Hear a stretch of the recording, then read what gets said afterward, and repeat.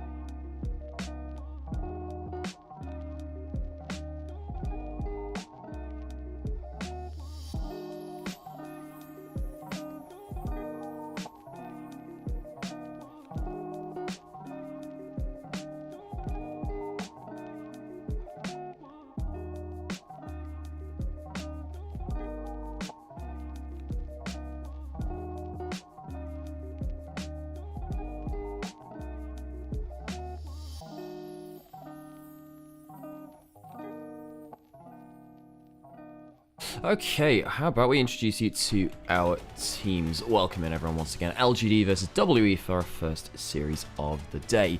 Well, LGD changed out support for Crisp. WE was the same roster that we saw yesterday, and of course the same split, the same one that we've seen take last split by Storm. They're talking about Chris versus Erhard. This actually makes a lot of sense to me. I think that, hello by the way, how's it going? I think that Crisp, of course, in the last series that they played, he played in actually a pretty okay Shen game. It looked as though, like, he at least had the right idea of where the next play on the map was happening. He kind of struggled to have impact a little bit in the second series that they had. The first series was pretty good though, when they played against EDG. Yeah, I think that they, of course, I'm not going to say there's like a risk in replacing YCX, because I think Crisp for YCX is just a straight upgrade, but I am sad to see YCX go just because of the story behind that player. You know, I am sad to see him go. Those of you that didn't watch LGD last split, they promoted up to Group Ascend with unexpected results. But to be honest, the key player for this team is Tongyuan. Tongyuan is such a key player for that roster. Other side for Team WE though, it's Monkey Agency. It's whether Monkey can get himself good impact in the early game. I think that the first series that they played versus Top Esports, I don't think they drafted very well with jungle in mind. And the second one, where they played remarkably well around Monkey again, was much better, of course. You missed BLG's first two series this split. Hey, well, you've got plenty of VODs to catch up on this channel. You can go see them on Twitch VODs, you can go see them on my YouTube channel as well. Just go to the live tab and you'll find them there. If you want to go watch VODs, there are plenty of them here. Was Knight still amazing? Yeah, I think Knight's still been great. He's had one or two slip-ups, but look, BLG in general is just a bit skew-if right now, obviously. They're playing around a different top laner, and Wenbo actually had a pretty okay second series. His first one was a bit worse on the whole. Oh, look guys, I'm on the analyst desk with them. Isn't that wonderful? Does LGD stand a chance? Yeah, I actually think there is a weird chance there. Luna, by the way, thank you for the follow. Hope you're doing well. I think we've got a pre-game interview, if this is the right camera angle. So we'll go listen to that. 欢迎来到我们的赛前采访环节，我是主持人宝宝。首先为大家采访到是 LGD 战队的恒选手，大家打声招呼吧。大家好，我是 LGD 打野恒。欢迎小恒，今天呢也是一个背靠背的赛程啦。目前我们的老干爹战队在我们的登峰组是1胜1负的成绩，短暂的备战时间之后，对今天这场有多大的决心呢？我觉得就是对于今天这场比赛结果的话，就是还是取决于我们就是游戏内容就是能不能做到就是正常打，好好打，然后就是融入到游戏里面，就是有很大的机会能获胜。那在前面的比赛，其实我们有看到老干爹战队有过逆风翻盘的表现，而今天的对手 WE 呢，他们也是非常强调团队协同的队伍。你会觉得两支队伍在战术风格上有什么碰撞吗？我觉得就是两支队伍可能还是比较相似的吧，但是他们就是可能更注重于就是野区的指挥吧，就是可能要物件团，还有就是中立资源、小野怪那些，就是多注意他们的就是抱团。那就期待双方的表现了。好的，同时也为大家采访到西安 WB 的About 选手，先跟大家打声招呼吧。大家好，我是西安之江 WAD About。欢迎小文，这个赛段常规赛的赛程也是比较紧密的啊。来到深圳这几天，你会觉得队伍在赛场上也好，训练赛也好，状态大致如何呢？ 일단 스플릿 2와 비교하면 서로 호흡도 맞아가고 있는 것 같고 서로 선수들 간의 자신감도 많이 차오르는 것 같아서 날이 갈수록 점점 더 좋아지는 것 같습니다. 和第二个赛段相比，我觉得随着赛程推进，队员之间的配合越来越默契，自信心也在不断提升。那昨天我们也看到 W 表现非常的果敢，也非常的团队，拿下了本赛段的首胜了。接下来这场对阵老干爹战队有多大的把握呢？ 어제 이기긴 했지만 보완해야 될 점이 많다고 생각해서 그 점을 다 보완한다면 오늘 가볍게 이길 수 있다고 생각합니다. 虽然昨天拿下了比赛，但我认为队伍还有很多需要补充的地方。如果能把问题调整好，我觉得比赛就能轻松获胜。我们也是给 W 加油了。赛场上见。 Again, we like to run those interviews just if there are Mandarin speakers just hanging around in chat or elsewhere. And yeah, I hope you enjoy today's festivities. So LGW. Oh yeah, by the way, for those who didn't see this, I need to put a command in chat for this actually. Where is it? Where are you? We actually have a spreadsheet of we have a spreadsheet of the game, basically just like yeah, we basically have just some notes on each of the games. So the first series was LGD versus EDG. I need to format this better, I really do. Yeah, I remember Shire's Kaiser being good. Because we're looking at LGD over EDG here. I seem to remember they were just better at... Oh, yeah, because they made a great pick in game 2 onto Lucian around mid lane, which won them the game despite the fact they were losing before that. They had like a Ryze Kiana, and they managed to catch out the Lucian even with the Milio behind them. Did we write down thoughts for the second one? JDG AL... LGTT Takeshi? AL LGD? Ah, yeah. The Dragon for Nexus trade. Yeah. The Dragon for Nexus trade. I need to fill in the other games from that series. WE, yeah, I mean, Monkey is better with agency. They looked worse against AL as well. But this is just a good little cheat sheet to show. Hey Angie, how's it going? It's just a good cheat sheet to go back and remember some specifics from the game. So we'll be filling this in as we go along. I have no doubt that I'll forget to do it some days and it won't be completely filled out. But hopefully, that link is in my Discord. Yeah. Guon is pretty high in the MVP charts. Proud of the former T1 boy.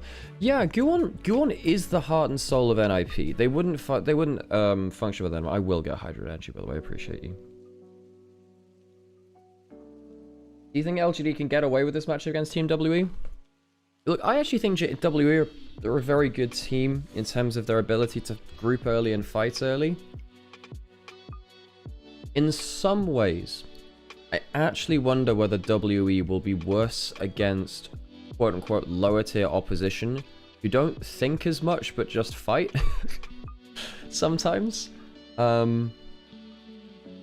Compared to the top teams where WE can really get under their skin by turning up to a Scuttle Crab at like level 4, level 5 or whatever. The first 2 or 3 Scuttle Crabs of the game and just killing you over it. You know what I mean? Yeah. Hey, Jeff as well. Good afternoon from the Philippines. Well, good morning here from Berlin. So, oh man, I wish I could have traveled out to the Philippines at some point. My brother's been there a couple of times. My dad's been there a couple of times. I've actually never ended up being.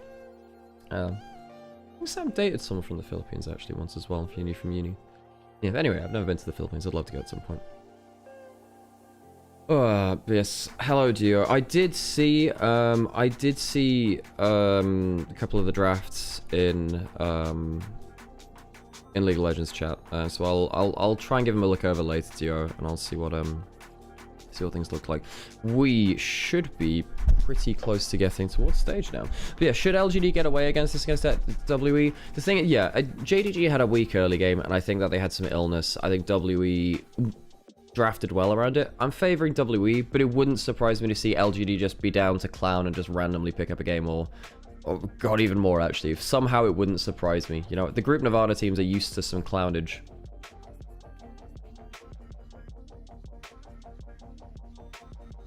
Felt like I was cooking. I did see some conversations about Kaiser Lux. Don't do that. That pillow's on your case. Pillow's on your case. Hey Raz, how's it going? We were just talking about the, you know, the crime which is Kaiser Lux. You can talk to Duo about that. But yeah, TheShy's back today, folks. TheShy is back. Ooh, do we have our openings thing? We got our opening thing. I'll shut up and I'll let you watch the intro.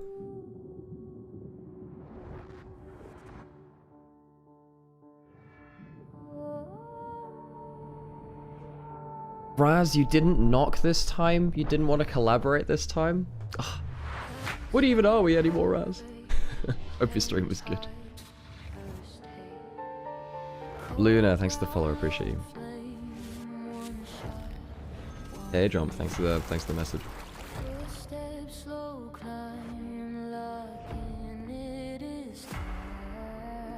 Hey Ghost. You'll knock this.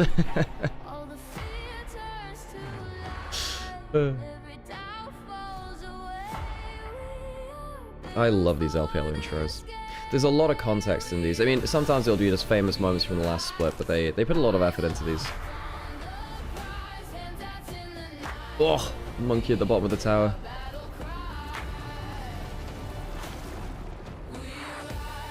Feels like bringing heaven to earth.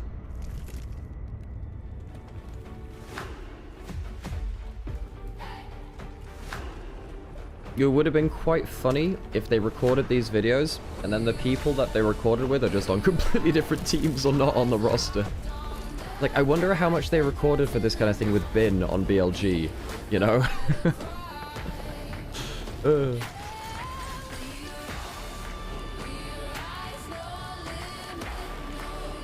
The cut, yeah, release the Bin cut. Hey, Hot Wheels, good to see you. Thanks for being on air while I can take the summer off work. Hey, no worries.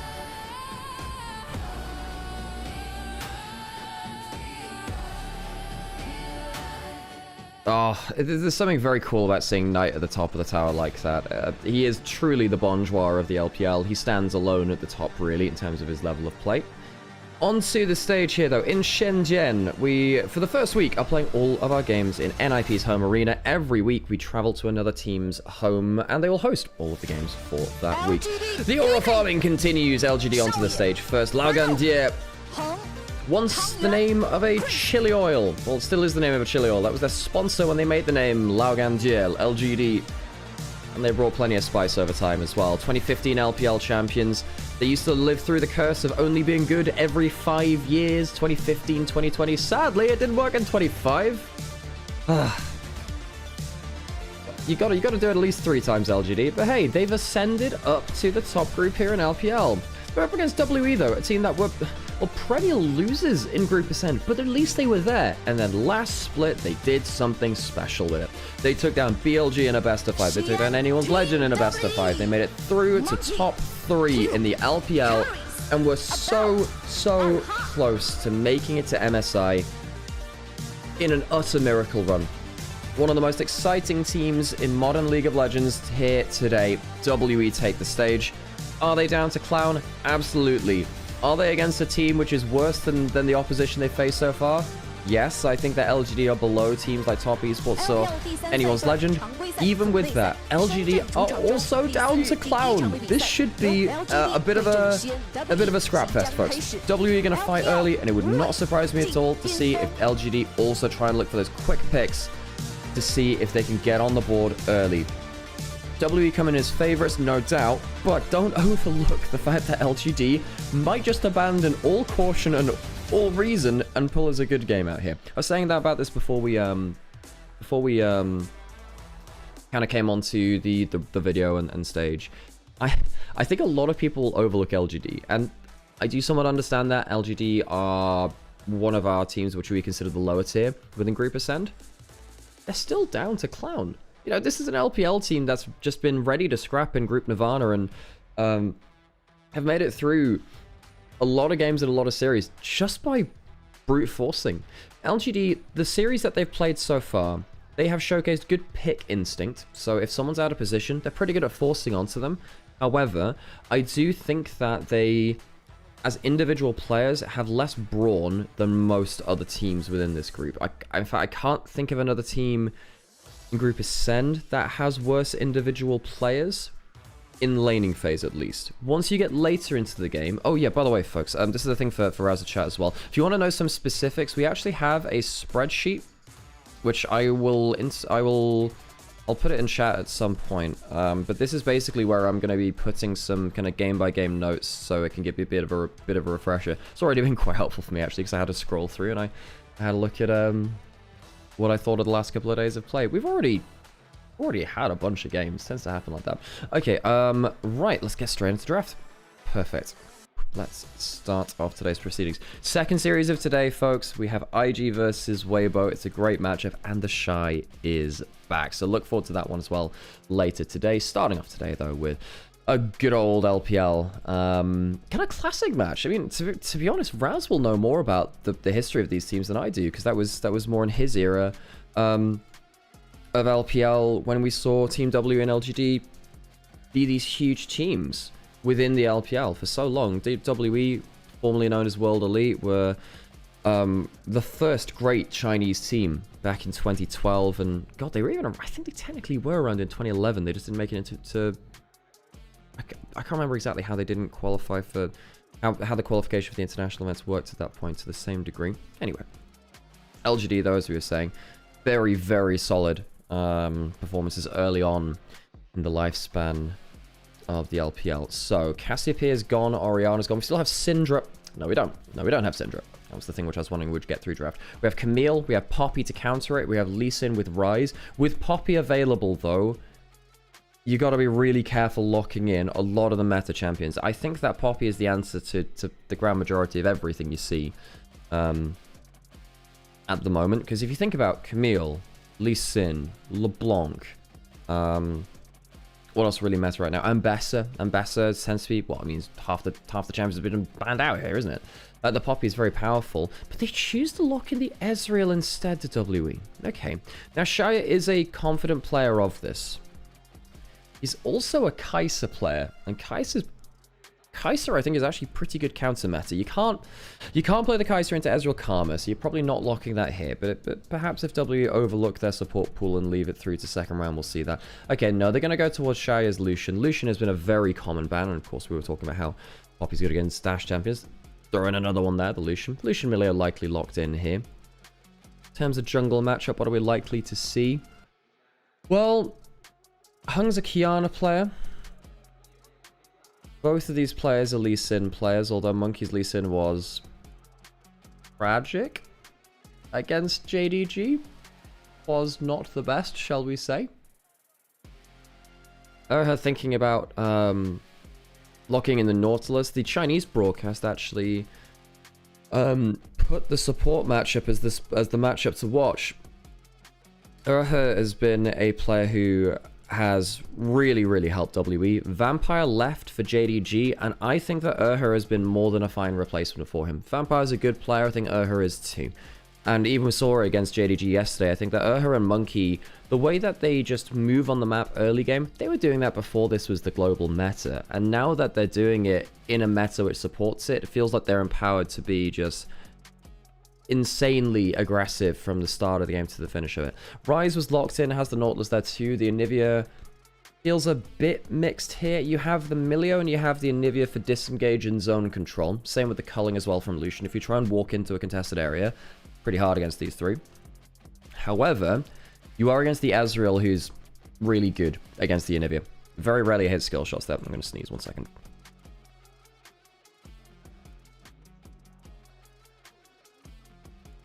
Oh, I'm going to need an antihistamine. Okay, that's a good reminder for me to take my hay fever meds, isn't it? Okay, so yeah, Tongyuan, he's been a pretty long-term Anivia player. It's pretty good versus the Nautilus and the Rise, as you were saying, because you can wall off the Nautilus hook. Kind of struggles to land engage through that. LGD, what else do they do now to ban away combos with the Nautilus?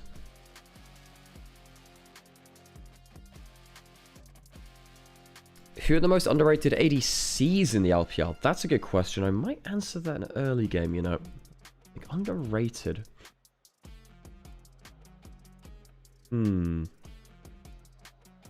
Leave, assume. On, maybe. Yeah, leave, assume, on, I think, probably. Three, though. Thank you for the blessies. Nocturne ban away from Hung. I guess what W want to do is ban away some early game junglers. The Neferi and the Trundle also kind of classifies that from LGD. The Trundle pillar would have been nasty. Because again, Trundle Nautilus is a nasty combo too. Do you ban away Poppy here as WE? Because if you want to go for something like a Kiana Lee Sin, that might have been a valuable ban. No, they're banning away the Skarner for tank frontline. LGD could still look at something like a like they could look at a Cassante, but they don't have any engage right now. They're kind of relying on WE to mess up to start fights, or they turn up to an objective first. Those are the two ways to look for that.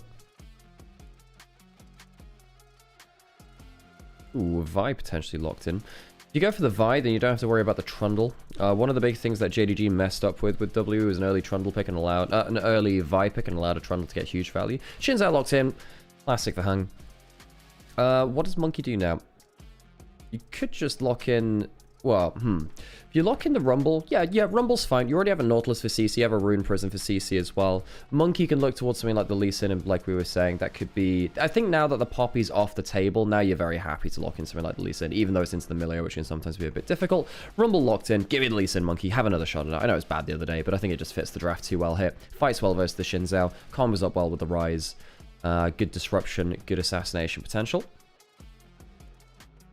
Leave is aggressively elo held and has been forever. Sometimes he also partakes in the elo helling. He's not exactly the most consistent ever. Oh, thinking about the Kiana as well. Anyway, bursty AD jungler makes a lot of sense here. Something which has a lot of setup for it. China loves Kiana Rise. They love this combo. Anything with, like, they also love, you know, the Rise with the Lee Sin as well. But if you have a hard CC mid laner and a bursty AD jungler, China loves it.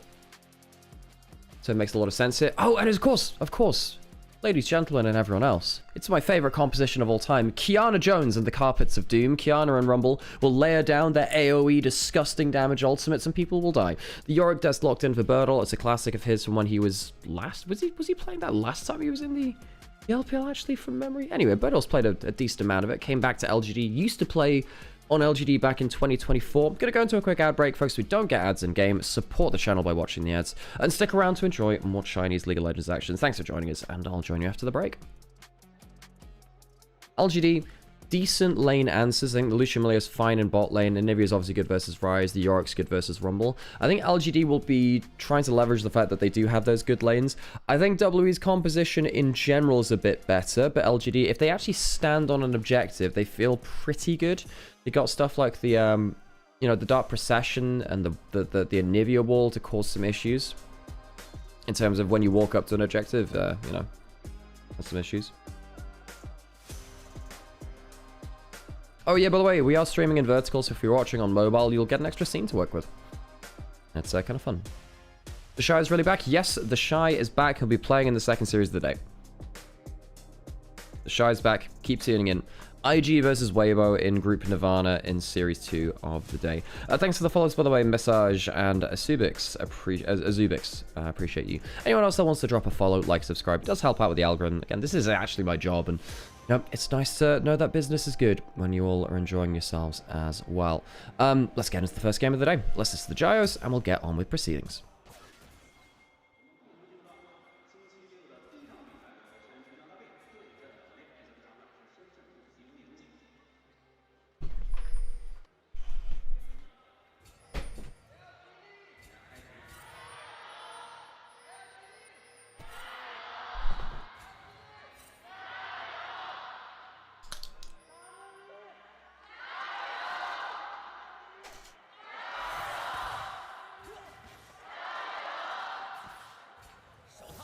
Gyos, loud and clear.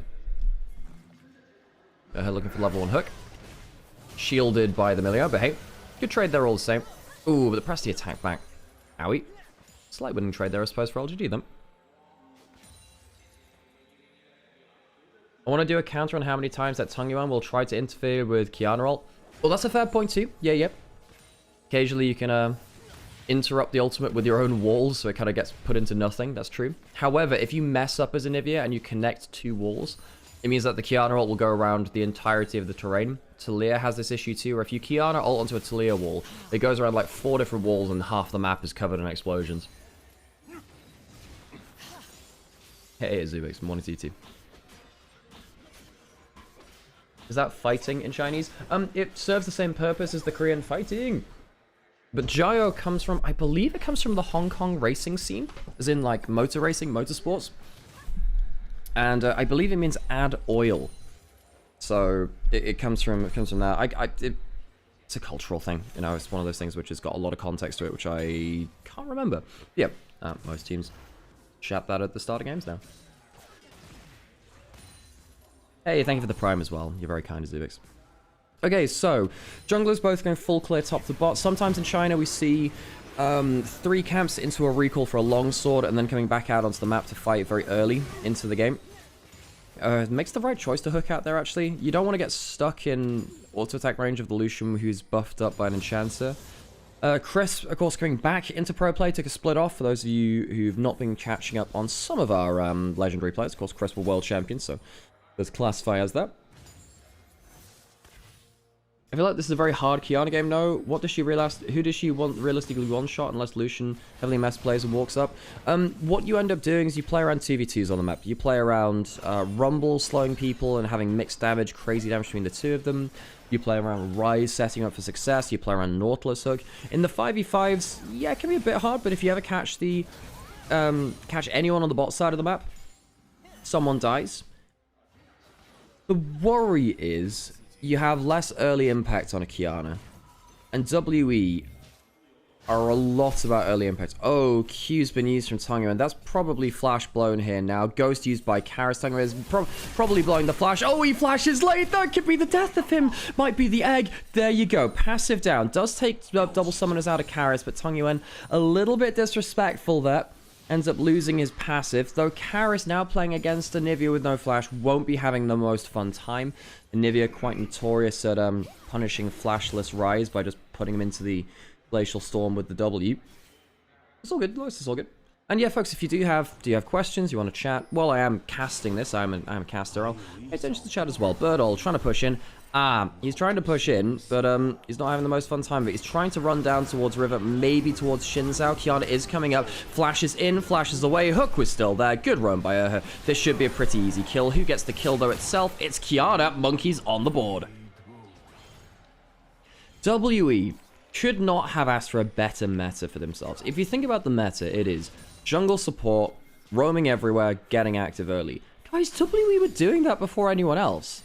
You know, the more I think about it, if WE had made it to MSI instead of top esports, there's a lot of intangibles, first time at international, laning phases, perhaps weaker than other teams at the event. I think that WE would have been in such a golden opportunity to try and use their style before anyone else had adapted to the meta. Hung does have flash, doesn't have to use it. The Crystallize from Anivia puts up a wall in front of him. Doesn't quite get the wrap to take away. Monkey's really happy here. It's not really like Hung's done that much early game to make a mess of things. You know, the Shinzao early levels fights better than almost every other jungler in the game. Oh, he just jumps forwards thereabouts. About Korean AD carry that came over to China this year. Monkey getting a wolf steal almost here too. Smite on the table. Oh, and he gets it. Okay, Hung doesn't get the smite there either. Nautilus was roaming up. Good jungle support play again there, actually. If it had gone into anything else, there's a Realm Warp potential bot side too. Rise is roaming out of lane. In fact, they might just go for that. Monkey doesn't have the ult. No, they're recalling. Dragon was available. Again, it's WE.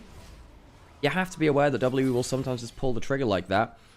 Monkey being ahead in terms of gold and getting a farm, camp steal away as Qiyana versus Shinzao. That's not a good sign for LGD, folks. It's not a good sign for them. Jungle support combo is so good for WE. As players and as champions here. I think that Qiyana, if you just have dedicated CC in front of her, will kill people to death, I hear. Is Yorick good into the Rumble laning? Yes, we've often seen Rumble be a chosen matchup into the Rumble. Into the Yorick. No, Yorick good is chosen into the Rumble. Sorry, my words are failing me this early in the day. Ooh, TheShy is in River. Doesn't expect someone to be in the actual Dragon Pit there. Spots it now. Shinzao's coming down. Monkey, you might be pushing your luck here. Harris spots out Hung. He doesn't have his summoners. Scary stuff. Does Hung get onto him in time? W misses. That should save his life. Now, what's the health of the dragon at? We're seeing another fight. Realm Warp into the jungle, potentially onto the Milio. Misses out on 1Q. Forces the flash out of the Milio, though. And it means that no one's interacting with the dragon. Take early dragon for WE. That'll help them in terms of win conditions later. About exhausted, culling straight into him. It's a full channel of it. Even with the exhaust trader for the exhaust shower, yeah, flashing forwards, taking down his opposing number. Kill on the board for LGD. Can't believe Weibo got rid of Urha after one split. Yeah, me neither. I think it was so dumb to kick out Urha. this year has been really impressive for me. I mean, even last year when Hung struggled on Weibo and came back. Reminder that, of course, Crisp was in the equation for teams like Weibo as well. And Crisp have been some of the most replaced or replacement supports in China, in the whole of the LPL. WE, their support, I think this guy is really good. I think that he, for a younger support, has really adapted well to the way that you move around the map, the way that you look for fights. He's quite a versatile player. He's pretty good at his enchanters, pretty good at his engages. It doesn't feel like he's limited on champion pool. WE, 1,000 gold up, and you know, while I'm blazing WE and some of the players in here, which they deserve it of. LGD do have that kill on the AD carry now, about a confident Ezreal player. But Xiaoye showcasing the matchup fairly well here. LGD will get themselves grubs. Now, if they start winning fights or start cross-mapping well, and they get grubs, they're really happy. Monkey starting to farm up, though. The most valuable resource the jungler has is time, and if you spend a lot of time on grubs, you can't be protecting the map, you can't be farming. Monkey's got the heal, actually. Xiaoye doesn't have a summoner. Flash forwards from the jungle support strikes back. About detonated it. Oh, yeah. All Ezreal, folks. It's all skill. You belong in a fountain. Hang on, Hex Flash out of it. This might be too far. In fact, this is well too far. Hung gets himself an easy jump forwards. Rise does have Flash, still needs to use it. About jumps out. W does tag onto Karis. This could be very dangerous. Is he in range for the E? No, so it's an extra kill there. WE, that one is too far. Equalizer in top side to stop Birdall from looking for tower plates, I suppose. Or Fengyue too? Yeah, I agree. I think Fengyue, a similar situation of China not knowing what to do with rookie supports. For some reason, LPL general managers just love changing supports in Split 3 of the year. We've seen it before from Weibo, we've seen it from Top Esports, well, they did it from Split 2, I think, in 2025. I don't like it, of course. I think that it's a real risk. It's a real risk trying to, I'm trying to think of words. Trying to mess with jungle support at this kind of time in the year, I think it's very dangerous, actually, at points. What ironic that Tien entered Top Esports at MSI. Countermeasure, Top Esports entered Fengyue's career. I mean, yeah, I mean, Top Esports have a lot of soul searching to do, right? Yeah. One second, I'm just going to try something real quick. No, okay. Pulling U's there on bot side.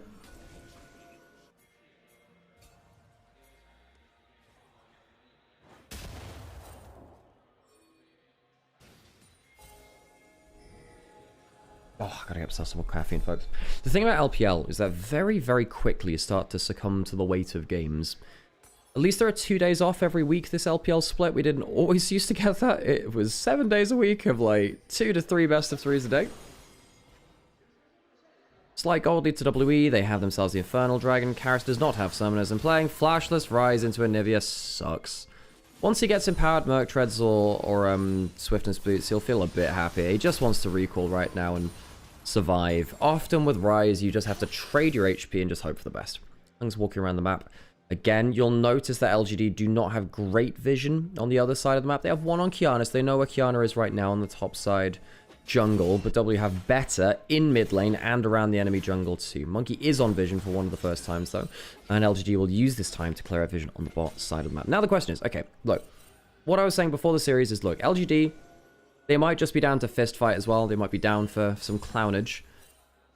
Is that enough? Is that enough? Or are WE just more practiced and more effective at this style? Now, Monkey, I believe, was spotted on a ward in mid lane too, so speaking of that vision control, actually both teams getting some pretty good tangential information. Hung trying to stick around out of vision. Anivia's teleporting back in, has the Rod of Ages completed. Now Dragon, of course, is spawning. That's what we're all fighting around, and that's what the vision control is there for. Does the Maiden survive? If Maiden dies here, that's actually a bit of a loss there for LGD. It's a long cooldown. Birdall losing that at quite an important moment. He would have liked to cross map or something else. Hung missing that W. The hook lands onto the Million. Here comes the Realm Warp. Monkey full cullinged in, but Hung takes even more. The ultimate from Kiana is in the river, so it still gets the stun despite not connecting with the wall. Exhaust for exhaust. Oh, it's tiring between these AD carries, isn't it? But neither of them will get a kill. They'll disengage if TheShy uses both of his summoners.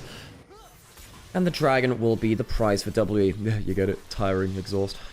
I'm funny, you say in chat. Huck missing there from her onto Tongyuan. Rises around the corner. Should just be a free dragon take. Chris, you've got to be a little careful there, buddy. There's a chance that About could jump onto, and he still has the flash there too.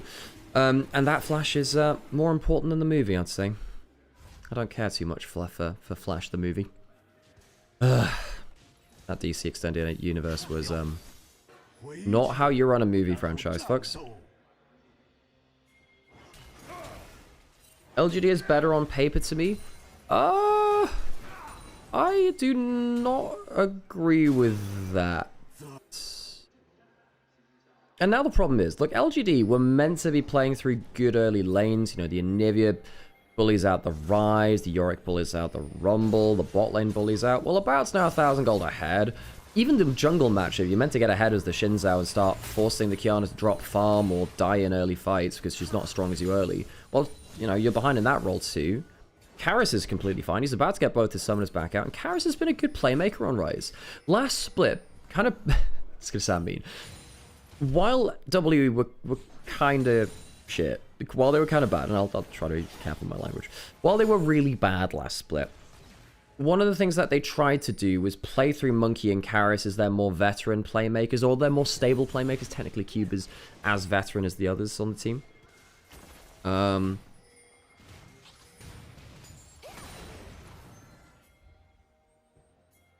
And they did play a lot around Karras on the Rise. Now they're jumping towards topside. Good defensive vision for Birdle to know what's happening here. Will not look for something like a flash ultimate. Hook into that wall. Puts it on cooldown, of course. Rise on the weak side of the map. On the other side, might look towards wave clearing mid. He uses the ghost actually to move back towards wave clearing mid. I think that's very intelligent from Karras there. Knows that he needs to take the safe way back. Use the ghost to get back there in time to make sure there's not much time used on turret there from the Lucian to take turret place. They are going to lose turret place on bot side. However, W are 2,000 gold ahead. Ooh, good Ezreal ult there to scout out Crisp and Hung in jungle. They didn't have complete eyes on them, but they spot them now. I think that was also wave clearing towards bot lane wave as well.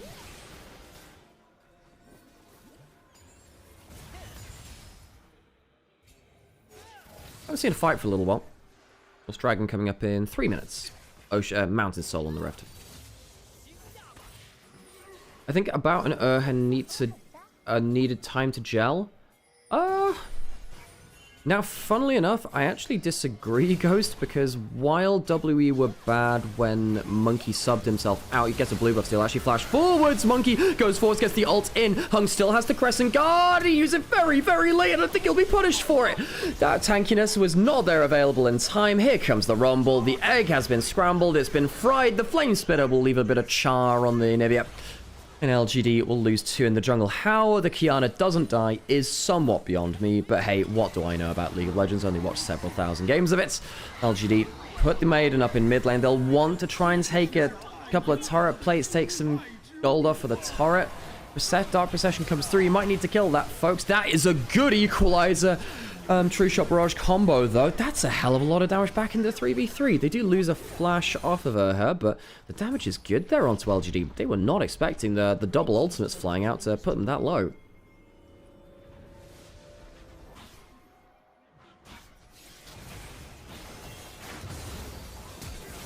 So it's a flash forward from the Shinzao to try and take down the Qiyana. They just didn't have the follow-up damage. And the ultimate catches 2 on the back end after the cleanse have been used. Sure that Monkey was going to die. Good teleporting from Cube. Now, Cube is another interesting story too. Now, I've watched Cube since his Rare Atom days, and he's been all over the shop. He has been a bit of a mercenary Cube. He's been going from team to team. I actually think in 2023, early 23, Cube was really good. A lot of people now kind of just know Cube as this guy that was... He's not been great for a while individually, particularly in this last stint of WE. He's probably the most criticized member. Tower goes down topside. But Cube, once upon a time, I actually think peaked very briefly into top 4 top laners in LPL in the Jax meta of early 2023. It's a crazy time to be around, actually. Cube has actually leveled up a fair amount in the last split comparative to regular season. Once playoffs hit, Cube had a generational playoffs run. Hey, Tenrap, how's it going? Who do you think is favorite to win IG Weibo? I would say IG, but the problem with that is that every time Weibo shouldn't do well, they somehow do anyway. It's really annoying. You know, Weibo are just an utterly confusing team. IG are favorites, but just Weibo, if Weibo do anything, it'll just be clock it up to chaos and consistently inconsistent. Right, 5v5 materializing around the dragon here. 5,000 gold lead from W, who've team fought really, really well. They've approached really well. Their jungle support play has been really strong. They play a very high risk style. It's very entertaining to watch, and I hope that you're getting some fun out of it yourself. Herald summoned in mid lane. TheShy will get himself a crystalline overgrowth. Rock onto tower. Rumble getting into the thingy. Now Anivia can put up the wall, which is what he does, and he stops the tower being taken by the Herald. There you go. Nasty. I wonder whether there are ways to outplay that. Like, something you can do is you can wait for the Herald to start charging up, and then you click into it to kind of reset the animation, I believe you can. So you wait for it to charge up, hope it baits out the Anivia W, and then you do a loop-the-loop and come back around. Come back around. That's a song by Feeder. Feeder are a great band. Famous for Buck Rogers and Just a Day. You just kill Anivia, death is the best counter. A bit hard when she stood over there and you're stood over here and there's a wall between you and... Now I want to know, Caveman's out here and who's the sheriff? Neither mid lane turret falling just yet. W taking both side lane turrets.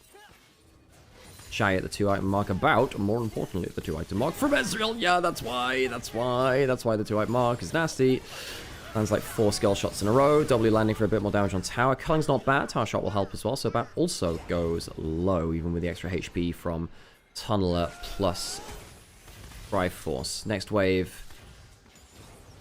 Shredded down by the Ezreal as well. Ryze on a side lane, pushing in top lane. One of the dangerous things about Ryze is how he kind of pushes in waves very quickly on a side lane, and then just drops off into Fog of War and makes something happen. I do feel... Look, Ryze has been too strong for too long. I think the problem with him is that, like, any Rod of Ages builder feels pretty strong when they can side lane well. Because one of the problems... Cage will highlight this really well on stream couple of months ago when Roll Quest came through, but I agree with him on this. Mid laners used to be very good side lane champions, and they still often are, but the problem is when you're against top laners in your side lane matchup, they have like an extra level and a half over you because they have the damn Roll Quest, which gives them a bunch of extra XP, which stacks up through the game. And mid laners can't compete with that, unless you have a Rod of Ages to give you the brute force extra level. So stuff like Ryze can do really well in side lanes because he just has the extra level to match what top laners have. Okay, Birdall, is he overpushed in bot lane? No. He does have to back off anyway. Still 5,000 gold lead, WE. I guess they're just playing for Mount Sol now, but the problem is... the problem is for LGD. You're kind of stalling, you're kind of waiting for the next dragon. Does it actually get better to you? Can you speak or read Chinese? Definitely not read it. No, not really speak it either. No, I'm slacking on that front. I do want to pick up bits and pieces of Mandarin. I know a couple of words, but it is really passing knowledge at that. I want to learn some more though. In terms of languages I do speak, I speak English obviously. Ich spreche ein bisschen Deutsch, aber nicht viele Deutsch. I've lived in Germany for like 4 going on 5 years, and I still don't speak the language that well. Fight over bot Scuttle Crab now, actually.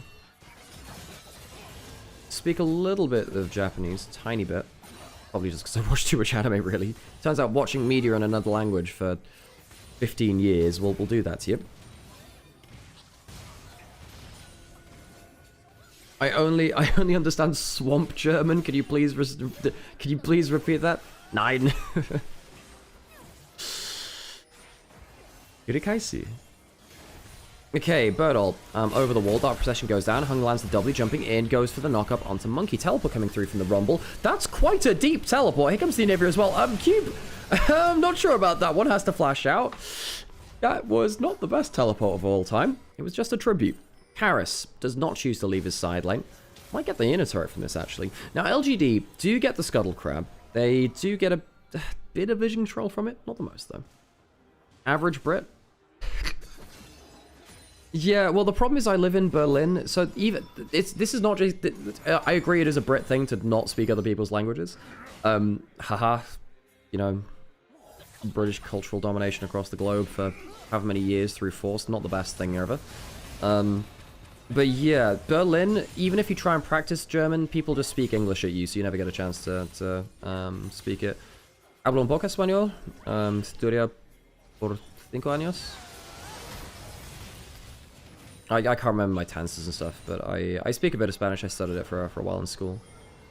That's kind of it, really. So I guess I speak a tiny bit of French, but that was studying it in, like, well, first years of secondary school, and before that, not for a while. Right, Dragon up in 20 seconds. W use the teleport on the Rumble. They are still 5k ahead. There's still 3 dragons up to none, so they have the combat stats.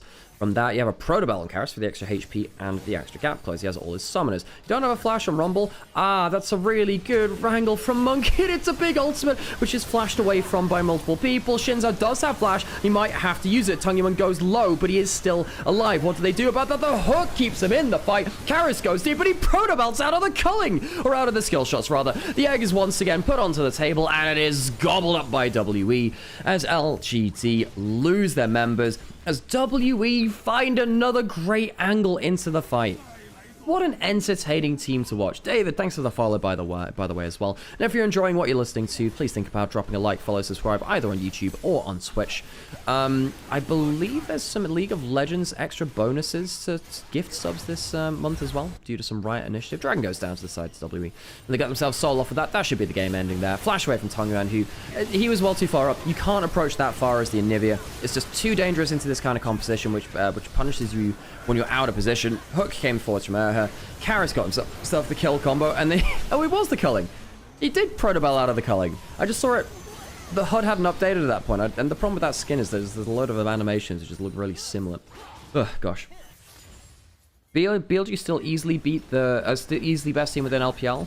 You have the best jungle, mid, ADC, and support. The problem is that Shun is not looking very coordinated with the team right now. Of course, I think he is the best jungler within the LPL. I just don't think he's very coordinated with them right now. And I think that their drafts have been a bit more skew. If, for instance, they blind picked for both solo laners versus TT, and they actually lost the game through that. It's kind of crazy. Takashi causing them some issues. Oh, sorry, that wasn't versus TT. That was the blind pick one. That was jungle support game too, but Jun Hao Lee Sin kind of did a number on them. Gosh, who were they playing the other day? EDG. Yeah, ZDZ was the guy that got the Vayne counter pick top lane. Went wild on that.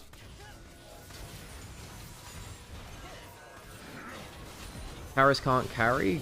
I think he can in this game. I think that, look, Karis is a very streaky player. The problem with trying to judge WE is that half their players, you would have been correct saying what you're saying about them, like, a month and a half ago. Or, like, most of last year, besides Split 2 playoffs. You know what I mean? These players, they kind of moonlight as... They moonlight... They kind of take turns just being absolute bums or being really, really good players of League of Legends. Monkey's at 3 items. Karis is going towards an actualizer soon as well. About has an extra 700 HP from his build because he's got Shojin and Triforce at this point. I think LGD are approaching the end of their rope here. Monkey's got Mountain Souls. It's hard to burst him out too. I like Tungyuan. I think LGD have got a very good mid laner in Tungyuan, but I do not think he is in a position to do much now. I think LW have just got... They've really cracked this meta. They were playing this meta before everyone else did. Turns out they're pretty proficient at it. Turret dies in top lane finally. Karis is working on that for like the last 10 minutes or so.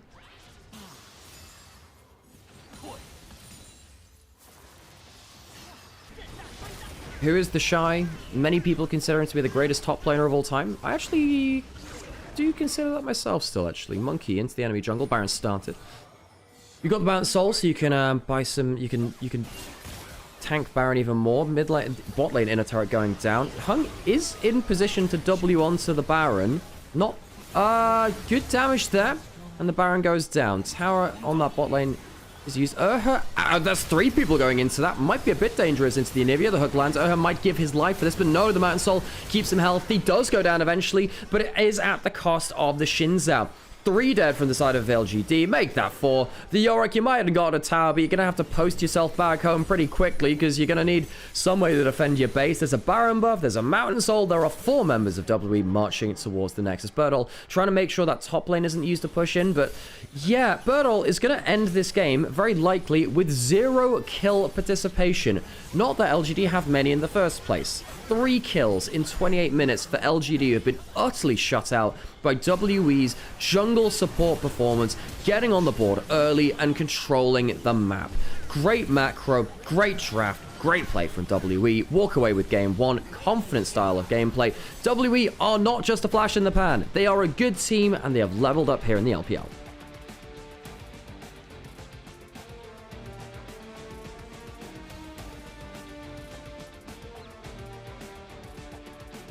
So at the end of the day, the one that got the short end of the stick of the bin drama is Flandra. I don't actually know how Flandra goes into this equation right now, weirdly. Because... Oh, hang on. Wait, that's way louder than the game, actually. Huh. Maybe I need to increase the volume of the clean feed. How was volume in that last game, by the way? Was that okay? But yeah, I don't actually know whether Flandra was actually considered for BLG. I guess he was, but they couldn't agree on salary, right? That was the big thing. Yeah. Oh gosh, well, I hope you're all enjoying yourselves. My name's Nymaera. I cast LPL literally every single day. I was part of the last ever official LPL broadcast. There is no official LPL broadcast anymore, so if you have a favorite place to watch LPL, support them how you can. Now, there are a couple of ways you can support me. If you'd like me to keep streaming, this has to be my job. This has to be financially stable, because I have to be doing this 5 to 7 days of the week, depending on the format of the split. You can download Opera GX and use it as your new browser. It's really cool. I'm not just saying this just because it is a sponsor, and it has been for the last couple of months as well. I do use Opera GX. It is a cool browser. It looks cool, has a bunch of functionality, and I think a lot of people kind of get stuck in their old browsers. You can import all your settings over from your old one, and you can download through our affiliate link here as well. If you do that and you do sign up after you've downloaded the browser, we get an extra bit of cash in pocket, and as you can see, 100 people have done that this month. Thank you so much for joining us and helping us keep the lights on, because I do this with my brother. It's my brother and my job to do this, and I hope you're all enjoying yourselves. Also, we have a Ko-fi if you want to donate and actually put money without giving it to Bezos through Twitch. You know, I understand why that might be a turn off for some people.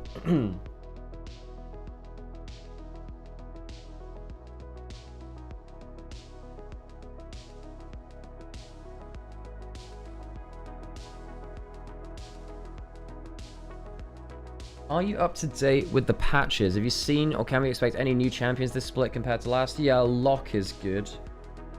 When did I start casting League? Oh, hi, Ibiza Car Party Animal. Good to see you.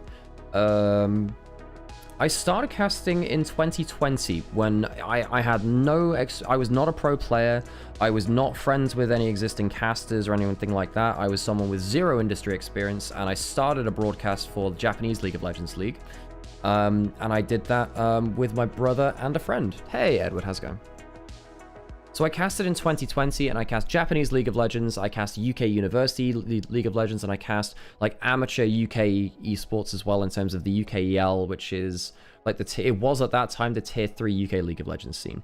I got very lucky in my career in the fact that in 2021, Detonation Focus Me from Japan were really, really good internationally. So I got known by people like Shox, like people like Quickshot and a couple of others.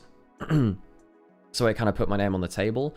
And then because of my work in university esports, I got a chance on NLC because Ex-Scoundrel, who was a UK caster, who was a big name in the NLC at that time, and he was also briefly on LEC as well. I cast a European university esports tournament with him because he was basically brought in to be like a pro caster. And he recommended me for NLC. And then when everyone was guesting up to LEC, yeah, I got some days on NLC. That got me a single day on EMEA Masters. And then GB got ill during EU Masters Summer 2021. And I got an extra 3 or 4 days, including a quarterfinals. And I ended up really impressing the person who at the time was in charge of talent decisions at Riot, at LEC. He's no longer there. It was a guy called Dirk. And that's how I got my LEC offer. So literally, Japan, university, and UK amateur esports all ended up helping me in my career. Yeah. Yeah. Nymaera's an OG. The thing is, I'm not an OG. I'm actually one of the newest casters. I'm newer than Jamada. I'm newer than Trouble. I'm newer than GB. I'm nowhere near as old as someone like not as experienced, not old, as experienced as any of the LPL casters you would have seen. I started my career later than Mazel, then Raz, then Frost, then Medivedi. Obviously, the OGs like Quickshot or Shocks or whatever. If you think about it, I mean, yeah, I'm pretty new to this still. Now, I've still been doing this for 5 odd years, you know? No, it's like I've still had a lot of... I've cast now more League of Legends in the last 3 years than anyone else. But yeah, and it's just putting things in perspective, right? You know, I'm still part of the newest class of casters, really. I suppose, yeah, because I started in 2020, yeah. If you weren't casting, what would you do for a living? Good question. Now, I did actually go into game dev. In terms of game dev as a course, I guess I would have tried to stick on that. I tried to do more 9 to 5-y stuff. I did a desk job for a little while, and just being very heavily ADHD and neurodivergent, I really struggled with my mental health with that. Turns out being undiagnosed with that stuff and not having medication / resources to help with that really changed the way you live with life, which is something which I'm coming to terms with as an adult now, but hey, better late than never. Right, I gotta go put an ad break, folks, so I'm going to do that. Player of the game, of course. Was that Monkey that got up? I think it was. Okay, right, I gotta go put an ad break, folks, and I'll join you. You'd like to hear the in-game sounds more if that's possible? Yeah, I was asking in chat that already. So I'll do that for the next game. I thought it sounded a bit quiet today. The thing is, I think it was louder in the last few days. I don't know. I don't know why the clean feed got quieter today. Anyway, I'm gonna go put on an ad break and I'll join you after I got myself another coffee. Oh, I gotta go fill in this spreadsheet as well.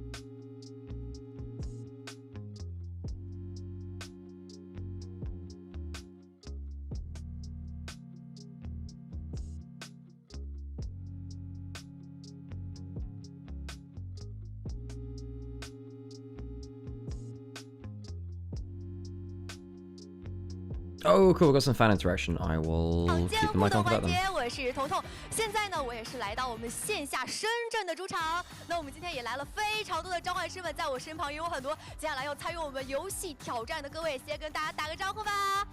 嗨，好，那我们接下来的这个环节话不多说，题目的名字叫做咯吱咯吱啊。我接下来会来测试大家对于我们英雄联盟的一个熟悉程度，大家准备好了吗？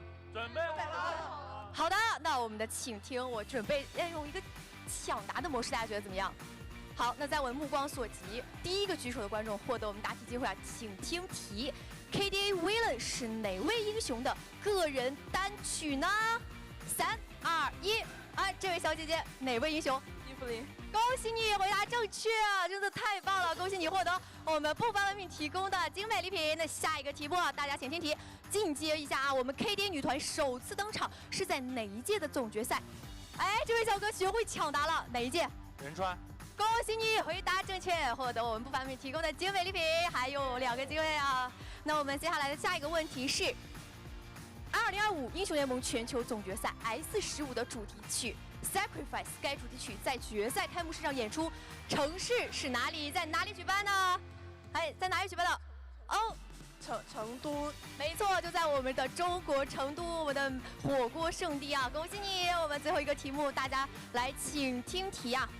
Pop Star 这首歌出现的第一个英文单词是什么呢？有没有现场的召唤师知道我们 Pop Star 的？哦 ，U 吗？ 是的，恭喜这位小姐姐啊，知识储备非常的丰富啊，获得我们的不凡文凭提供的奖品。再次感谢不凡文凭，也感谢各位召唤师们的参与啊。那最后我也要请我们现场召唤师们，在我们下场开赛前，为我们2队选手加油助威，好不好？那先到我们 LGD 这边，好不好 ？LGD 准备好了没有 ？LGD。 WE 的气势也不能说 WE 加油！好的，再次感谢我们现场各位召唤师们的参与。接下来，让我们一起期待下一场精彩对决吧。 I realized I hadn't filled in the Weibo part of the spreadsheet from the other day. Okay, do I have enough coffee? I think I do. I think I do have enough coffee for the next game. Coupling for duo. Let me have a think. Well, competency on your the way that you're handling the team that you were part of the other day. Let me have a think. I think you're a very tenacious person. Like, I understand that life's not easy for you, but I appreciate your ability to also just keep living life. I'm someone that, like, when going gets tough, I tend to shut down emotionally a bit. It's just the way that I deal with things, right? I appreciate how you keep putting yourself out there, for you know, social reasons and other things. Appreciate that about you. When does TheShy play? Well, given how flat LGD looked in Game 1, probably in a game's time. Yeah, we'll see the first games of TheShy of this year. Yeah, oh. I doubt Raz is still around now because it's getting too late. However, if Raz ever does want to come on and, like, do a shared co-stream of LPL for a series, if he wants to come on and do a cast, I'd really enjoy that. I could play-by-play for him. What are we talking about in chat? What is this? Oh, is this the Orianna being banned 100%? Yeah. One game played, and it's still... still 100% win rate. What is this? I need to read back through chat. What is this? What, is this about Zeus versus the field?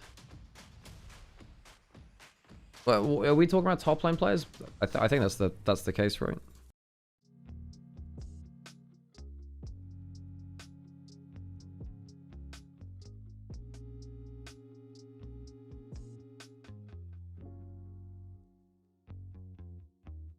Someone was reading before you got up, by the way. I don't know what that means, Duo, the message you sent before. Top lane players and Faker impact on T1 in recent years, T threads. Yeah, because I seem to remember seeing people saying that, well, you know, how much can you... How strong is Zeus's GOAT claim, given that he's played with Faker and Carrier for so many of his successes?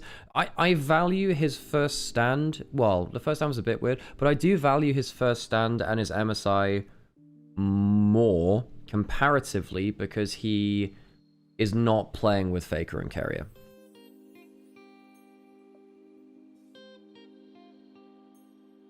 Oh, is this the Faker thing for the last couple of years? Yeah, I think... Well, yeah, I think you're both saying the same point, where, like, Faker has big moments, but he's not... He has carried at points, but it's more sporadic nowadays. And then there's the usual next Hall of Lair debate. Hall of Legends player debate. Oh, God, I can barely read. Okay, yeah, I need to turn the volume up on this. I think I need to put it up to here, actually.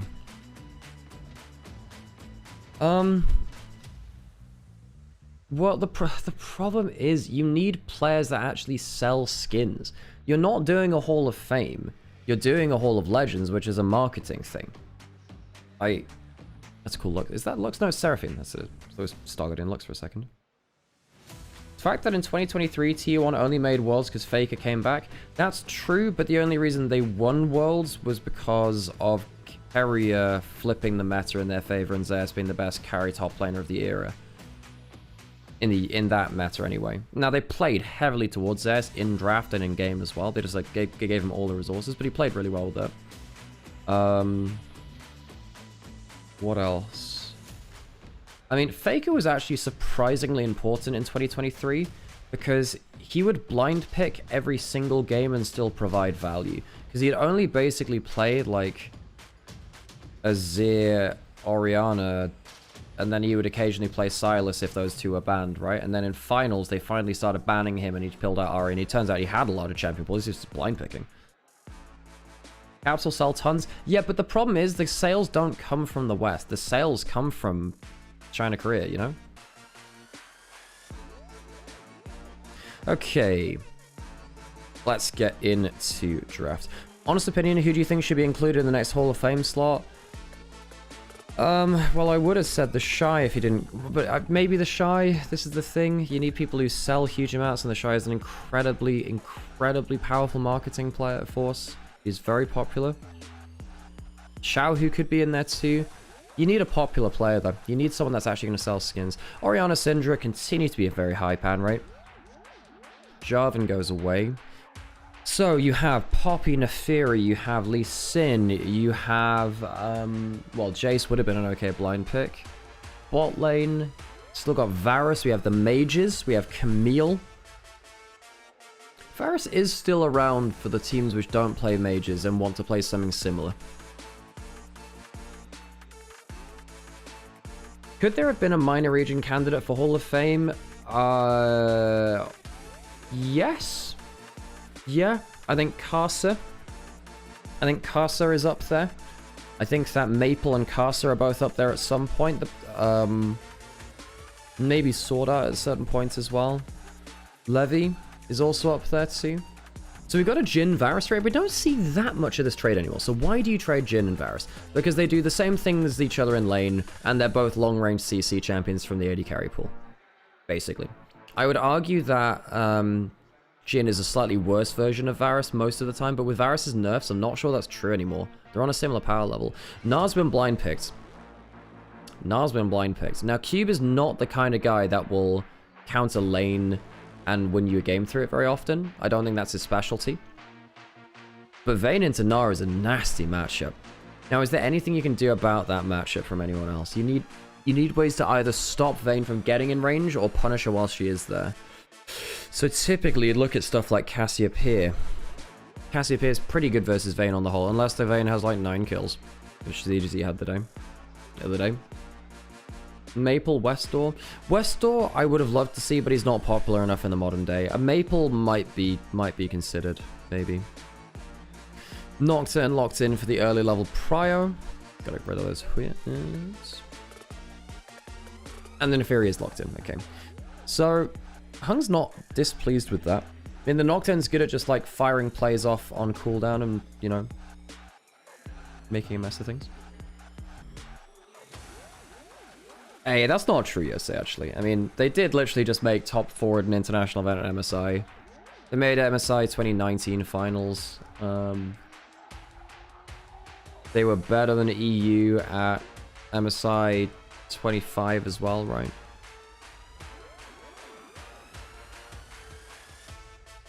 So, well, like, look, I do think that, like, look, obviously NA should have achieved more given the level of its players at points, I feel like. I feel like they've squandered resources. I don't think they've done nothing.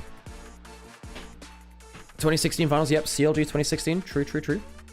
LCP has better results overall than LCS from 2025, yes they do, because CFO was really strong. But the depth of LCP is not as strong as LCS we've found over time.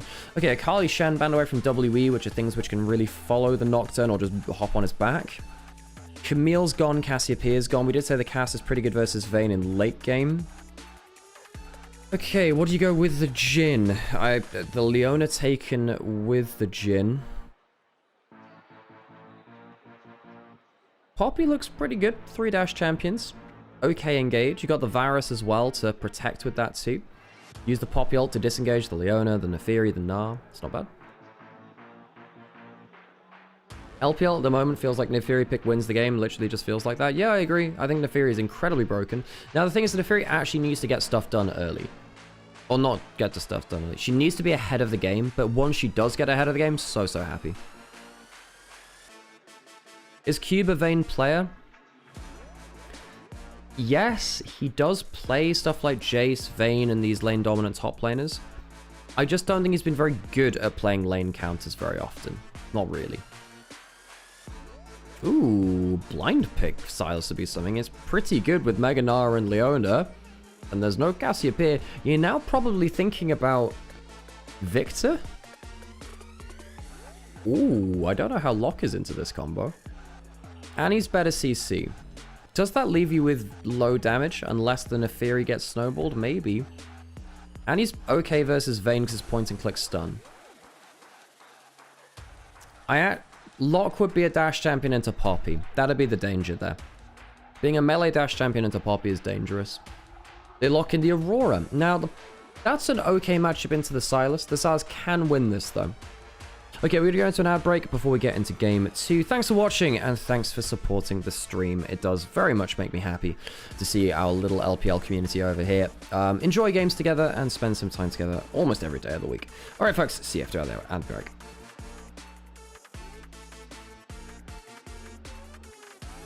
Wake me up when NA makes an international final. What? They did it in 2019. I did it in 2019, right? Feels like whoever picks Jhin loses, but then it feels like whoever picks Neferi wins. Gnar mid? Wait, are they legit putting Gnar mid? They're putting Gnar mid? Yo, that's Aurora top lane Gnar mid.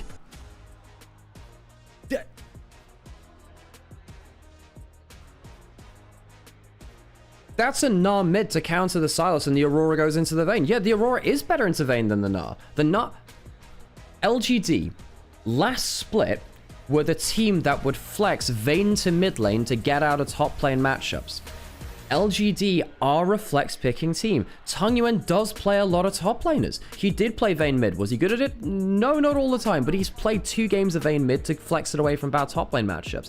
The same thing happens here. That's a Gnar mid with the Aurora top lane. That does change the draft. The Vayne isn't in a counter lane anymore. And because of the role quests, you can't just flex the Vayne back down into mid lane. The role quests make it too difficult. The Gnar is mid lane. The Aurora top. I don't think I've seen a Gnar mid lane in pro play. That is something special.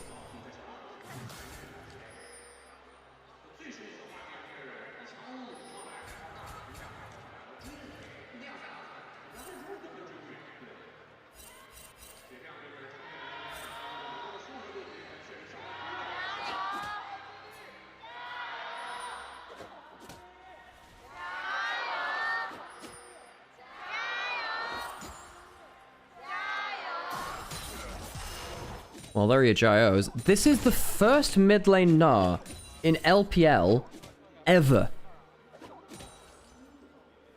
First Gnar in LPL mid lane ever. That is absurd.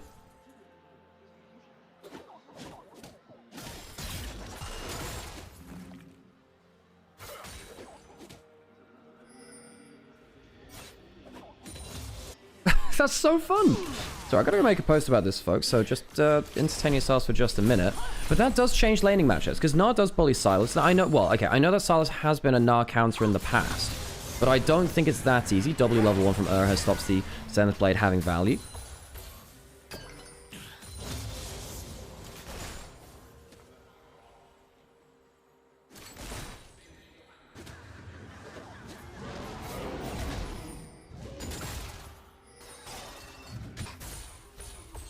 I don't know if I've ever seen a Narmid. Hang on, all-in's not bad there from Crisp, actually. Of course, Crisp Leona, a powerful, famous champion for the world champion. Grand Concert has not been out even a week and it's already pissing me off. I already got myself like a UG9 Christmas augury, by the way. There has only been one tier 1 Narmid ever. It was in VCS and it lost. Crazy. Should the Gnar change build now that he's not in top lane and build more damage? No, I think that Aurora is your damage anyway.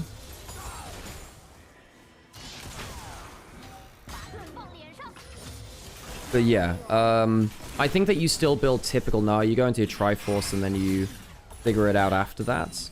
You're against a mainly physical damage team, so you don't want to itemize too much into magic resist. Top lane's going fine for Birdall as well. This is really intelligent from LGD. So junglers are both, they're kind of opposite clearing, so they're not going to meet on the same side of the map. WE do not have the lanes that they thought they would have. Now, Monkey's going to walk into mid lane. There is a Mega Gnar coming up, like, now. I think Tungyuan's safe now that the chains don't connect. Here comes the Mega Gnar. There's the Fear Tether. Hung's coming over. Doesn't get the stun because the Spell Shield is used well. There is a Wrap to respawn. And now Monkey's Spell Shield is on cooldown. He could actually die here because he doesn't have the Spell Shield. Double Q lands from Hung. Conqueror's fully stacked. And yeah, it turns out if you don't have a Spell Shield to stop one of the daggers, the Neferi does good damage. There's no Mega Gnar now. Crisp is going to go forwards and put on his W. Might have gone too far. Hung gets the Wrap to steal, though. Q's good. The Zenith Blade comes through. Good W to disengage. Tungyuan is disengaged by a wall stun. So close on the silence damage, but the Gnar gets the first blood. LGD gets so much value. Hung has flash, trying to get the Fear Tether down. Spell Shield's not bad, but the daggers come through, and LGD win the early game with their lane swap Gnar into mid lane, and it sets the Neferi up for success. We did say LGD might be down to Clown. WE, they are a cool early game team. LGD beat Weibo into submission and knocked them down into Group Nirvana by flex picks like this. Game 5 of LGD versus Weibo, they flexed a top lane champion mid to try and escape a bad matchup. Now, funnily enough, Xiaohu also flexed a top lane mid lane there, because basically, in LGD Weibo, Game 5, for those of you who didn't see that series, there was a Vayne versus Malphite top lane matchup, which both teams flexed into mid lane to try and avoid the, well, either confirm or avoid the matchup. Karis is going to go down very close to it. 30 HP. The Gnar mid lane is kind of popping off. Potential man, Tungyuan himself, having a wonderful game on the Gnar so far.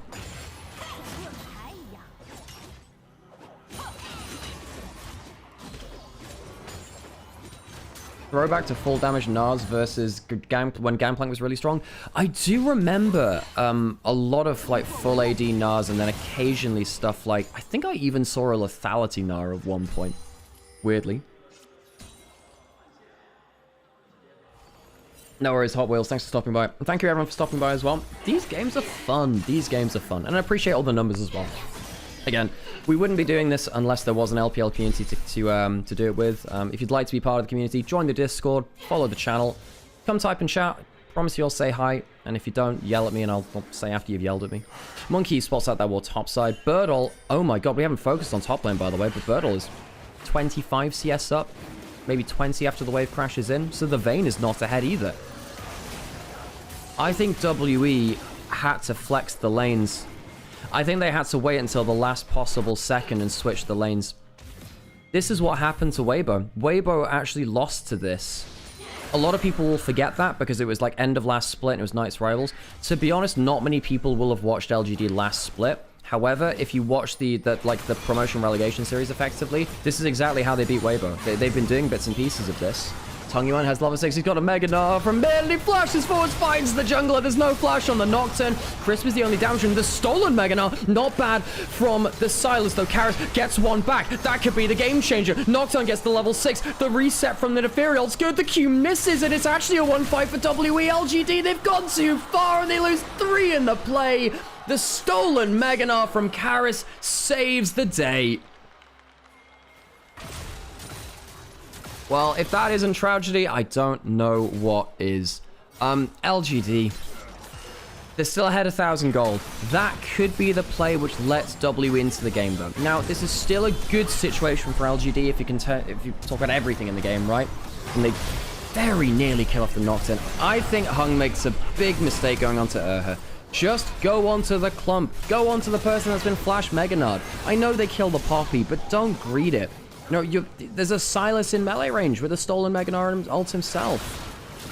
About even gets to walk up and gets himself kill participation as well. Karis gets that one. The end of it. Gold lead from LGD, not nearly as confident as it was now. Yeah, I get that Hung won. I think Hung thought we'll just win the play anyway. Ooh, not a bad condemn there actually from Cube.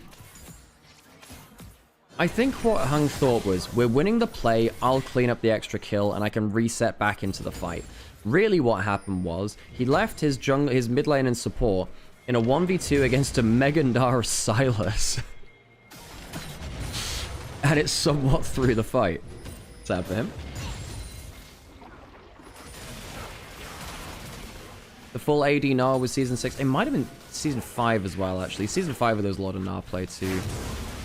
Okay, Hung gets one grubbed. Does he get the second? W used. He tries to E out, and he will do, actually. I thought they would stop by the W and missed that, actually. Aurora coming to the play for the first time. No Mega Gnar available. Karis steals the solar flare. Everyone trusts the Aurora. Yeah, don't look at the sun without sunglasses, folks. To condemn into the wall. WE are online. Look, the lane swap was really fun. It has now fallen apart. Turns out WE are better at looking for the early fights, and Karis has been monstrous as soon as he's gotten his ults into the game. A Mega Gnar in one fight, a crazy solar flare in the other one, and that's the gold lead completely flipped around. The early late lead from LGD just not good enough, sadly, for them. Hung just about gets out of the pit. And then what happens here? Because initially they have the numbers advantage, but the Varus ult hits, gives a free combo to Karis. I like how About has been roaming to the plays and making it there in time. Condemn into the wall. I thought the wall stun for something else. It was used earlier, actually, but hey. Guess it must have been a Poppy one, which I saw before that then. The double wall stuns from the Vayne Poppy have been nasty. Definitely providing some good damage. So now, Karis is terrifying. Jumping up towards top lane. There's a flash on Birdle. I don't think you kill from this. It's a good response from Birdle. Monkey goes a bit too far there. But also before Hexplate's been completed, so that's not wonderful from Monkey there for once. Triple wall stuns if you steal the Gnar ult too. Yeah, true. And particularly with LGD, I don't think they can choose the terrain that well. And they want to be playing around terrain too, because they got the Gnar, you know? It's not like they can just avoid terrain.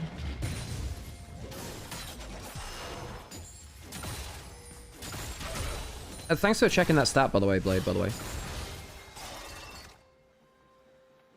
I really like how Tungyuan has picked up so many top lane champions, so he can flex them out of top lane to play them in mid lane instead. It's been so fun to watch. Big Dino, onesie Gnar, my beloved. Yeah, Gnar's got some cute skins. I used to really not like Gnar because he was really obnoxious to play against, and I hate seeing him so much in pro, but he's a cutie. You know who would be fun on this LG team? The LGD team would be Mole. Mole had a really promising career, and then things kind of fell apart for him. I remember when it was him and Strive who were subbing in and out of Rare Atom, and I think at that point in his career, Strive was just the better player, and Mole kind of had a bit of a ungracious end to his career, sadly. Taylor Swift is watching you, thanks for the follow. Where is she watching me from? I can hear the 19 different releases of vinyl from here. I'm joking. Tungyuan gets the Mega Gnar back in. There is a Mega Gnar back, though. That's not so happy for him. He doesn't have flash for the next few seconds, and he doesn't have any HP to match. Turret's going to take a couple of plates off him now. Curtain call onto About. About is going to get a teleport to protect him. He's taking way too much damage, though. Teleport comes in too late. Karis is into the play. Hits an E onto one of the small dogs. Hang on. This is a roam coming down from WE. Karis has gone too far. He wants to match the play, but instead has gone too early. Killed by LGD. Two of them on the outside of the map. Do they get a wall stun against Chris? No.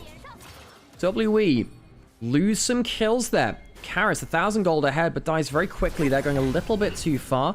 LGD still got firepower to use. Top lane, Cube still behind a decent amount of CS. Bertle's done well in that matchup there too. Credit to him. Unfortunately, Crisp took the kill. Yeah, I agree. Yep, Crisp would have... It should have really been a kill into Hung or Xayah. Either one of them would have been better. LGD's actually going to get a second dragon here. 2 dragons. Not bad for them at all. So this was the play in mid lane. Tungyuan has Meganar, so he's like, right, I'm going to trade with Meganar. And I think he's right to think that on the whole. Does he use his E midway through the combo? What happens here? Because then he Meganars him back. Then Karis just takes the Meganar anyway. The E's already been used, and goodbye Meganar. 3v1. That is a stolen Neferi ultimate. It's really close to killing Xayah. Karis does have flash. I don't think he can get there in time. Maybe it's close. He actually gets the reset on the Neferi ultimate. He can use that to get out of the W. He's getting more damage down. This could be an incredible outplay. Gets hit by the Q, though. I think that'll be enough. Maybe not. The Kingslayer doing mad healing and mad work. And Tungyuan, he's giving him more healing. Almost the E back to the wave. Q almost on targets. Hung will take him down, but Karis gets 1 in the 1v3 and nearly gets 2. That was like an extra skill shot away from being one of the best outplays of the year so far. Karis is on some mad stuff this game. Sylas is so fun to watch in those kind of 1vx players with a good player.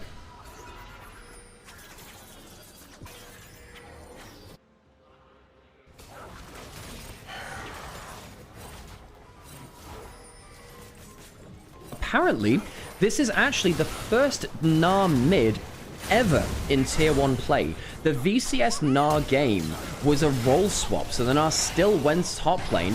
It was still played in top lane back in 2021. In picture-in-picture, looks like the Gnar's dying again. Right here, though, we did see the Nocturne go down. Oh my word, some great plays by Karis, though. Like, Karis has been doing some mega work. The most broken part of Sylas's kit, contrary to popular belief, is not his ultimate steals, it's his W. If he gets his W used like 3 times in a fight, you're probably surviving. He so nearly got out there.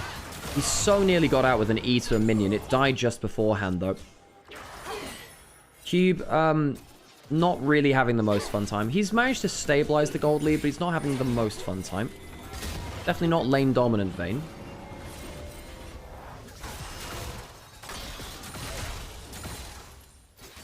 And this is why, when people look down on Karis, look, I understand it. Karis has had some bad games. Last split, particularly towards mid split, Karis was not good.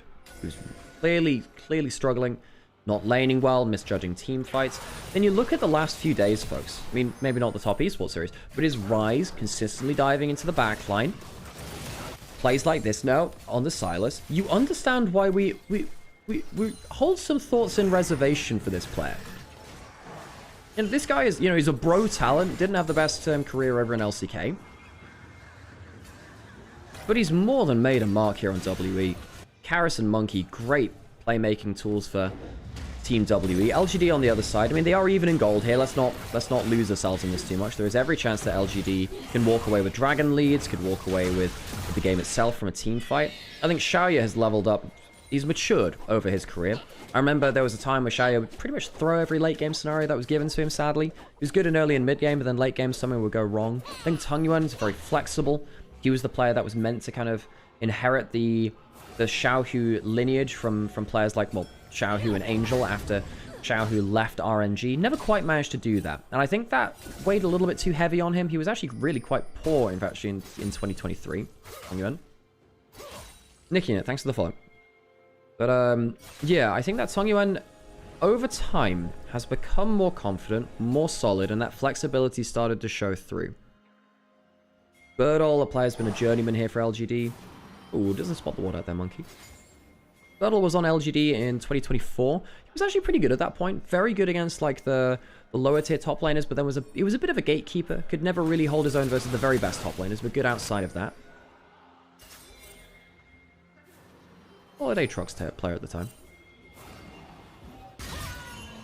Dragon in 30 seconds. LGD, if they get that, if LGD get the next dragon, then we can really start to build up for them in a winning position about. He has flashed forward into 3 people, but they're ready for the fight anyway. Varus using the ultimate, Monkey going low, Monkey using the Herald to escape. Mr. President, your ride is here. He gets out alive. We've seen so much Battle Herald. We often see it used as a, you know, as an engaged tool. It was a getaway vehicle here in the LPL, though. Remember the Hacker Herald escape from 2024? It's one of my favorite plays of all time. Karis has stolen the Meganar. Ooh, I think he spots this. He lands the CC chain, and Karis makes another big play. Kills the jungler. Here comes the Vayne Cube. Has gone too deep. He might end up dying here. Tries to get the play onto the Jhin, and he does. Trades 1 for 1. Good in the situation, all things considered. Meganar not going to get on target for the Varus that easily. Karis going forwards. Again, he's in Meganar against someone that can't kill him, and Karis does it again. Commander Karis calls the shots.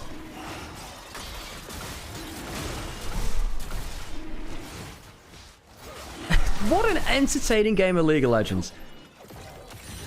Hang on, Birdle's jumping forwards into the W. He misses the ult landing from the Varus. Means that Birdle is traded back onto LGD. If they'd got that fight, I think I would have been willing to call it, you know, a strong winning position at that point. But Karis just makes the magic happen. Gets into a pocket of Fog of War. Hung's trying to heal off of the wolves with his jungle item. Goes too close to Fog. Don't expect the Silas to be there. Instant death. Jungler's down before the dragon, so then LGD kind of are forced to fight. Cause it's like, well, we don't have jungler. We need to fight because we don't have smite. What happens then? We can't give them the objective for free. We need this. Well, that's I suppose what they were feeling. And I think they just didn't have the position to do that. You need the Neferi to do big damage, and clearly not in a position to do that.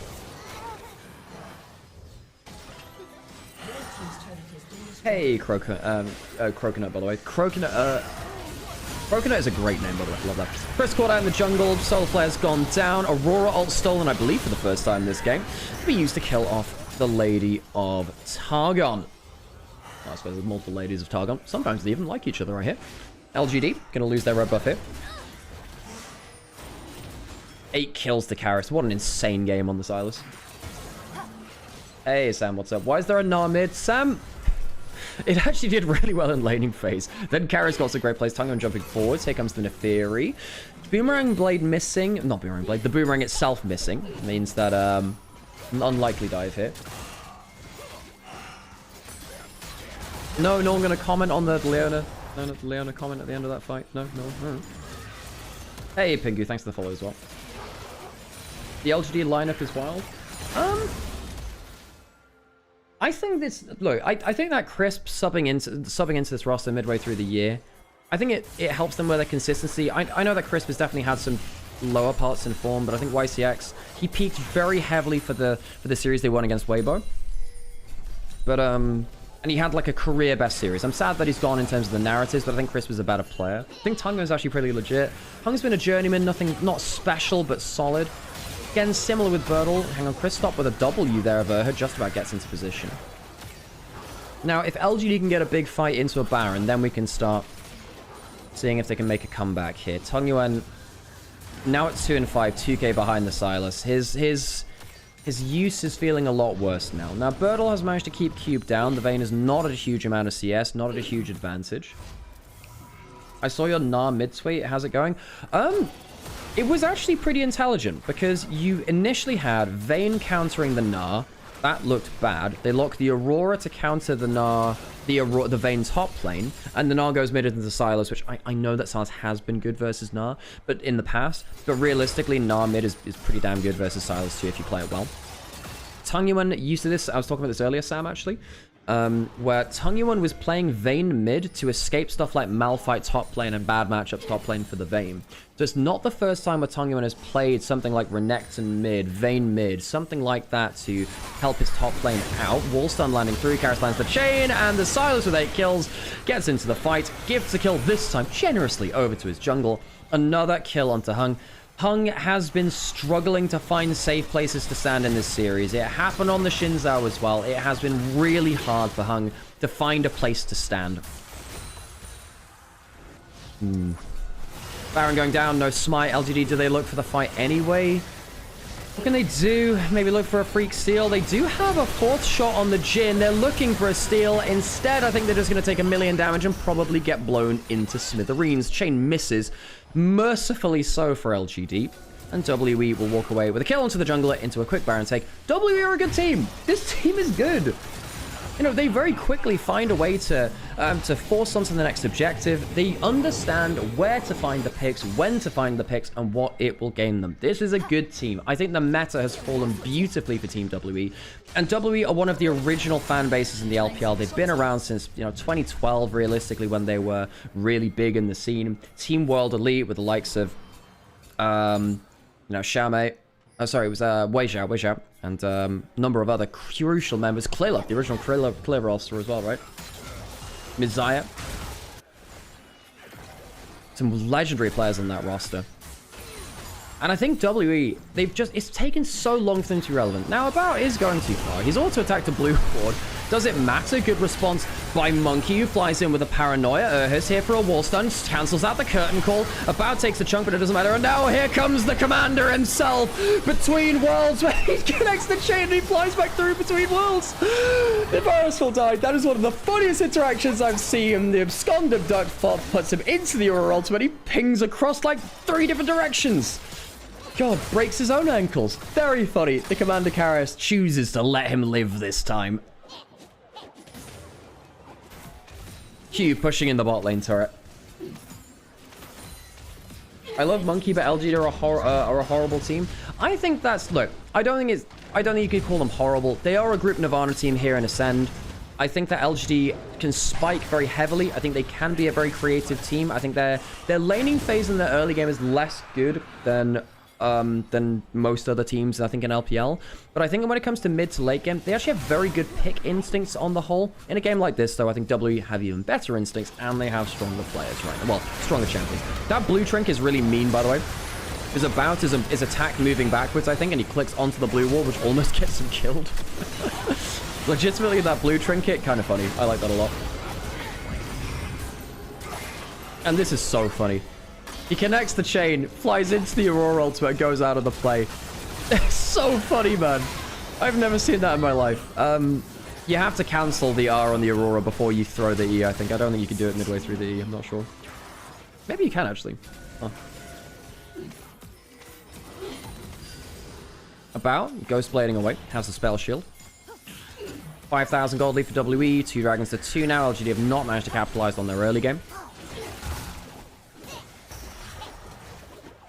Hey Nymaera, love the stream. May I ask for your input on where this Gnar pick is coming from? Whether you think it's sleeper or not? The Gnar pick was to stop the counter matchup in top lane. The Vayne was picked seeing the Gnar, so WE thought they'd have a counter pick top lane. Obviously, hang on. Well, that's just a dead guy. Bunny goes down. Caught out by the Hunter's Snare of Varus' ultimate. Tried to look for an assassination, instead died. Yeah, Birdall basically didn't want to play the Gnar into Vayne. It's a really hard matchup. It does lose you the game more often than not. So the Gnar was flexed mid to allow a better top lane matchup, stop the Vayne getting value, and hopefully give yourself a draft win. The solo player hits onto multiple people. There's no follow-up though in LGD. Will lose their inhibitor turret in mid lane. Which team has the lowest amount of fans in the LPL? Oh, that's hard to tell. I'm not actually as on the ground for that. I'm not sure. But it turns out a lot of these teams have some old fan bases. A lot of them do. And teams like WE, when they actually start performing, get a huge amount of fans turning up. WE, you know, they're a team which has kind of been bottom of the barrel for a little while. I know that they were good in Split 2 last year, but realistically, WE have been a team that's eaten a lot of losses over time. It's taken a while for them to be relevant again. And now they are. Now they are again. They bounced back wonderfully. WE used to be good in the Peanut days. Yeah, 2020 made it to Worlds. The joke was that sorry, that was LGD was good in that day. LGD was the 5-year thing. But yes, WE haven't made it to an international event, I believe, since 2017 Worlds, I believe. They were so close at MSI. Now the question is, yeah, it was LGD Peanut. That was the 2020 roster which made it to Worlds, yeah. You know, WE were really good when they had Spirit as a jungler. Bunky has pulled the trigger. He's currently going into 1v3. Okay, don't love that one. Soulflare goes down. Cleanse coming through from the Mikhails from Erha. Whatever, it's fine. No harm, no foul. Loses a cooldown or 2. Silas pushing in mid lane inhibitor is already down. Tungman's going into Mega Monkey. Maybe don't walk into that. I know he's not got that much gold, but let's not test it. Remember W 2021? Yeah, Beishang, and that was Jomung, right? / Elk. Was he still called Jomung at that point? Yeah, that was one of Elk's like real rises up to the top. And WE they made a full gauntlet run through LPL Summer 2021 playoffs, and then they failed in the upper bracket, then into the lower bracket, then in regionals. They lost something like, I want to say they lost 4 or 5 best of 5s in a row, which meant that they did not make Worlds. Yeah, it was a very, very tough scenario for them. Oh, Meteor, when he had his yeah, there was a player called Meteor in the jungle. He used to play for BLG, actually, way back in the day. I think it was 2020, 21 BLG he used to play for? And he misspelled his name, so it was Meteor rather than Meteor. He misspelled it. Oh, God. Yeah, 4 best of 5s in a row, WE. So basically, folks, WE are not... They're not unused to heartbreak. Jumping onto Jin, who self-CC'd himself in the W animation. Jumping over the wall is the Aurora. Jin goes down, Bertel can't do anything. Cube flashes forwards, starting to finally get some payback for the early game where they removed his lane counter. Karras gets a Mega Gnar back, and Tongue Yuan, sadly, Silas uses that better than you. Cube takes another tower shot, won't die just yet, but it gets damn close. Bertel jumping forwards again, tries to get a combo, can't quite get it. Hung. Oh, hang on a second, Cube does die to next to burn. So Cube goes down. Anyway, Monkey spell shield used. Karras going forwards, misses the E. Hung does clear up bits of the wave. Crisp goes on to about. Bertel missing the combo, and I think that knock-up from her might just save the game. Solve the game, rather. Game didn't need any saving. They'd already figured that one out for themselves. Another chain missing onto Hung, who is really doing his best Marin impression, trying to get himself onto the wave. Karras will get himself the Netheria ultimate, but can't close down the dog. The slippery hot dog falls out of the bun, and LGD will just about live.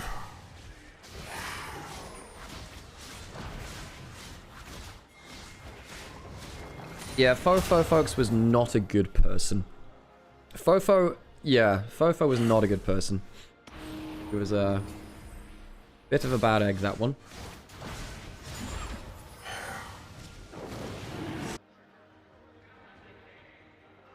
BLG was a meme team and a revolving door until the Binshin Encore. Yeah, they were, because they used to basically buy top tier talent, but they would never synergize. They brought Uzi out of retirement. They had King and Zeka on their roster, I want to say, at some... Yeah, they did at some point. I think that was 2020, 21, maybe? Yeah, both of them at some points. They brought in some top tier talent, and they just spent a lot of money and didn't do much with it.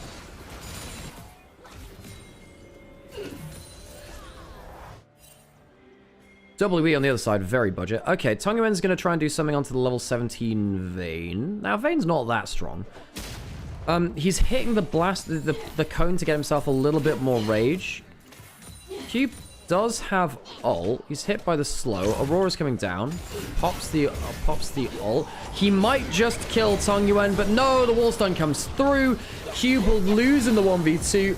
Close to killing Tongue Yuan, but not close enough. Now, there are double teleports for the solar lane. As the curtain call is opened up, the solar flare is taken by Karras. Powerful AP scaling on that ultimate. The Neferi trying to get in, uses the W, gets in, and he gets the steal! The Baron steal by Hung in the 5v4! I mean, credit to him, you can't ask much more of the jungler. That's insane! Well, that's a bit lazy, WE. A little bit lazy. Now, does it save the game for LGD? Not yet, but in any game where they would end up somehow winning, it probably does start with a Baron steal. Wallstone has no follow-up, Bertel won't care about that. Tongue Yuan's on the flank, still has Flash, has Mega Gnar off cooldown now. Dragon's Soul in 3.5 minutes, W have been stacking them up after the first 2 were taken in the early game by LGD.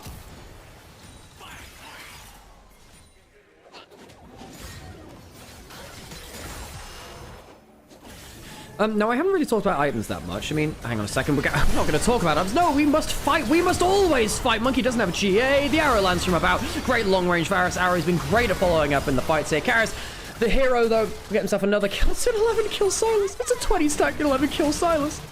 The Magi's is well and truly full. Karras and Kira feels like it's got a bit of a ring to it. I will be the guard of the new mid lane. Karis has himself a Seekers if he wants to go deeper as well. Has a stolen Mega Nart to flash, well, not flash forwards, but dash forwards into the play and potentially get a big play themselves. Aurora ultimate fired out. Karis jumping forwards, missing the chains onto Birdle. If he had got that, I think that would have been a straight up kill. W down from Urha.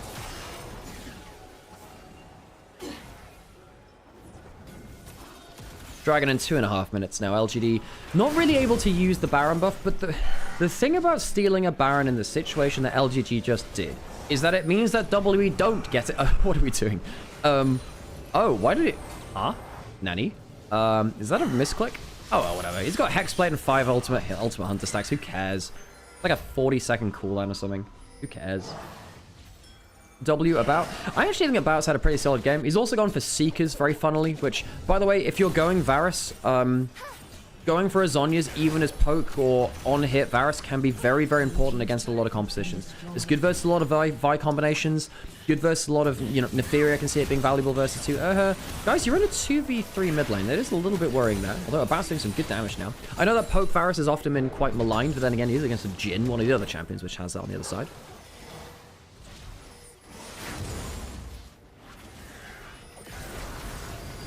Hang on, ult forwards into the mid lane. Like I said, that cooldown's not very long. And stolen Solar Flare, I believe that was. No, actually, no, Karis, I'm lying to you. I'm lying, but I'm not lying about the death. He's still got the Solar Flare now. Don't need to use that Larceny Leona ult later on. Double kill to Monkey. Flies forwards. He's just been pressing his R on cooldown. Why not? 24 Magi stacks for Karis as well. The huge hero of this game. What a wonderful game from the mid laner of WE. WE just proving once again that it's not a flash in the pan. This team knows how to play in this meta. They are confident. They know how to group up and fight. They're great at looking for playmaking angles. They're looking for a wallstone flash. This forward doesn't find much. Birdle trying to look for his own play. About is missing every skill shot onto him, but it doesn't matter because nothing's hitting him back in return. The towers are done. Cube gets to finally free fire for once in this game as the Vayne. The Popul is a very short trip back to the fountain. And WE will win the series 2-0.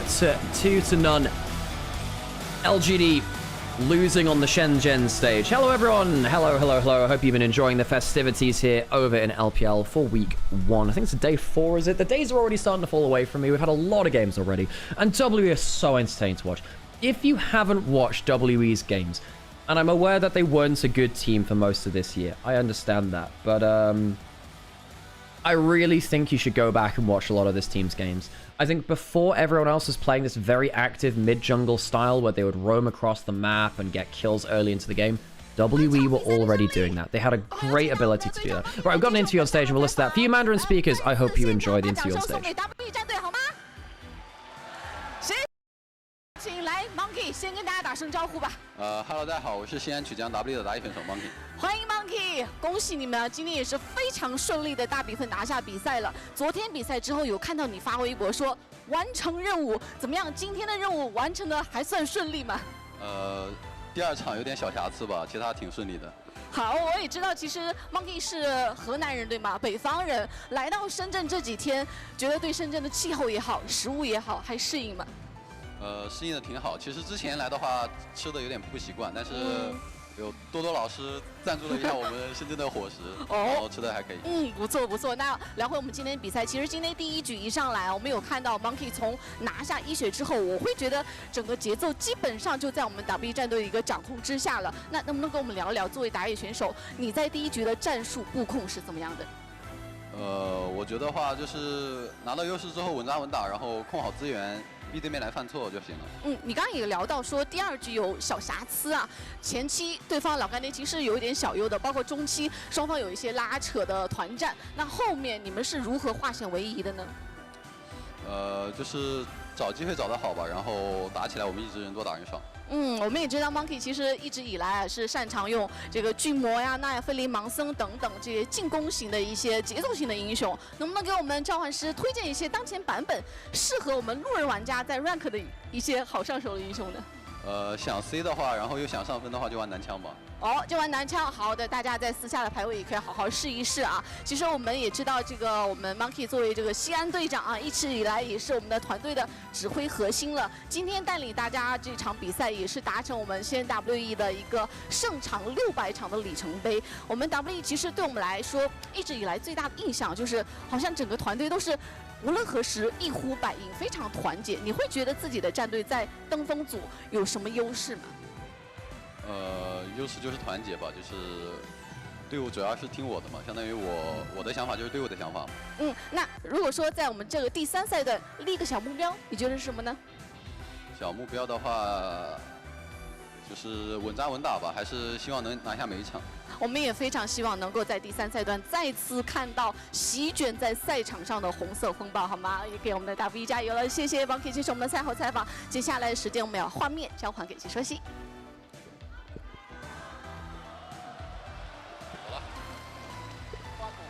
Well, I really enjoyed that draft from WE. I think that was really fun. Clearly not enough. Hey, folks, if you're stopping by for the first time or the 100th, thanks for watching LPL. LPL is a region which is so entertaining, and I hope that you're enjoying your day here as well. Next series, folks, next game, TheShy's back. We get to see TheShy back again for the first time since the Worlds qualifying series, where IG lost to T1 in that 4-game series at Worlds. Yeah, draft from LGD. Yeah, that's the one. Wow, Angie's 313th stream. Jesus, crazy. That's a large stream streak. 313 streams, that's almost a year. Yeah, and Rookie's coming back as well. So we have Rookie and TheShy back on the same team for the first time this year. They haven't played at the same time for IG this year. Of course, TheShy coming back, and Rookie took a split off as well. And they're against Weibo. Weibo are a team which are just utterly infuriating, fascinating, consistently inconsistent, one might say. But yeah, folks, if you're tuning in and you want to keep enjoying LPL, I think about dropping a follow. I do this literally every day. This is actually my job. I've cast, I want to say, 2,000 LPL games. It's something like that. I've cast almost every LPL game since 2023. I believe I've cast more League of Legends than anyone else in the world for the last 3 years, because in 25, I was doing LPL and LEC. And the other years, I was doing LPL. And occasionally some other leagues as well. Occasionally. But, yeah. It's really cool to be able to do this as a job. The only reason I'm able to do this is because you are all so supportive as well. So if you want to drop a like, follow, subscribe, it does make a difference. And join the Discord. Follow on the socials to know when I'm live. And, yeah. Talk and chat. I'll say hi. I'm not a big enough stream that I can just ignore people and chat, you know, and I can't read every message. I'm very, you know, if you're in there, I'll see if you're trolling, I'll see if you're flaming, and I'll see if you're saying hi, you know. Okay. So we get Rookie and TheShy back next game. WE, actually a pretty good team. Oh yeah, there's a thing I'm doing as well. Let me find you the link to this. So I'm doing a spreadsheet. On game by game. This is mainly just so I can look back at some of these games and go, well, okay, this is good, this is bad, this is blah, blah, blah. He sees us, people hide. I know, right? Crazy. Okay, I'm not always going to be able to, like, see everything. Yeah, I'm not always going to be able to, like, fill in everything on the sheet, but hey, hopefully it'll be helpful for me doing stuff. I will get hydrated. I'm going to get a drink during the break. We'll put on our break soon. It's it.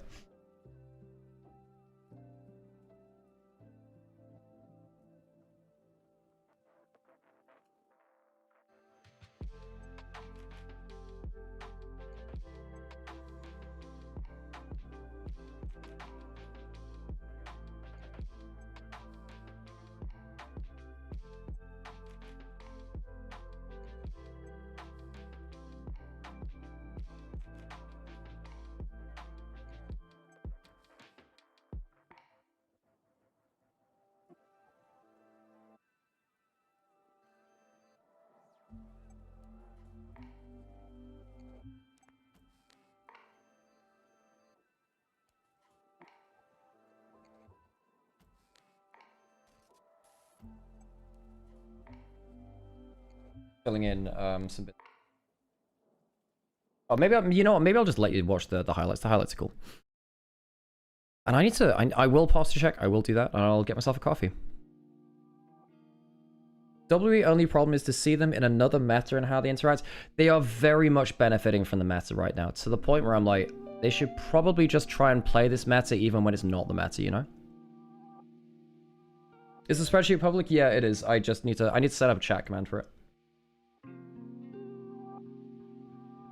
It's in my Discord.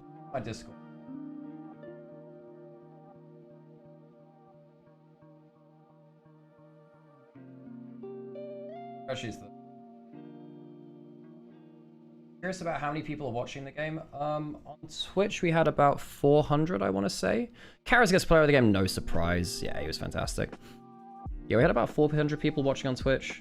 YouTube, I actually didn't check. I didn't have that open. I think we peaked at about 80 on Twitch, on YouTube. Thing is that when we were streaming on Onivia, we'd get like 1.5 thousand people watching, but they're not like my viewers, they're Onivia's viewers. Do you want the command named Alex? Can you name it spreadsheet? Unanimous vote. Okay, folks. I need a coffee. I'll wait till player of the match, and then we'll get some coffee because I need caffeine. Thank you, Blade. You're a hero as always. Appreciate you. Are you named after Alex Jones? No. Who would ask something like that? No, Sam today. Sam's at a friend's wedding. Hey, thank you, Blade. Appreciate that. Oh, I gotta... Hang on, let me get rid of this. And player of the series is Monkey. No surprise there. 2 very good games from him. No, it's all good. It's all good, Blade. I misread something. It's all good. I'm 30 years old. Why do you think my parents would know who some niche, controversial, you know, podcast host was 30 years ago? Why would you think that? Why does my camera randomly turn off and off? You know, just my camera has a mind of its own. It turns on and off. Because sometimes I want to show the gameplay on the screen more.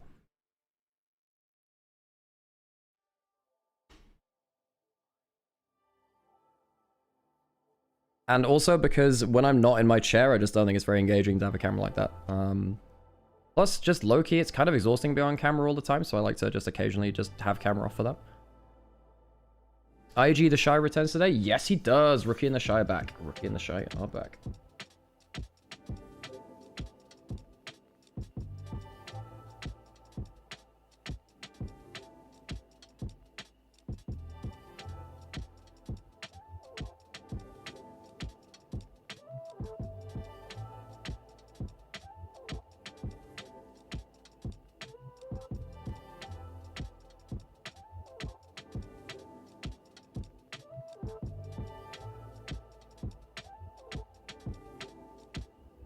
I don't have a pop-up for an unhinged, so you're safe for now. Thanks, Kirby. Appreciate that. Okay, folks. I'm going to go put on an ad break. I'm going to get myself a coffee, and then we'll get ready for Series 2. TheShy is back. Rookie is back. Let's get to it. Let's change the title.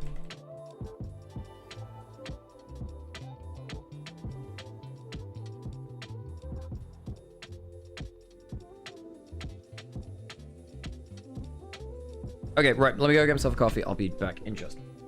Well, not a second, but like 3 minutes or so. You missed a very fun series. Yeah. Very, very creative, very fun.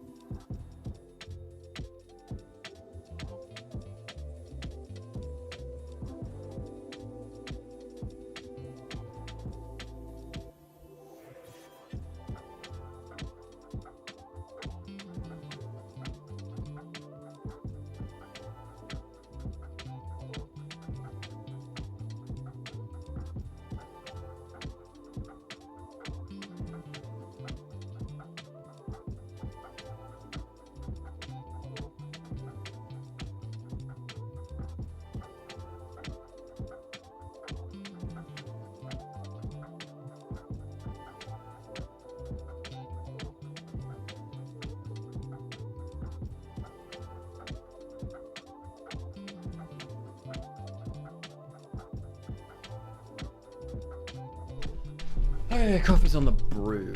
Time to see if it's TheShy or the shit. Look, it's TheShy in standard lanes. Surely he's great, right? Let me turn this spreadsheet off for a second. I will keep filling that in. But basically, if you want to just get the if you want to get some quick notes on that, on the games which have happened, they won't be perfect. They will be in the moment, but it's mainly for me to refresh my mind on what's happening it's not a replacement for watching the games at all, but it is a good way to be like, okay, this is what I remember. It's not the best format. I probably do need to change the format as well. But it exists. It's whatever that thing is of make it exist, then make it good. That's it. The Spy. Hey, something like that. Oh, gosh.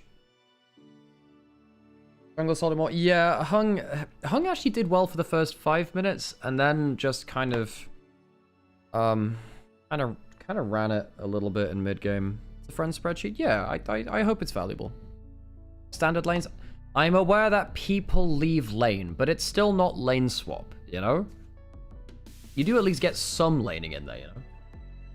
Oh yeah, are there any Uma players in chat? Because I have ML Bead, Agnes Tachyon, and Light Hello, and I'm getting so many stats. I am getting so many stats. I crashed that so hard that G2 won the game yesterday with and how MKOI threw that. I was watching along with it. It definitely felt like G2 got away with one, for sure.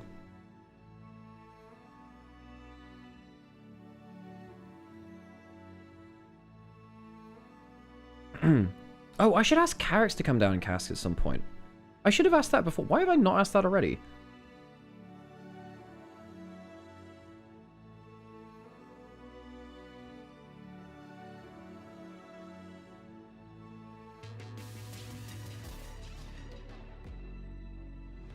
Oh, I need to start playing Halo Campaign Evolved as well. Carrix. Not Karis. Carrix. LCP caster. Since your brother's not here who's casting with you, me, myself, and I am solo casting. I've learned how to be a pretty okay solo caster over time. Yeah.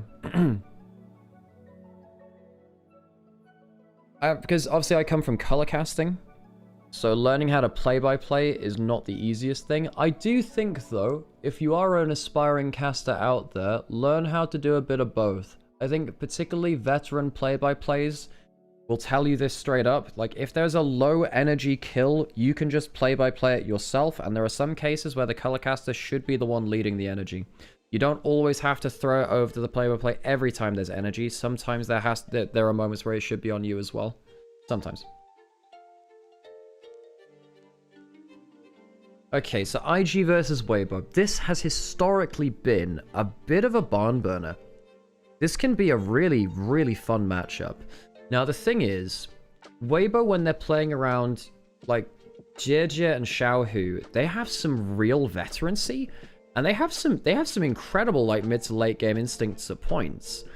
I think that if Weibo had kept Erha, I think that Weibo would be going to Worlds. I think that, in retrospect, removing Erha from the roster may be the most disastrous roster move of LPL recent history. I'm not going to say of all time. There have definitely some other big ones too. But Weibo have literally gone from being a top 4 team into relegating. And if they lose in this split, that'll age even worse. It'll age worse, you know? How's my fit? Did you post it in Discord or something? I haven't seen.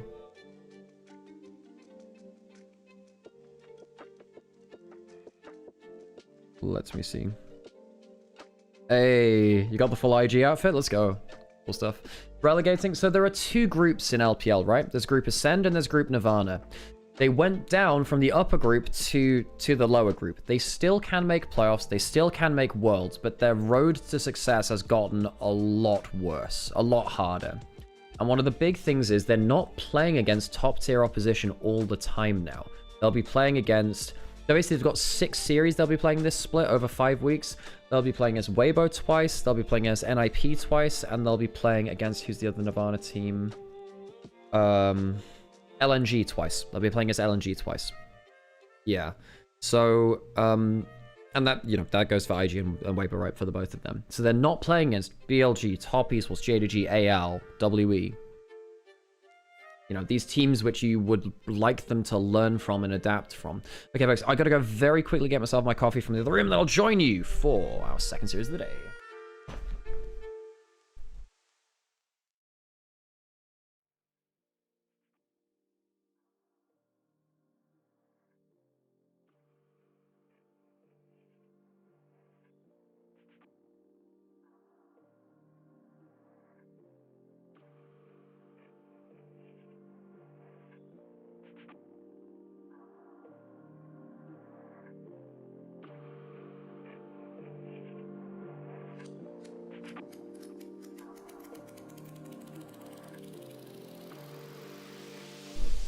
Okay. And I'm back. I have a coffee this time. Perfect. Xiaohu's got Rookie's number right. This is a tough matchup. I don't think that's historically true. I think that's always true.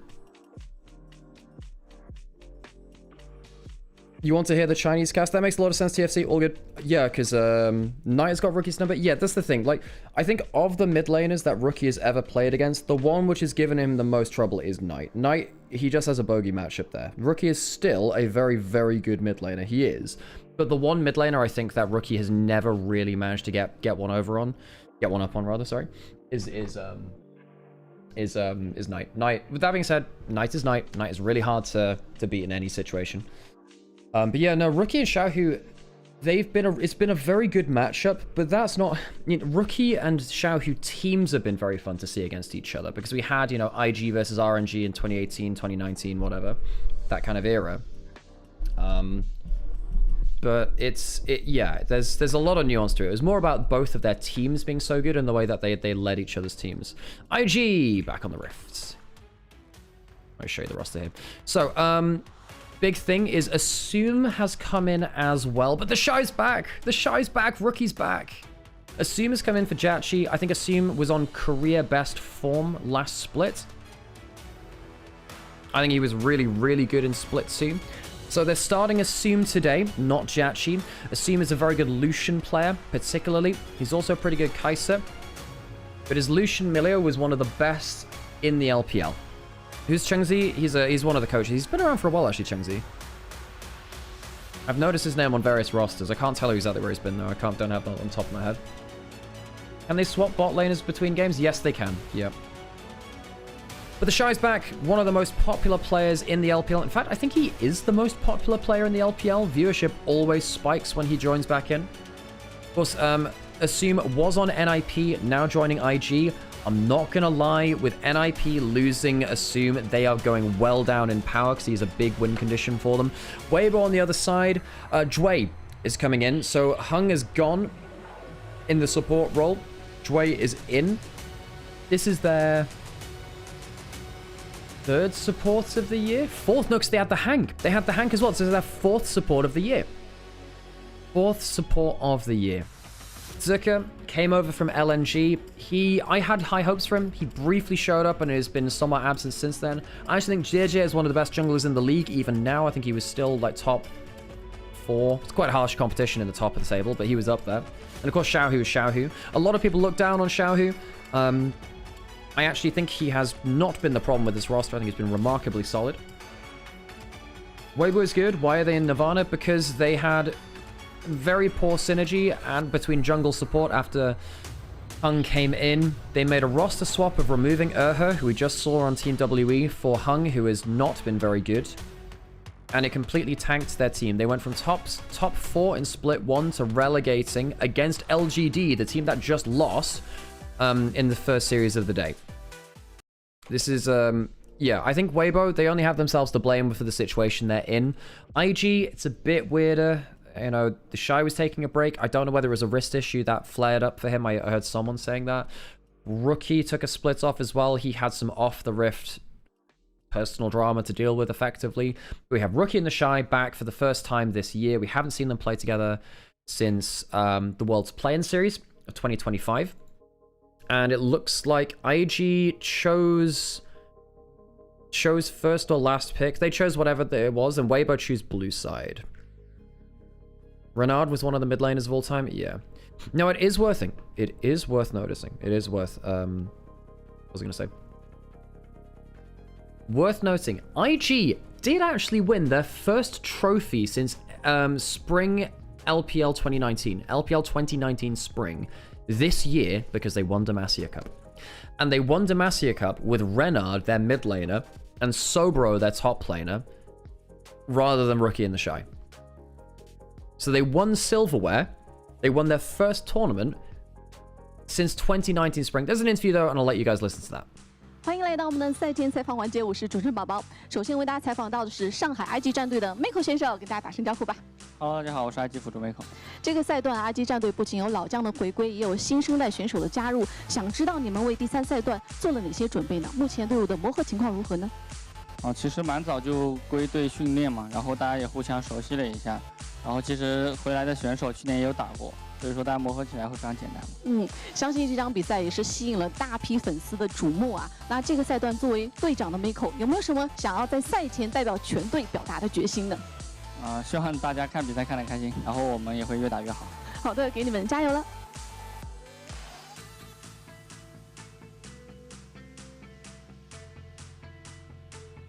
好的，同时也为大家采访到 WBG 的杰杰选手，先给大家打声招呼吧。大家好，我是 WBG 的杰杰。欢迎杰杰。今天其实很巧的是啊，2支战队都是本赛段的首秀，同时呢也都要面临比登峰组更大的积分压力了。想知道你们有总结相对哪些上赛段的需要提升的部分吗？其实要总结的话，其实是上赛段打得太差了吧，可能各方面我们都需要去进步，才能在涅槃组就杀回来。那今天接下来首场的对手，相信对于这个杰杰选手也是非常之熟悉了啊。其中的3位都是曾经并肩作战过的老队友了。那今天要对准他们，在赛前有什么想说的呢TheShy和 Rookie 就好久没有打比赛了吧，就蛮期待他们的发挥的。那我们也是期待双方选手的优异表现了。待会儿见。I can't wait to see these guys on the Rift. I like having those interviews up there just in case there are Mandarin speakers in chat that want to translate or just want to watch it back in the VODs as well.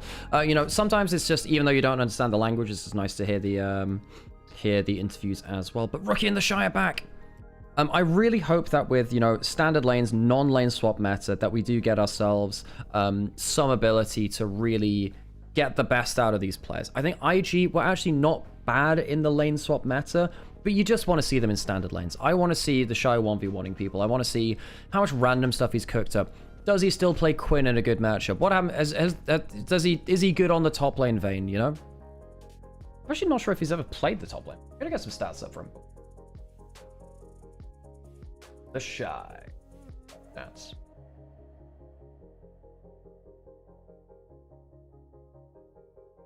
He must have played Vayne at some point in his career, right? Surely. Yeah, he's played 3 games of Vayne, he's 1 and 2. Interesting. He only played 1 game of Yasuo top. Thought he might have played more than that, actually. Feels like he's kind of champion. Interesting, he's only ever played 1 game of Wukong top. That was really meta in 2020. Give us TheShy Vayne or any ADC. He was a really good Vayne. He was a really good ADC top lane because he was the guy that was playing a lot of Quinn. He's probably the greatest Quinn player of all time. Not that many people played it. And then oh, he played the Yasuo top versus Griffin. Yes, I remember that now. Yeah. And then the other thing was he was a great Kalista top player with Sanguine Blade. Sanguine Blade, Kalista, and Quinn was really good. I got such high elo on Sanguine Blade Quinn. I played a lot of Sanguine Blade Quinn. It was a lifesteal lethality item which got more stats when yeah. Wait, you speak Mandarin? The interviewer said, go see Nymaera, he's a great caster. Little translation, by the way. Appreciate it, Xero. God. Sanguine Blade was an inherently broken item, but I do somewhat miss it. A little bit. A little bit, anyway. So we're getting really close to the game. Do I run another ad break? I'm gonna run... No, we'll be fine. We'll be fine. I think we'll be fine. As long as they get onto stage soon. Can't forget his Fiora either. Oh, yeah, for sure. Yeah, wow, yeah, official Shadow. Yeah. No, all of these LPL casters absolutely know who I am. Some of them do, actually. Because I met them in Xi'an in 2023. We've got 2 top laners that might go somewhere else. Whatever happens to Bin and 369, who could be picked up, who knows. Run an ad now so we don't get ad blasted during the game. But you shouldn't get ad blasted in the game anyway, Ghost. You shouldn't be. Because we still got pre-roll off for like 47 minutes. I'm just wondering how long it gets, because I don't want to do it over the pre-roll, the walkouts either. We should be fine. I might have to like delay the adverts, but we should be okay, I think. TheShy AP Aurelia. Gosh. Went to the Bow School of Top Lane. Whoa. There is no world in which you're saying TheShy went to the Bow School of Top Lane. Baus does what TheShy did, but like years later. Baus went to TheShy school at top lane. It's the other way around. I'm aware of how popular Baus is, but Baus is the next version of TheShy, not the other way around. Why do you think Kadril likes them both so much? Like, basically, the Baus does what TheShy did, you know? And I'm aware that Baus, like, barely watched Pro and stuff. But realistically, Baus is just, like, further down the lineage of TheShy. TheShy did that stuff first, you know? I mean, if you really want to go further back, it was, like, Darian that was doing that stuff back in, like, 2012.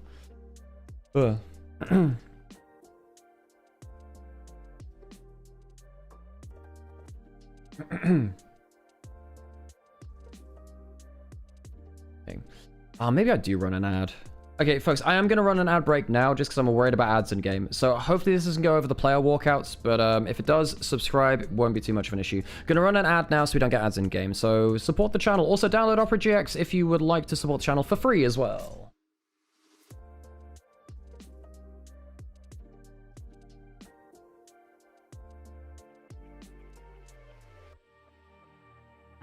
Baus and TheShy, best two top lanes at MSI 2019.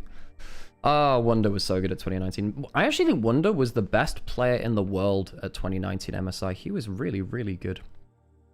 Darian a hot shot GG? Questions upon questions. I do miss some of those early days. Tell you what, I really enjoyed the League Classic show match from LCS yesterday, or last night. That was so fun. Like watching the TSM CLG, that was fantastic. Like watching Pobelter was so good, man. Pobelter was great.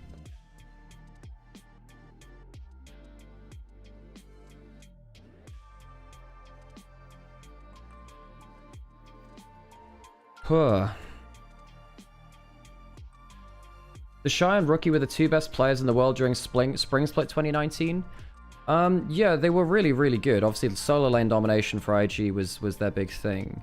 But then I think at MSI 2019, I think that Wonder was the best player in the world. He was very, very versatile. We are going to get this over the walkouts. I know I did the ad too late. Okay, well, folks, let's get ourselves ready to welcome back some of the greatest players that have ever graced the LPL stage. For the first time in LPL 2026 Split 3, please welcome Invictus Gaming. Shanghai Invictus Gaming, Mako, TheShy and Rookie are back. They have their own arena now, which is why they're saying they are Shanghai Invictus Gaming. They will be playing in their own arena later into the split. Listen to the crowd. Look at the smile on TheShy's face. TheShy and Rookie are back.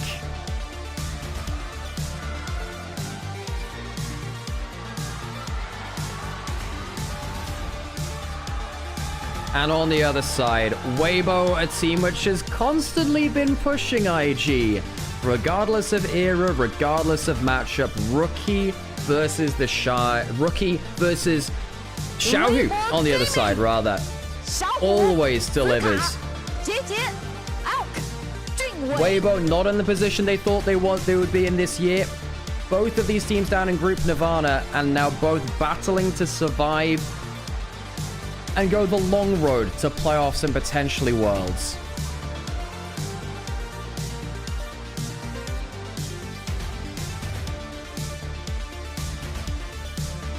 Well, this is the matchup everyone's been waiting for, quite legitimately.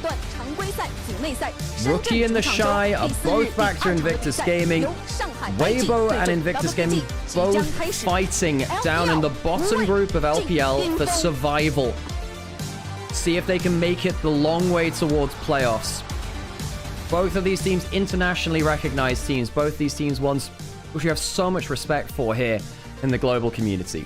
Now, for what we can expect from this game today, the thing is we haven't seen either of these teams in the new meta yet. The permanent roaming supports, the permanent fighting junglers. I think that Wei and Jeje are both really good players at this style of play. I think that Mako, he's typically been more of a laning and teamfight specialist, but it's not like he doesn't do the roaming support style either. Absolutely not. He's one of the best Alistar players of all time. I want to see what happens with Rookie with such a wide open mid lane pool. I want to see what happens with TheShy with a ton of top lane counters available. I want to see IG give a counter pick over towards TheShy and see how he can lane. You know, Zucker's been in mixed form. He's been in mixed form. It's definitely not been the easiest year for him. And I'm really looking forward to this, folks. There's no two ways to put it about. This is just going to be an absolute banger of a series. I'm really looking forward to this. You should be too. So many legendary players on either side of the Rift. Weibo and IG both relegated last split down to the lower group. They can still make playoffs, they can still make worlds, but they have to fight the long way. They'll have to finish top 2 in this group. There are 2 other teams in the group in NIP and LNG. These 2 should make it through, but we'll see. Disasters can happen.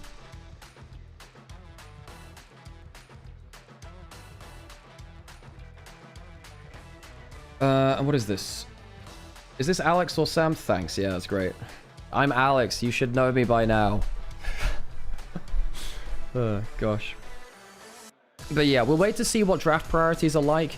I think that seeing how Mako has adapted to the new meta is going to be really interesting. I actually think that Mako was the second best support in the league last split. It's just that he relegated, so he couldn't be part of the All-Pro team.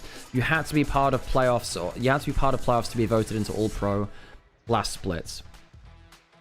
Oh, you thought I was Sam got to go? Oh, yeah. Hey, Sam's at a friend's wedding, so it'll be me solo casting this. I thought You Should Know Me doesn't play in LPL anymore. He doesn't. You Should Know Me is one of my favorite player names ever, actually. Funnily enough, I was on a podcast recently. I have a podcast called Shut Up and Scale, where we talk about the bigger questions in league history and recent day as well. Bigger questions which we get to sit down and digest. We were talking about what our favorite player names were of all time, and You Should Know Me was one of my picks for top lane. Okay, let's get into our first draft of the series. IG versus Weibo. What are our big picks? Are we going to see a Camille get through? What's happening with top lane counter pick? I believe IG picked first pick. That was their right of first selection. They did, and Weibo chose blue side on the other side of it. So, oh, okay. Kai'Sa is gone, which means I think IG might go for a mage bot lane. They go Ziggs. Now, the reason why this happens is Kai'Sa is very good because she dives onto and assassinates mages. She's very good at an anti-mage meta. The Ziggs comes in. There's a Poppy ban, which means that Mako will now be looking at Camille or Leona. Probably. Maybe Nautilus. Now, the Syndra's gotten through. Xiaohu is one of the greatest Syndra players of all time. Rookie on the other side of the Rift is also one of the best Syndra players of all time. A valuable pick for either player on either side of the Rift. They choose not to lock it in. They go for the Jarvan instead. Now, Jarvan is very good with the Ziggs. So you take it away from Wei, who's a good player of the champion. Jeje, arguably his best champion is Jarvan too. So you can see how powerful a lot of these first picks are already. Do you lock in the Camille? Do you think about flexing the Cassiopeia? Does Elk on Weibo, because of course we talked about Xiaohu, Rookie, TheShy. Elk is also in this game, and I think Elk, after his time on BLG, had a great start to the year, but then things fell apart, haven't they? Camille very likely lock in from IG. You have to be worried about that Cassiopeia being flexed into bot lane. You don't necessarily know where it's going. This is the BLG flex. Xiaohu played a lot of the Cassiopeia last split. You look very good on it, actually. Lee Sin locked in, actually, for Wei. Good fighting matchup versus the Jarvan, and then the Camille as well as the setup. So now Rookie is probably looking at Ryze, Addy. Even though the Ryze is bad into the Cassiopeia individual matchup, you just need CC from mid lane. You need CC from mid lane to set up for the Lee Sin. Weibo, do they lock in Leona now? Do they lock in Rel? Something for Dway to match across the map? You want a support that can be as active as the Camille. The Shen's not bad either. The Shen we've seen be a better lane answer to the Camille and then have the global after. Either way, I didn't mention the Shen, of course, in that short list, but hey, I should have done. It's good into the Camille, and at the end of the day, the logic's the same. You want to support that can get out on the map and start impacting things early. Cassiopeia flex still viable for Weibo. IG... They need CC. They need another form of engage. We've seen anyone's legend not look fantastic when they lock in a solo Camille engage comp. Because if it's just the Camille engaging, you mark the Camille, it's much harder to play. You need one more form of engage here. Glad I get to watch. Can't watch on weekdays anymore. Well, good to see you, Darren. Good to see you as well. And welcome in everyone as well who's watching to see the return of TheShy and Rookie. Weibo banning away the Syndra. That's one CC option gone.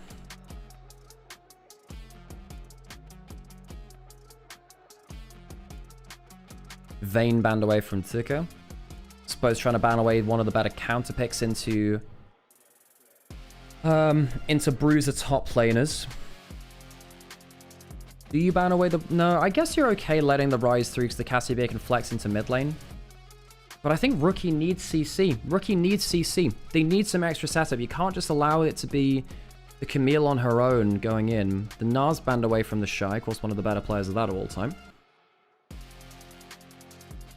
IG, because they had first pick, they can't counter pick for both solo laners. Now, what I think happens is... What's more important here? Do Weibo counter pick... Now, does IG ban away Renekton and go Ambessa, maybe? Is that a play for them?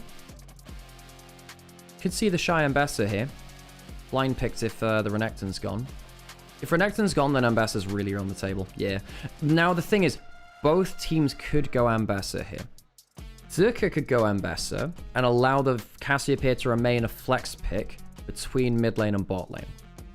IG could see the Cassiopeia and whatever mid lane, bot lane pick is locked in and then lock the Ambessa blind for themselves.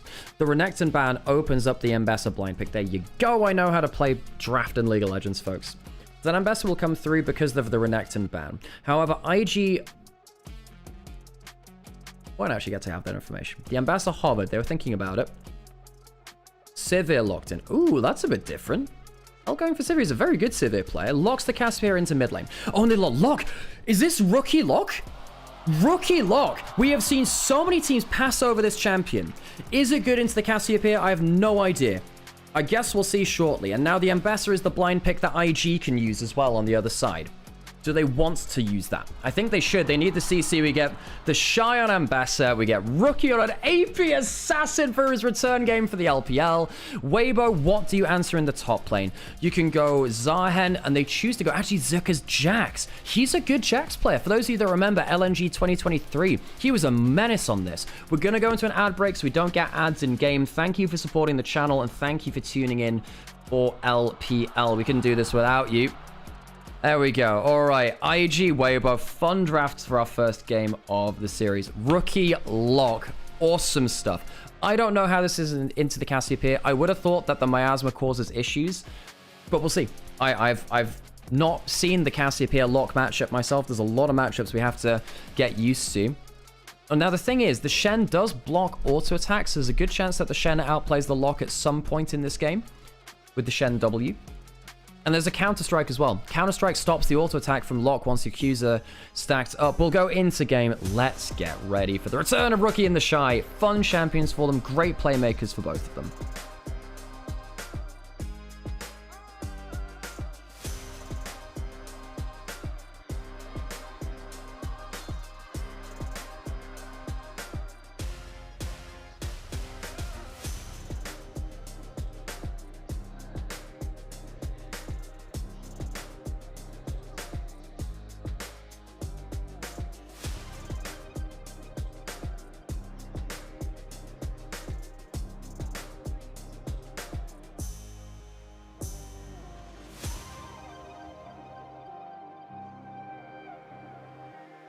Okay, let's get into the rift. We are going to have some very loud gyros here. Let's get ready for our first game of Series 2 of the day. Whoa, it's loud.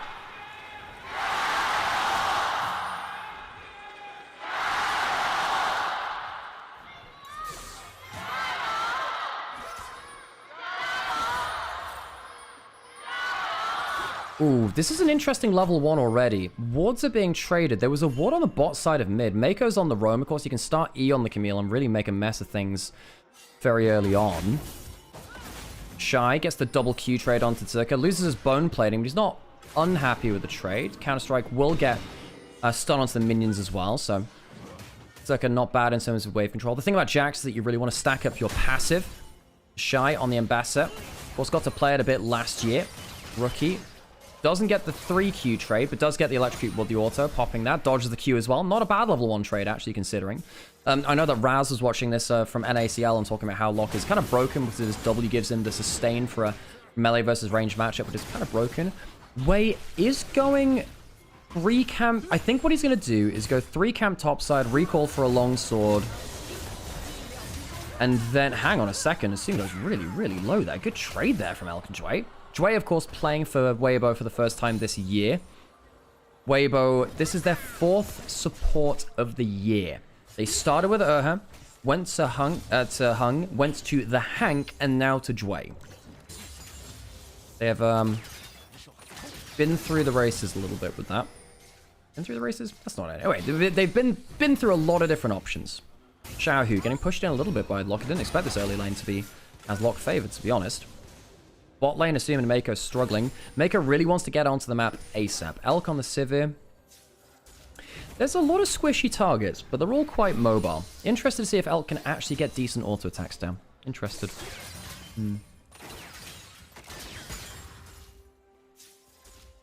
I like how Mako's on the Invictus Gaming Camille skin as well. I know a lot of people love those skins.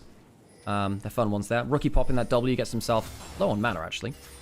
Slight CS lead. Happy with that for now. Recalling for his first back of the game. Interested what his item build is too. Lich Bane tends to be very cool. We've seen a bit of Protobell. JJ spotted heading towards the bot side jungle. Wei is in the area. Scuttle Crab has not been fought over yet. There is a longsword in Wei's inventory. Oh, we have Wei versus Jway. You're kidding me.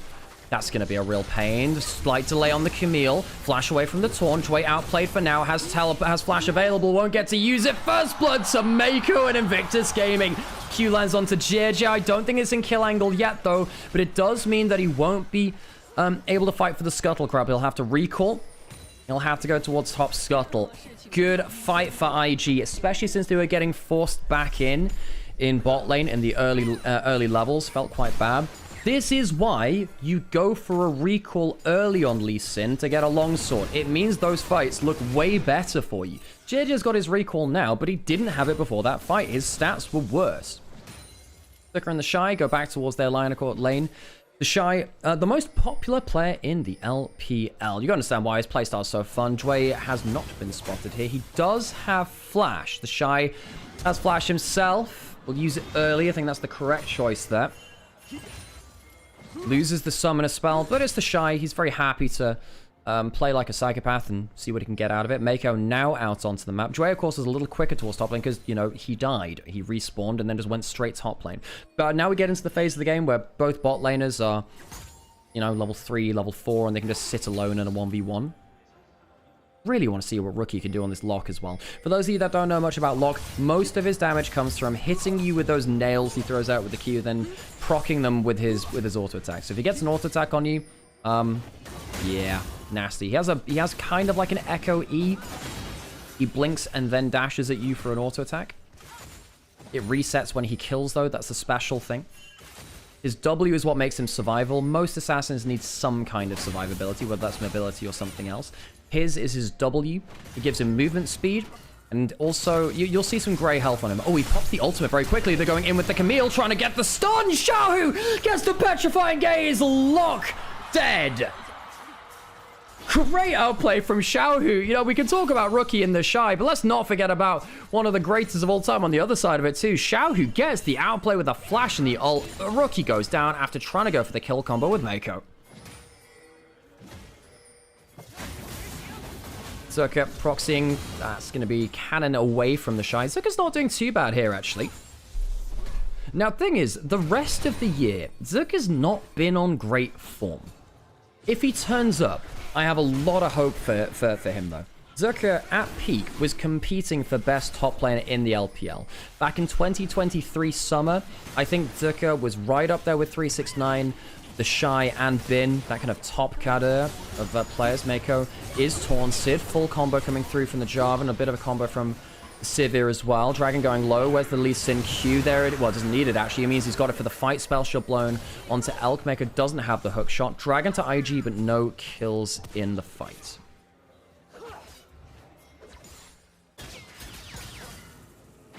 So what happened here? He hit level 6 early, and then went in for the E, and he just goes straight into Cassiopeia. I think maybe he thought Xiaohu wouldn't hit level 6 at the same time. I don't think that's true, Ghost. I don't think that's true. I think there are some other bad matchups for Lock.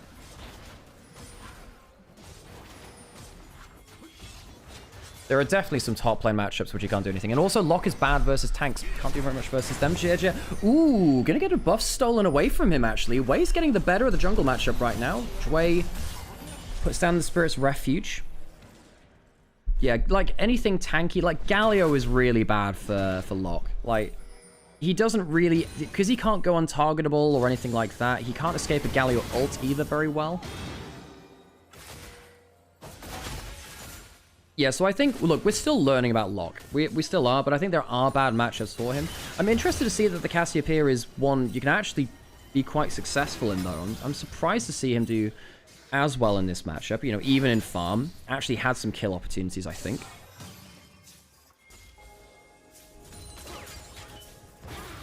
Wei's going to go back. Wei has a big farm advantage, folks. And the Lee Sin, if they get significantly far ahead of the Jarvan, can just threaten to one-shot. Full rotation used by TheShy, not going to be stunned up by the counter-strike. I actually think the Jax is pretty big in this game.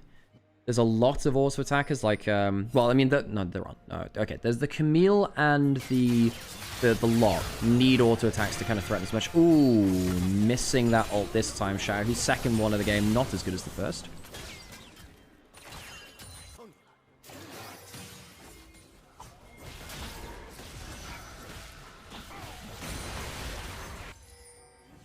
TheShy gets himself the first plate of the game. Blew that flash once earlier. Ooh, not bad trade there either, actually. Right. Ooh, potential dive onto Zerka. Has ult, has flash. I believe he has counter-strike as well. Here comes Wei. Kick into the wall! No counterplay there. Ignite takes the kill. Pretty sure there. No, Sam Beswich gets it. Okay, so TheShy, welcome back. First kill of the game. The top lane go to the LPL. Assume. Gonna get dove on the other side. I think he's dead here. Just Satchel out of the Cataclysm. Flashes for no avail. Look, Assume was really good last split. Didn't feel like much was there, though. Rookie putting on the W. Gets himself the extra move speed. He wanted to see if he could find GEG. Couldn't do so. We'll go bot side. He's going to pick up the mid lane wave, then. I guess it'll just be Assume teleporting back in. Plate there for a Xiaohu.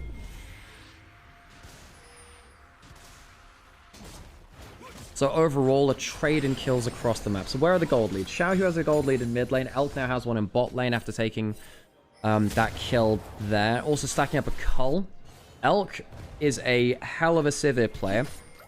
And even when Weibo was not looking good, he was very strong on the Sivir. When Weibo wasn't looking good. It's been one of his best champions. Allows him to hypercarry very well. Rookie will go to plate bot side. Takes some gold back in the individual matchup.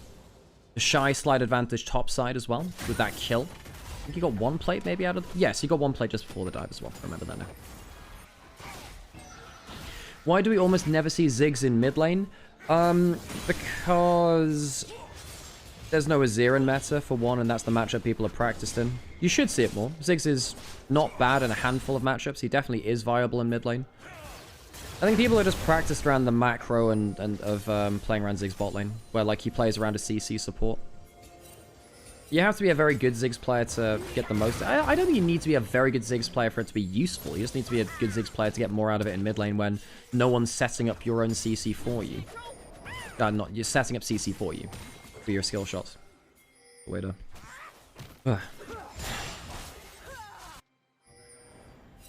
No, Ghost, I'm not gonna lie. Locke does lose versus Galio pretty hard. Nah. Look, I think it's quite bold to say that Locke only has 2 losing matchups in the game. I think that the Galio is... I get that Riven and Akali are really bad. I do understand that, but... I think that Galio is pretty bad. Hang on, Elk does have Spell Shield. Here comes the Shen in onto the Sivir. The shield comes through. Wei does have Q on target. Here comes Dway, though. Maker might have gone too far. The Zigzag used to disengage. A kick for that as well. Here comes the Q. Wei is strong on the Lee Sin with the Eclipse, but it's not strong enough. The dunk comes through, and GEG turns the damage around. Assume is not strong enough, and it's a double to GEG after losing the early game jungle matchup. Screams back into life. That was too far on Elk. They had the Shen ult. You didn't have either of your solo laners teleporting in. And Wei has a very bursty build with the Eclipse, but it's actually not nearly as tanky as the Sundered Sky. You would expect the farm advantage Lee Sin coming in with first item to be much more strong. You do have first item to no first item. You would expect this to be a one play. And yet, it doesn't work out like that. He spell shields the Hextech Ultimatum. Really good discipline from Elk. Spell shielding the Hextech Ultimatum means that he's not going to be locked in place and can actually retreat. Go back with the Shen's shield. That was nice from Elk. Very nice from him. Jie gets a really good combo in there. Teleport from Xiaohu, a little bit decorative, but I suppose it would have meant that if there were any teleports from Rookie and TheShy, they would have had it answered.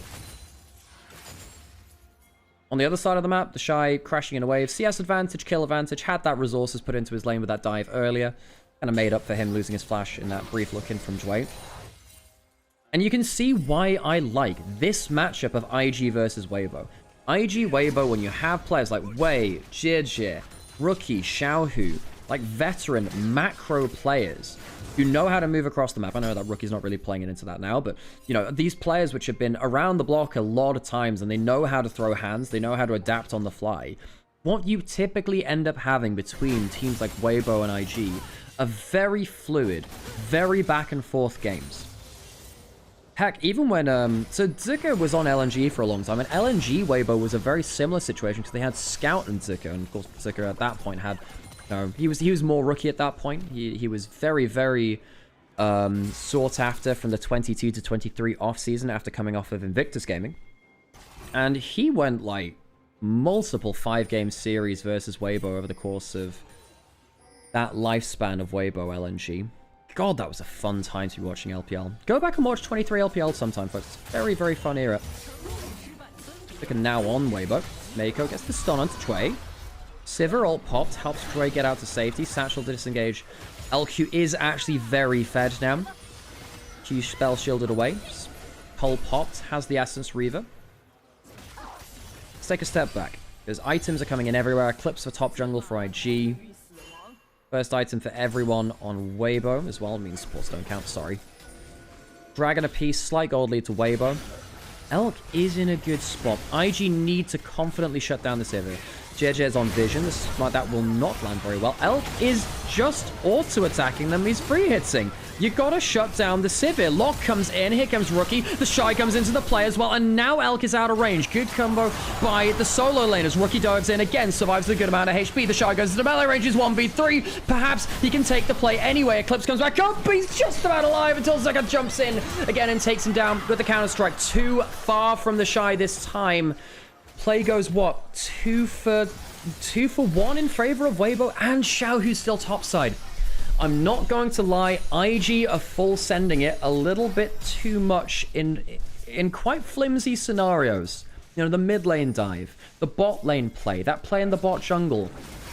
They're not quite calculating these plays well enough.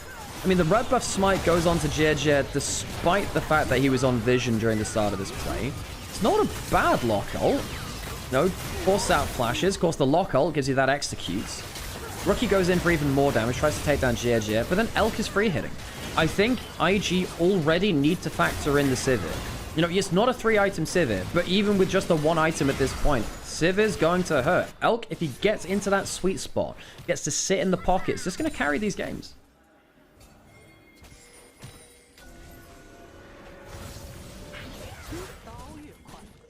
So now Weibo have a 2,000 gold lead. The goal for IG must be shut down the Sivir. Or at least make her irrelevant. Fight outside of her range. They almost did that, but then they re-engage and gave the extra kill over. Jue does have flash, has locket, has stand united, gets the flash torn on to the Lee Sin. Yeah, that's why the Shen's good at that snap engage. Great pick by Weibo. Get themselves the Herald, get themselves the kill. Weibo playing well around these snap picks. I think they're calculating what they can bite off a little bit better than IG. IG going a little bit too ham right now. And now the problem is, IG are now down just a lot of gold. Now, I remember in 2025, even in summer, there were a couple of issues with them in early game where things would go wrong and they'd be like, well, okay, their early game's bad, and even in this year, right? Early game was bad, but if they made it to mid-late game, things would look better for them. Once again, IG's early game is not... It's not screaming sharp, well calculated. They're biting off an awful lot. Rookie's gone for the first item Protobelt, by the way. I'm not sure I love that on the lock, but a lot of them are going for it.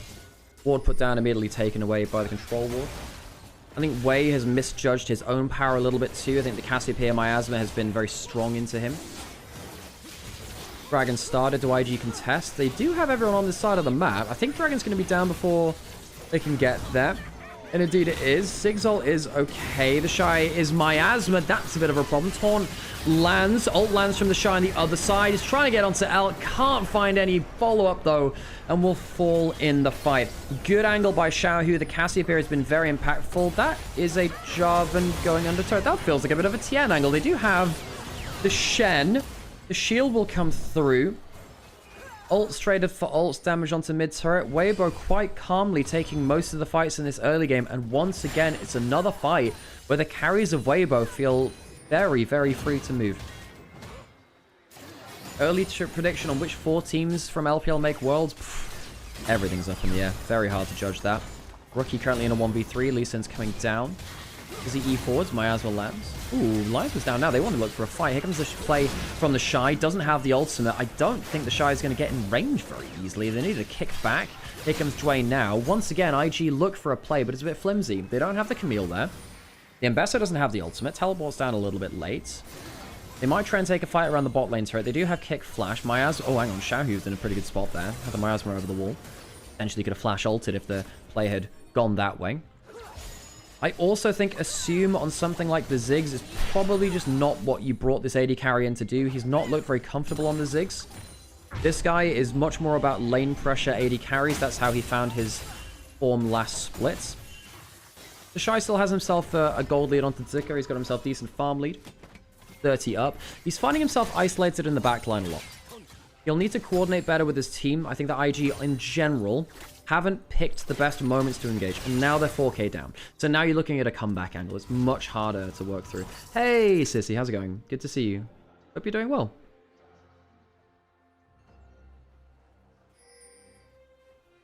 Wait, Cadril blamed that death on TheShy and everyone else? Look, Cadril is a huge TheShy fan. He is allowed to be a huge TheShy fan. I'm not going to begrudge him that. However, he is lying to you. That one was look, TheShy was not connected well. Now, I understand he's looking for a big play. Hang on, they're looking into JJ. He's on vision. Doesn't get a kick flash. Spots him on the sweeper. Gets the Q over the wall. Gets the kick back. The EQ lands. He doesn't have flash. Here come the carries, though. L gets into the sweet spot again. Not bad Ziggs. Ult, that's going to be the ult used by Locke there to get himself the reset. Rookie can get out with the E. Reset there. As we were saying that, Xiaohu, can he get in range for a Q? Doesn't hit it for the move speed. Ult gets the slow instead. Rookie is alone. Here comes Mako. E over the wall. Gets a little bit of damage down, but, well, Elk will kill him off on the back end of the fight. 1 for 1? Question mark? Yeah, 1 for 1. Rookie goes down, JJ goes down, but Rookie does get a stack towards his ult.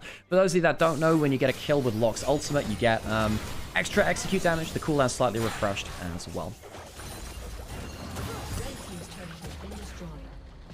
Okay, Assume 2 items, 2k down though. We're almost at a 3-item severe win condition already. Everyone was roaming towards this player. JJ was on vision for a long time, manages to time the EQ so he's not quite in range. I mean, Mako still gets to play, but when I'm looking at these fights, the more I think you're not damaging the carries. When you're this far behind, I don't think you can afford to go onto the front line anymore. They don't kill the Jarvan quick enough. El gets into position. Xiaohu gets into position. The Sivir and the Cassiopeia, the damage threats, end full HP. If they end a fight at full HP, something's gone horribly wrong. I think IG, they full sent a couple of early fights a little too far. I think Xiaohu and Elk have been playing magnificently this game so far. Great to see again. Not just Rookie and TheShy, but all of these players take to the Rift together. You know, enjoy these games, folks. These players are a gift. Smite missed by Wei. Comboed onto. They get onto Elk this time. Where is the follow-up? The Sivir has to die. Rookie gets the kill. Okay, that's better. Kill the damn carry. It'll look better for you. Weibo lose a kill onto the carry for the first time in this game. Rookie, you need to pick that up, buddy. There you go. Cool. You pick up that little totem thing, the Spirit Idol. And that's after you get the kill. And you get some extra bonuses. Nice there from Locke. Even in gold now. And if Locke can assassinate the backline alongside the Ambassador, this is still playable for IG. IG also get the Dragon. Oh, no, sorry, they don't. That's coming up in 20 seconds, so I'm lying to you. But they do have 1 Dragon to 2. They do need to make sure the next one doesn't go down. TheShy's ultimate did just use it in top lane. Teleport now coming in from Locke. I think TheShy needed to, I mean, if he gets the solo kill, it's worth it. But because he doesn't, it's a bit rough. I understand looking for it. It's a good proto belt. If he'd forced the flash out of Xiaohu, maybe even worth it. Now, Ambassador teleporting in. Dragon started. Sivir coming back out onto the map. Doesn't have flash for this fight. Has ult in a few seconds. JJ's smite key's been really good, I tell you. Of course, JJ playing against his old team was IG's jungler for part of 2025. Xiaohu trying to get that miasma down. Split fight right now, looking for the smite on the dragon. Is won by Lee Sin this time. Sucker into the backline. Double stun. Good from the Jax. They're likely going to get a kill at the start of this. Wei goes down very easily. TheShy in an isolated matchup. Rookie eating out. Well, not to safety because there's still a cataclysm. The ult goes down. Is it enough? I'm not sure it is. Rookie goes down as Xiaohu stands and fight. And Weibo just have the extra stats. They're following up better. They're comboing easier. I think JJ on the Jarvan is having a great game to set up. And this time, Zucker also enters the play. Great stun to start off the fight. IG... Look, I understand what TheShy was looking for with the ult topside. I wonder whether he should have saved it for the fight. Look, if he'd gotten the solo kill topside, we wouldn't be complaining about it. But that was the risk he took. Baron likely over to Weibo now. Realistically, I think this game was so much harder for IG once they misjudged their early fights. Wei got that kick out of the pit onto JJ, tried to stop the combo of the immediate engage. Zucker gets a great stun here. They can't start, they can't split in time. And Rookie can't get the assassination. No, Rookie does not want to be against the Jarvan. He wants to be against the Sivir, even though the Sivir's strong. You want to be against the Squishies, and the Jarvan's a little bit too tanky for him, I think, at this point in time. Quite worried about the combo play from IG. Doesn't look like it's landing very cleanly. Weibo looks sharp, though. I think Jue's been more than fine for his first game here for Weibo. Of course, again, 4th support of the year from Weibo. And this is why, look, coming into today, I did think that IG were favorites. But Weibo have a lot of class players. They have a lot of players who are very versatile and very, well, inconsistent. It's another way to put it, too. They'll be up, they'll be down. They have peaks and troughs all the time. I never feel comfortable saying that Weibo can't win a game. I think they can win weirdly against any team. It's just how many times in a blue moon will you see it? Look, I'm putting up that counter strike. Tower going down. Baron buff push coming through. Wei does have flash going on to Jue right now. Very confusing name value there. Mako flashing away. That's a 4-man dunk from Jarvan. And Bessa gets out of the Cataclysm. Does an ult onto the back from the Ziggs. But JJ's done the damage. Wonderful Jarvan team fight. JJ dunking home against his old team in Invictus Gaming. Weibo, it's been a pretty dominant game one.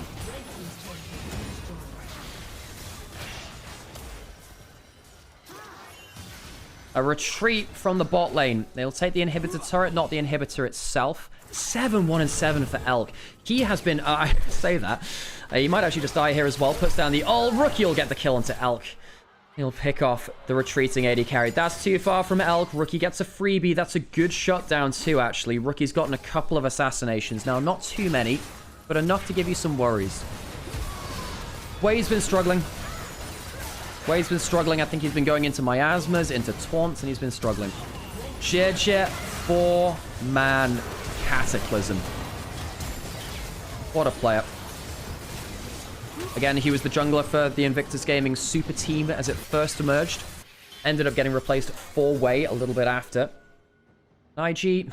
The thing is, I actually thought that JJ was pretty good on that roster, but clearly something broke, something broke in that team. Dragon now in 1.5 minutes. 6.5k up for Weibo.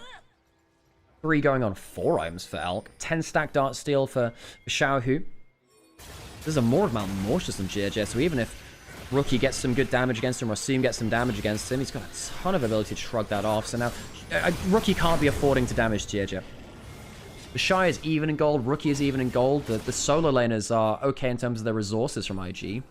I think that they've just stylistically picked the wrong fights, and I don't think they've comboed up effectively. Good ward there to protect the top side of the map. They spot the roam up there. Xiaohu taking the Scuttle Crab. He should have known this, right? Hang on a second. Xiaohu does a little bit far, isn't it? Forces the flash out of him. He was trying to cheat the Scuttle Crab. I believe he saw the roam towards top side. Perhaps not.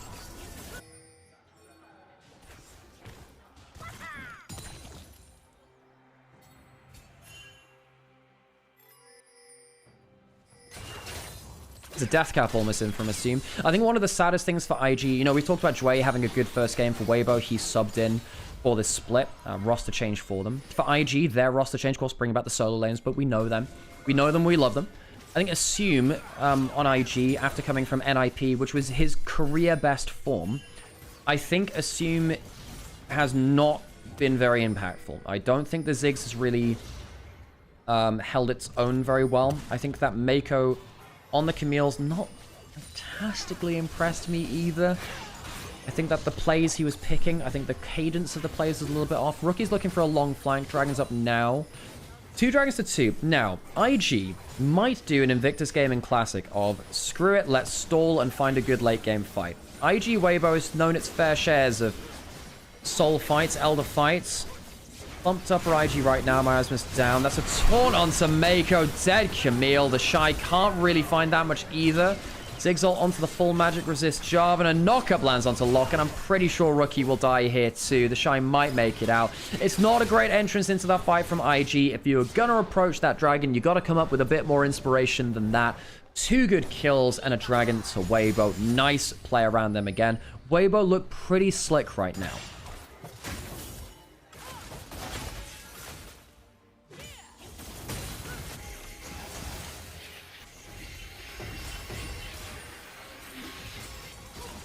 You know, teleport back on onto the map. There's a Baron up in a minute. IG have not been able to kill the carries. The other side of it, Weibo have protected their carries really well. I think player of the game for me is between Elk and GENG, although there is a shout out to Dway. I think he's been remarkably impactful. I think GENG probably has to be the player of the game, though. I think his smite fights have been good. I think his team fight impact has been superb. And I think that the carries have enjoyed their position in this game because of GENG.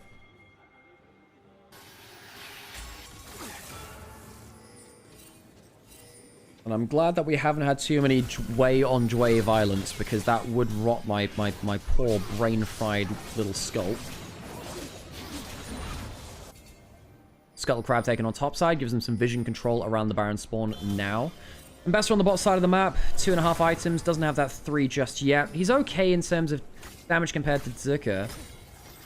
I don't think the Ambassador has the damage to carry a team fight against these carries right now. Do you need the 3 items? I think you do, and the Black Cleaver's not bursty enough against these carries.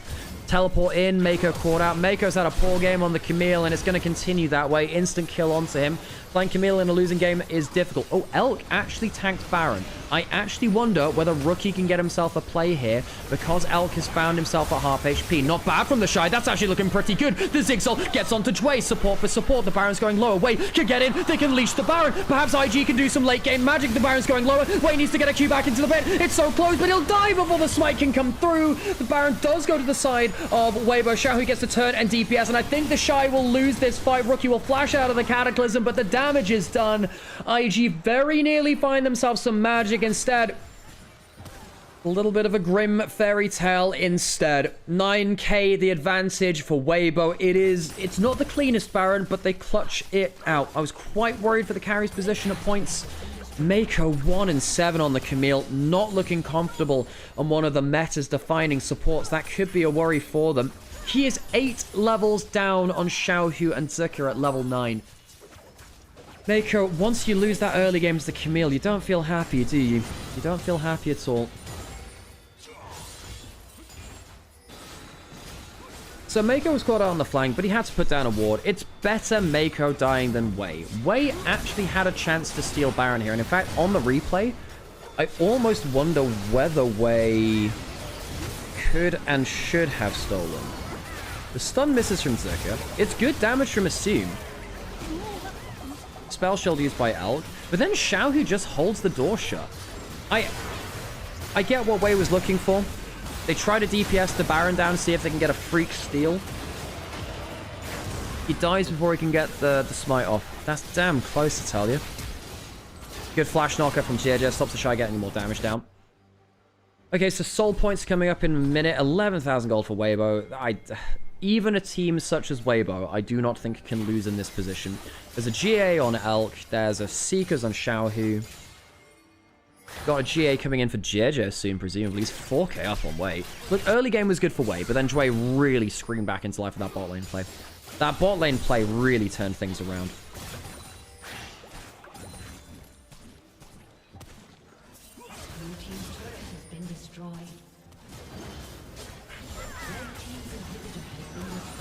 Jump forwards for a stun onto Mako. Flash from Miasma. Satchel's already used. Xiaohu, great play from him as the Shen's on his back as well, riding the snake into battle. Weibo, I think they're done with this game. They find they're engaged, and IG's glorious return is somewhat tarnished. Rookie and TheShy not able to make the difference. IG out-skirmished, out-team fought. Weibo take game 1 confidently at that too.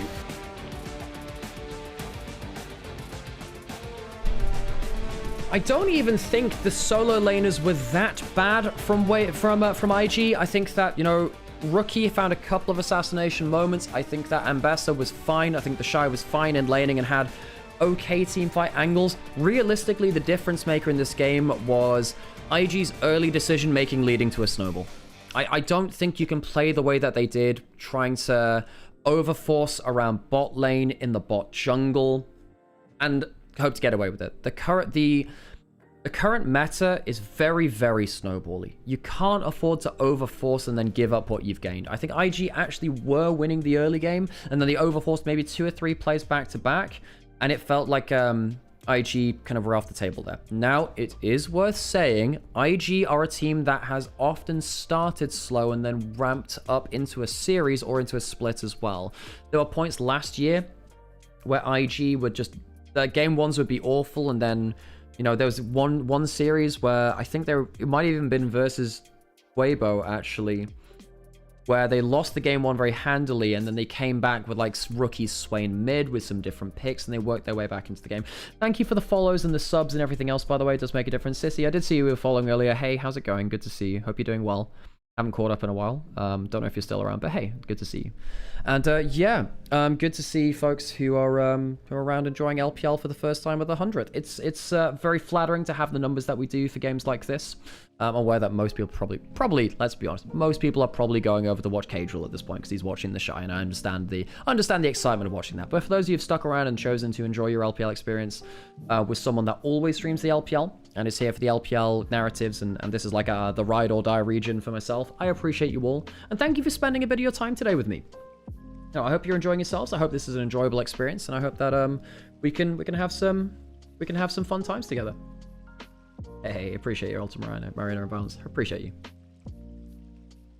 Why would I go somewhere else for the LPL? This is the official LPL broadcast. I wish we had an official LPL broadcast. He thinks IG are better than Weibo. Look, the thing is, I can understand on paper why you would favor IG, but I've been asked so much about this series this week, and my answer is just don't get too attached. Weibo and IG are some of the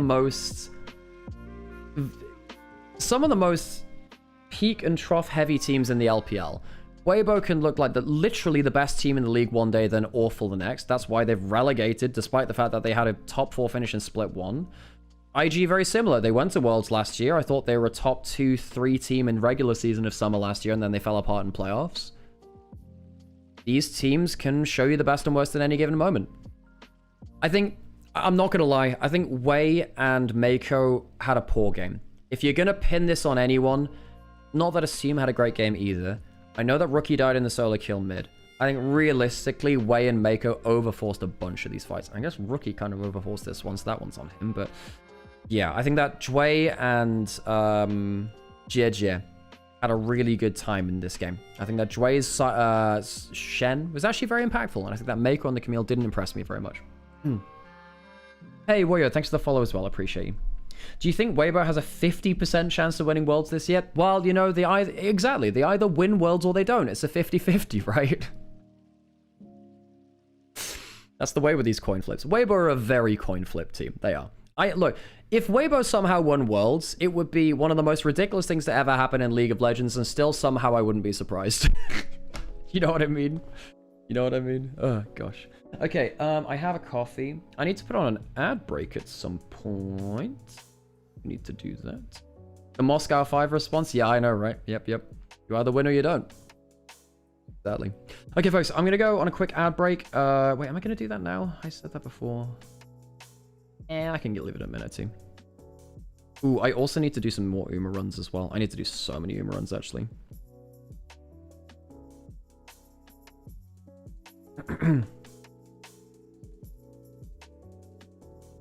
Is anyone else in here perchance an Uma player? How have your Uma runs been going on the new scenario? You're about to burst a vein.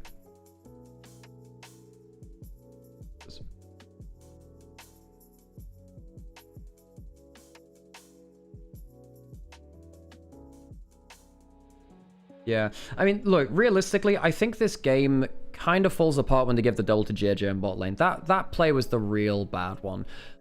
Look, if you're gonna point fingers, it's on Mako. I actually don't think either solo laner from IG played that bad. I think that the draft was quite unforgiving. When you're behind, you have to snowball early. They didn't judge the early game fights well, they lost.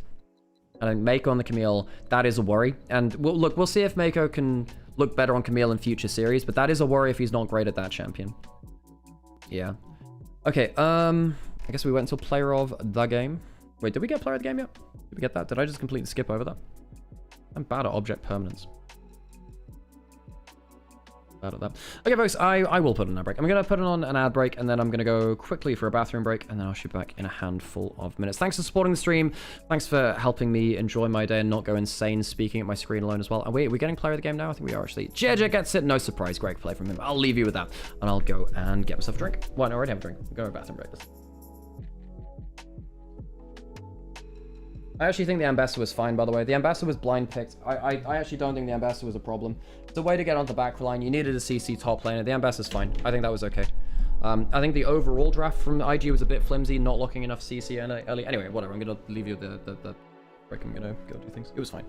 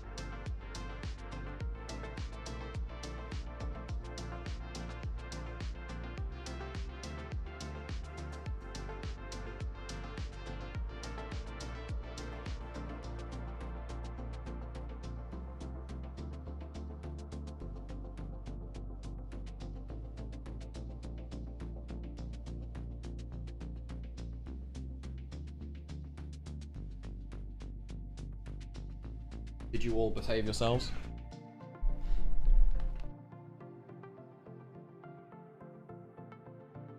Look, guys, I'm not gonna lie. Look, I'm actually somewhat aligned with the TheShy believers in this one. I actually don't think this draft is on him. I think that TheShy, look, the Ambassador can't. The Ambassador needs to be in an aggressive position to follow up on the plays. Realistically, if you're not blaming this game on either just draft or jungle support for IG, I think you're mistaken. I think that the solo laners of IG have to play very aggressively to get into position and to try and get on the backline. This is pretty much on jungles. Look, I still think that IG can win with this draft, but they have to snowball. As soon as you pick the early fights, then lose, then you're screwed. It's not a great draft. I think if you fall behind, it's unplayable. We've seen that. I think that they locked in quite a low amount of CC. But if they didn't throw that fight in, throw extra kills in like the bot jungle and the bot lane fight, I think it would have been a lot better. Yeah. I think that actually TheShy played more than fine in lane. I think his team fights are a bit meh, but again, I think you are forced into positioning aggressively. And I'm trying not to be like too cope heavy, but you are forced to position aggressively to get the most out of the draft. You kind of have to, right? But once you lose those 2 early fights, it's kind of just lights out, you know? Oh yeah, someone asked earlier, who do you think the 4 teams going to Worlds from LPL are? Well, BLG still will. They've got too many championship points that they basically can't not go. I can see a world where JDG crash and burn or don't react to the meta, but they're still likely to. Top Esports. Champion points aren't great from Split 1, but they're good from Split 2. I expect Top Esports to make it, just because they'll do regionally. Top Esports probably will make it, so it's probably BLG Top Esports.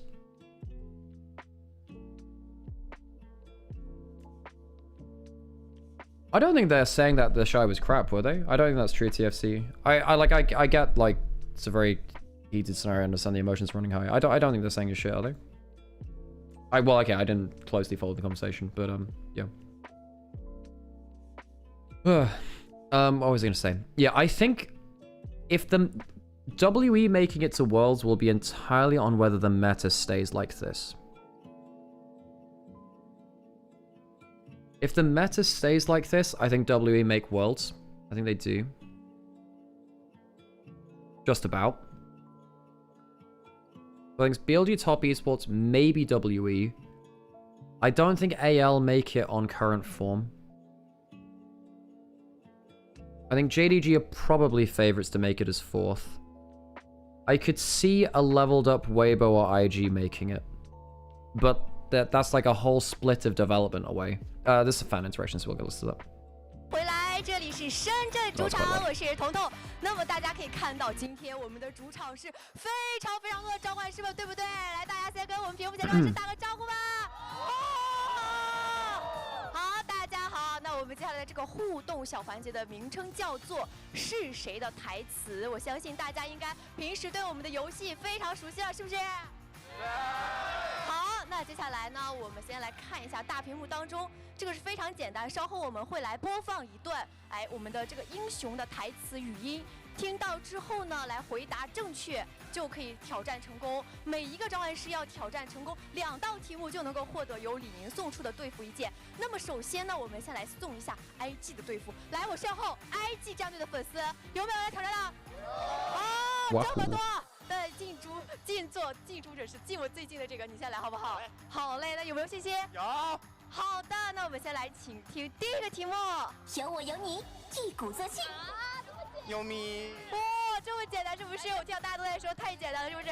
恭喜你，这第一个题非常轻松的拿捏了。那我们来看下一个题目，你能不能，会不会考到你呢？来，请听题。我绝对不能倒下。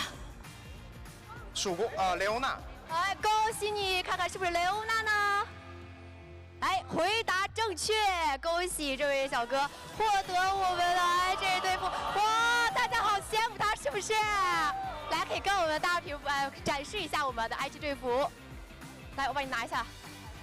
再次感谢李宁为我们送出的 IG 队服一件，非常帅气，对不对？好，那下次比赛可以直接穿上我们的 IG 队服来观赛。好，那 WBG 的粉丝不甘示弱，来，这位小姐姐抢答很快，来。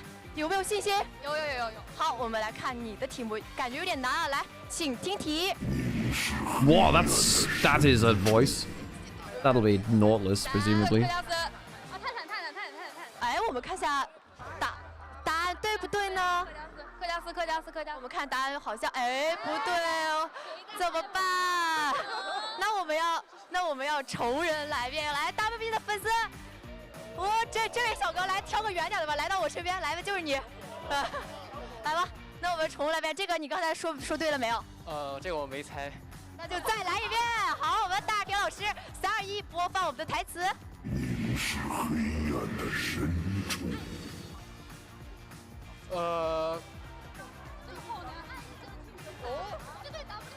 这个。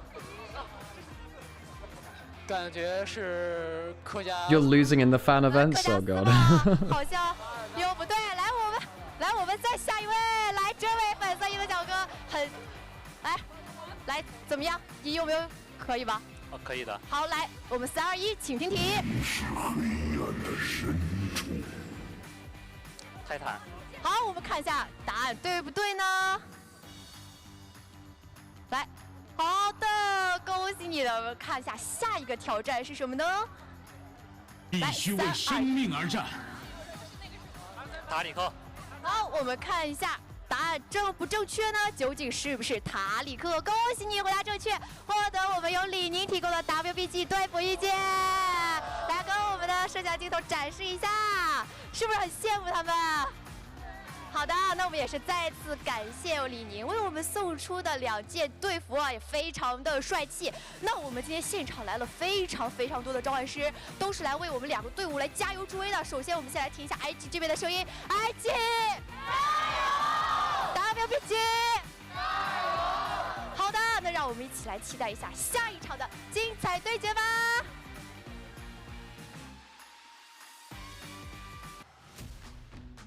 Well, nice to see some of the fan interaction then. Okay, I have enough coffee for the next game. Now, question is, what do IG do to bounce back from this? I really think they need to look at jungle support. I think jungle support was not on great form in game 1. I don't think that they picked the right fights. And as a team, I don't think IG understood when to stop forcing a play. I don't think they picked the right plays, and when they were in a play, I think there were more times they should have just taken 1 kill and backed out. I think that Wei started the game well, and then later on, he was jumping into Jarvan CC, Cassiopeia, couldn't get onto the carries. I think that Ambessa was fine. I think that Locke was fine. The solo kill wasn't great in mid lane. It wasn't close, but it wasn't great. But yeah, I think that IG need to get a jungle support which is more confidently played by IG. I think that Lee Sin Camille is a good combo for this meta. I think that IG ended up having quite a low CC composition. That's why I was like, well, even though you see the Cassiopeia, I almost wondered if they should have gone for the Rise, even though it's a self-lane counter, because it provides CC for the composition. Which would have hopefully given themselves a little bit more room to play around, you know, those skirmishes with more consistent skill shots being landed. I also don't love the fact that Assume had to be on something like the Ziggs. I don't think it's great for Ziggs. For Assume. Assume is much more of a lane dominance player. Much more of a lane dominance to my mind. I don't really want to see him on mages if I can help it. I know it's the meta. I just don't really want to see him on mages, I don't think. The Jaculov Kaiser shirt is sweet. They've been advertising it all week. It looks very cool.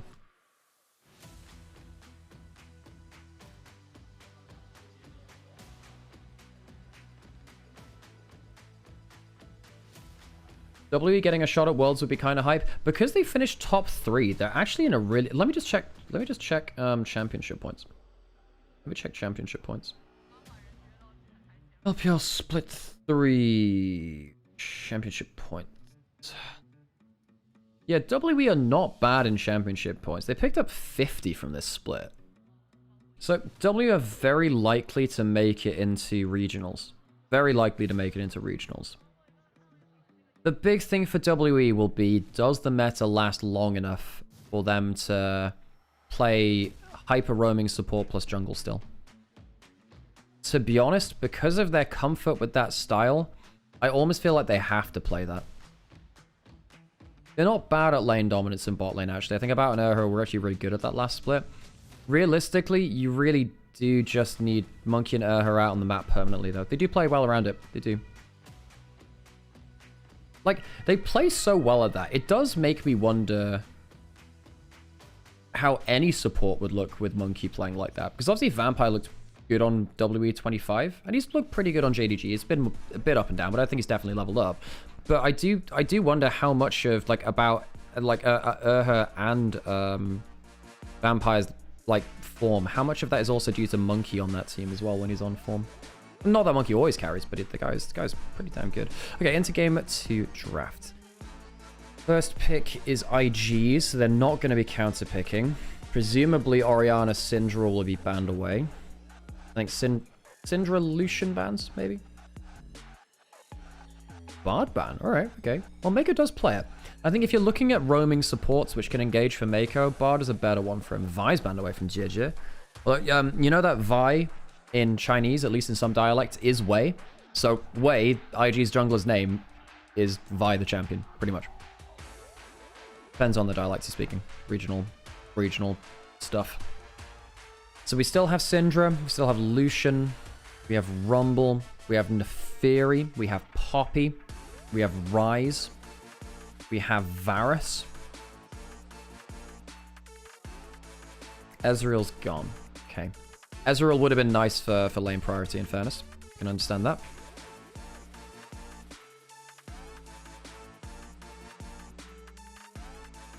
One second, folks.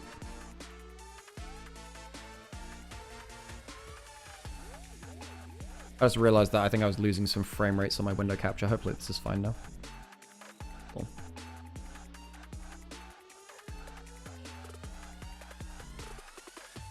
Rumble is open as well. So we mentioned about 7 or 8 power picks there. The Ryze is first picked. Now the thing is, you can lock Anivia now, I think. Because Weibo... No, Anivia doesn't like playing into a mobile carry. Now, the thing with Anivia is not enough to just counter Ryze. You need to counter Ryze plus another melee or 2 on the other team. Jace would outrange. The problem is... Xiaohu could go Talia.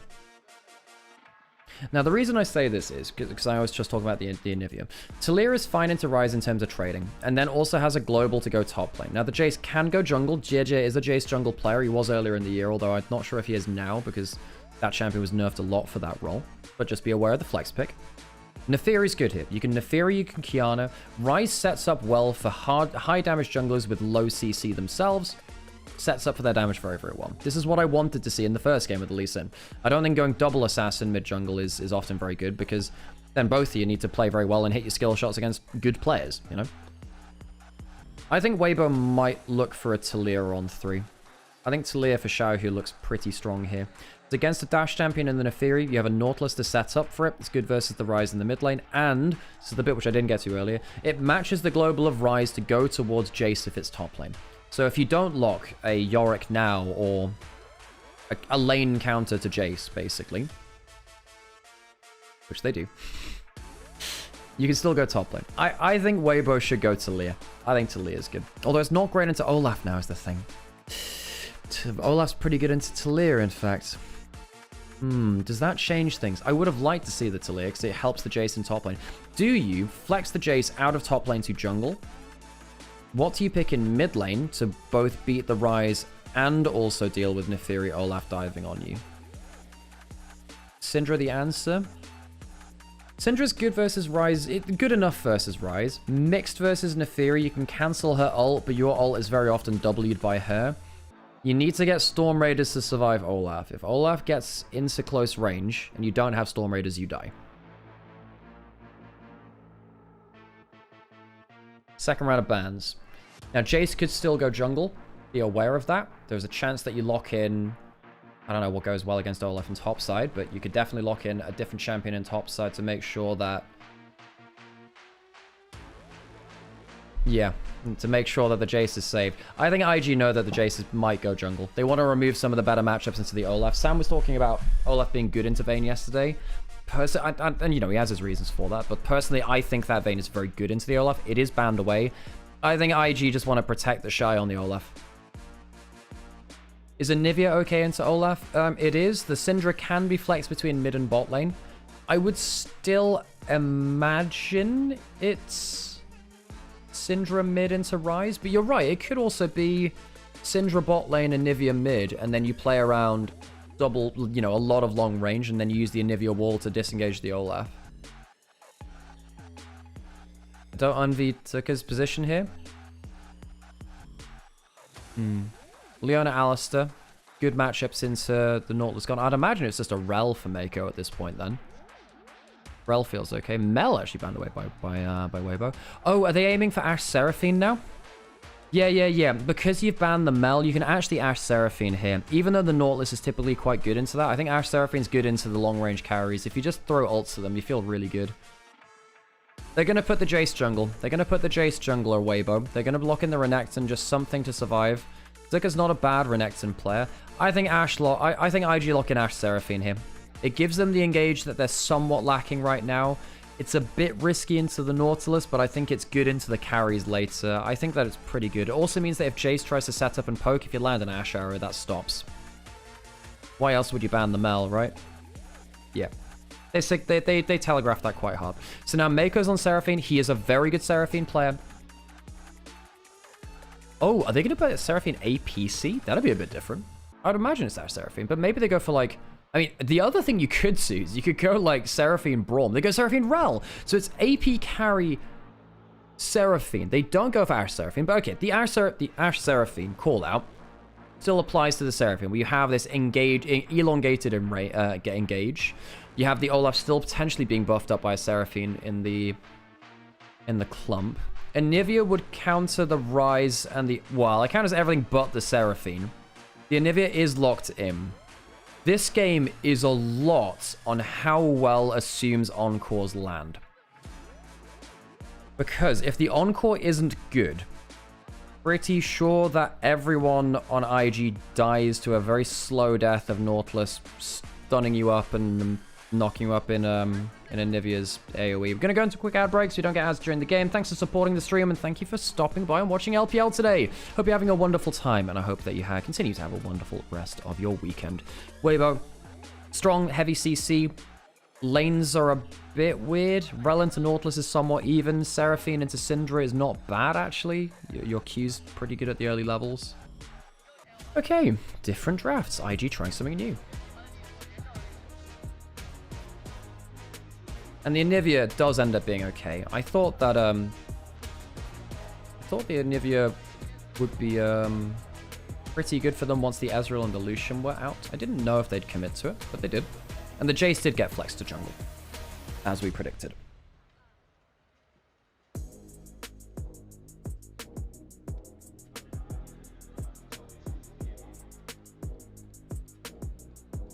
I feel like Anivia has to play really well. I'm not sure she does. I think that the Nautilus just CCs people on an Anivia ult, and then the wall just forces Olaf to flash or die, or flash over the wall to engage, and then I'm like, your job's done, buddy. Okay, let's get into the Rift and hit the jars.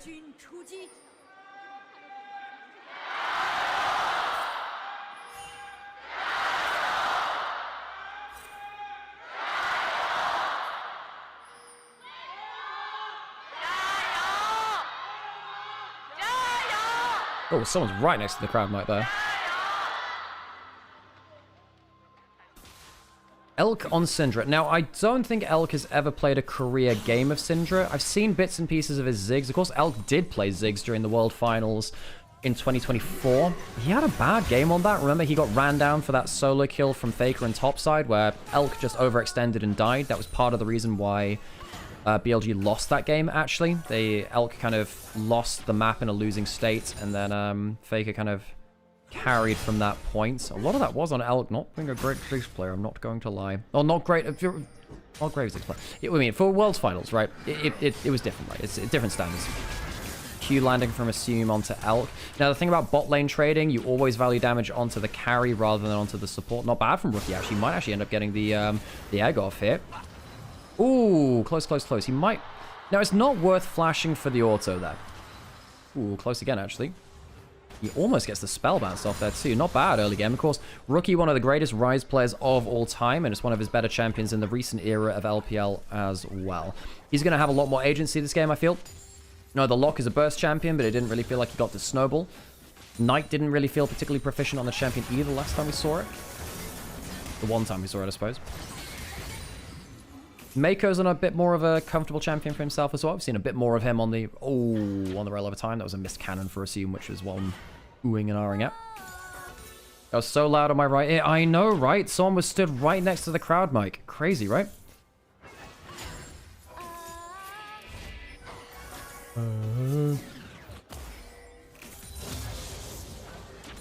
Aren't there rumors of KDA coming back later in the year? But I thought that... Now, the thing is, in those rumors, I'm pretty sure that Seraphine was not included in that. It was just like the original 4, not Seraphine as the guest artist. Interesting. Huge. Ooh, first Q, but not second Q landing onto Elk there. See that the Seraphine, really annoying for wave clear. Your mana is pretty available. Brother has not played Seraphine before.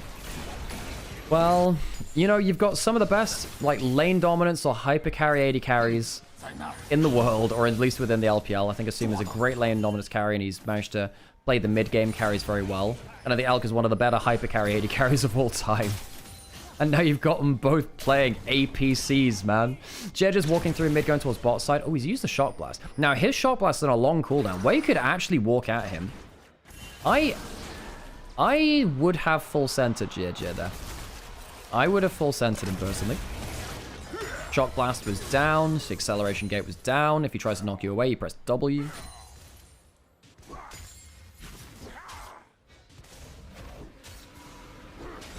I think both supports were on the roam too. I think Rookie could have fought there as well. Tier back for Rookie. I guess Rookie wanted to recall. That's why he didn't fight for it. Oh, I love Jace is just randomly going mid lane and looking for first strike value. It's such a troll way to play. What do you mean my jungler is just hanging out looking for first strike gold off my lane opponent? Hey, whatever. Sometimes it helps. Rookie's got a good CS lead here, though. Almost 10 CS. Does he stop the recall? He does. That's annoying. And because of the Deathfire Touch, it'll leave it. He's even got the Deathfire Touch on a single target spell, so it keeps the Deathfire Touch burning longer, so it means that you can't get a good reset. That's very annoying for Xiao, actually, who also doesn't have teleport. The Egg port from Nivea also might come out in this game. We'll see. TheShy. Slight lane lead right now on the Olaf. Again, the Olaf's going to be in a weird spot. Pretty good against everyone but the Anivia. So if Xiao Hu just walls him off and he doesn't have a good angle, he's going to have to blow flash minimum, which obviously sucks. Not bad from Zikr, actually, considering. Renekton versus Olaf, bit of a weird matchup. Like, you accept that you're not going to win the lane, but you can be better in team fights, and you're just a better utility champion. Looks like two people are roaming topside. Does TheShy see it coming? Does have level 6, does have Ghost, and might be forced to blow either of them, actually. Does he kill Zikr first? He actually flashes and goes really early. TheShy has died too many times for him to be falling to this again now.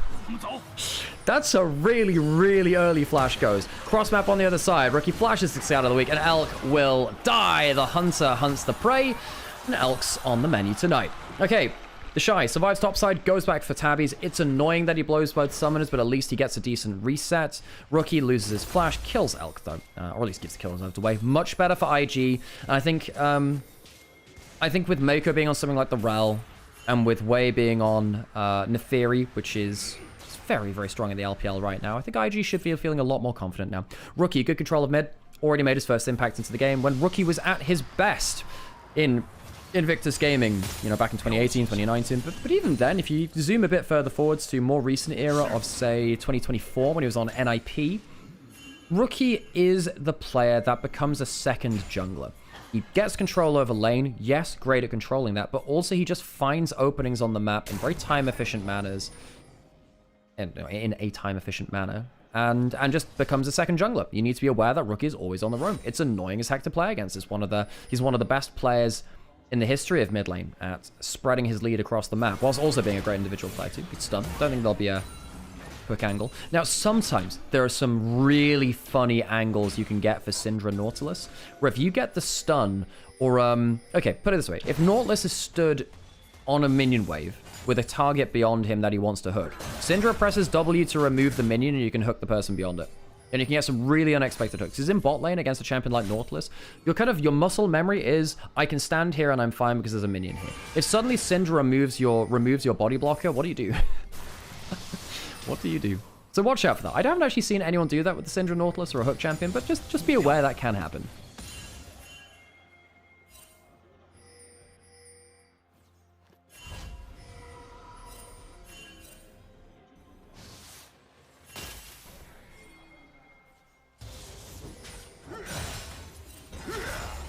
What? Why is that going across the screen? Nani? Oh, I just realized now it's because the type of window capture I have. That'll be why. My bad. 300? What? Okay, I'll keep that in mind. I think basically, at the cost of having better FPS on the stream, I now need to not mouse over onto that. Worth noting. Okay, so the CS lead in top lane is now even because TheShy had to back at a bit of an awkward spot. Zucker managed to keep the wave in a good spot for himself, and TheShy couldn't push his advantage. Going towards Grubs now. Dragon is also available, but no one's headed towards it just yet. Assume does have level 6 because he is a bot lane carry rather than a support. He's got a bit more extra XP. Dwayne misses the hook there. Rune Prison onto Xiao, who could damage from Rookie. Pops the Ghost, actually, to potentially dodge out some skill shots while Wei takes the Grubs. First one goes down, still has Smite. Should be at least 2 with a Smite available. Not sure they can force for 3. Assume could potentially flash ult here. Mako also has 6. Both support... No, not both supports. Wei doesn't have the ultimate. That could be big. Wei keeps himself with his Smite, actually, so they get all 3 Grubs. I'm surprised at that. Weibo kind of just playing some Safari League of Legends, waiting to see the wildlife, not doing much else. That's a realm up into the backline, but he gets stunned, though, by Xiao, who the encore's not great from Assume, and I think the Scout of the Week will take down Mako. It's a 1-for-1. JJ jumps in. Wei still has his ultimate available. Xiao, who gets the Q on target. Good damage onto Neferi there. Has Flash, dies to the Shock Blast, though. A little late there from Wei. Perhaps had to Flash and then E away. Difficult to tell, though. Xiao, who... Very good play from him on the Anivia. Gets the stun to stop the realm up and then gets the play onto Wei. So it ends up being 2-for-1. But the Grubs go to IG. Dominus popped in topside. Tsuzuka is happy to push up and make sure that he can get that tower plate.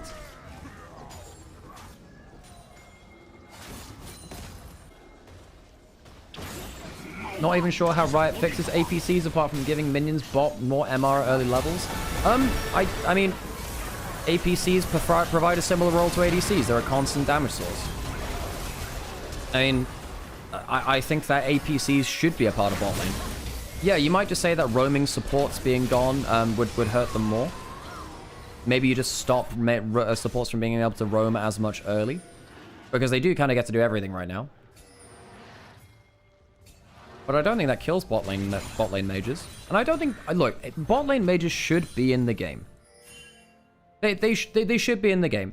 Folks, if you're a marksman player, I hate to say it, every other role in the game has adapted to playing marksman, and most of those roles play them better than bot lane in cases too. You know, we've seen the Vayne, the Kalista, the Lucian top lanes, we've seen the Lucian mid lanes, the Tristana, the Corki mid lanes. We've even seen ADC support. We've seen Kalista, Varus, and Ashe support, you know? It's not bad to learn another style of champion. ADC is the only role in the game where people kick up a hissy fit for having to play a different style of champion on purely arbitrary reasons. Now, is it too far right now in terms of AP bot lanes? Yeah, it is. I understand that. But basically, the problem is, do you want to nerf mages to the point where they're not played in mid lane or anywhere anymore, and that means that ADCs... Or if you buff ADCs, they go into solo lanes. If you nerf mages, yeah. If you nerf mages, then AD carries will go there as well. And then the worst case scenario is you end up nerfing both somehow, and then you get a tank meta, which is the worst possible thing for leagues, is slow and boring. Shock Blast onto mid, flash away actually from that combo. Sure, Rookie playing Yeah, playing quite far up in the lane, trying to make sure that Wei wasn't alone taking the dragon. Objectives in the favor of IG right now, but Weibo have been picking fights better in this series so far. I think they've been mechanically playing their fights a little better. Jia. Ooh, I say that. He's going to get caught out here. Can knock one person away. Can he force the second one away? Crashdown comes through. Kill to Rookie. Way too far forward from Jia. First death of the game to him. Kill goes to Rookie.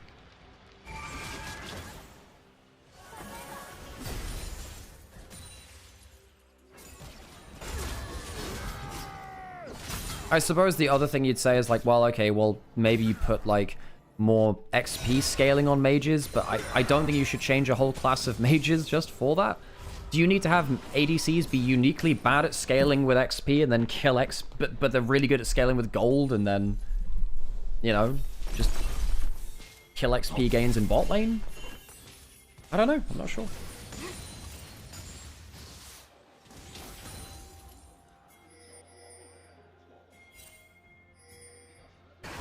So IG have a dragon, gold's even. We talked about the composition being quite hard for Olaf into Anivia, but good into everyone else. Now, TheShy not getting a lane lead is a bit of a worry. Being forced to flash and ghost earlier in the lane, the wave frozen against him for a wave or two kind of undid some of his individual work. I don't love IG's read on playmaking right now. It's okay, but it definitely needs some work. As soon as walking up. Look, Assume knew that someone could be in that bush, but, like, he kind of threw out the token Q, not really expecting anyone to be there. So, flash down. That's not great from Assume. Look, Assume's been fine in his debut, but this is why, you know, when Assume came in for Jatchi, I didn't think it was like this mega change. I thought it was fine. Assume was very good on form last split.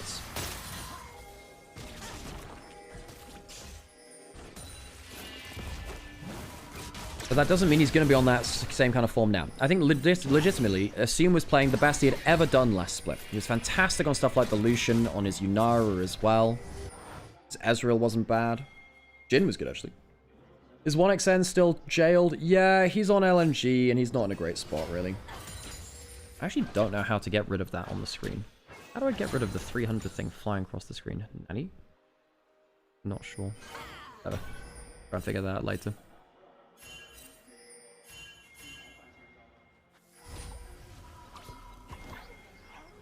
Normally not a problem on this channel.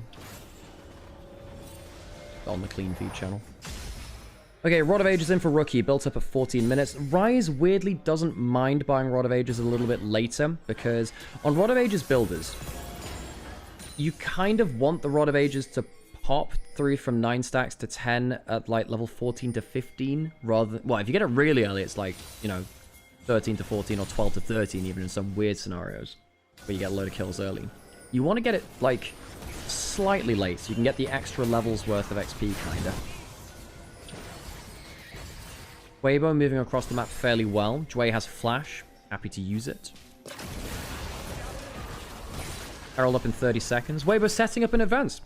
Now, the thing is, back in Split 1, when they had Urha, and they didn't have Hung, and they hadn't just made this horrible roster change decision,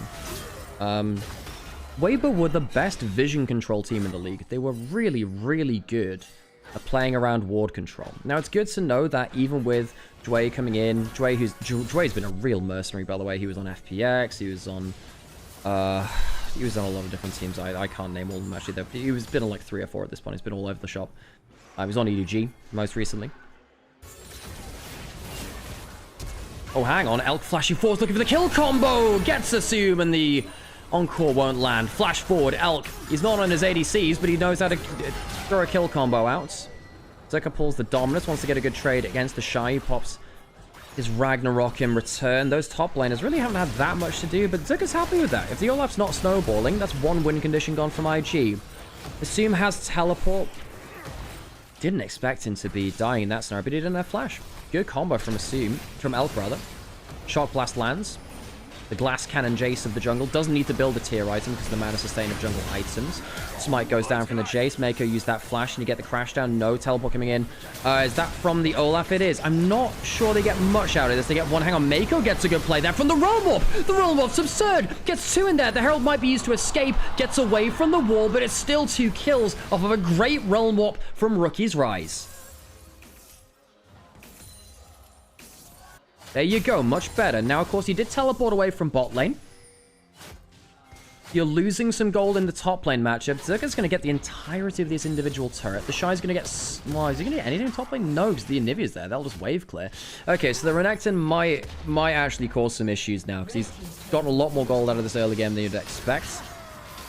Ninja Tabby on there. Olaf don't exactly help him in this matchup.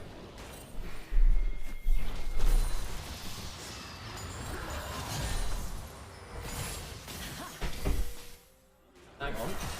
Xiaohu perhaps going to get some help here. TheShy not in a great spot. He's got the Ragnarok. They've got a wall though, and he's going to have to walk his way the hard way around. Pops himself. The ult might just go onto Jway. TheShy looking for a kill combo. Has the ult put onto him. Here comes JJ. The Shock Blast comes in. TheShy very nearly outplays in the 1v2. Goes down. Misreads the map somewhat. Herald top lane. JJ with the extra damage. Close. If TheShy had one summoner there, pretty sure he takes a kill. Jway did have the flash though, so it's quite unlikely for him to follow through on that. TheShy goes down. I'm not gonna lie, that one felt like it was a misread of the map. Perhaps you just think that they're not going to be on that side of the map because of well, Dragon was up on the other side, right? I'm a little bit worried now that the Olaf is gonna be too far behind in gold to do much. Great Realm Warp by Rookie. Great Realm Warp by him. Really solves that equation. At least there's 2 dragons for IG now. Zucker's in a good spot, though. TheShy does have Stride Breaker. Oh, they get there. Dway has Flash. He might have to use it. Does it matter? There's going to be an E over the wall, presumably, from Wayne. No, okay. Very lucky to get out from that one. This is why you pick Rel into Anivia, by the way, so you can actually crash down over the wall as a melee support. Very few champions can do that.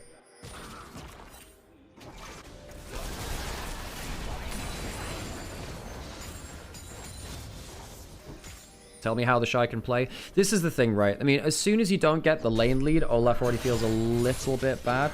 Particularly into... He should never be laning into Anivia. Now, Anivia's doing top of his side as well. He has himself ult. He's in a 1v2. It's a good teleport from Zerka. He's been doubled up in the sideline. Xiaohu does have Flash. It's a good wall. It's a very good wall. What can the Olaf do against the Anivia? Xiaohu outplays TheShy a couple of times in a row.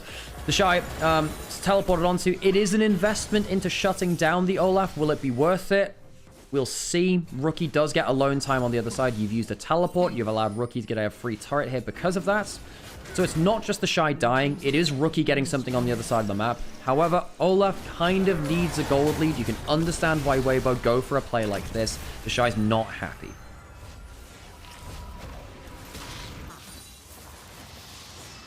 Rookie does get uncontested bot turret. It's okay there. TheShy without a turret to go to. He does need to find a way to stabilize and get some gold, but the Olaf should never be in a situation where he has to stabilize like that. TheShy doesn't have roll quest teleport, of course, long cooldown on that teleport. He does have Encore to throw at someone. Elk currently 2-1. Protobelt helps him escape some skill shots. Dway spotted heading into mid lane. Dway doesn't have Flash. That's Hex Flash. Does a hook the enough safely.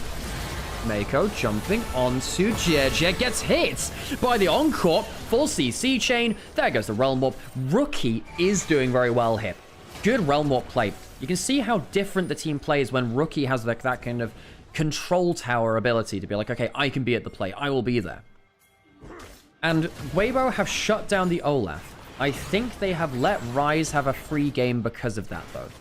Xiaohu is doing well in side lanes, but he's not shutting down the ult. He's not shutting down the Ryze. Zicker in topside has Dominus. Here comes the Ragnarok here. E1, he'll have E2 out as well. The Empowered Q isn't bad. It's ult for ult. Zicker survives the dive. It is basically an ult for ult trade. Forces the Dominus off the table. I suppose it's actually not too bad for IG, because it means that, I think Renekton is the more useful champion right now. Just because he's even in the... He's ahead of the game. And if he has Dominus, he's a bit more of a threat. I think that the Ragnarok Olaf is not really that scary right now. He is it sometimes, but not massively.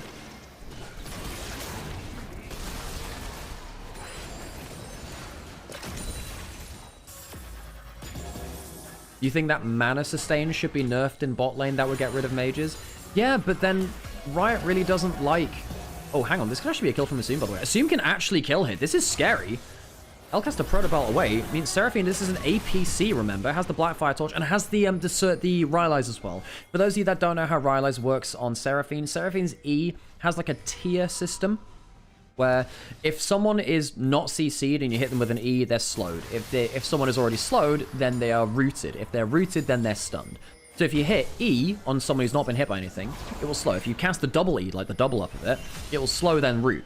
So if you have a Rylise, the slow applies before your E hits, so you can hit someone with a single charge of your E, not doubling it up, and it will still end up being the double value. Now, Assume is going for the Imperial Mandate.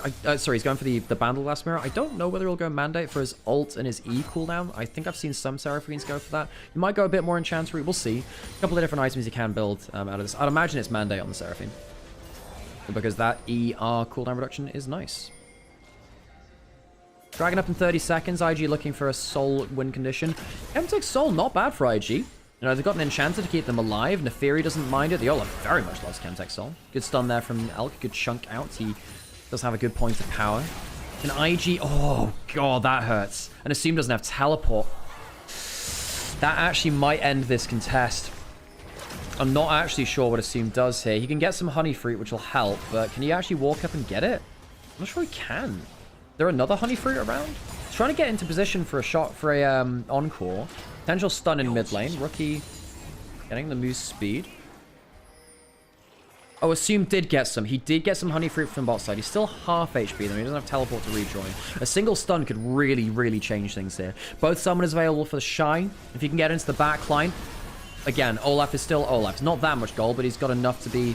Like, hang on, this is the Mega Blast gun. Here comes Mako, gets on to the Anivia. That's a lot of how they go into dangerous positions. TheShy melee range, he's okay at this point. He can just 1v1, it's all right. Dealing 1-for-1. If the Anivia goes down, it's okay with the trade. Elk has to move over to the side. Dway managed to get the extra one onto Mako. It's 2 for 2, but it's more valuable members dead for Weibo. It's not bad there. Flash away from GENG. IG not displeased with that trade at all. Look, TheShy taking himself off the board and just saying, look, the Renekton's not going to influence the fight. That's okay, but there's a teleport coming in. This is the problem now. He's back on the board. Do they actually get themselves at the dragon? I don't think they do. The fight wasn't bad from IG. Assume can come back in now. The Nautilus is scary here, because if the Nautilus lands a hook, the damage from the Renekton and the Jace comes out very quickly, but he's going to die for free. Okay, now it's much better. Good pickoff. Rookie can still walk forwards. Dway going too far forwards. He had a good first game. This one, though, a lot more risky from him to walk forwards into situations like that, though. Rookie 404, having a great rise game for himself. IG do get themselves Soul Point. And you can see how much easier it is for IG to play with more consistent damage sources. Hang on a second. Maker's caught, cancelled out of his crash down. Doesn't have flash, does have the heal, has used it, I believe. Zerka using that E2 will go down as Mako. TheShy is around the corner, has used both of his summoners. Might actually go for a fight here, we'll see. Zerka pops the Dominus. There's a Ragnarok going into the 1v3, going low. There's the Encore. That's not bad at all from Assume. TheShy lives. TheShy kills. Flash forward from Wei. Great turnaround from IG. They're starting to take off in this game as Weibo misjudged their positioning in the enemy jungle. TheShy lives, and can they get a Baron off of that? Great play from Assume, knowing that he can back up the team. Realm Warp just around the corner. They won't even need to hop into it. They'll find Joy again, kill him twice in his many minutes, and IG start to punish Weibo. Rookie forcing Zerka off of the play. I'm not sure they get the Baron at this point. We'll see. I guess they will. With the death times that being long, I should have cast my eyes down to there. Zerka was around the corner. That's why I was wondering. If he found an angle in, Flash W might have killed off a jungler, might have made things harder to take. Realm Warp into the backline. There you go. Rookie and TheShy combo up. Now, the thing is, TheShy does die, but he stops the Renekton being useful. That's actually okay here, given how the lane was going. That could have gone a lot worse. Elk had to peel off to try and get away from the rest of the fight and help that top lane 1v1. He dies anyway to Rookie, who nails him with a skill shot over the wall. It's a pretty good fight. This isn't a bad 2v2 from 2v1, I suppose, from Xiaohu and Zerka. Get a pretty okay kill onto Mako at the start of this. And then after this, they push it too far. You don't have enough cooldowns at this point. Elk very nearly kills Assume. If Assume had died, this is a completely lost play. But you have the Enchanter in position, goes around with the Ragnarok, gets himself a fantastic encore. Xiaohu looked for the last skill shot, hit 2 people into it, only narrowly misses the third, because of the quick reactions in the E from Zerka. Topside now, Xiaohu caught out there. Ult still available. Dead bird. Way goes the hunting. Finds a prize. Good damage onto Assume. Ow. Yeah. Full glass cannon Jace. Nasty at that poke.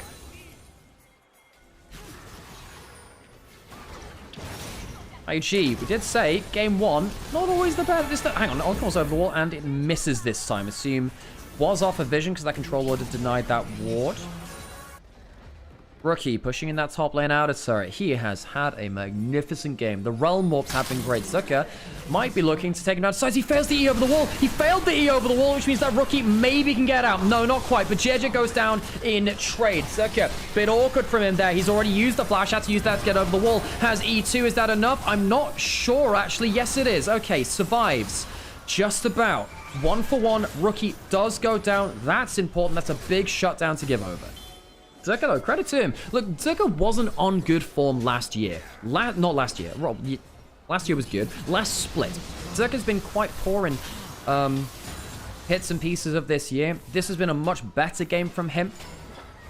IG, though, trying their best to make it not about the Renekton. That last fight, you understand the importance of it now. Zerka's actually pretty strong. However, if you stop him from getting into melee range himself, big difference. Zerka fails the E over the wall, has to flash instead. Instant kill, 1,000 gold shutdown to him. He is a scary croc, man.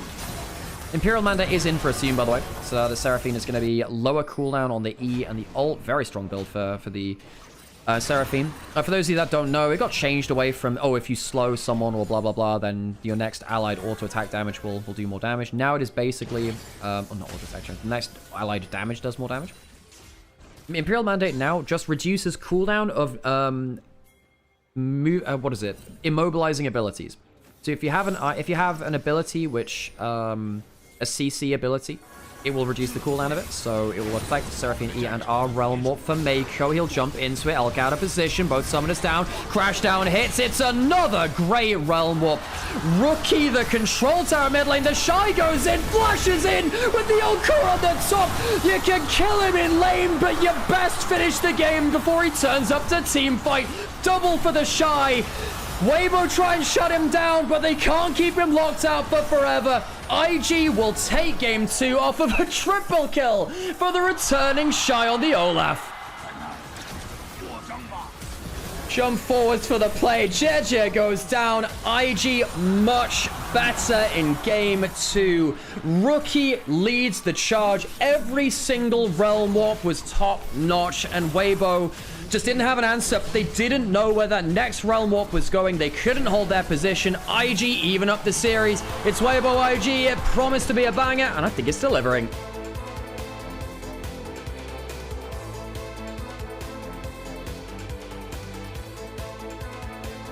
Turns out that IG, when they actually have a jungle support that can be played more confidently, works out quite well. And I think Rookie is the big difference maker here for me. I think that those Rise ults were really, really good. I was very impressed with how Rookie played out. Those Realm Warps, very, very impactful. Very, very impactful. We're getting a third game here. Of course, we've got another series after this. We'll have Top E's. We have a 3-series day. So this is only the second series of 3. We'll still have Top Esports versus TT just after this. Top Esports looked very good in their first series we saw them in. Great game from IG, though. Good bounce back. As we said, game 1 from IG, typically not great from them. Weibo on the other side. Had a much better composition in game 1 where their carries could more safely stand in place. Look at the MVP votes from TheShy. Look, I appreciate that from chat and below on the Chinese chat.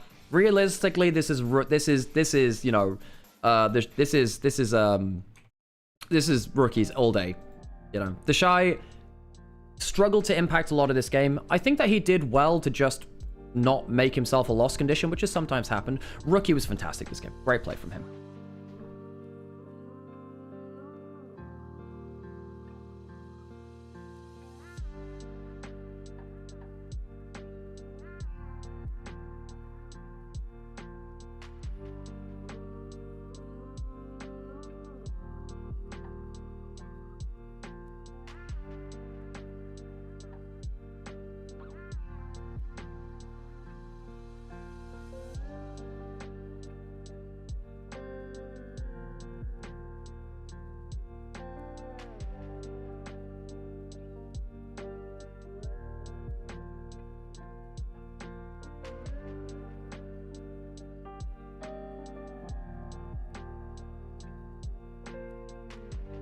Hang on. Sobro's been contracted for 1 split?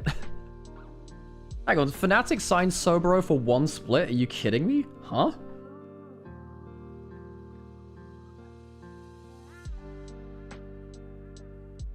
TheShy is a sensation. It's great to see him back. He's a very entertaining person, you know?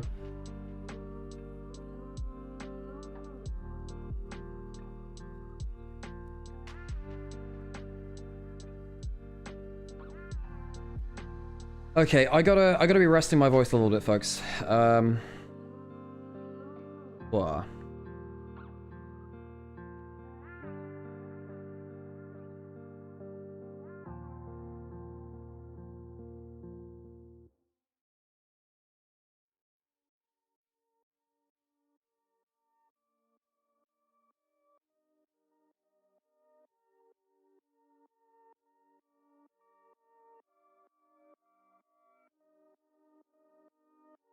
All of the comments in the post-match thread about TheShy, man.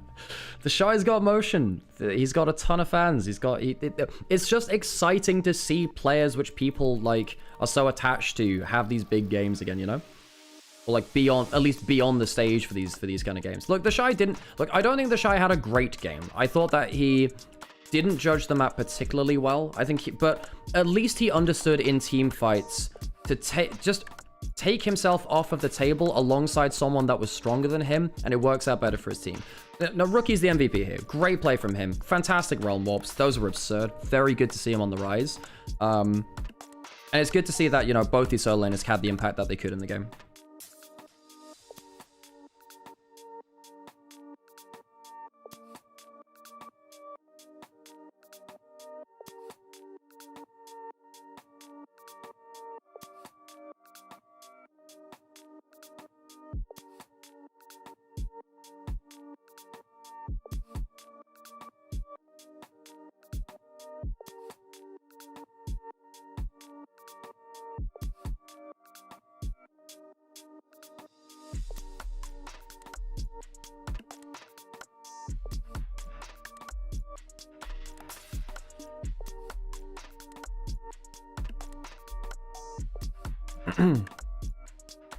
Okay, I will pause to check, I will compliment, okay, folks, I'm gonna get myself a coffee is what I'm gonna do. I'm gonna go into an ad break, and then we shall, return for game 3.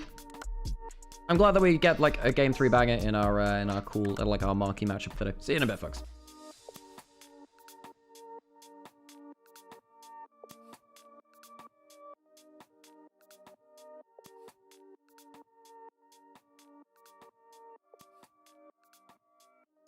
Huh.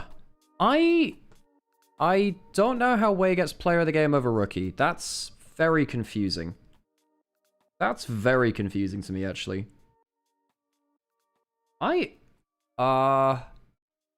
Surely it was, it's 100% Rookie, no? That's, okay, I don't get that one, I'm not gonna lie.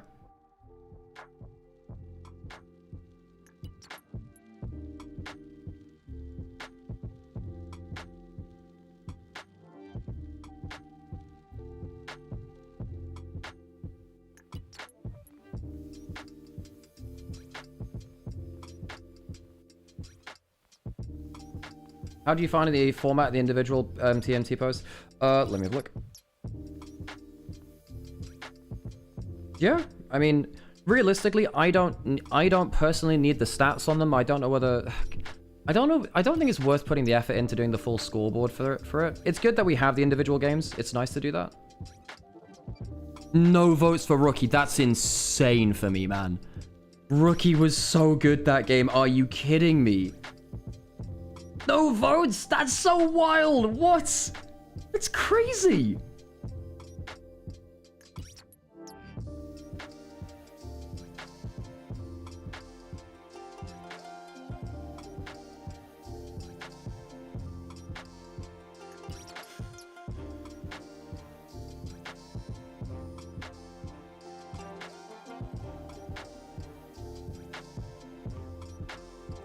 Probably TFC. I did wonder whether that would be the case.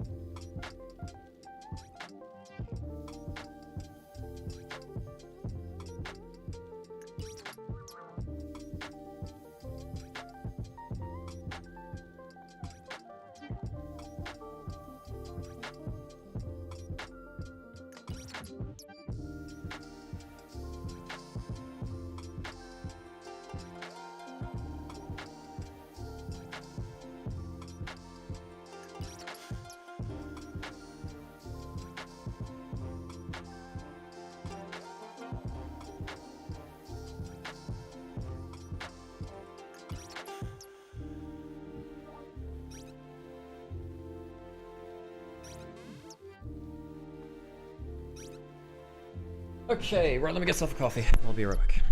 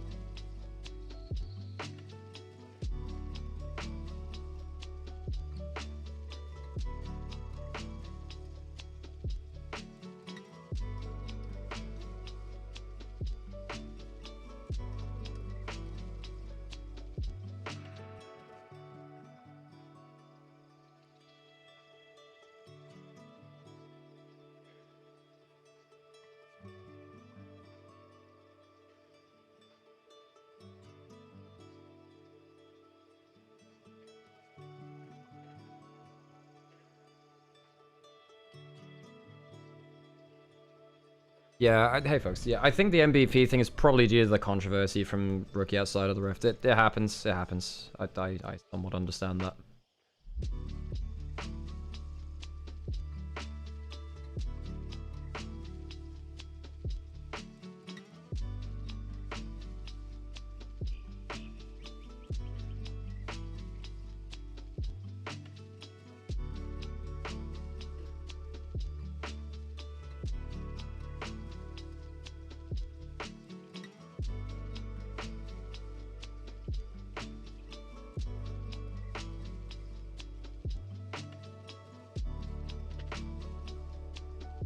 Okay. 召唤师们，欢迎回来！在我们最紧张刺激的决胜局开始前，我要邀请大家来一场战队的应援大比拼，好不好？好的，首先呢，让我听到属于 IG 的声音，我们 IG 的粉丝高举你们的手幅。好，那接下来跟随我的口号一起来我们的 IG 啊，登峰造极，登峰造极 ，IG。好的，那么接下来我们 WBG 这边的气势一定不能输 ，WBG 的粉丝高举你们的应援，来，我们 WBG 这边的口号啊，生而为赢 ，WBG， 好的。怎么说？这就是我们现场 LPL 赛事的一个魅力，对不对？我们战斗不息，呐喊不止，选手们接下来马上就要登场了，让我们再一次全场沸腾，让我们为 IG 为 WBG 再一次加油助威 ！IG 加油 ！IG 加油 ！WBG 加油 ！WBG 好的，再次感谢我们全场召唤师们的加油助威。接下来的时间，让我们一起来期待精彩的决胜时刻吧。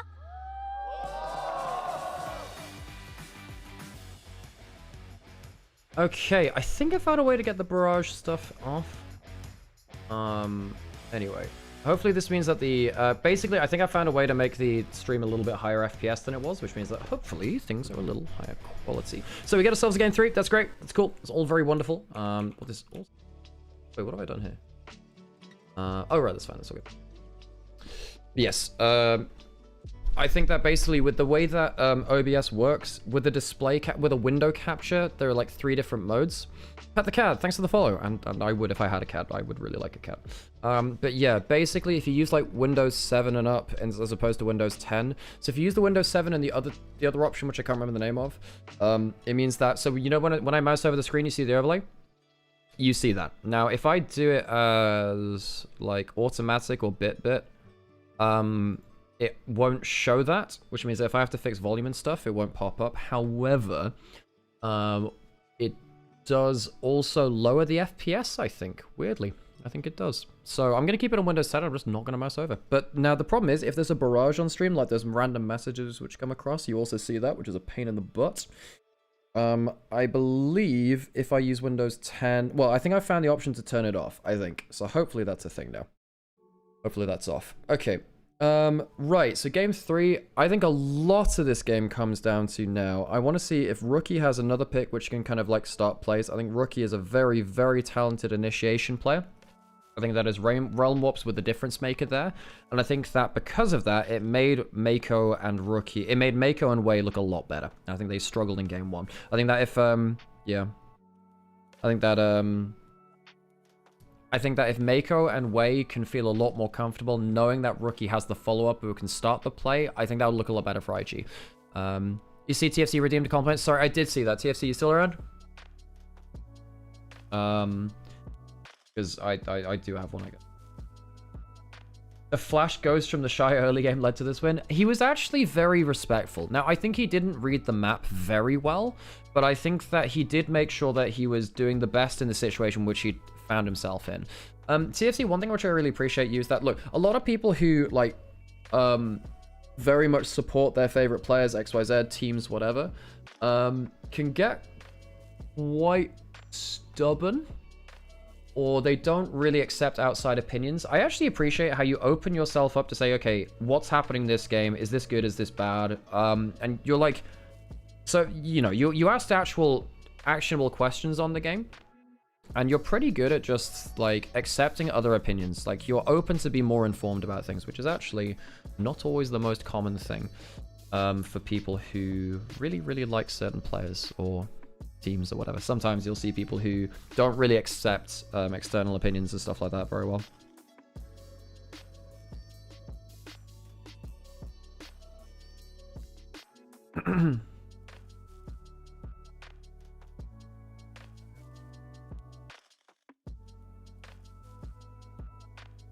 Okay, let's get ready for game 3. Oh, got it ready. This is one.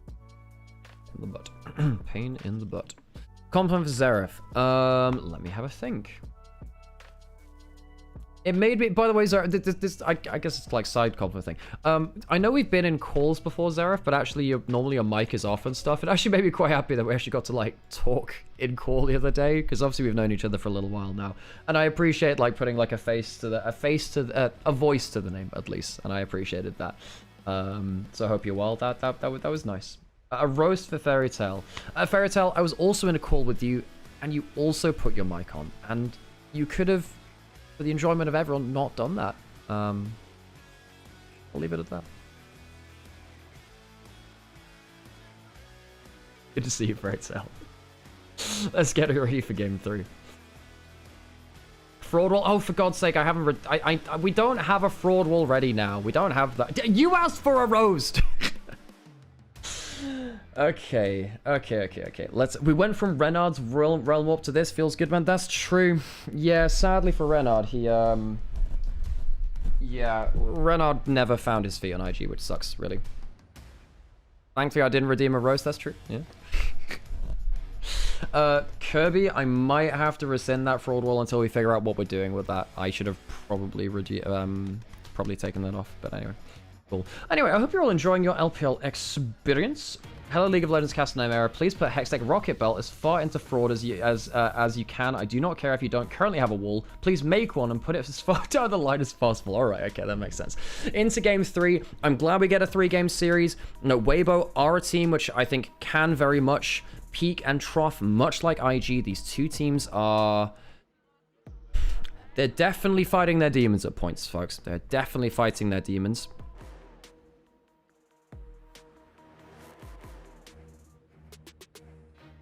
We shall see which one's going to exercise them quicker. Karma's taken off the table. There was, well, there still is Ezreal on the table, actually. I think Ezreal could be quite important. Because I think, look, for a lot of these carries, especially Elk, I don't really want to see them on mages. I think they're so much better on traditional AD carries. However, I think that Ezreal allows you to play a bit of both. You can be alone on your island.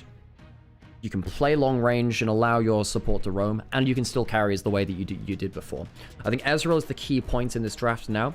Orianna's gone. We still have Rumble. In terms of mid lane, what do we have? I guess there's Annie. Some Ahri combos.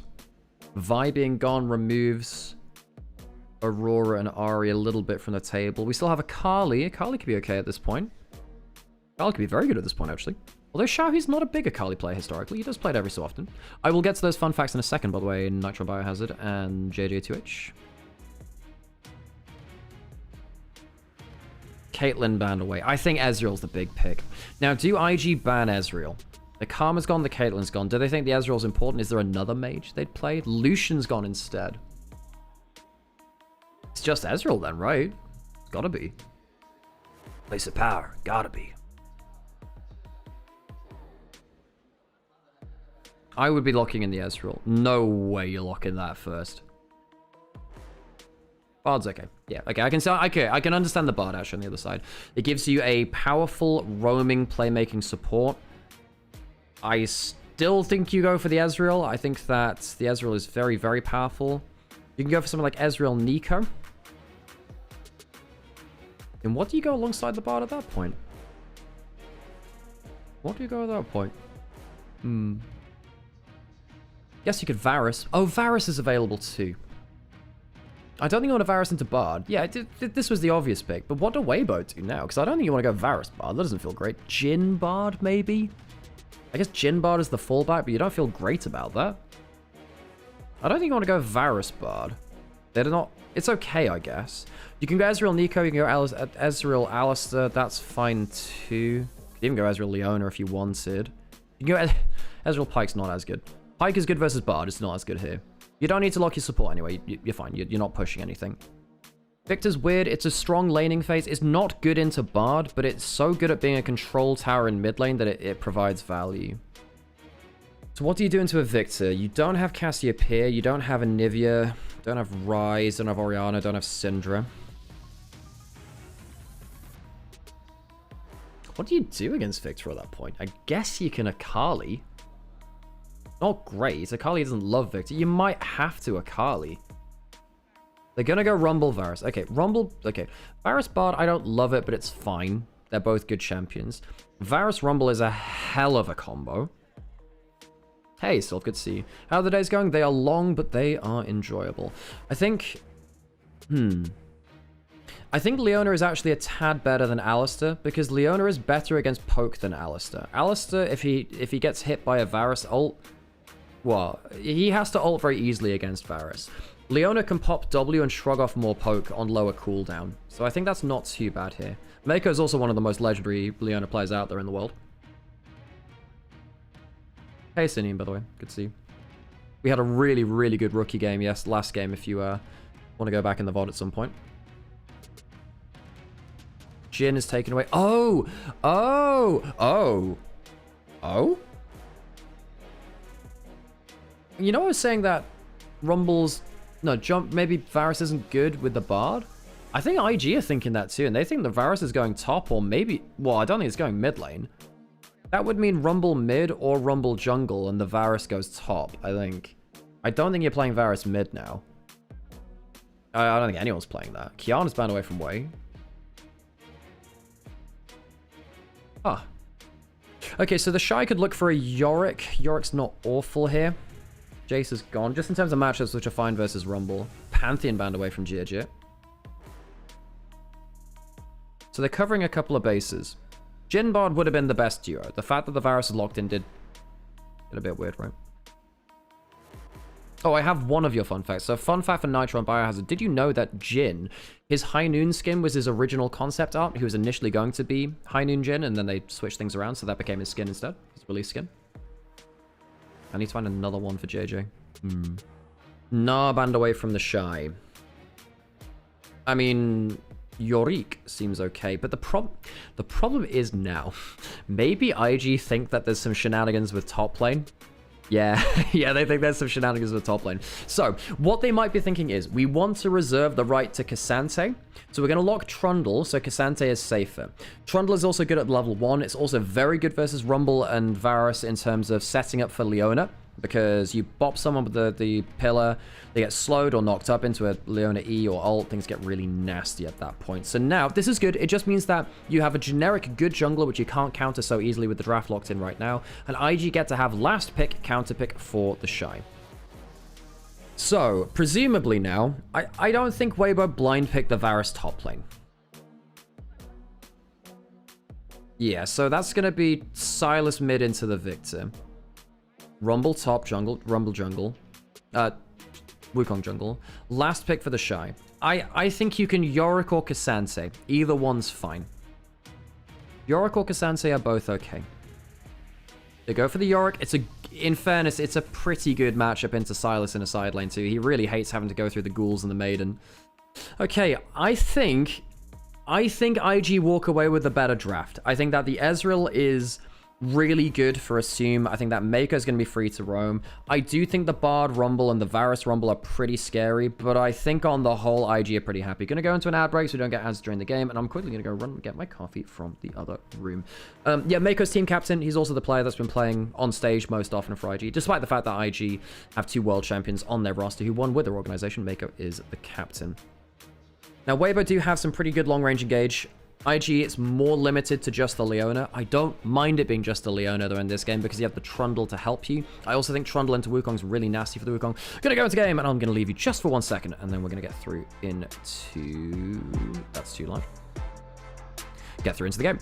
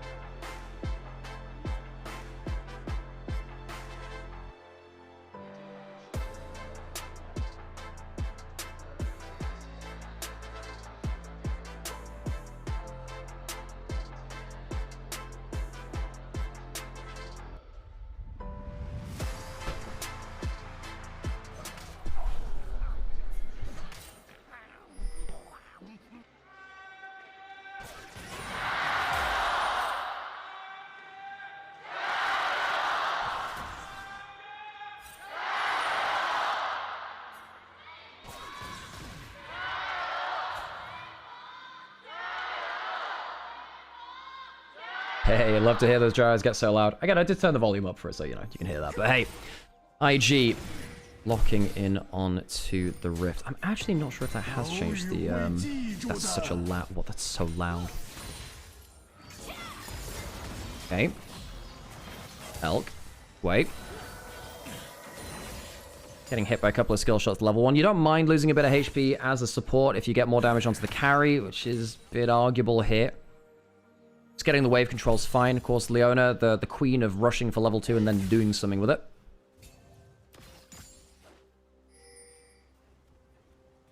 Mid lane, fair control for Rookie over Xiaohu. They've got a very tight head-to-head over time, by the way, Rookie versus Xiaohu. I don't know the exact score of it, but they have played like 100 times together. So they've been playing against each other since since 2015. 2016 rather, sorry, 2016. Long time. Good trading there from Rookie. Gets the quick Q, for those of you that don't know. Victor, you can Q, click the floor very quickly, then click the enemy. Kind of like Riven Q. You can get like a quick Q, so your auto attack, your follow-up auto attack comes out very quickly. As long as your auto attack timer is not currently active. TheShy puts that award. He's aware of what will happen if he doesn't. Good trading there, man. And the thing is, like, Silas is great if he gets to use his W. If he doesn't get to use his W or get really good Q poke, he doesn't like that at all. Good stun there. Full charge arrow. Actually, that missed onto a seam. If that had hit, I think he just pretty much dies. Another thing which would have impacted that is the Varus E was down, so the anti-heal from Varus E would have taken effect on the summoner heal from Mako. Rookie's actually very close to a kill there. Very close to a kill. In fact, there's a world where he flashes and Q cancels for the kill. However, then you're toying around a flash W from the Silas. Don't have to use the summoner. Don't have to chance it. Just get him to get that recall. Almost 20 CS ahead. Well, 15 CS, sorry, my bad. Not even close to 20 CS.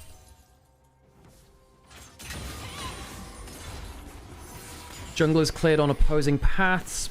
Wei went from bot to top. JJ went from top to bot. You do see a very early jungle roam. You see what happened there? Jway actually helped the Wukong get out onto the map with a Realm Warp, so he's going to be at top lane earlier. Yeah, he's going to be there a little earlier, but the ward spots him. Good job, TheShy! You're not dying to the first gank of the game. Woo! He's actually done alright with that this game. This series, rather. He's done alright with that.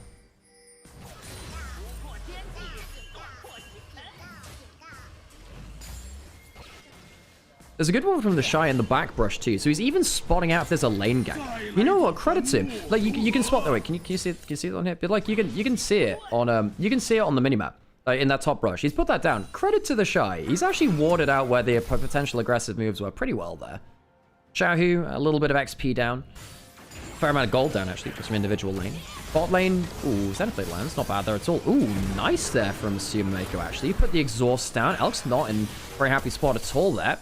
Lethal tempo, activated from Asim. Good trade there. Nice from Mako and Asim. Again, Mako, one of the better Leona players of all time, as we've been saying.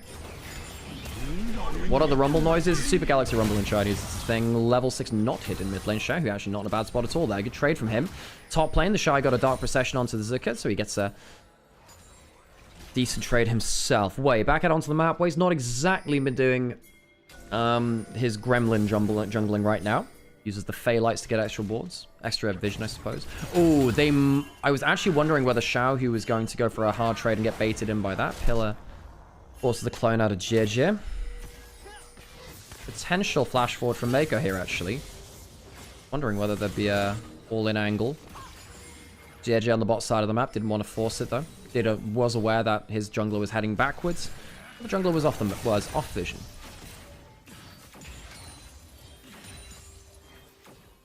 I'm glad that IG managed to bounce back from that poor game 1. I think that in game 1, Wei and Mako were clearly not very comfortable with what they were playing. The draft was hard, and I think that the decision-making made it harder. I think as soon as you lose the early game in that game 1 comp, it's kind of doomed. I don't think that TheShy or Rookie had bad games in game 1. Game 2 is obviously a lot of just TheShy playing on weak side, trying not to give up too much. Rookie getting the resources, Rookie having great realm ups. JJ, fighting over the level 6 Scuttle. Rookie's here with the Chaos Storm. You do have the stolen Solar Flare, so he can use the Solar Flare before Leona can, because he's 2 levels above them. There might be use onto Mako. Doesn't flash, uses the heal into the gravity field. Not bad with the Chaos Storm.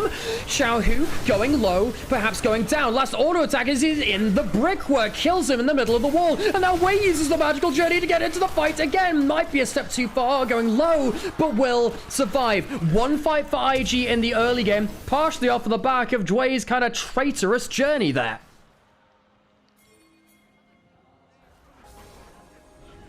IG, hang on. Dway actually was thinking about going for a bit of a kill there. Hits the level 6 off of that. Dway was close to being in range to perhaps getting a Q steal.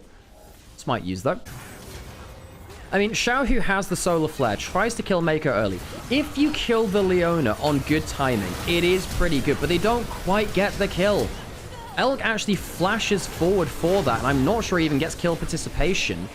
So Elk feels awful off of that. He literally flashes forward for an arrow, which I'm not even sure connects there, and then dies. That is really poor from Elk, sadly, for him. I understand why he wanted it, but flashing for that and then losing the fight after is disaster for him. Yeah, he didn't even get an assist. He flashed forward from an arrow that didn't connect, and then dies because he flashed. That's bad from Elk. If you're going to go for a play like that, you need to be... You need to be aware of who's making it to the play on time. TheShy gets to play it in topside. Again, the Rumble versus Yorick matchup, you expect the Yorick to do fairly well here, and TheShy's doing that. Got to play 10 CS, not died in early lane, was aware that Weibo might look to gank him to flip that matchup on its head. Zuka would really like to get into team fights as soon as possible, compared to TheShy who wants to be side laning. He has flash. Perhaps Dway could get a wall stun on him, but I don't think there's any real threat here. God damn, actually, TheShy just bonks him. Gets stunned by one of his ghouls. Very nearly dark processions him into danger, but dark magical journey keeps him safe. Oh, so sad for Elk. He had a good Sivir game, and I don't even think his Syndra game was bad. Elk decent laning on the Varus, and then just that one play could color this entire early game. Good Q on target. Good E on target. Zucker at 2/3 HP. Loses that quite easily. TheShy boldly stepping up at a 1v3. 1v3.5. There's even a clone there. No! It was a 2v3.5. The Maiden's now gone. For the Maiden! Revenge, perhaps. JJ going low, but not going down. Grubs. 2 of them taken by IG, I believe. No, 1 of them. Only the 1 of them taken. Smite not available for the Trundle. If they can take the next one, they actually might be able to smite the 3rd. Xiaohu, did he use his dash abilities? Guess he did, but it didn't get stuck in the grav field. For those of you that don't know, when you're playing Sylas versus Victor, most of the trades are, can Sylas get into melee range to get an auto attack and not get grav field? If you get the grav field onto you, you lose almost every trade, but potentially post level 6 as well, because if the grav field comes down, then and you don't have a dash ability, so if you've used your W on a wave to farm, or your E on a wave or something, too much, you can get in a lot of trouble, because the grav field into Chaos Storm is what kills you, really. Dragon started by Weibo. Wasn't taken earlier amongst the fracas. Weibo will take themselves that objective. Although you have given 3 grubs over to a Trundle Yorick. Now Trundle is relevant because once you go Triforce, you are in fact the fastest tower killing jungler in the game. This was something that used to happen way back in season 6 and 7. Although at that point, oh my god, it's okay, whatever. When Trundle was played as a jungler back in the earlier days of League, even when his chomp didn't affect towers, he would still split push so well as a top laner or a jungler.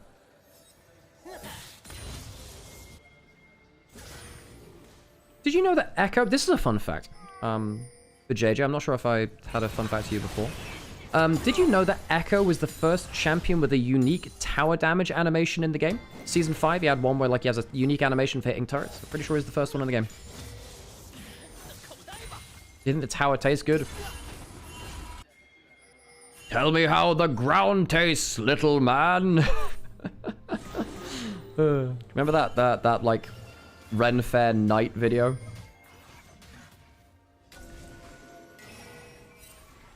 Doing a turret sounds painful. Hey, if you're a troll, perhaps you like the taste of different rocks. Terry Pratchett's Discworld trolls like the taste of different rocks. Dre, Magical Journey up topside does have ult. He has gone into a Magical Journey. I actually think TheShy is... Well, he's okay here. He doesn't land there.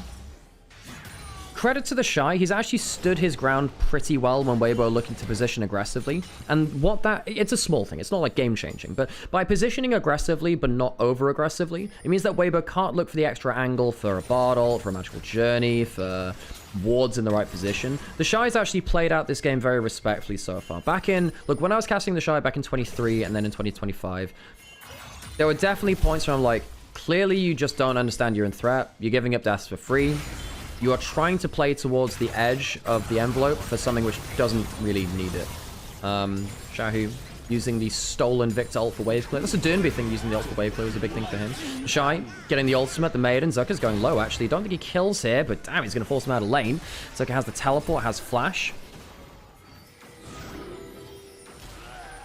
Pillar, that's the ult. Not landing, actually. Mako does get hit by the Varus ult, low HP, but has the Eclipse. That's why you pick the Leona into this kind of combo.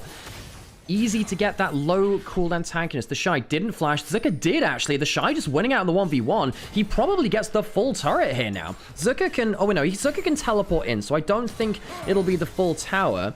But he's winning out on the 1v1. Well, this is what you pick the Yorick for. Good play from TheShy there. Forces a flash for no summoners of his own. Forces Zucker to lose a little bit more CS. Nice play from him in the side lane.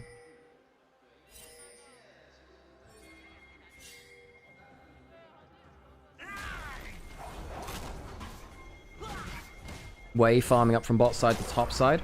I'm feeling a little bit worried for Weibo now. Oh, that's a bad recall, man. Okay, I'm not gonna lie. That's just so disrespectful. Why would you stand there within goop range? Why would you stand up within goop range? Neko has flash, has ult for the next set of plays. He is on roaming around the map. Jwei ult still on cooldown. Jwei had a very good first game on the Shen. Struggled a little bit more since then. The Nautilus in game 2 left a lot to be desired. Zucker's on vision there, by the way. And because Wei and Mako are on the top side, and TheShy didn't blow flash, still has teleport, reset for free. You know, he's completely safe on the other side. Rookie can push in. Zucker no flash, needs to be quite wary here, actually. Wei can walk up. Hang on, if he gets hit in there, that's pretty bad for him, though. If he gets on the gravity field, he probably might have died there, actually.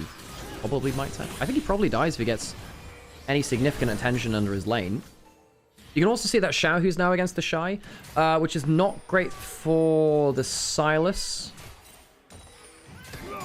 Xiaohu versus Rookie and TheShy. Something special about there, isn't it? 3 grubs for Rookie. This is another big thing as well. If IG just have winning Victor in a side lane, I say that he's going to look for the kill. He will get it. How will the return kill look? Okay, he is very much dead here. He's going to get 1 for wand. Zucker goes down. Wave a little bit lost the tower. JJ gets some gold. Not bad for him. But Rookie does get close towards his upgrades nicely for him. Elk does have flash. Don't think he's in any danger there. But look, this is a 3 grub IG. You've shown your jungler top side. TheShy is going to get most of the plates on this bot side, if not the full tower. He does have Triforce. JJ doesn't have Cyclone. That's a bit bold there, friend. Yeah, TheShy just gets the full turret. First full turret of the game as well.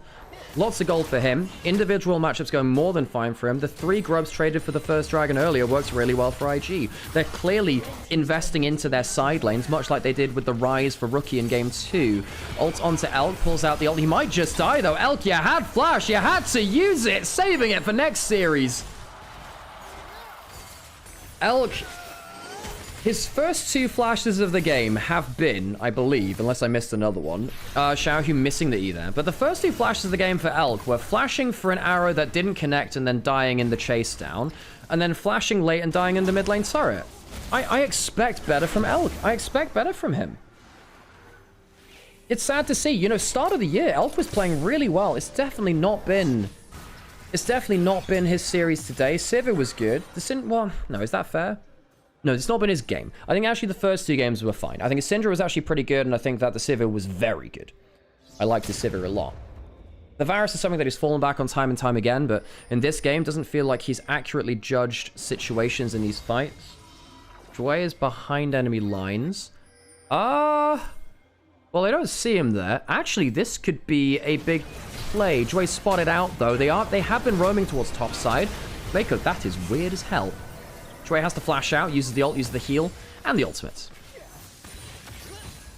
Reminder, folks, we still have a series to play after this. Top Esports versus TT. It's a 3-series day. The games do not stop here. Mako lands the Zenith Blade. Solar Flare available for Xiaohu. Protobell out of the gravity field. Wei is here. He has the Subjugate too, which is powerful to use. Cleansed away from by the Mikhails. Jeja gets into some melee range. He does have that Cyclone running. Wei's already used the Subjugate. TheShy is up in the play. The Dark Procession locks the Rumble in the baby cage, but he does have an Equalizer to turn back around with if needed. It's a bit of an even fight. HP trades across the map, but because all 5 members of Weibo go topside, but Assume stays mid, IG win out on the map. Better assessment of where they have resources on the map. Top lane turret's got single-digit HP to its name as well. IG winning the map, more than happy with that. I don't think they blow one flash. They blow one flash and some ultimates.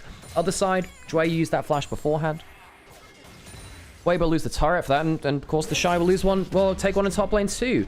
Both solo lanes up 1.5 thousand gold nearabouts. Much better cross maps. Might have to W away from that one, yep. Wei will walk up, steal the AD from the clone, and then go hit the Herald with it. Fair play. A dragon apiece, 3 grubs to IG, Herald to them as well. Ooh, chains land onto Rookie, steals the Chaos Storm. Dre might be able to kill. He walks away from the wall, so there's no wall stun. Good awareness by Rookie to not give the Bard the free value. Jeja cloning away from Assume there. How much better do IG look once their side lanes actually have agency and they have, you know, and that leveraging into jungle support play? Much better drafts in game 2 and 3. We did see this a lot in 2025 with the similar roster, except with Gala as their AD carry. Quite similar when IG in the first game of a series would have a kind of a bad draft. Rookie still has a flash. Dway has ult. Good check of the vision there, actually. Rookie confident playing the side lane, but also aware that he's on the weak side right now. Using that E for vision. The death rate does give you a vision for those people that don't know. So Weibo, what do they do at this point? Because, well, I mean, okay. What they should be doing is what they're already doing. They just have to hope it works out. They need to be getting Jeja and Dway into unexpected positions, exploding plays with the Bard on the roam. But the problem is now it's 18 minutes. You really would have wanted to snowball at this point already with someone like the Silas, so he can be a playmaker, with someone like the Varus, so he keeps wave clearing for free, and then someone has to be permanently answering mid lane. As you can see on the minimap, Varus is in a turret. They've lost the mid lane outer turret. It's very hard to do that now. Rookie's been perma-pushing. TheShy's been perma-pushing. It's been good for them. Chaos Storm, pillar into it, goes into the grab field as well. Another E might even land on Zeka. No, he's backing off. That's why Trundle is really good with the Victor as well. Trundle pillar into the gravity field is insanely high value. A lot of people view stuff like Trundle pillar or the gravity field from Victor as not very useful abilities. They're great when you have a little bit of like half engage. Oh, that's a good teleport. Now Rookie does have a flash. Blue trick it onto him. Does get the Q for the move speed. Grab field, not bad. Flashes away from the E. Don't think he's in threat now. I think there'll be a roam over in time. This is a big investment. They don't spot Jeja though. Steal the solar flare. Actually, Mako heading over might be the death of Rookie because the ult is stolen. However, it's a lot of time invested by Weibo because TheShy takes the top lane in a turret. Weibo, as we said, needed to get, you know, some playmaking done. They've been trying to do that. They've just come away empty-handed too many times. TheShy gets something on the other side of the map. Weibo needed to do this earlier. Needed to shut down one of these lanes. Needed to get ahead somewhere on the map. IG better at assessing where their resources are and how they can get stuff for free. Now, Silas is going to go towards bot lane, but he can't really push him for the tower, not with too many people in Fog of War. And Elk is just a non-factor, man. It's so hard for him to play. Is he going to get subjugated? Wei walks up, pulls the ultimate. Hang on, there's an E there from the W from Assume. Ultimate's a little bit cheap there from Wei. With Dragon coming up right now as well, that felt not fantastic. If you jump forward and actually got better damage from Ezreal. Assume, buddy. I'm not sure about that one. Well, okay. Bardol's now down. Jumping forward from Xiaohu. Misses the E. Well, actually, now with that in mind, it seems okay with it. You bought the Bardol for free. Okay, Rookie walking up. He has Chaos Storm. Flash forward. They get onto the Rumble. Mikhails is good. Where's the Chaos Storm? Clone's coming through. Mako's going low. Equalizer's coming down. Mako may well burn out here. Support down for IG. Assume goes into melee range, but there's not much damage there. Elk is over the wall, but the goop lands onto him. TheShy's going to go up forwards, and he takes someone's head off. Solo kill from TheShy onto Elk. Wei goes forwards as well. IG gave him a game to give him some false hope. Weibo are getting smashed over the head by Rookie and TheShy in this this series. TheShy 2.3 thousand gold up. IG just playing out the fights better. I mean, Elk thought he finally found himself in the pocket. I think Dre's dead here as well. Has a magical journey. Will not take him anywhere particularly magical this time. Xiaohu goes down. GENG next to fall. And now with that amount of deaths, that's probably Baron. Weibo Gaming, consistently inconsistent. They took a game, looked very, very strong in game 1. They've not been able to replicate that with their drafts or gameplay since then. IG took a game to wake up, and the glorious return of Rookie and TheShy to Invictus Gaming. Looking good here for now. Now, assume I thought this was initially quite dangerous, but then again, he does have flash. He gets the Bard ult for free, hits enough Qs that his ease off cooldown by the time he's next under threat. And then Mako's fine with just going in and saying, okay, you can use your damage onto me. It's not going on to someone more useful. The equalizer is used to kill a 200 HP Leona. Zerka, that's not the target you need. Assumes then, well, okay, there's no equalizer. We can run through this. We have the power now. TheShy walks towards, has a flash. Elk, not safe enough. The flash does not see him to safety. Great play by IG around the team fight. Mako more than happy to buy the cooldowns that Zucker threw at him for far too cheaply for my liking. So now second dragon for IG, 7,000 gold lead, Weibo. Well, I think their early game in game 1 looked great. I think that's, well, okay. GEG fell behind in game 1 in the early game, and then that double kill bot saw them into a much better standing point. I don't think they've had as good draft since game 1. I think that they've struggled to get online with carries of both Xiaohu and Elk that could stand and fight behind a good front line. The Rumble for Zucker in this game has looked very vulnerable. That's not bad on Sway. Pops the ultimate for a bit of healing, though. That's ultimates in return. And now I think GEG maybe dies on the other side. Eagle connects. GEG burning down. The bottle used defensively to try and buy their jungler an escape path. It does, but the cooldowns hurt Weibo a lot. How do they stop TheShy now? How do they stop the push on the other parts of it? TheShy hits a Dark Procession and puts another Q under turret. Zucker going lower. Pushing on the bot side, they can teleport back in with the Victor. Why not? Rookie's coming back with some extra gold and full HP and mana. TheShy takes most of his HP, but I mean, he can just back off now. The turret will die anyway. Mid-inhib turret down in favor of IG. The seems been poked out, presumably by Elk there. I didn't see the exact skill shots. The IG, much more disciplined. Game 1, it felt like the game got a little bit crazy from early on. Xiaohu doesn't land a bad solar flare, but where's the follow-up? You need the damage, and it's just not there. Now it's coming in. Zucker teleports. There's 2 low HP members. Good flash out by Rookie. Where is TheShy? He's in the backline. He's got a double cage onto him. The Chaos Storm comes down, looking like a triple for the Victor. Can they give him more? It won't be the quadra because TheShy is getting involved instead. There's a pillow which pins Elk to the wall, and I don't think he'll be leaving it. He goes home in a casket. IG slaughter Weibo in the base in a 5-for-1. IG bring back the old veterans. The whole roster is fully operational, and Weibo are their first victims. 2-1 to Invictus Gaming in their first series of the split. A very good game from TheShy in game 3. I think that Yorick ended up doing a lot of the good groundwork to make sure he wasn't shut down. I was very impressed by that. I think that particularly those wards in the early game, we highlighted them in the early game, the first 5 minutes of the game, the ward in the tri-brush, the ward in the lane brush, to spot out potential angles of attack onto the Yorick. That's not something that 2023 TheShy would do. TheShy was good there, and then he just rolled ahead with the matchup, and he showed why they're so powerful. They're going to give an interview over to... They're giving it over to TheShy. Okay, so TheShy is going to get an interview. We'll listen to that. And for you Mandarin speakers, hope you enjoy this on stage. 大家好，我是来自香港的TheShy。谢谢大家热情，好久不见TheShy，欢迎回来。暂别了赛场将近8个月的时间啊，再次身披 IG 战袍，站在赛场之上，想知道你的感受是什么？今天会紧张吗？哦，我本来训练赛的时候就是很久没打比赛嘛，感觉我会紧张。我跟队友们说我会紧张怎么办？我跟他们说了。那今天看到粉丝们很多，还有支持我们。 来打了一把比赛，感觉我是没什么紧张的，是。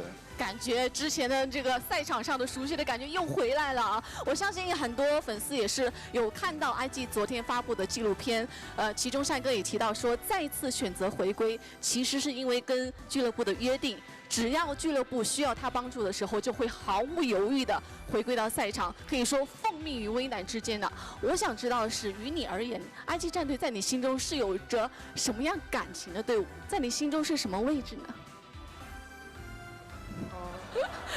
谢谢我们的翻译老师，辛苦。 네, 오랜만에 복귀해서 그 다큐에서 IG 팀의 어려운 상황이면 꼭 도와주겠다고 약속해서 이렇게 복귀를 했는데 IG란 팀이 본인한테 어떤 애정이 담겼는지를 좀 얘기해줬으면 좋겠습니다.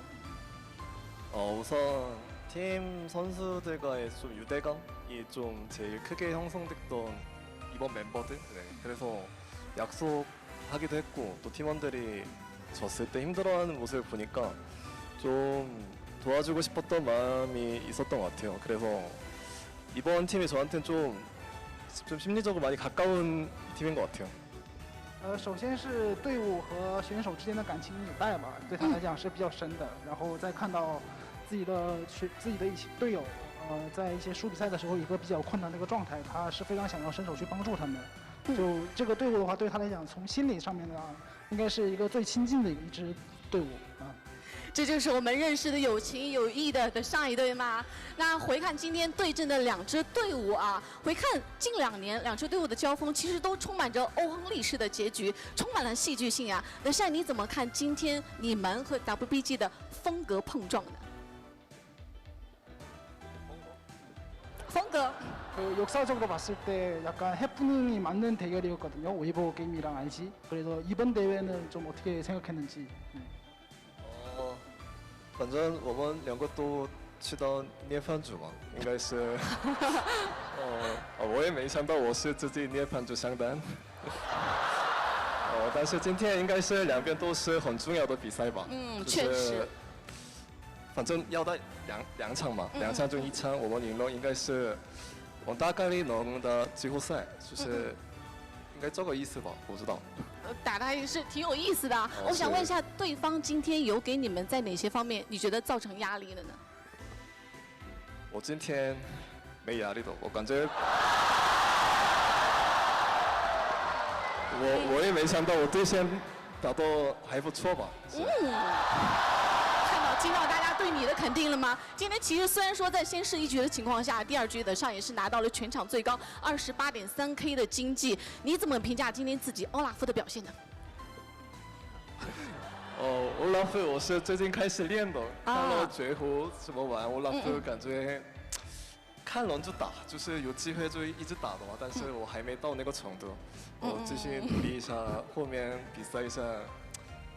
希望我是对面很怕的那种欧拉夫吧。我们也期待了。当然，这一局当中，我们的小威啊，包括阿萨姆表现都很亮眼。要不要对我们这些新生代的选手也夸夸呢？今天阿萨姆感觉玩得挺好，他是训练赛里，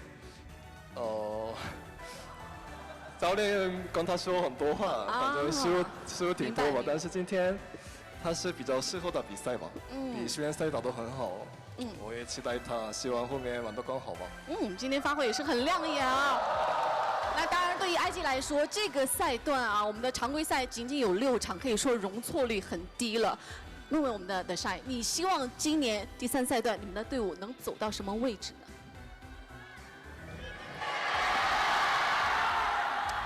我是希望进世界赛，但是没有改了嘛，我们。 输了一把就结束了嘛，希望我们运气好吧，是加油！再跟兄弟们再拼一次，对吗？听到大家的呼声了，今天所有我们这个现场观众可以说这个呐喊声啊，真的要把我们这个场馆房顶掀翻了。在最后也跟我们的所有的 IG 们粉丝们说点什么吧。还是支持我的粉丝们，感谢你们，希望我们继续努力，好的成绩吧，谢谢。加油！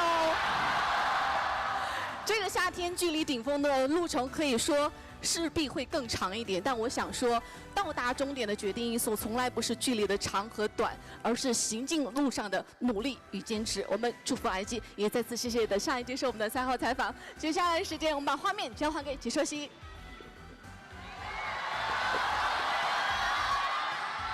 Hey, great to hear from the GOAT himself, TheShy. Good series from him. Good series from him. I don't have much like negative to say about him. I think that TheShy covered his lane well. I think that he warded out gank angles very effectively. I think that in side lanes, yeah, the Olaf game was a bit rough. I think he misjudged some bits on the map where like he thought, oh, there'll be bot side for Dragon or there'll be cross mapping somewhere else. It wasn't a perfect game for him in the Olaf one. But outside of that, I think he was alright. The Ambassador was was fine. I think that draft was hard to play. Yeah, I think that IG can walk away from this feeling a bit meh about the draft in game 1. In terms of overall MVP, I mean, Assume was solid, but a bit of a passenger. I wouldn't put it on Assume. Mako's Camille was meh in game 1, despite the fact that his Leona was pretty good. Probably not him. Just pick someone from topside. Just pick someone from topside. I would give it maybe to one of the solo laners. Just give it to one of the solo laners. Oops. Yeah, I hope you all enjoyed the return of Rookie and TheShy. We'll be seeing more of them. Only 6 series in regular season because they're in Group Nirvana.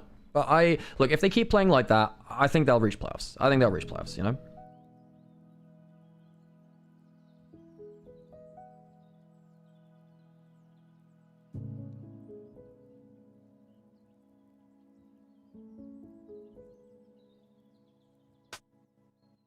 Very good game from TheShy. TheShy should get MVP for the Yorick this game. You missed the TheShy Masterclass. It was a good Yorick game. He played well.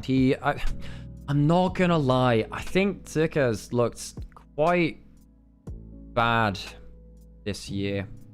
He had a couple of good... Okay, no, Split 1 was fine. Split 2 was not. I can't believe that both Elk and TheShy flashed for that. And then Elk just flashed for an arrow that didn't do anything. Disaster, man. Not a good game from Elk. Game 1 and 2 were fine, but game 3 was just not it. Feel bad for him.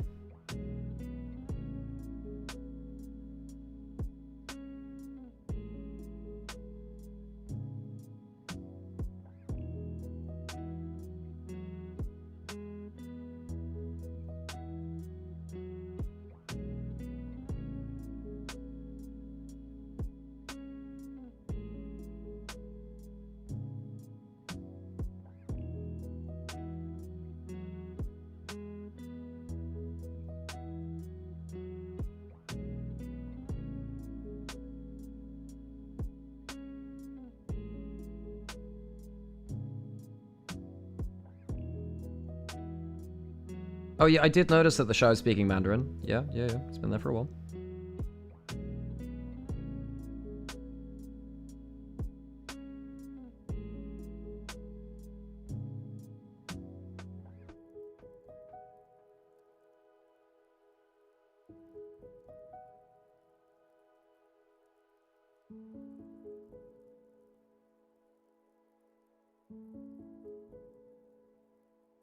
Oh, I just remember that Zuka failed his E over the wall onto Rookie in that topside fight, which blew his flash for free.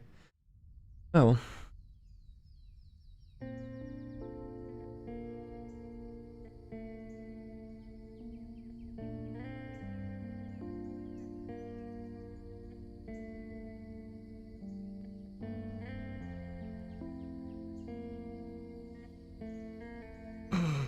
CFC, I just saw one of your comments in the post-match thread. Okay, we have one last series today, TT versus Top Esports. So that'll be the last series of the day. I should probably fun fact, I don't know fun facts. I don't think I did I? I did. I did do some fun facts. I did 2 or 3, I think, actually. I thought I did 2 or 3 fun facts. I believe I did that. So one of the fun facts was about Hainun Jin being his base design. The other one is about Echo being the first champion to have a unique tower hit animation.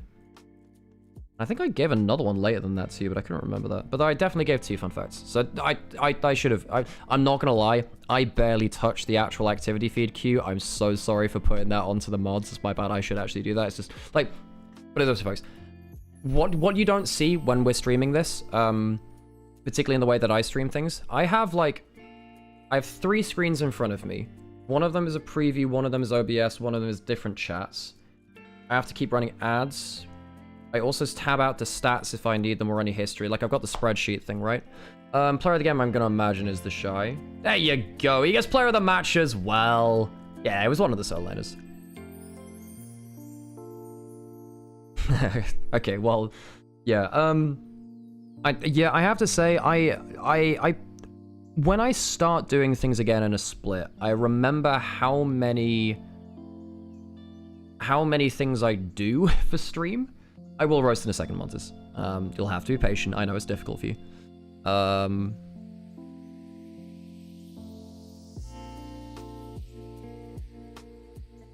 was I going to say? But yeah, once I was talking to this about Sam, right? Like, the first day or two, I was, like, stressed as hell because when I haven't been streaming for a while and I get back to it, I remember how much stuff can go wrong and will go wrong unless I'm really on top of it. So stuff like, I made a lot of scenes, so I now have vertical scenes, right? But it's cool that I have vertical scenes, but like, it's not something which I had to do before. Stuff like doing the spreadsheet, remembering to do thumbnails for YouTube. I only have 1 thumbnail. If I actually want to get good at YouTube, I just need to do multiple thumbnails. That I can't do that.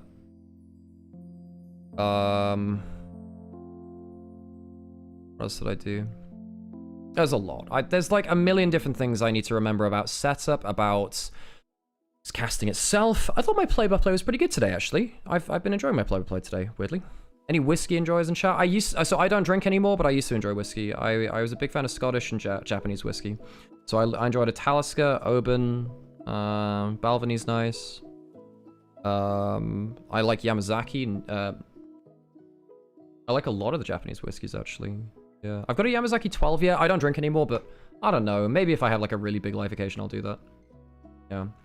Oh, I'm aware the VOD re-requests are in the chat, in the feed as well. All 8 votes for player of the match. He deserves it. He was good. It was gonna be between him and Rookie, and I think both of them were good. Okay. I probably need some food. So what I am going to do is I'm quickly going to put something in the... I'm going to put something in the air fryer. I'm going to put something in the air fryer. I'm going to go put on an ad break, and then I'll be back in a minute. I don't know what I'm going to put in there. I'll put something. Okay. Right, be right back. I never liked whiskey, but I don't drink alcohol anymore. Yeah, me neither. I like gin and whiskey, though, but they're like my go-tos. I like sweet cocktails as well. All right, be right back at the box. Yeah, I don't drink. And I have to say, not drinking in Britain is hard. Almost every social event is like alcohol related. It's kind of crazy. Anyway, be right back.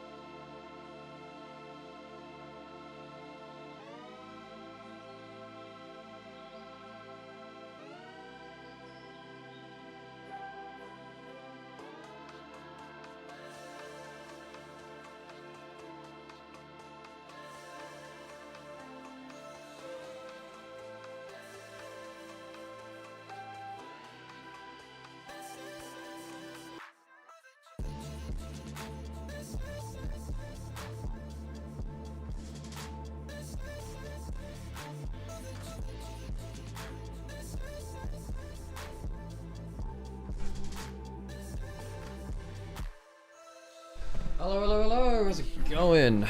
Right. Sorry for leaving alone. So, Long TT versus Top Esports. I got some food in the air fryer. So, TT took a game off of BLG. I'm not gonna lie. It's gonna be pretty hard to it's gonna be pretty hard to take games off of Top Esports in the way they're playing right now. I think thank you, Montes. I appreciate it. Yeah. Okay. Just gotta get through one more series, and then we got tomorrow as a 3 series day as well. Okay, what do we got tomorrow? Tomorrow we have LNG NIP. They're kind of two rosters which have kind of been... They've kind of been cannibalized a bit. We've got an interview. Oh no, it's rosters. There we go. Cool. Okay, so rosters. Dwo is the change to the roster. Feng Yue's out. Dwo's in. He played the last series. He was right. You know, nothing special, but he was alright. Suyen, Tien, Kriam, and Jakulov returning, of course. TT on the other side. Takeshi in the top lane. A really good individual player. This guy's really, really good. I really want to see him versus Suyen. I think that, in fact, I'm pretty sure they would have played against each other a fair amount in LDL. They'll know each other a fair amount. They're choosing both of them as top laners, actually. Let's play the game. Kashi solo killed Knight in the side lane. Got some great individual plays. I have to say, Keshi's team fighting doesn't match his 1v1s, but his 1v1s are really cool. So I really like watching Keshi. I think this guy could genuinely be something very special. I hope he is. Oh, he did drop some frames at some point. Wonder when that happened. Anyway, that's what it is. Not too bad. Okay. But yeah, if I'm looking at this game, I don't see many routes for success for TT. If Top Esports play like they did the other day, they're really fast on the roam. They'll hands check you early. They have good lanes. You're hoping that Top Esports slips up in draft. I think Top Esports, the most vulnerable phase for them is draft. I think that they're vulnerable there. They're vulnerable there. We've got an interview and we'll let that list this. Ooh. Yeah. 国战队的天选手跟大家打声招呼吧。大家好，我是涛，我的打野剑。首先祝小天生日快乐啊！昨天刚刚过完26岁的生日，在22号战队首场的时候也是以大比分获胜，状态很不错。你们会具有复盘哪些游戏内容，觉得可以在接下来比赛保持住的呢？那天的一些前面的团战感觉没有打得特别好，然后滚雪球滚得有点慢，大概就是这部分。那也看一下你们今天的发挥了啊。那在今年可以说最后冲刺的第3赛段，你希望大家看到怎样的滔博战队呢？希望能给大家看到滔博打得越来越好的样子。好的，给你们加油了，也期待双方的表现。同时呢，也为大家采访到 TT 战队的君豪选手，先给大家打声招呼吧。大家好，我是 TT 打野君豪。欢迎君豪。前天的首场没有能够让1追2，还是有点可惜的。你希望今天队伍在哪些方面可以更完善一点呢？我在前面的作战上面要打好一点。这2场也是接连遭遇劲敌啊。今天面对到滔博战队，你觉得对手可能会在哪些部分给你们造成压力，需要多注意的呢？在野区的攻防上面嘛，我们要把这一点做好。那我们就期待双方选手的发挥了，赛场上见。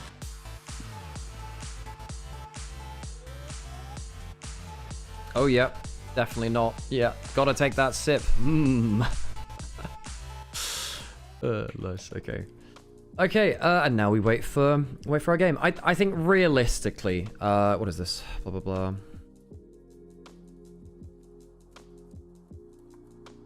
I got it, but it's still pretty quickly. Oh, it's fine. It's all good then. Yeah. Yeah, no, I think that, look, we might have some frame drops at some point. I think it might be because we're running vertical stream at the same time.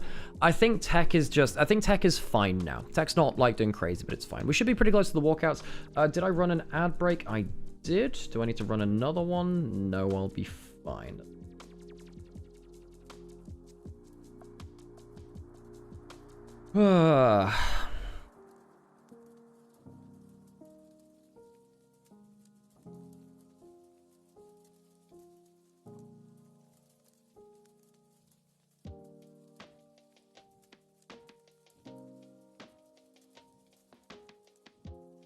Did Rory get that roast yet? No, I was trying to think of a way to do that.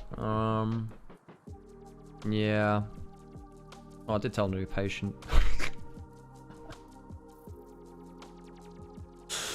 Man.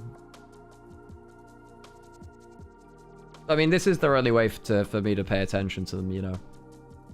It's all good. This is very much a transactional, like, chatter streamer, like, Bob dynamic.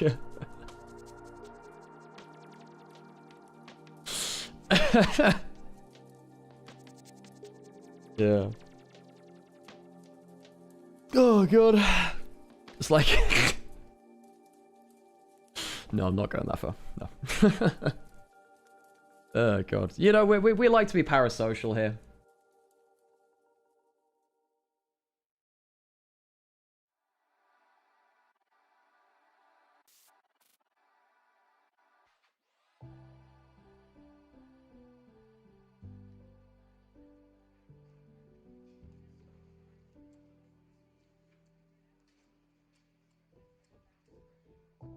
What was I going to say? No, no, that's not for stream. It's all good. It was for something related in the scene. It's not about you as a related thing. We should be getting onto our walkouts now, though, so let's get locked in. This should be fun, folks. Top Esports, good first series to them. Looking to match that. Keep up what has been strong entrance to Split 3 of 2026. Suyen, Tien, Cream, Jaculov, and of course not Fengyue. Draw coming in for Top Esports. Draw used to play a lot in this arena as part of Team NIP. Here in Shenzhen, Top Esports will take to the stage again. Jaculov, Suyen, Tien, Cream, Draw.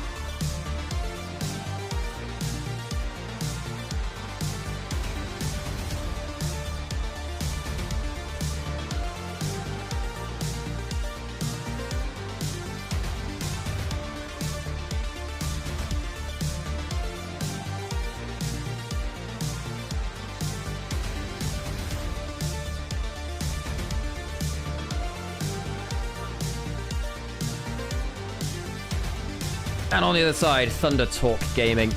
Team which has been upstarts, taking some names, occasionally over their history. Took a best of 5 off of BLG in 25 winter. Took a game off of them. Just the other day, Kashi, strong top laner.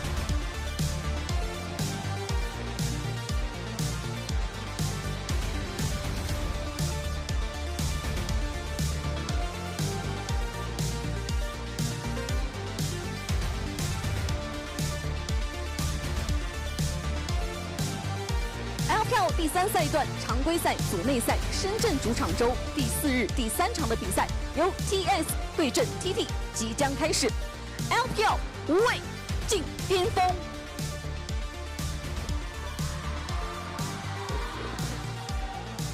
Junhao as well, another player to watch. I think that TT, look, I'm not going to lie to you. They're going to have their work cut out for them today. It will be difficult for them to compete with Top Esports, who were very good in their first series. What were your thoughts on the GT vs Samequai drafts yesterday? I haven't looked too much at those drafts. I was mind-boggled by the Vitality Game 3 draft, I tell you. Oh, the Game 2 draft, the one with the Lucian Elise. That was the draft which stuck out for me yesterday. I haven't actually gone over the G2 drafts from yesterday. I think because the thing is, basically the G2 series started kind of when we were finishing here. Yeah, there was a Lucian Elise in LEC for Vitality, which was, I mean, it did okay in lane. It's just the whole team comp felt very anti-synergy. It's a bit weird. Like, just Vitality have been plagued by draft issues for a while. I mean, Knock-Knocko's a good player. He solo killed in K'Sante versus Rumble. You don't expect that. It was against Kana. He did well there. You know, I think Knock's still a good individual player. The Esther I didn't get too much of a read on. I didn't get to watch the games too closely because the game was after LPL. In fact, I'm pretty sure the EU LCS show match is literally on right now, by the way, the classic one.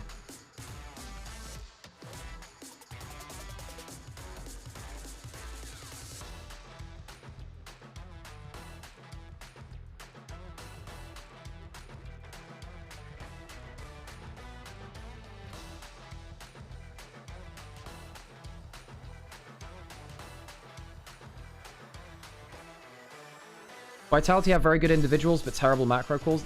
But the thing is, I think their worst player individually is Fleshy, and having a bad support in the current meta is just not playable. I think that the current meta is so jungle support reliant. I do actually think it could bring it back to this series. I think that jungle support for TT aren't bad. Just I think that top esports, just as a unit, are more coordinated. I think their lanes are better. I think TT need to get a big draft advantage. I don't see them winning if they have to play even draft. It's very difficult for them. So you're probably looking at Junhao looking at Lee Sin, which is gone. I think Junhao probably might think about Neferi, the very good Neferi player. Syndra off the table.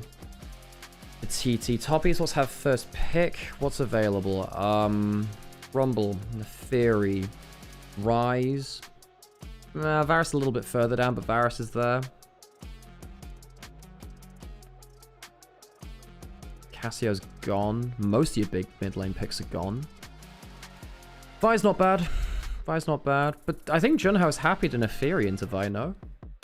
I think Vi's good because it opens up more mid laners. Oh, Jarvan's up too. That's okay. Yeah, Jarvan's okay into Vi. You can also Trundle into Vi. Trundle into Vi is good because you just punish them as they dive in. You strip their resist and they feel really bad. So you've got a couple of options. You can definitely pick some champions which mess with Vi individually. So they go Jarvan Rumble though. Yeah, I think their thought process here is effectively, we need to pick Rumble because they have a Vi. We want to pick some... I think that's the thought process. So they want to pick the Jarvan for it.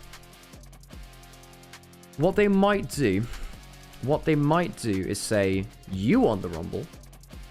You have to take it from us now. We're going to lock a Rise that can roam top lane, and we want to counterpick top lane. Because Suyan is a counterpick top laner. If they pick the Rumble, I think Suyan picks Yorick, and I think Keshi will do the same to him. I think whoever picks the Rumble, they're going to get Yoricked. So now, with that in mind, I actually think top esports should not pick top lane. I think they should just let the Rumble go through the draft. They don't want to get counterpick top lane in that kind of matchup. Pick like a jungle, pick like a good mid lane combo with the Ahri. Sure, that's fine. You know, Cream's a decent Ahri player. He had a pretty good game on it the other day. I want to see him actually build freaking damage on it. It really annoys me when I see the Rocket Bell builds. Go Lichbane, for God's sake. And then what do you want to combo in with this as well? I personally would not commit to a Rumble here. I think you get Yoricked. And I think that TT, that is what they want. It's still good for your team. It's still a good early fighting combo. I think if you do this, though, I think you get Yorick, and I think that actually Keshi's pretty happy with that.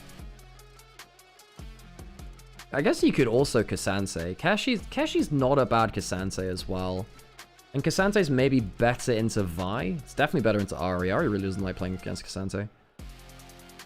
You got options. You want to counterpick top lane. Do you want Yorick so you get solo kills, you get side lane pressure? Do you want Yorick that's better at the team fighting? Keshi is not a great team fighter. He's a great 1v1 player. His team fights are a little bit off. Comparative. Really not counterpicking top lane? You're going to get double banned if you do that. They hover the Camille. They go for the Ambassador instead. I mean, Keshi's a good Ambassador. He's a good Ambassador. I don't think there's any chance of top esports flexing the Rumble down now, because guys, you know what the real Kino answer would be? You go Ashe Rumble bot lane with the Rumble support, and then you pick Renekton top lane. And you have like this super long range bot lane. You ban out like the priority bot lanes. You get like Ashe with a Rumble support. You counterpick top lane with a Renekton, and you've probably won draft with that. That would be my suggestion. Does Rumble have a high win rate? Rumble is very, very, very good in any game with CC in it because you always get damage down, you're always high damage, you always commit to the play. They banned the Lucian. Yeah, guys, legitimately. I think the answer for top east was Rumble support. You can pick the top lane with Renekton. Not that the matchup is like awful for Rumble into Ambassador. I mean, you can. It's like an even 1v1, but I think that's just such a nasty thing to do. You know. Ezreal and Lucian banned away. I guess the one problem with that would be that you have Ashe into Jarvan at that point, which is a bit rough. Okay, that's the negative. Yeah, but basically, I think Rumble support to get a Renekton counterpick kind of crazy. Cream is definitely going to rage belt you. I know he's going to rage belt me. I've accepted my lot in life of seeing Ahri players intentionally hamstring themselves by building an awful item. It is nerfed to hell. Don't build Rocket Belt on Ahri. Build Lichbane. Nautilus comes through for TT. Feather's a good Nautilus player. Gives you good, very good engage, actually. TT got Rune Prison. They got Jarvan. They've got Nautilus. Now you're actually setting up for, like, really good combo for whatever Arn's last pick is. I guess you could MF last pick for Arn. Even into a Vi. Well, Vi Rumble's really quite bad for that, actually. Could you Kai'Sa? Okay, they're gonna keep the Rumble top lane. Missed opportunity. Does Jaculov go... what does he go with this? You don't want to Sivir into Jarvan. You might do it anyway because it helps you Rumble in your Alistar. I don't think you can Xayah. I guess you go Sivir just because it's like Spell Shield on Ambassador. You might get Cat... That was a Samira hover. Samira's really bad into Alistar. I actually think Kai'Sa's the pick here. Yeah. Slam Kai'Sa. Arn is a good Kai'Sa. This guy in 2024 was insanely good on Kai'Sa. You don't want to go Mel into Vi Alistar. Kai'Sa's good. Allows you to follow up. You have great CC. You've got a Jarvan, Ryze, Ambessa, Nautilus. All very, very good. The Kai'Sa's the obvious pick. Perfect. Cool. Right. In terms of overall draft. Top lane is okay for Keshi. He's got a decent matchup. Mid lane is fine for Harry. He's also not a bad Ryze player, so he's probably his best champion, I think, actually. Arn's got a great chance to influence this game. I'm going to go into an ad break so we don't get ads in-game. On the other side, Jaculov does have to play into a Jarvan. You do have a you have a very strong top side. I think TT win draft. I don't think it's enough to be, like, unplayable for top esports, but I think they do walk away with a draft win. It's not bad for them. This Arn Kai'Sa could be really nasty. No, Kai'Sa, Alistar, Kai'Sa, Nautilus is a good combo. Alright, okay, I'm gonna go quickly. I actually have food in the other room which just heated up, so I'm gonna very quickly grab that from the other room.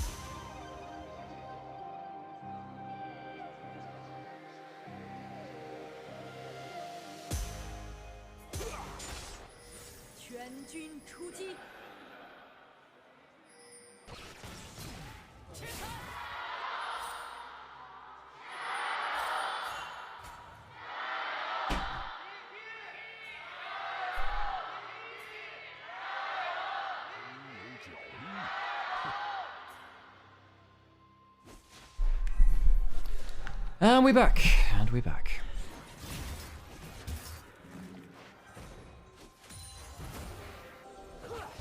Okay, so on a feather, decent lane, Sivir, Alistar, Kai'Sa, Nautilus. You can get kills on either side. You expect Sivir to get the push. You expect maybe some kill threat if the passives are good. Arn's taken minion aggro. We'll get passive onto the Alistar. It's not bad at all, actually. Arn has the Q on as well. Jaculov, not bad auto attack reset. Feather's Q cooldown, obviously long at level 1. Now Arn wants to, like, what you do as Kai'Sa here is you Q at the start of the wave and then you try and Q at the end of the wave too. The problem is because the Q is single target on the first minion, you're not gonna get level 2, and Jaculov actually gets like an auto attack reset onto 2 people. Boomerang Blade gets the doubled hit. And actually now, they've just lost lane. Jaculov really well played in the 2v2. Very solid 2v2 mechanics. Keshi is overpushing top side, so bot lane's winning. Tien could either gank top lane or go onto Gromp. He can do either. What has Jarvan done? Yo, Jarvan's gone blue into bot side. Isn't this super bad for him? This is really bad for Junhao. He's going to lose Gromp. Now, the thing is, you would expect, if you're TT, to be ganked top lane if you're pushing this matchup. Tien says, no, I'm actually going to go top side instead. Tien's going to get Gromp and Wolves, and then he can recall, get whatever he wants, and then he can just go into bot camps.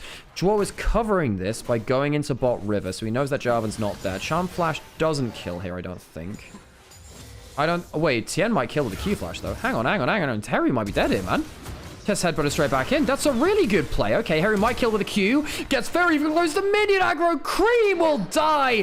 That is a mistake. Haru gets the kill in the 1v3. That's a mistake from top esports. And now Jarvan, where is he? He's going into top side, actually. Bot lane, Arn 1v1ing with Jackulov. Can you get a single target Q? Actually, not sure who. Actually, I think Arn wins this. Has the E there. Gets through the barrier. Close. Needs one last attack. And he'll get it on. Solo kills Jackulov. The Kaiser gets online. Well, this is ridiculous. Junhao now topside himself. Goes on to Shuyan, gets the flash knockup. That might lead to the kill. It's a great gank from him. TT, how in the hell are they getting away with this? I thought that top esports had everything set up for success. Tien made a good read, got into the enemy jungle, stole 2 camps away. But then they threw it around the mid lane, and then bot lane isolated 1v1. Jackulov was winning, but you forget Kaiser's a duelist. You forget Kaiser's an assassin. If it's just mano a mano. Yeah, you'll win that. So Haru gets flash combo back in. Into the Q. Cream's still got minion aggro, and he gets Deathfire Touch single target. Great auto attack from Haru as he flashes to the side. How did they not kill him? Oh man, that is disgusting from Haru. Crazy stuff. And then Arn walks beyond the wave. Gets W on target. Gets the passive rolling. And Sivir just doesn't... Even in level 3 to level 2. Levels up his E midway through the trade. Gets the heal as well. Kills him. Now Dwar has no flash. He's just dead. Surely he's just dead here. Maybe not. Okay, double knockup's good. Does get on the hitbox of either side. Jackulov gets some trade back onto him. Wave's still not in a good spot though. Feather can also still, like, flash auto attack into Q. Jackulov is not safe in bot lane, make no mistake. Okay, so now TT have won early game. They've got a kill on mid lane, kill on bot lane, kill on top lane. Does that change much? I think it does, actually. I said TT won the draft, and now they've won draft, and they have a good early game. I think top esports drop this game now. I mean, it depends on the first fights, but TT, I think you could reasonably predict them activating their draft with a kill in every single lane, and playing through aggressive combos. Do pros always take Scorch mid lane? No, not always, but often they do for early pro. Early pro is so important in pro meta. Hey, Heiki, appreciate you.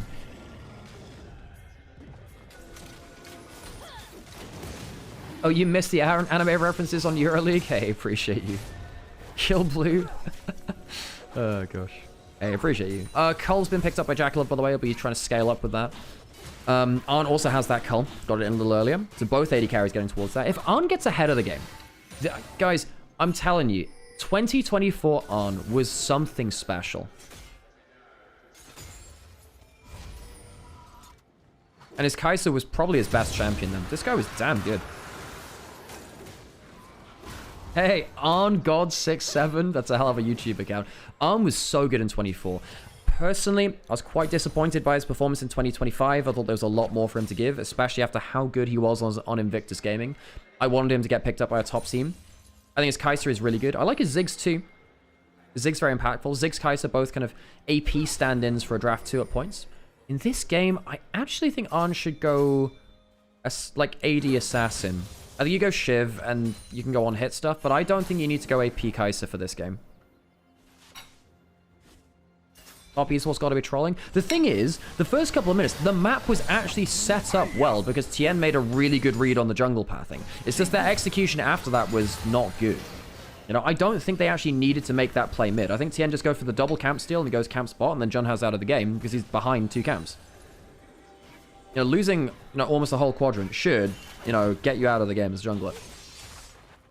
As it stands, Tien is still 3 camps ahead. He's still not bad on that front.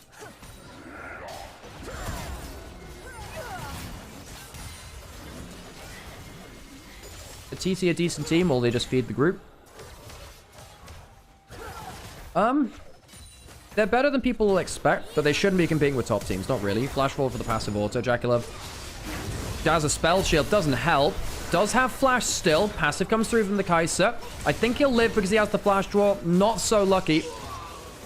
Jackulov lives. Junhao gets a kill. Good game. Top esports are now losing control of things. Tien spotted on a ward top side. Grubs aren't spawned yet, so you can't even counter with that kind of take. I'd imagine they take them anyway, but there's a chance that TT can roam around for that. Arn now has 6.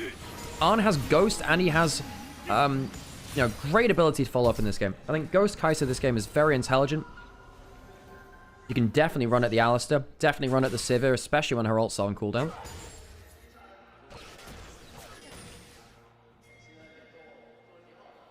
Yeah, I feel like I've been shouting on my little soapbox about Arn for a while, although sadly he's not had too many of the results to speak about it, but, you know, destroying IG 3-0 in the promotion relegation series from Knights Rivals. Putting IG down into Group Nirvana, putting themselves into a Group Ascend. That's a hell of a result. Grub's taken by TN, as we said. Unlikely for there to be a contest from Junhao. Junhao wants to keep farming. He's going to go from bot to top. Alistar is going to get some wards into his own jungle. Draw. The thing about Draw is, mechanically he's been doing fine. I just don't know whether he's completely locked in with Tien in the early game meta yet. I just don't get why they removed Feng Yue. I think it's because top esports manager realized that if they don't get results, he's kind of, you know, he's out of a job. I think, is Harry fine here? I think he is. He takes a safe way back. That's intelligent of him. He's aware that, well, look at the walls they have in top side. They're aware that they're not in top river killing the overextended Ambessa or the pushing Ambessa. So there might be bot side. Good play from him, actually. Just fire the manager. Well, look, top esports I'm sure will make worlds. The problem is, I'm sure they will at this point. They made finals. They've got enough circuit points. They probably will. But yeah. If Feng Yue's career got entered harder than Tien entered that Scuttle Crab against G2 Game 3. I can't believe that Scuttle... That is actually the worst Scuttle Crab take I've ever taken. And yes, that does include Flabber versus C9 at MSI 21. That does include that.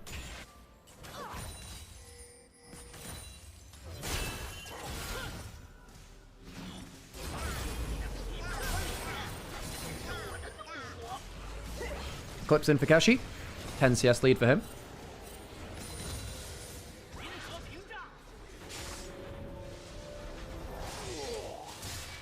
Junhao gets the ward down.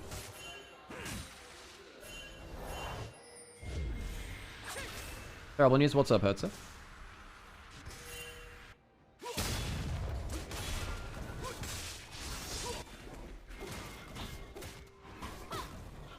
Still can't believe top esports shipped Feng Yue.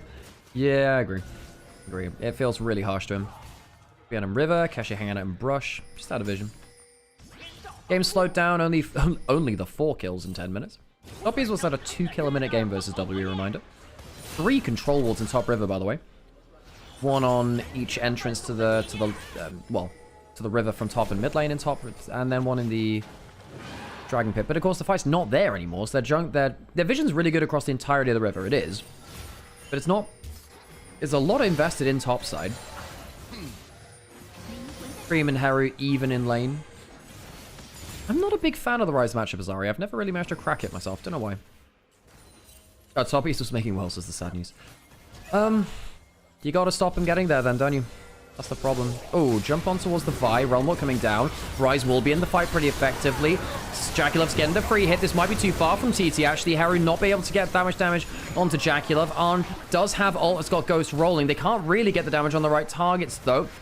Looks like it'll be the one for none. A bit of an overforce from TT. Junhao goes down before he can Cataclysm even, actually. Surprised he doesn't even get that off. I would have really thought TT could have chosen their targets better. He might still be able to fight, you know. W in.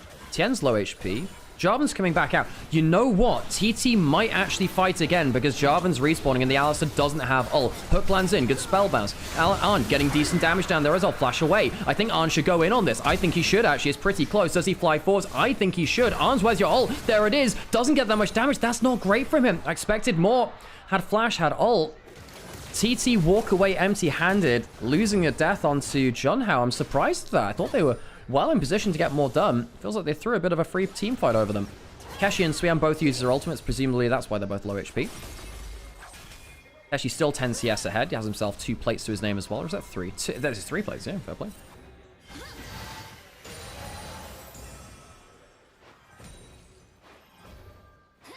I mean, Arn had to wait for his Q cooldown. He has Kraken Slayer now.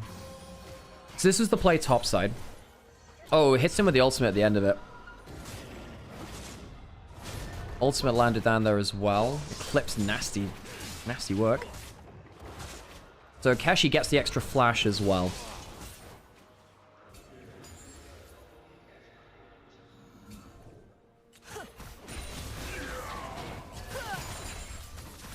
Arn has gone for Kraken Slayer, not Shiv. Oh, yeah, that's the interesting thing. So what happens to Jonah here? He's just full combo, never gets the Cataclysm. I mean, he is just full CC'd. I also, yeah, I mean, if you kill Tien before he gets through to the ult, that's fine, but got to at least use your Cataclysm. Maybe he's trying to Cataclysm through the ult. Now Tien is so far ahead in farm. He's up a whole level. That is such a problem. And this is why I'm like, if they didn't go for that bad play in mid lane, where I'm pretty sure Cream never needed to walk up, I'm pretty sure that Tien just gets a million CS ahead for reading the jungle very well. And then Junhao can't play the game. Quite worrying that Top Esports had such a good map setup and couldn't execute on it.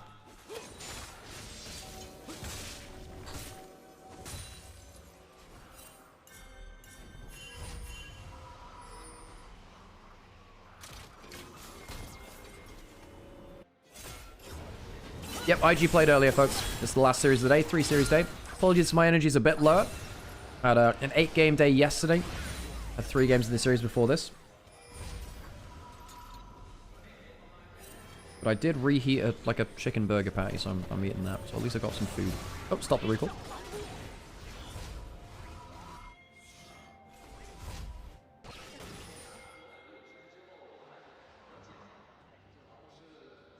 I hope the solo lanes played well. Yeah, TheShy got player of the match. Got player of the series.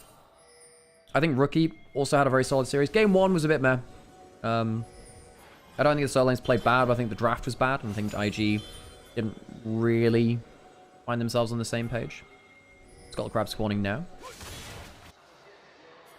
Hero walking up river has level 11, so he has the extra damage on combos.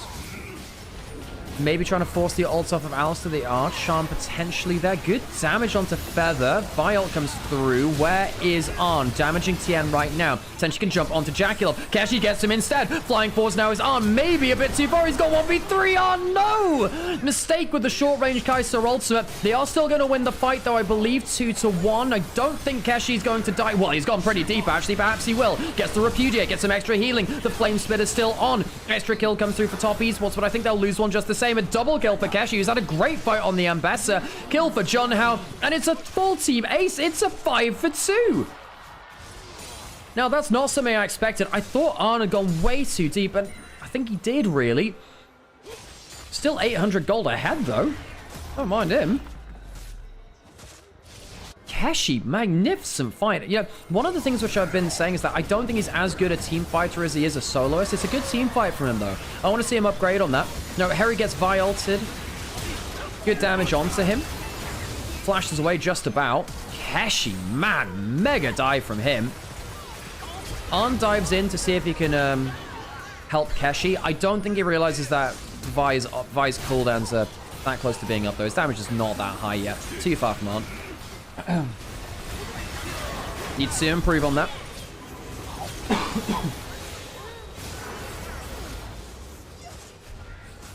Looks like a vision play being set up in the picture-in-picture. Tien and draw.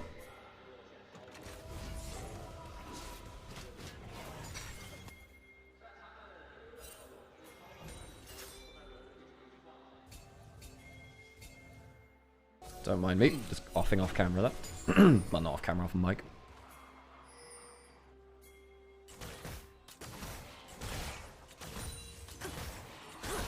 Both junglers now 3-1. Junhao catching up a bit in XP. Considering he was down a full level earlier, I know there is some catch-up XP. Jun has done very well in the last minute or so. And now Keshi's 2k ahead. 4-0. This guy is the top laner to watch in LPL. I swear to God if BLG sniped Keshi. Sorry, friendship with Hoya, friendship with Wenbo, friendship with Bin is over. Keshi is now our best friend.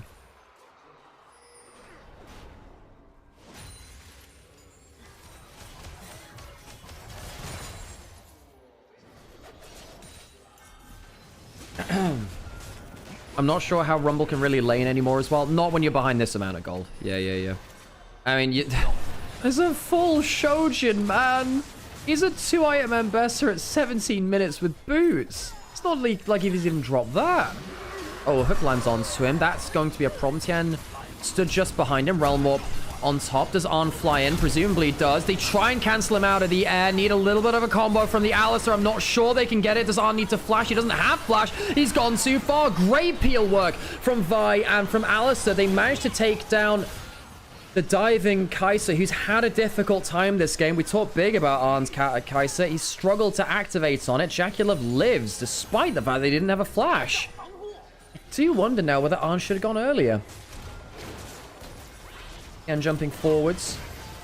5v4 on the top side. TT not quite executing. Getting quite worried for them now. Again, look, I know how good Arn can be, but I think he is misjudging it right now. It's a shame. I'm a big fan of this player, but he's going far too far, far too deep. Watch this again. Look, Feather gets a great play. Blows the spell shield, gets the ult, knows that he'll get the passive onto him. Gets the W from Kai'Sa. He nearly gets swatted out the air. He doesn't get the single target Q. He doesn't have flash or ghost. I think you just ult early, no, and just get some auto attacks down. Maybe he's afraid of the Alistar combo. I'm not sure. Anyway, misjudged. I know he waited for Ryze to be there, but then don't ult that far away from your teammates.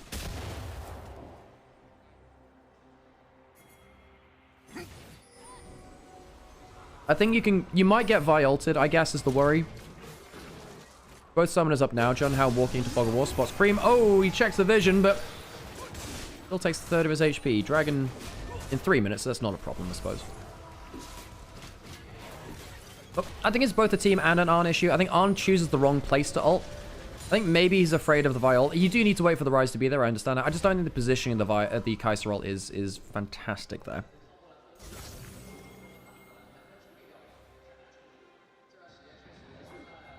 Yeah, he did get Vi ulted anyway, fair play.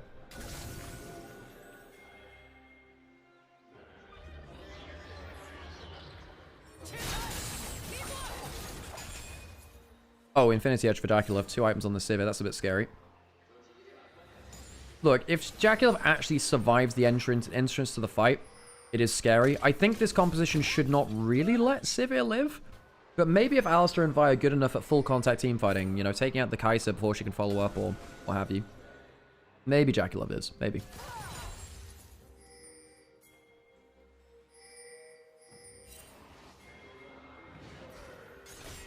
My go is now washed, apparently. I believe in Arn. He'll bounce back.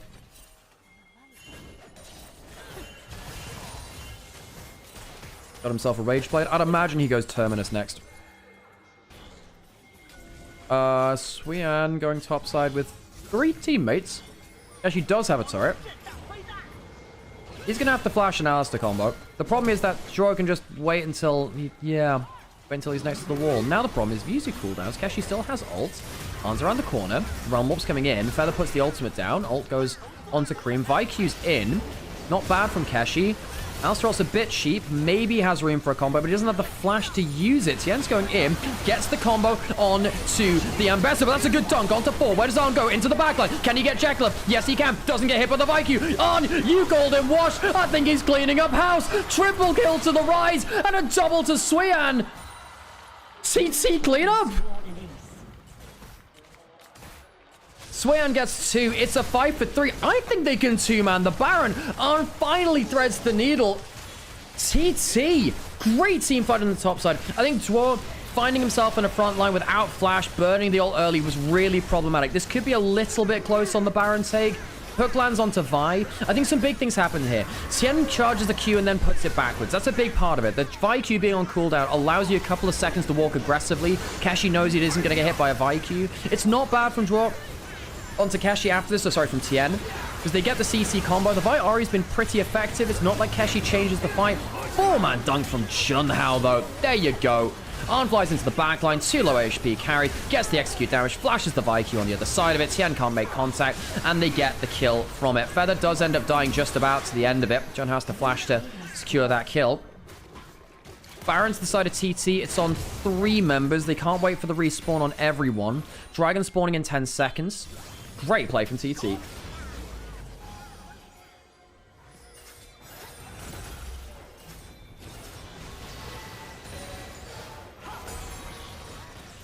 Top turret pushed in by Top Esports. Dragon spawning now. TT pushing in mid and bot lane. That Ambessi takes... Ambessa. No, don't follow that train of thought. No. Ambessa pushing in bot side. Teleport from Ahri to protect that turret. Hang on, the big engage in mid lane. Dwarf's going down. His ult doesn't mean that much. They're teleporting in, but they're teleporting in late. Maybe the Realm Warp can get people out to safety. Do they even need it? Swean's taking some good damage off of people there. Arn's gone down. Cream has the resets. The combo comes through. I think Cream gets a reset here. Flash away from the turret. Keshi has a shield. Swean takes him down. The Baron push is not looking particularly successful. Heru has minions to fight around now. One last Baron buff on Feather. Baron buff reduced to 800 gold only. The team fights from TT have been hit and miss. It's been hit and miss, and a lot of it has been on these diving plays, not quite threading the needle. I know it's hard to when you're in the heat at the moment. I actually think TT should be winning this game quite easily at this point. Hook lands on to draw. His ult just doesn't do enough. It's rank 1. Arn goes into the backline. He ends up going melee range. He ends up going melee range of the Alistair combo. The Ahri cleans up. Cream's been playing this game pretty well, you know. He's been playing follow-up Ahri, but he's getting really fed off of it, so it makes a lot of sense for him to do that. The Q is a little bit rough there. I think he potentially could have killed with one less ult charge, maybe. I'm getting a lot of gold there now, actually. 3 and 3. I mean, Harry's 4 and 1. Arn's still 2k ahead. He's got an Nash's Tooth. I actually wonder whether Arn should have gone for Terminus. I wonder if he needs the brawling stats. I mean, Zhonya's won't go amiss as his next item. That won't be for sure, but yeah.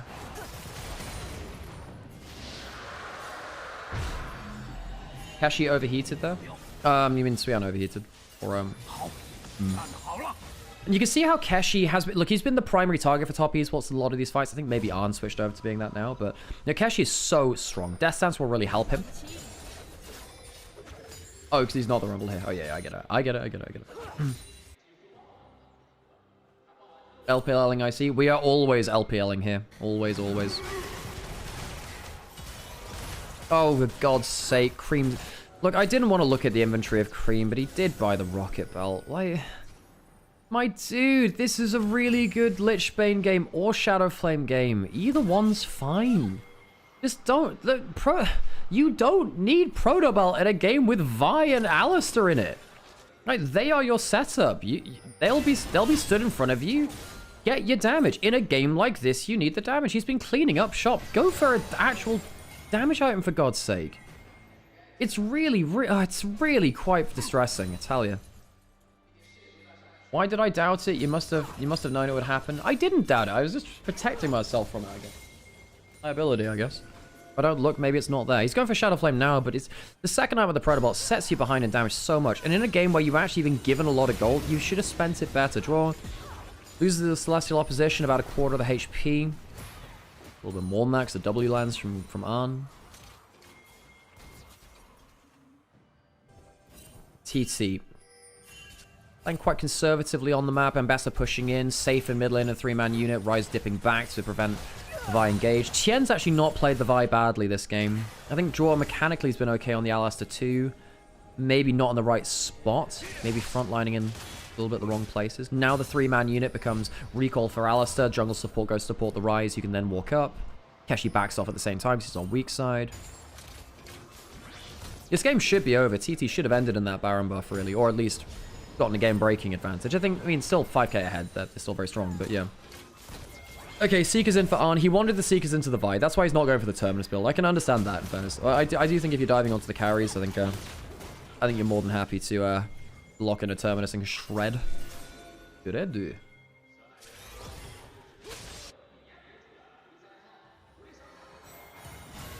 Actually, level 18, 3-level advantage on Cream. This is the kind of point, actually, where you can just randomly ult out of a bush and then force people to ult or die.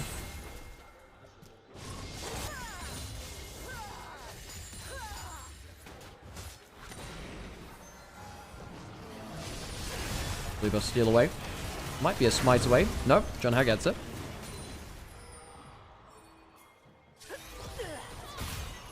Giving the blue buff to Arn, gives him the mana regen, gives him the cooldown. Ooh, just about narrowly misses that. Brienne going on to Feather. Not bad trade there, actually. I don't think you want to go too much further than this. Maybe then get onto Arm, but he has a Seekers. Not sure about that. Hang on. Swean takes a lot of damage there. Jumping onto Cream. Has to Protobell away. GA off of Junhao. Cream, when's he going to pull the ult? That's an ult in the backline from Keshi. Takes the Vi ult backwards. Heru's good, knocked up in there as well. On into the backline. How much can he do? Currently in a 1v3. And all of the damage is in front of him. The Seekers will find nothing. That he's not bad, but he's gone alone. Once again, the Kaiser does not work out in the team fight. And Top Esports clean up house. A couple of big mistakes. The Ambessa going too deep, then dragging the ult of the Nautilus back onto his Rise, Arn going alone. It's just not coordinated enough from TT as a unit. TES will get themselves a Baron, and in a game where TT really should have closed this out, I think Top Esports will probably bounce back into a victory now. Feels like TT have wasted a lot of opportunities. We'll go back into the replay. You can just charm there, Brother Cream. If you just charm there, Junhao probably gets his EQ cancelled. Anyway, Protobell actually has value there. Fair play. Knockup's not bad, and then... cancelled auto. Oh, On cancels an auto there, man. But you... Look, the key to playing Kai'Sa, or Zeri as well, this applies to her as well, is effectively... You never want to, and this applies to Corki too, actually. When you're playing diving AD carries, you dive 1v1, not 1v2. You want to be one-on-one with another damage carry and you'll beat them. Your single target Q will, and E will make sure that happens. But if you go 1v2, like right there, and technically 1v3, right? Because it was not just the Sivir and Ahri and the Rumble, all three of them. You need to find yourself in an isolated 1v1 against someone, and you'll outdamage them.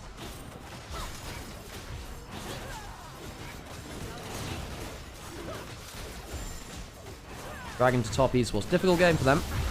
Better team fighting from them. And some big mistakes coming through from TT.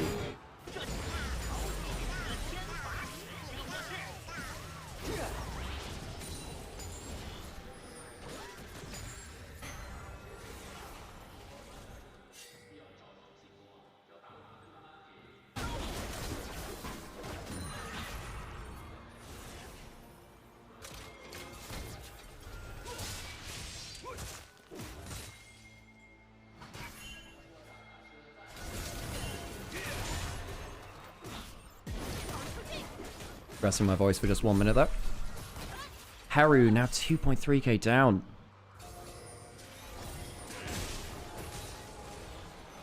What's being cleared? Again, Tien's Vi in teamfights has been pretty good. It's got on top of the Kai'Sa in fairly good opportunities. Arn doesn't have the Zhonya's completed yet.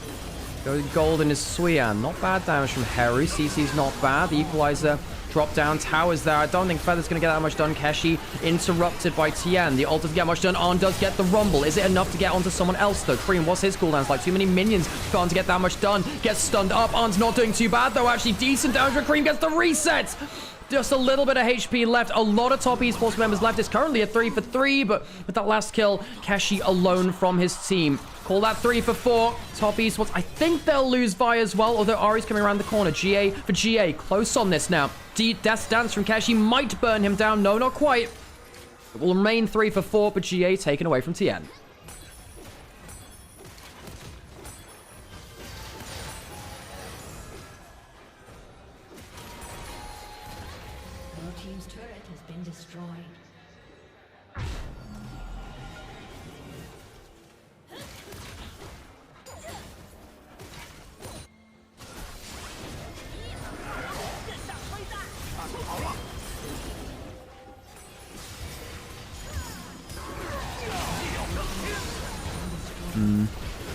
Well, I think Keshi could have ulted through the Vi Q. If Keshi ults through the Vi Q into the clump, does that change anything? Maybe. Arn ends up tanking 2 Baroned up cannon minions, which doesn't help. Almost Realm Warps away. Tien's been playing really well. I think Tien's had a good game. He might actually walk away my MVP, actually. Solid game from him. Almost won the game early game by himself. I feel bad for Keshi, because, like, look, Keshi plays really well in individual 1v1s. I don't think his team fighting is up to snuff, sadly.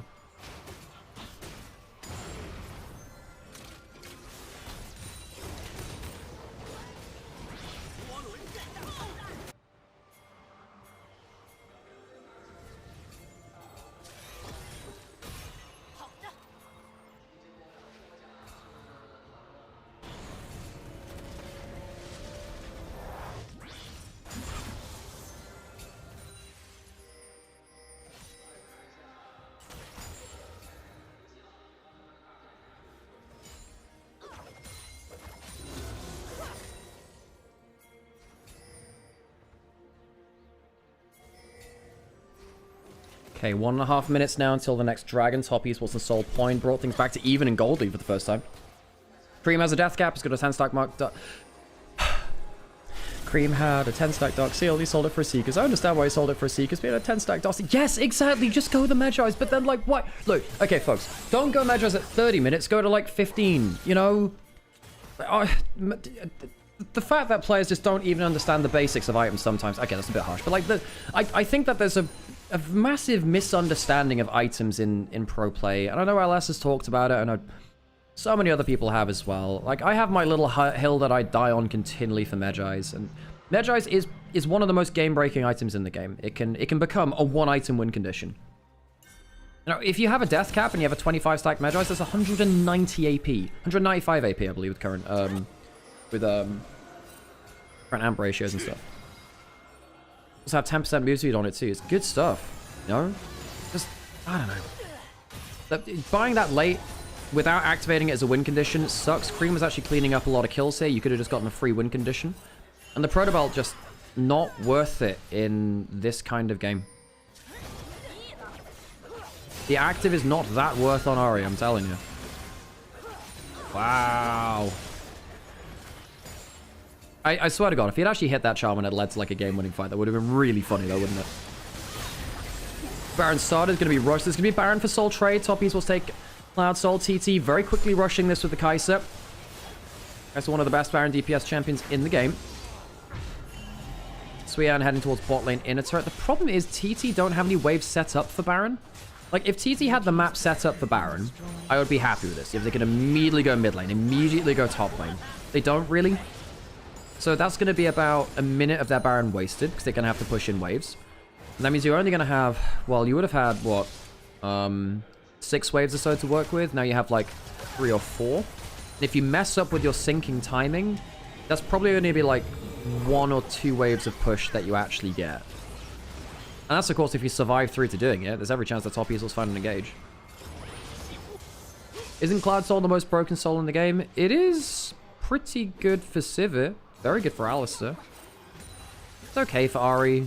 I mean, the base, if anything, the flat 10% movement speed boost is better than the soul itself for a couple of the champions, but yeah. The thing is, TT have so much point-and-click CC, I don't think it matters too much. If you're hit by an ult assault, movement speed isn't helping you. Same with Ambassador ult, blah, blah, blah. It's not bad, for sure, but I don't think TT mind giving that up in this game. Yeah, Ahri doesn't mind Ahri, I Cloud Soul, but any other soul would be better on Ahri than this. She actually wants, like, she has enough mobility. She needs, like, you know, damage. Although movement speed differential is important for Ahri, it is. It's why I build Magi's Lich Bane. You get, like, a permanent, once it's past 10 stacks, you get, like, a permanent, like, 16% movement speed, something like that, is it? Pretty damn good. Another swing and a miss from Cream. Push in from Kashi. Okay, so TT have 3 waves to use, really. Ambassador pushing in mid lane. Do they actually get that much? Well, the first wave they actually look to do anything, and they're going to lose the J under the turret. Cataclysm not on cooldown just yet. Well, that's why you don't take Baron for Soul Trade. Top Esports, wonderful fight from under the inner turret. Really good timing. They know exactly when they want to strike. TT, they are punished for taking the Baron for Soul Trade. A triple kill for Cream. He might even get himself a quadra. 24 stacks on the Magi's. Nice stacking up for the extra AP. Kill taken by Jackulov. They'll walk down towards bot lane, and TT took a Baron for Soul Trade, and they did nothing with the Baron.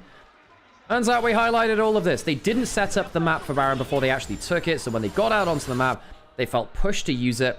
TN is actually going to drag the wave away, so their wave will walk into the turret a little quicker. They actually might look to end the game here. I mean, 20 seconds in? 3 grubs? They actually can do this, I think.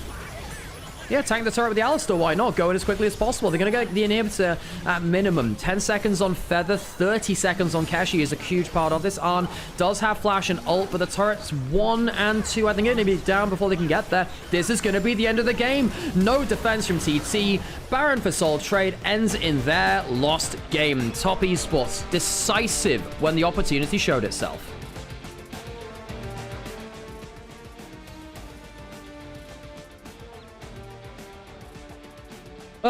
TT. I'm praising Top Esports for what they did there. For sure, very decisive, took the opportunities when they were given.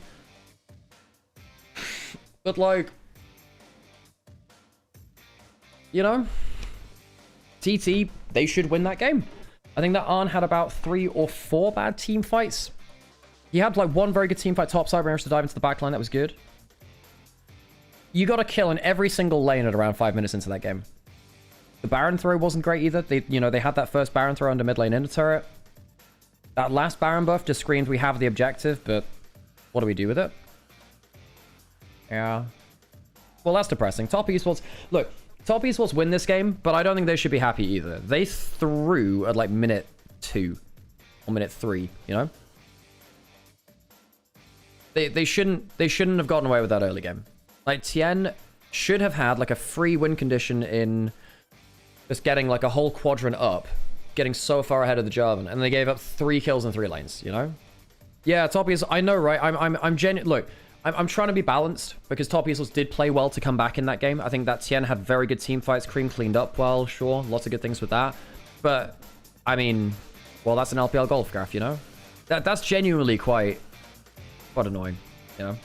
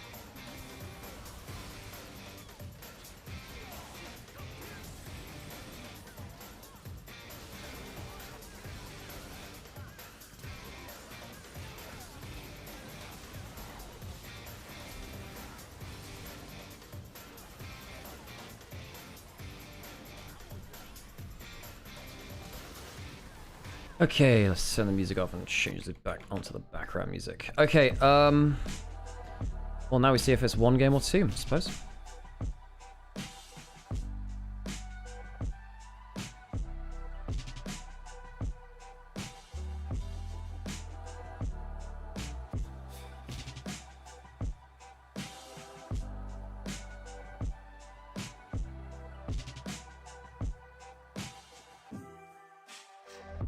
I can't believe I'm missing the EU LCS show match, man. I'm gonna have to watch this back.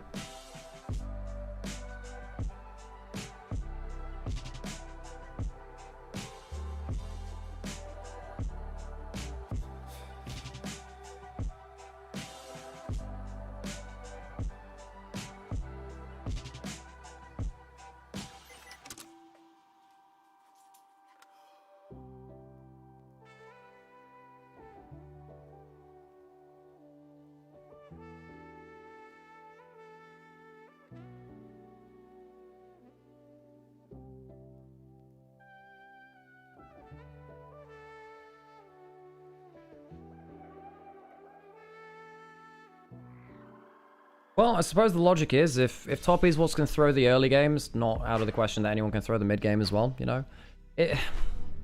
Yeah. But again, I hope you can see this as balanced, right?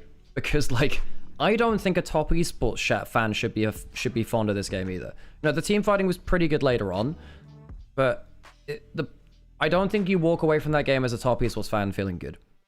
So Cream gets player of the game. I would have given it to Tien. I think that Tien was really good. Look, Cream did a lot of cleanup. He was pretty good. I hate his build, bluntly. I think that Tien made the bigger plays personally, but whatever.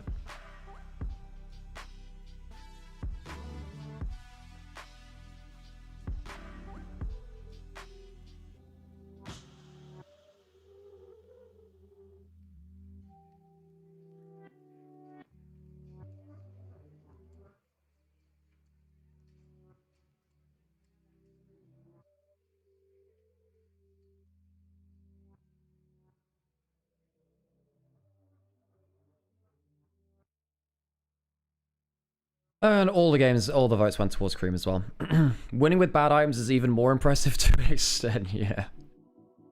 Yeah, he had a lot of gold at the end. He got a lot of shutdowns.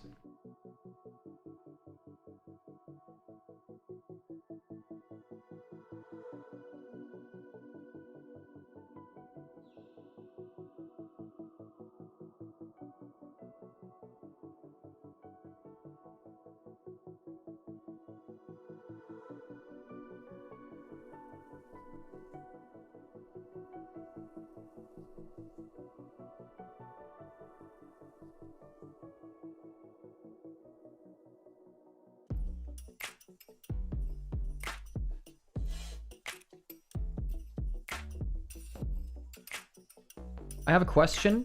Feels like top lane is getting a lot of focus at the moment between all these rookies and Zeus MVP. Is it because it's just the meta, or is just narrative interest? I think the most important role in the game is jungle right now. I think jungle support is one of the most important roles. All good there. To be honest, I really care about the LEC, so I'm sad that I'm missing that, but I think that jungle support is the most important part of the game. I think that sure you can perform very well in the lanes, but strategically you win through jungle support most of the time. I think that actually mid lane's super important. I mean, like, Knight has just been solo carrying from mid. There's a lot of diversity there too. Top lane's in a good spot. Yeah. Your side lane's pretty good, and you're actually not, you're not put in lane swap scenarios. You get to play the game now. I think if you're like, so Sinian, I would, for like 90% of teams, 95% of teams, I would agree jungle support into mid lane. That's how I would tier how important your players are. I think for like the top 5% of teams, it's still jungle support, but like your solo lanes can really pop off. Like we've seen that with like Bin and Knight. We've seen that with Zeus, Zeka to an extent, although I think that fell apart a bit against Knight really. I think Knight really did prove he's the best mid laner in the world. Suppose they don't post for auto renews or whatever. Hey, appreciate you, Freg. Appreciate you. Thank you. And again, folks, if anyone does have a free sub around, it does help us reach towards Partner Plus. What are we on now? Of Partner Plus. We're on 71 on Partner Plus. So if we get 30 more people, 30 more people subscribing, like, I think that's not Twitch Prime, I think. Then we will get to Partner Plus, and we get a higher share of sub revenue, which is really, really cool. I mean, if you have Thanos and solo lane, it's different. The Knight also has Shun On. Yeah, but Shun On, I would actually flip that around. Shun On have Knight. I mean, a lot of what Shun On do is only backed up by the fact that Knight has, like, traded Psycho, given infinite pressure in mid lane and stuff. Did I run an ad break? I did not. I'm gonna run an ad break, but good timing for it. 73, this one. Cool. Oh, cool. Nice. If you have the best support, best mid, I'm one of the best junglers for sure. Yeah. But then again, it didn't work in finals, because I think that Shun On struggled under the pressure, and they didn't prep draft well. I didn't think they prepped. Yeah, I think that they didn't prep draft well in level 1s well. I think actually did a lot better in finals than that.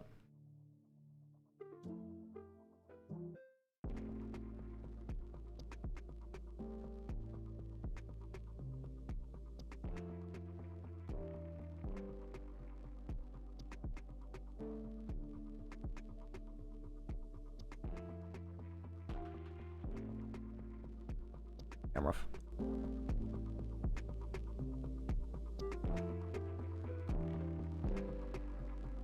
Oh, we got fan interaction. We'll put tense on them. 召唤师们，欢迎回来！酣畅淋漓的比赛之后，又来到了我们的场间互动环节。大家可以看到我身旁有非常多的召唤师，对不对？还有很多专业的高字来到我们现场。那我们一起来跟屏幕前的召唤师们打个招呼吧。 好的，那我们这一轮互动游戏的小名称呢，叫做英雄语音打碟机啊，非常考验大家的这个节奏感啊。我们的规则是很简单的，大屏上的英雄头像会根据我们的音乐鼓点移动至我们的虚线处。当我们头像碰到左边的这个虚线，哎，我们挑战者必须大声喊出他的经典台词。那我们现在也可以看一下我们大屏幕上的这个示意啊。第一轮的挑战的这个台词是“我们走吧”。 就来就来，嘿，快回来！哎，非常简单，是不是？来，那我看一下哪位召唤师要先来挑战321。哎，这位小姐姐非常迅速，哎，有没有信心？有。好的，那我们来看一下准备啊，我们大屏老师准备我们的节奏，开始吧。我们们走吧。 What? 就来就来。 Why is it so base boosted? 我们走吧。嘿，快回来。 Why is it so base boosted? 哇塞，怎么说？这位小姐姐卡点大师来的是不是？太帅了啊！恭喜你获得由我们李宁为你提供的 J Club 卡莎同款短袖一件。 That is a really cool Yone cosplay. What the hell? 哇，好的，大家，哎，我身后的招爱师们不要灰心啊，我们下面还有一轮，还会同样给大家送出。那我们来哪一位勇士要来挑战？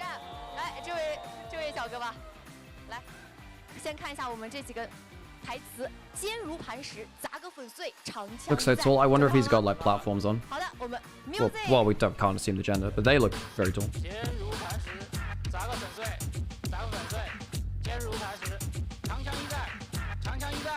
哇塞，这个反应速度全程 perfect， 完美达成！恭喜你获得由我们李宁为你提供的 J Club 卡莎同款的外套一件，可以跟我们的镜头来展示一下。哇塞啊，来到我们现场的观赛就是可以获得这么多的精美礼品和我们的互动，再次感谢李宁为我们提供的精美礼品。那也感谢各位招爱师们来到现场。那么接下来，让我们一起来期待下一场精彩的对决吧。 Okay, I have to say, I have been enjoying these little fan interaction segments. This is something a little bit different, because one thing that they're doing this week is, I think, to break up the monotony. Look, most of the time, every week, there would be a game in an arena. Now, what they do is they basically say, look, everyone's traveling here, you're all going to have similar schedules, which is a big thing too, because I think one of the things we were talking about earlier in the year is, look, JDG are playing like back-to-back series 8 times in a split, where other teams are doing it like 3 times. It's a big difference in terms of prep and scheduling. What it also means is it's almost like a week-long festival in a location, then they move to another place. Yeah, you don't get to be in the same location all the time, but you get to see every single team at a place, different matchups. Maybe you get to see your local team less, but hey, I think it's good. I like that. Yeah, honestly, it's Cinian, I tend to, yeah, I mean, I get that. If it's a cosplay or something, until I know, I go neutral, you know. I tend to go gender neutral with most stuff until I actually know, because of his bases, I suppose. Did you see Jamada's tweet, by the way, that he's getting, like, slurs over? Where Jamada said that, effectively, if you don't like this meta, but you like fearless drafting, you're not allowed to complain about this meta. And I think that's such a banger, by the way, because the whole thing about fearless drafting and all of the hype around it for me was about people getting really tired about the meta and saying, you know, we're saying the same stuff, this is boring, blah, blah, blah. Okay, so you want diversity in the meta. We have diversity in the meta now, but you don't like it. So actually, is it about the diversity, or was it just the monotony of that time? Because I hope you realize, even with regular draft, we'd be saying the same stuff, you know, right? Yep. And I think that goes to show as well, like,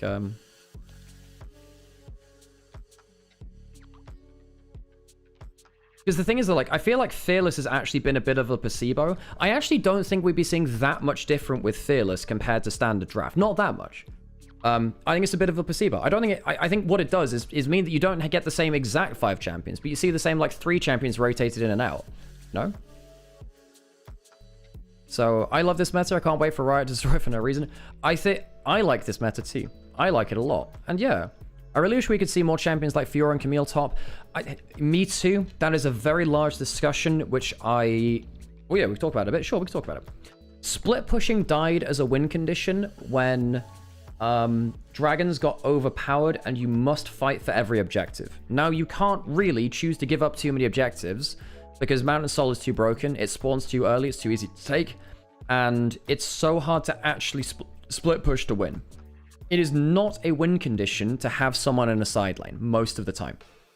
So, the last time that split pushing was a win condition was sometime around 2018, 2019. I know you see bits and pieces of it beyond then, but realistically, as a consistent win condition, you go back to 2018, 2019.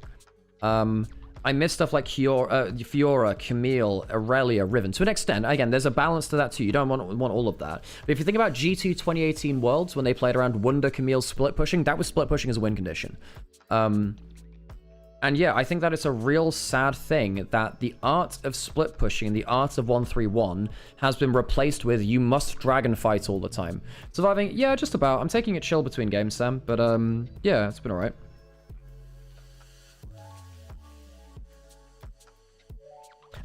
Did you like Jamada's tweet about fearless versus non-fearless, by the way? Or yeah, in terms of like, well, you wanted champion diversity, you have it.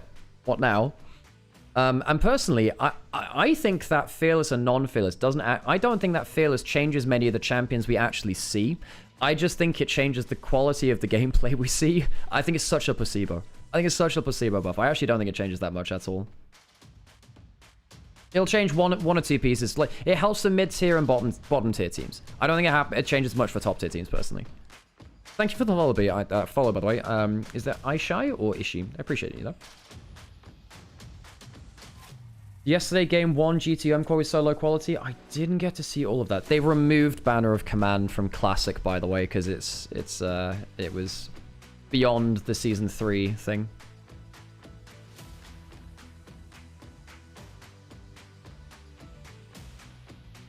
Oh, did you see that Go for LOL tournaments are back, by the way, which is insane?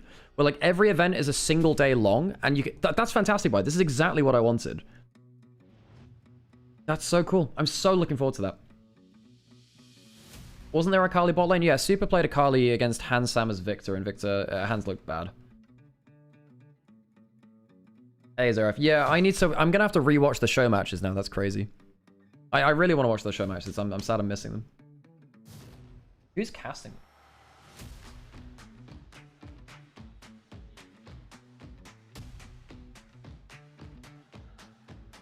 Who's casting the wait, who's casting the classic show match? TheShy? Who's the play-by-play then? Wait, Odo's casting it? I would have thought they would get back like I don't well, I guess Odo was playing back then, but I would have thought that you should have brought back Quickshot, man. Should have brought back Quickshot. TheShy and Dracos. I'm glad they got TheShy back. What did they play in the first game? Here? Wait, in the classic game or in LPL here? You can see on the screen now, at least. Okay, let's get into game number 2 of the series. I'm not gonna lie, Top Esports were lucky to get away with that one. I personally think they probably should have lost that one, which sucks for them, but hey. Top Esports get away with one somewhat. Okay, Ziggs banned away. We still have Camille with no Poppy, but there's no Ziggs. Do you still play Camille with no Ziggs? What are your power picks? There is, well, there's Varus, I guess, if you want safe bot lane. You got Cassiopeia. Yeah, but there's no Rise to counter, but Cass is really good. Oh, is Dracos under Sifa? No, it's Sifa's casting as Sifa? Great. Yeah. Sifa was his initial name, and he changed it because it's too hard to pronounce, basically. And Dracos is just his actual name because he's Daniel Dracos is his name. Okay, Victor's not... Look, Victor's okay into Cassio. It's not great. You'd prefer to have something like a Syndra. The only two things which really deal with Cassio decently in lane are like Syndra. We saw Locke do okay. That was a very different kind of combination. Camille is locked in for Draw. Camille's not bad versus Cassio. Hover of the log. I mean, the Cassio is a flex between mid and bot. Doesn't have to go anywhere in particular. His last name gets into Greek, right? It's because he is Greek. He is, I think he's part Greek, Timino. Timino. Oh, Sinin. Brain's freezing at this point. I tend to, yeah. Vasa, by the way. Thanks for the follow. I appreciate you. Shen locked in. Counter to Camille's support. Well, it's not a counter. It's an answer to Camille's support. We have seen Shen's do relatively well into this pick, though. Snap engage is good. Avoiding the Q auto attack is good. Strong pick on the whole. Yeah, Chen's fine too. No, it's okay. It's literally just my brain... The way my brain works with Twitch chat. Gnar locked in for top side. Now, you're locking in top lane on 3, then double banning. You're probably banning, what, Vayne? What else would you ban? I guess you could ban Yorick. Do you care about that matchup enough? Keshi did very well in the 1v1, and Gnar is a 1v1 champion. Please do not lock. How much lock would a wood lock if a wood lock could lock? Okay. gonna get comfy. Okay. Oh, Olaf burn as well. Yeah, fair. Is Olaf that good into Gnar, though? I feel like Gnar can just kite. I guess Olaf with a Shen is a problem, but... I guess Olaf's good against Victor, too. I think the Olaf is less for top lane, it's more for the fights later. Garner ban away from Tien. Nocturne. Well, Nocturne's pretty good against the Neferi because you just invade a lot. Oh, you have Neferi Shen. That's a good call out. Yeah. So what does top Esports need? You need a second form of engage. Camille single engage is bad, especially into like Shen ulting your target, Camille, Cassio putting down a Miasma ulting the follow-up.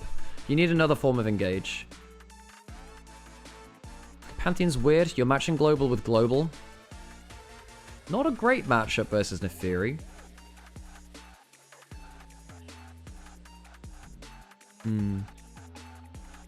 Ooh, Yasuo kind of pick a bit. Now, Yasuo kind of pick would be okay if you weren't against a Pantheon, I think. You do have a Shen for global, but the Pantheon ult's on us. Yeah, Pantheon ult's more likely to hit your lane in a nasty spot. Jax is fine. Yeah, Jax is fine, I think. Ooh, we get the Tristana. Okay, well, we've seen bits and pieces of this, and Tristana's really good because whenever Camille all-ins, Tristana just jumps you. Wait, is it, hang on. No. Unless it's the Tristana top.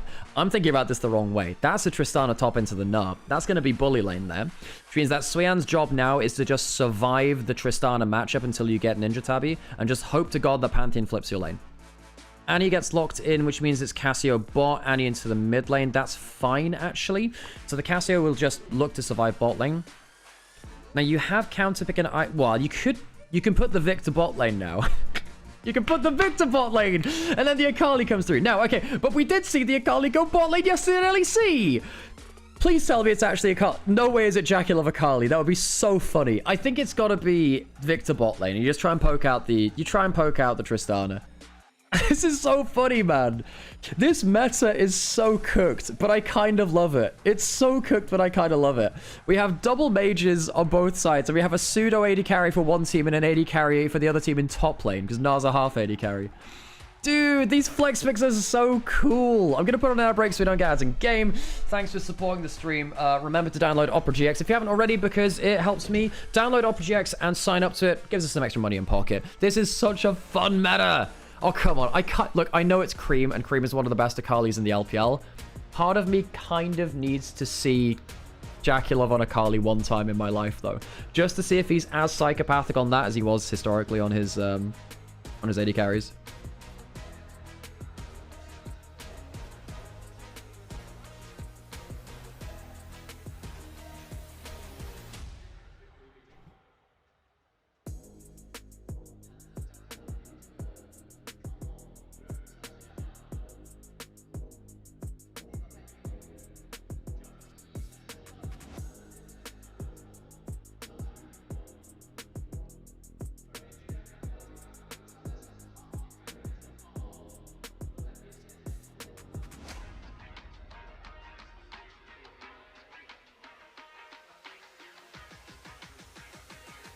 All right, into game. Let's hear the Joes.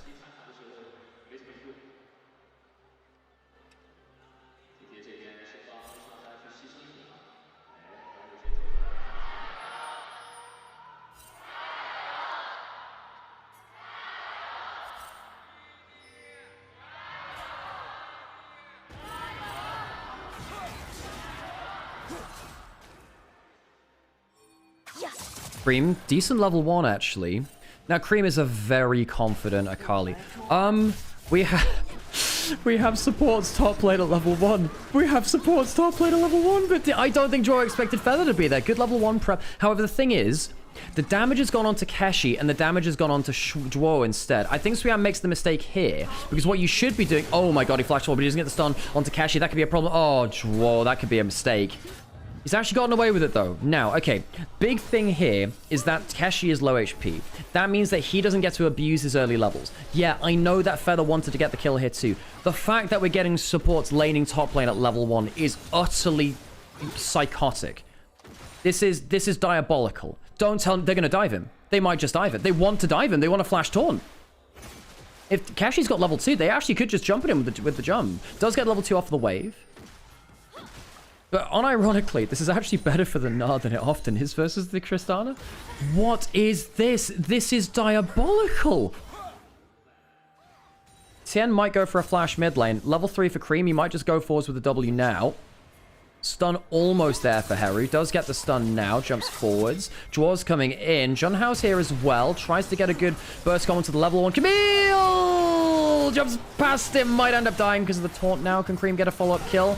Not sure. Maybe he can, actually. Feather doesn't have the dodge field. That's a problem. Presumably he just kills him. Call of the pack from Junhao. Not bad. On is ghosting in like a speedy snake. He's trying to sneak past the mid lane. On gets himself one, gets a twin fang on target, the Pound gets a second. Speedy Snake takes 2 to his name. No!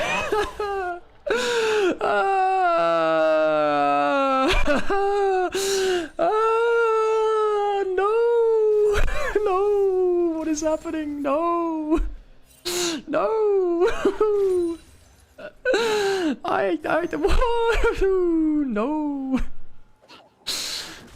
I hate this now. This is... What am I watching, man?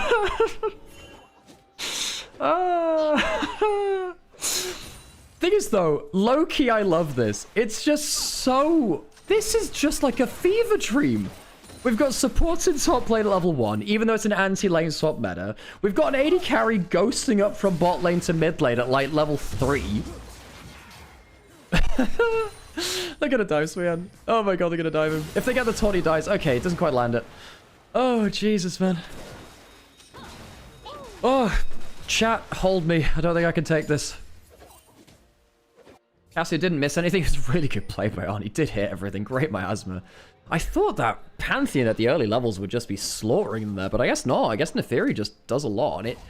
Dwarves level 1 Camille has left something to be desired.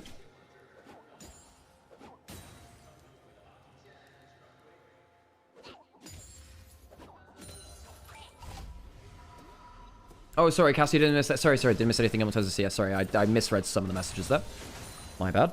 Sometimes when there are multiple messages back to back, I don't read the context message because I'm quickly scanning chat. On, here's another Q there. Grab field, not going to get proc. Oh, God. Arn's got 2 kills already, man. Gets a tier, gets a ruby crystal. He's going to be so close to, like, Catalyst. As soon as you get tier Catalyst on these champions, they're just not fair. Tier Catalyst, you never have to worry about any of your lane sustain ever again. Utterly absurd. Now, I suppose one good thing for top esports is that Keshi could be much further ahead on Tristana. Legitimately, you can be, like, really far up very early into the game as Tristana versus Gnar. I don't even understand how Draw is even here. In terms of the team or in that place on the map? Because that place on the map, sure, there's meta reasons. In terms of on the roster, yeah.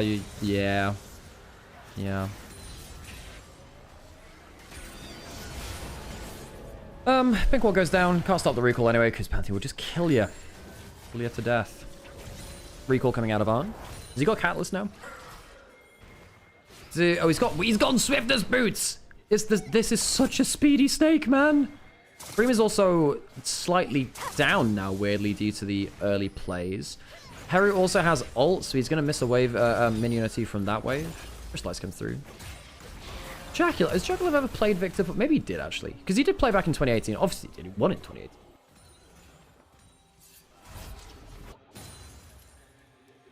The problem is, look, as good as this early game has kind of gone for TT, does anyone in chat actually believe in TT executing when they failed last game as well? In what I would consider an easier team to play. Oh, cancels the rocket jump. Tien's here. He has the Buster Shot as an exhaust.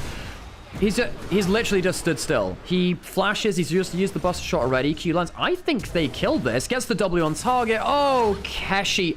Keshi's castle raised to the fountain.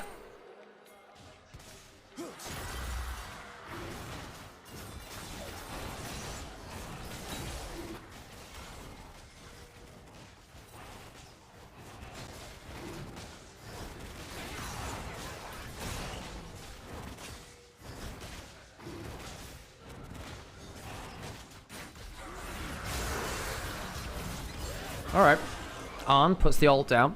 They have a level 6 Neferi. It's going to dive with W. This is actually really dangerous here. Junhao has a Brutalizer, not a full item. Teleporting in with the Gnar, that might call off the dive. Dude, what is this game, man? Like... The thing is, I can actually understand why these individual plays are happening. It's just that I think you can tell that the meta is so fast-paced, and you have to adapt on the fly so quickly, it's very easy to make mistakes. Don't slow-mo it, man. No. Are you going to slow-mo the death at the end? It's a really good cancel. Suyan does all the hard work. Keshi gets cancel out of the jump. Buster shot's good onto Tien. Flashes away from the empowered Q. Gets hit by the Q from the wall slam. Flash W for the stun. And then, do we get a slow-mo with this? Oh, no. Well, Keshi still remains like 600 gold ahead because of that. Although he is down flash. I mean, not that Gnar flash being down isn't valuable to you, but yeah. Feather's topside. Feather is not level 6. He is quite away from... You know, in a god-fearing society, our supports would be level 6 by now because it's 7 minutes. 8 minutes. We used to get level 6 on supports by 8 minutes for Herald fights, folks. That's how Damwon made finals in Worlds 21. Legitimately. Jumping forwards again. Keshi has Buster Shot. He might have to jump out now. Pantheon has gone well overshooting to see what happens. Jumping onto the wave. He knows his team. Can't do much here. Keshi will go down. Who did they give the kill to? Get him, Pantheon. Tien takes the kill. Second one out of Keshi's bank.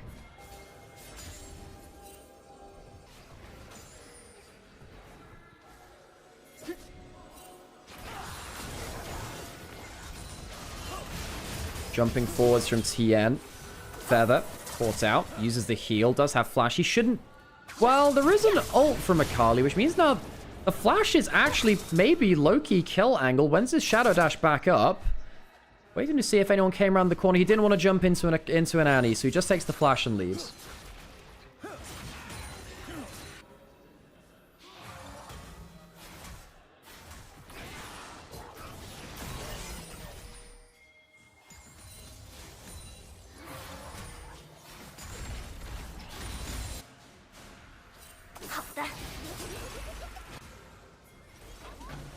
Jump away on top side. Oh, Keshi. Now, Keshi's not got Buster Shot this time. No escape this time. There'll be no escaping us now. Keshi will go down for a third time in about as many minutes. Tien only gets it too. This is an uber-fed Pantheon.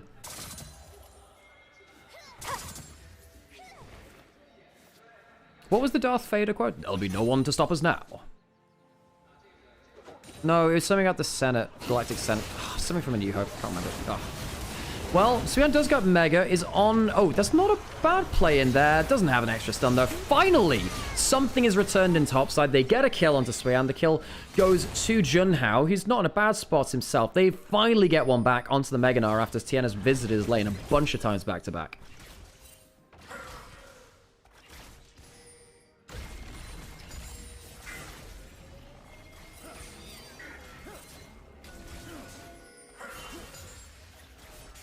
Top lane push in from Arn. We'll get some damage out of the top lane outer. Gold is relatively even. Harry's walking down will be spotted now. Arn alone on top side. I don't think anyone's going to answer that. Suyan's actually walking bot lane, by the way. Big fight in the picture-in-picture. They don't have audio for it. Victor is dead. Shakulov dies. Not bad there. Keshi has used the Buster Shot as part of it. Here comes Akali. Gets in turret shot, out of tower shot. There's a stun ready and waiting for him, so he can't jump back in. Suyan will come down and take over this lane. It's a one fight for TT. That's a shame, actually. I think that Akali ult but definitely had the damage to do something nasty there, but couldn't quite finish off the play.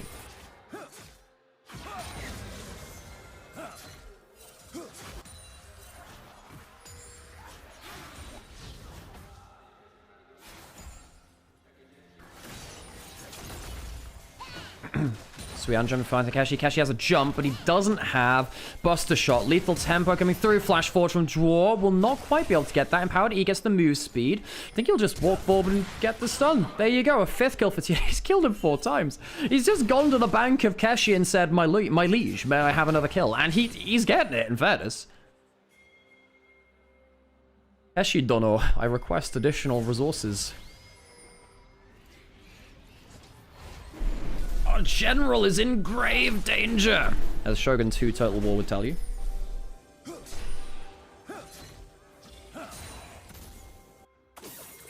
He doesn't land onto Harry. Alright, so who's fed on the side of TT? John Howe's pretty fed, and he is a really good Neferi. In fairness, we've talked about Lisa in a bit, but his Neferi is really, really good.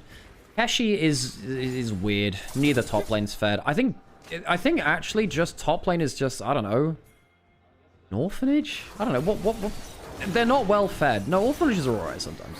Say sometimes. I don't have experience of an orphanage. Anyway, whatever. They're not being very well fed in top lane. Ignore any references I tried to make. It's probably insensitive. My bad. John Howe's going to get the dragon. Second one for TT. Yeah, she has a gold lead somehow. He got plates out of top side, I think, although some of them would have been on.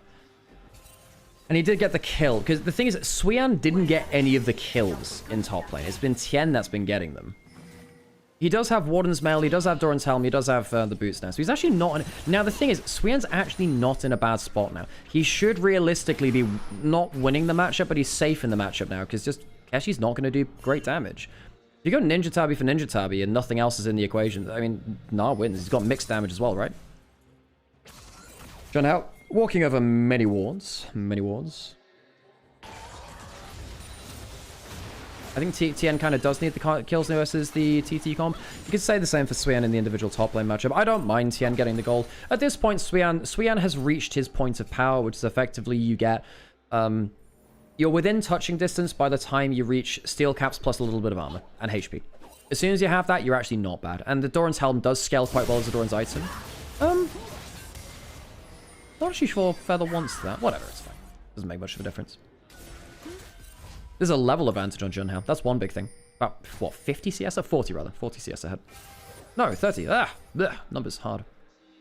Suyan's decent amount of XP up on top lane though. Didn't expect that. I didn't expect that at all. Tien behind in the jungle quest as we've been seeing because he's behind that amount of gold.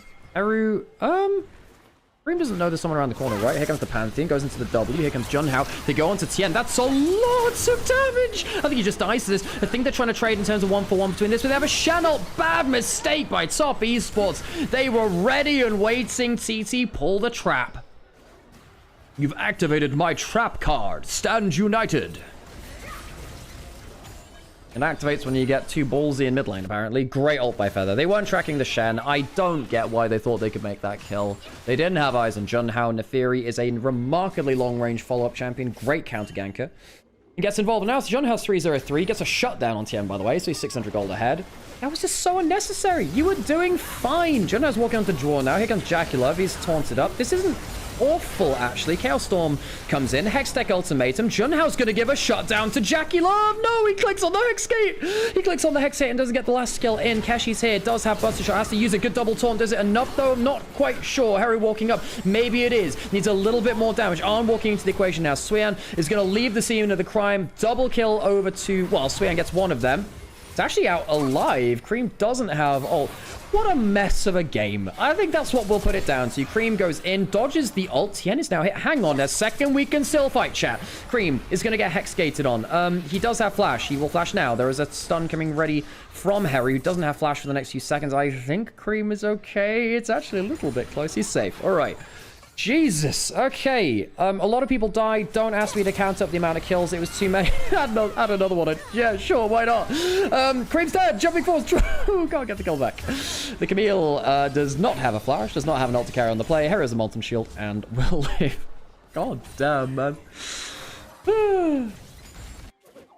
United we stand as a spell card, not a trap. I don't know Yu-Gi-Oh cards. I'm sorry. Suyan walking forward. He's actually winning the 1v1. Lethal tempo very much helps with that. Suyan about to go Mega as well. Not bad there. Not bad. Keshi, once again, not really getting that. Hang on a second. He picks up. Does he pick up the house? Don't pick up the house. No. No, your estate agent's lying to you. No, they're betting you in. Suyan, you got to get off the housing market. He might be... oh, dear. Oh, dear. Well, he's died. The house market crash claims another life. It happens to the best of us. And well, apparently... also Suyan. I just... This is a fever dream, you know? For what could be the last game of today, this is just utterly insane, man. Cream Akali is 0-3. Tien gets 5 kills and he's still behind 1,000 gold. Oh, Jesus, man. Keshi's finally going to get a gold lead, even though he's 1-5, man. He's 1-5 and he's going to be 1,000 gold ahead. Okay. F is for friends that do stuff together. U is for you and me. N is for anywhere and anytime at all. Down here in the deep blue sea. Spectator bug on the minion HP there. F is for fires that burn down the whole town.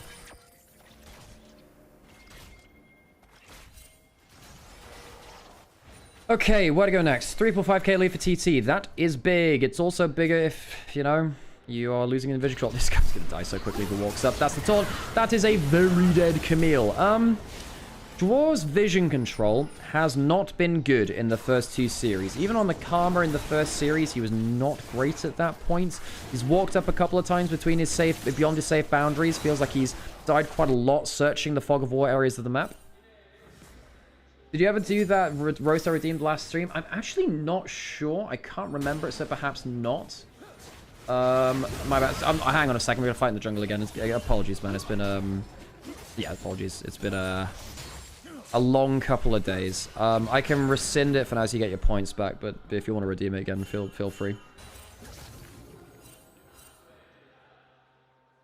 Bong Yue would not have made these mistakes. I'm not gonna lie, I kind of agree. Victor's not a terrible AP carry. Yeah, Victor's okay. You know, Victor used to be played in top lane. He's been played everywhere, man. I mean, that was different, right? Because that was tank Victor.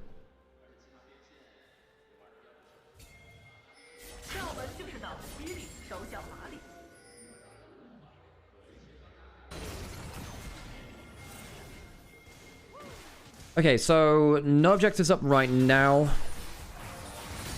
Herald in the inventory of Tien.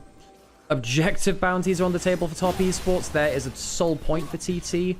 I'm not gonna lie, I think Draws kind of straight run it in a lot of these plays. I get that he's got the 1 kill and the 3 assists. Heru's walking up. That's a gunblade onto him. The ease there. The stun's not gonna get that much done. I think that Heru just pretty much straight up dies. No, there's the stand united. That helps. Junhao, does he go for a kill after? He actually just straight up kills, I think, actually. Great damage, has the bleed, and Cream will go down to the dog. Junhao, 5-0-4 on the Fury. Jumping for buddy?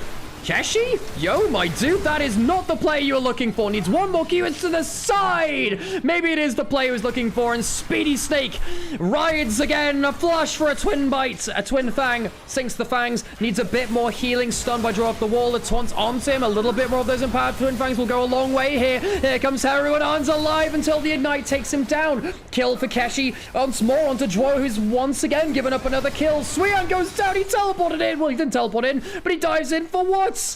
I think final. What are we doing? He has flash, potentially going forwards for a flash Q here. Flash W would make all the difference. Can you get it there on target? Doesn't even pull the Q.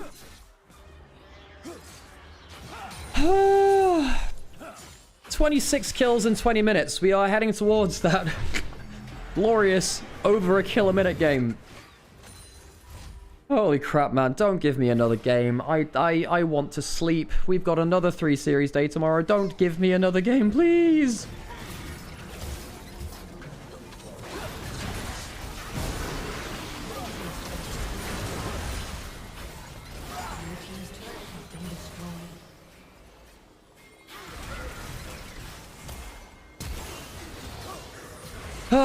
Well, the problem is, top esports are looking for quick picks, but they're not damaging enough. And TT are not squishy enough for them to happen quickly enough now. The E misses. There's a teleport coming through. He's got all. I think Keshi does die. No, maybe not even. Hang on, Dwarf's coming. This is looking a little better for top esports. Members are up here earlier. Harry's got himself into position. I mean, Keshi is dead. Tien does kill him. He flashes for it, which feels like an overinvestment. Sweet. Okay, cool. Suian flashes, does nothing there. Herald's in top lane. They will get an objective bounty off of this, which is really not bad. Junhao uses the W, safe there. Feather pulls in the sword for a shield. Rod of Ages completed by Arn. He has himself the extra level. That's a Hex game. We're going again. We're going again. There's a Nymaera ultimate. It's going in. It's stopped, though. But John How, he gets shut down. It's a lot of gold to give over. Shen came into the play as well. Hextech ultimatum, not really onto the right target. And Cream doesn't have an ultimate. It does get the healing, though. John How needs a little bit more. Very close to going down. I think he will if there's just one more bit of damage. Hook shot misses. John How needs a double Q. Needs a little bit of way out of it. Gets the W. 1Q, 2Q. What doesn't even need to get the kill. The dog lives. Draw missing too many skill shots. And he will be food for the dogs. Keshi jumping forwards, ult into the walls. Not bad. Can't get the kill, though. Keshi will live. Sorry, Suyanda jumped into the walls. Keshi just about lives. Trap, Baron is spawned. TT, I don't know what witchcraft you have cast upon this game, but it is frankly too much for Top Esports to stand. Top Esports will lose the Baron. They'll lose, I mean, everyone again. The fact is that I thought the whole Top Esports would just hand stiff them. That's just not true. I mean, credit to Thunder Talk. They are literally just hand stiffing them. So the hook shot's good. It cancels the Nymaera ultimate. How did they not kill him? So he has W. Does he get a double Q onto someone, maybe? Because that's where a lot of the healing from Nymaera comes in. He does get one there. Oh, he gets, yeah. And then he starts getting Triumph procs, which helps. Jesus Christ, that's close again. And then draw, you got to understand that once your hook shot's down, well, I guess that then if the Camille's behind, not Camille, Cassie's behind you, you can't do anything at that point. Draw's Camille has been quite bad. Mako's Camille earlier wasn't great either. So the problem is, Top Esports have to fight this because it's Hextech Salt. They're going. They're putting on the Pantheon. Let's go straight on top. He's going to die, man. He's going to die. He doesn't pop at the E in time. Cream doesn't have to worry about the stun anymore. Perhaps the Akali can get some work done. It's not a no bad Meganar. They just don't have the HP and the damage. The R2 misses. Someone call C3PO instead. R2's gone missing. Top Esports will lose the fight. They'll lose the soul. TT clean up house with a 4 for none. They've sent Cream's Akali 0 and 6, Jackal of 0 and 5, and Draws 1 and 6. I mean, look at Tien. He's 9 and 4, but it just doesn't seem like it, does he? He flies into the backline and nothing's happening. Oh, dear God. There's going to be another game. Surely you don't lose with a Hextech Soul and 7k gold lead now. I think TT were unlucky not to win the first game.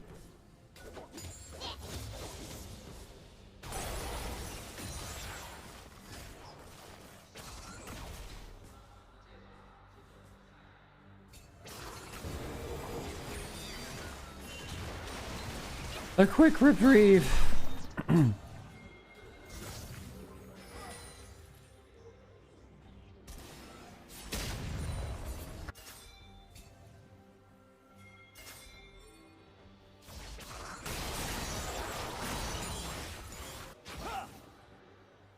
I've only seen 3 games where Hextech Soul lost. It is really hard to lose with it. And especially when you're trying to run people down with, like, you know, he gets taunted. He might actually die here. Yeah, I mean, you're alone. You're jumping forwards. Doesn't have an E. He's already used that. And the Fury's in range. Junhao has had a really good game. Outside of the chaos of this, I want people to really understand how well Junhao and Arn and Feather have reacted to the map. They have been where they've needed to be at the right time. I think, regardless of that, Top Esports should not have been given Junhao and Nymaera. His Nymaera is far too good. I'm very surprised. Is your voice going to be okay if you have to do this every single day? We shall find out together. I mean, I look after my voice as best I can, for sure. But games like this and days like this definitely takes a bit of practice. Got to practice your vocal training, folks. If you've not done singing lessons or something of the like, it does help a lot. TT pushing in through mid lane and bot lane. Nah, trying to split push, trying to get an objective bounty, but he's going to have to come back soon. There's no Baron on the table, so maybe you can wait. Well, it's not like this team's got wave clear in general. You've got Victor, but it's not like Akali's helping with that. That's a flash forwards, and, well, your wave clear's gone. Your wave clear is gone. Chaos Storm goes down. Arn goes golden. Akali's R2 is not in time, nor would it have mattered. Pantheon dies for yet another time this game, but you can say that about everyone on Top Esports. There is a minimum of 5 deaths a person on Top Esports' entire team. Low HP bars from TT perhaps means they call it off. The mid-inhib has respawned. Do they choose to give it up there? Cream goes in with the E, uses the double to go back. The miasma doesn't stop him. Is he already mid-flight? I think Draw just dies. And indeed he does. Taunt lands. Feather puts down The field does end up surviving through that. Suyan has a dagger onto him. Perhaps he'll survive with the fans, and turret goes down. Cream, I don't think he does enough. Jackalope immediately taunts as he gets at the base. TT will bring us...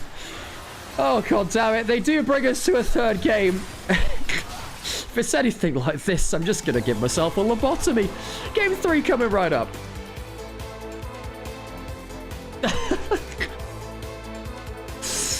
I can't. Oh god, I can't, man. This is just not okay. This is not okay, man. I don't even, yeah. Cool, sure. Welcome back, everyone. Oh, man. There's not too many ways to talk about that game. I think that realistically, TT were much more mobile on the map. I think that draw made a couple of huge skill shot misses happen on Camille, which is quite hard because the hook shot is quite hard to miss. I think that Feather was very good on the Shen. I think that Junhao was an absolute hero. Arn rotated around the map well. I think that Kershi definitely overextended and died quite a lot, but hey, jungle support diff, I guess, in that game. I think draw was not great, and I think that the problem that Pantheon ran into is that Pantheon's clear speed is so low. Pantheon's clear speed is so low that he can't fight like that and then farm like Neferi does. Neferi was farming much quicker than Pantheon. She's a really quick farmer when she gets an item or two. Okay, I'm not gonna lie, folks. I'm just not gonna talk until next game. I gotta rest my voice. I'll leave you on the ad breaks. I might talk a little bit, but I'm gonna try and shut up for a bit. I'm gonna rest my voice. So, be right back in a minute. I'm gonna give you an ad break, and then we'll get to it. We'll end out the day with one more game. Oh my god. Blah.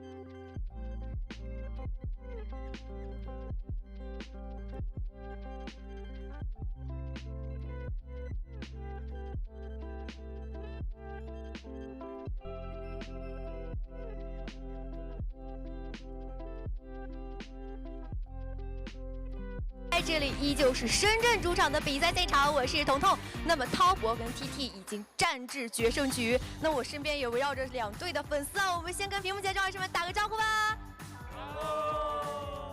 好的，那么我们首先要来听到滔博战队的粉丝，你们在哪里？好的，那么接下来的时间，让我们一起为博智无憾的滔博加油！滔博，加油！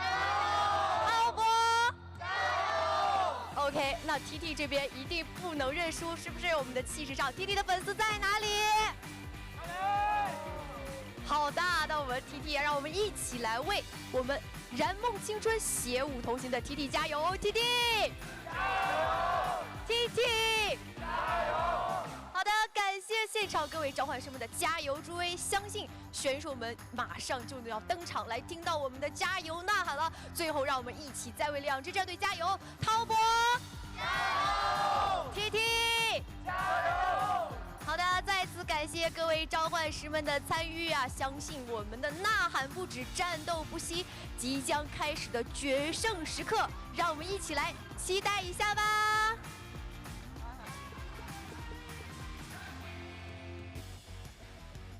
Okay, I'm just watching LEC in the background as well.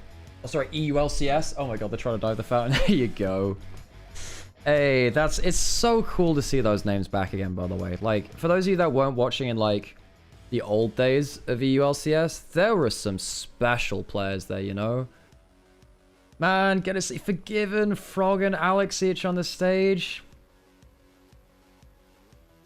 That's special. That makes me feel things, you know?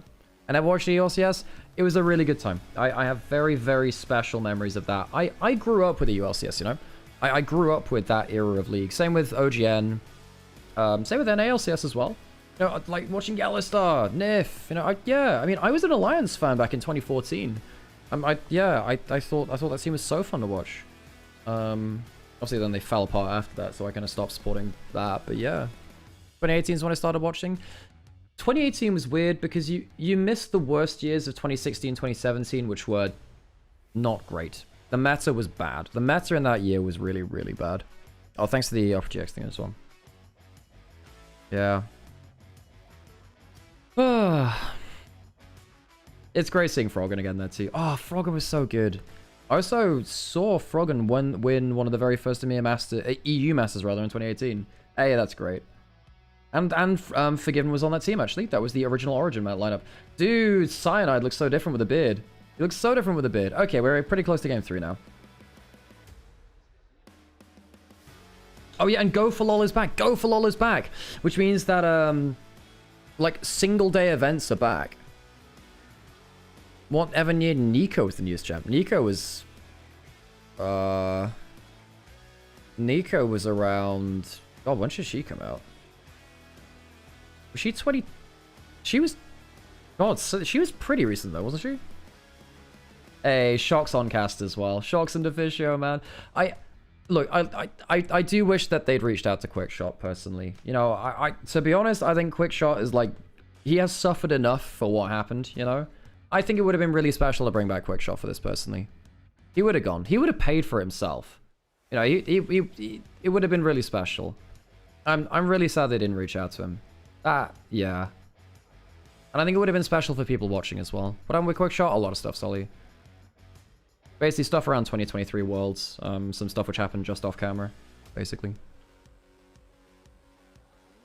Yeah.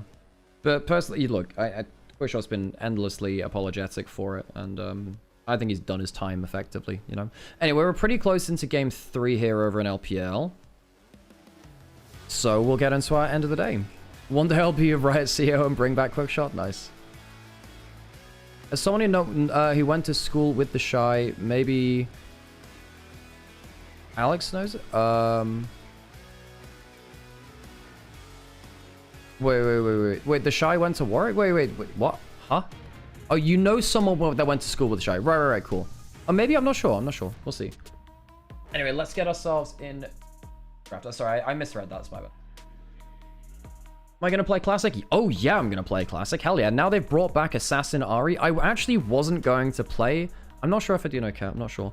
I actually wasn't going to play because they added, like, basically the wrong version of Ahri. But now they've added back Assassin Ahri. I'm all in. I'm all in. Damn, LPL is still alive. It's an 8-game day.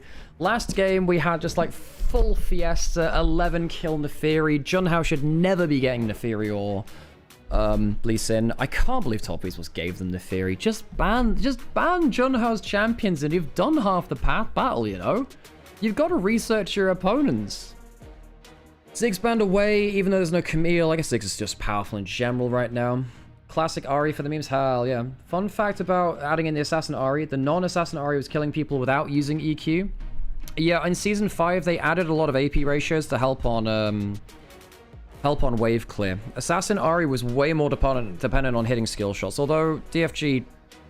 well, if you had DFG and Season 5 Ahri AP ratios, that's too much. That is way too much, basically. Yeah. But to be honest, Season 3 Ahri was more... I think it was healthier than Season 5, and it was way more fun anyway. Okay, so first pick Ezreal for top esports. There's a Karma to consider now. Do you have to take Karma away? Do you have an answer to the Karma? You don't have Lucian Milio. You don't have... Well, maybe you have a mage bot lane, but... Pizza Feet CF? Yeah, there's a lot of the old champion models, yeah, for sure. Okay, looking at Jace. There's a Yorick to be played. You can flex the Jace into jungle. We saw that earlier. Is Rise available? No. Can you lock in another poke champion? That's not a bad idea. Jace Jhin is not awful because it's just super long range and you can always do something to the Ezreal. The Ezreal doesn't just straight out range your team. Yeah, I'm really glad they brought back the actual Ahri that people wanted to play. 2015 Ahri was still fun and I do have fond memories of it, but 2013 Ahri is where my heart's at, you know? Even though I didn't get to play it for nearly as much. Still not loving Jace, but at least Kashi should be able to open up a pretty large lead if it's top. Yeah, Kashi plays so much for 1v1s, I kind of give an exception to him. Because he's such a duelist 1v1 player. Takeshi invites you to play his game. Now, Suyan is a counterpick top laner, and I think now Jace is better because you're actually flex picking it. If you're flex picking it to jungle, it makes a big difference. Ezreal Karma locked in. I presume you lock in a Caitlyn then for Arn. Oh yeah, I forgot about Caitlyn. You can probably Caitlyn here for Arn. Or Jhin. They locked in the Bard. You can Jhin Bard, you can Caitlyn Bard. Either one is fine. Sanse into Jace. What you can do now is you can flex Jace to jungle. You've just locked in a Jhin into Sanse.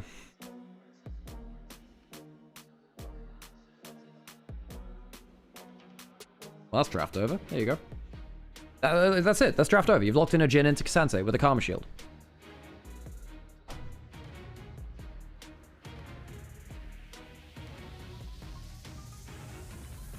Nah.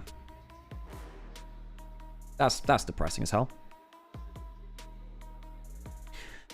I think you have to go put Jace... I think you have to put Jace jungle and go, like... When top? Vayne banned away. Yeah, just something that can kill the... Yeah, they think that the Jace is going into jungle. At least they're aware of that. Nocturne banned away from Tien. Isn't Vayne bot also fine? Not into Ezreal Karma. You just get destroyed level 1. Get destroyed level 1. Versus Ezreal, it's whatever. Oh, I don't think Vayne's great versus Ezreal in early levels. It's okay. Versus Ezreal Karma, you get just destroyed. You get hit by... You get hit by Karma Q. You don't have any wave control for one. You get hit by one Karma Q. You get hit by an Ezreal Q straight after. You die. God. I'd go Soraka support. Soraka's not... I think Soraka is highly underplayed for sure. TF banned in terms of the top lane matchup. Are they going Aurora top lane? I can see... You can Aurora and flex it between mid-top. Yeah, Aurora's okay. That's fine. And then you wait to see if you flex it top lane into the Cassandra or not. You can flex it top lane into the Cassandra if it's a bad matchup mid, and you can counter mid. This is not bad use of flex picks. I think you are probably locking Jace jungle. This is actually not a bad lock game. This is a good lock game. You need some CC. You don't have much CC, but there's 4 squishy champions you just destroy already. Oh. You need lock plus like a CC jungler. You need like an aggressive CC jungler. Maybe Shinzao also works. Wukong's alright. Yeah, Wukong's okay. You could go Kiana maybe. Nope, Wukong. Okay, Wukong's fine. Just, you know, don't dive under mid-turret to die for a Scuttle Crab, you know. Simple things. Okay, so I presume we're putting the Jace jungle. Maybe not. Okay, I guess they put the Jace top lane because they don't feel like they have a good enough matchup in top lane. That'll be different. Could be Nidalee top lane too, actually. They've hovered with this a bit, though, so don't trust it too much. I don't think Nidalee's... Is it good here? Good in general? Now, is that Nidalee jungle or Nidalee top lane? Because that could actually be either. Is that bully Nidalee top lane, or is that jungle to go invade on Tien? Now, Junhao is a Nidalee player. Keshi is also a Nidalee top lane player, I think, too. I think it's Jace top Nidalee jungle to bully the Wukong. Is it good?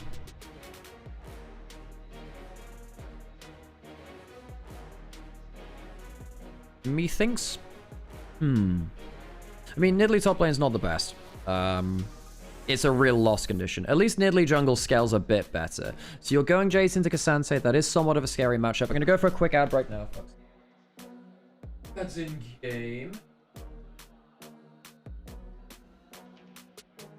And we get Lock for Cream. There's a lot of squishy champions for Cream. Hope you get to rest your voice. I also hope.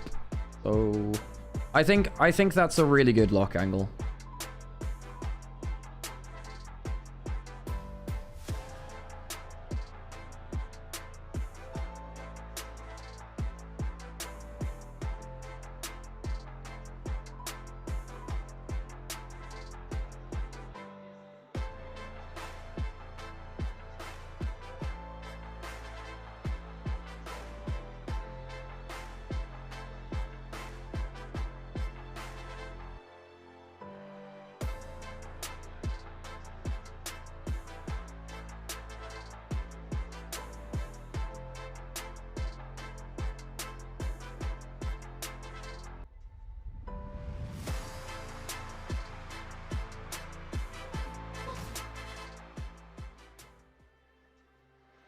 All right, onto the riff we go. Let's hear the JOs.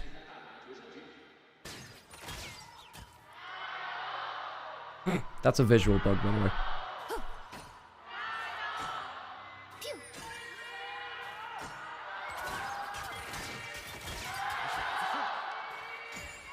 Hey, some surprisingly loud chants for TT. Good on you. Support your teams like that, folks.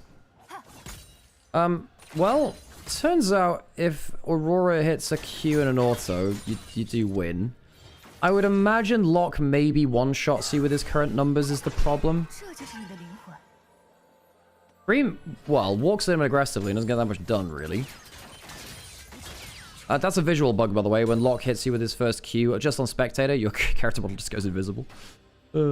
Yeah, I think Locke, if Locke just gets any amount of gold in this game, I'm pretty sure Cream kills everyone. 2 stacks. I was actually wondering if you dash in for the E there, because it's a 2-stack Q. Maybe not. Jhin is a counter minion. The way that Jhin, Nidalee, Jace survive is by being so long range that Locke can't interact. But if he gets one good flank angle, or, you know, that's it, really. I have 100,000 channel points. What's a fraud wall? Well, if you haven't watched his co-streaming international events, I guess you would have missed that. So basically, we have like a Top Gear cool wall, but for players. We don't have one right now. Hang on a second. Really close to a killer, actually.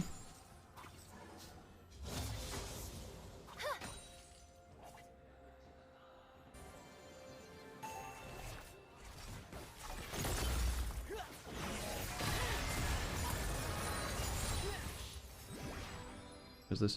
Why is Cassante a mainstay at the moment?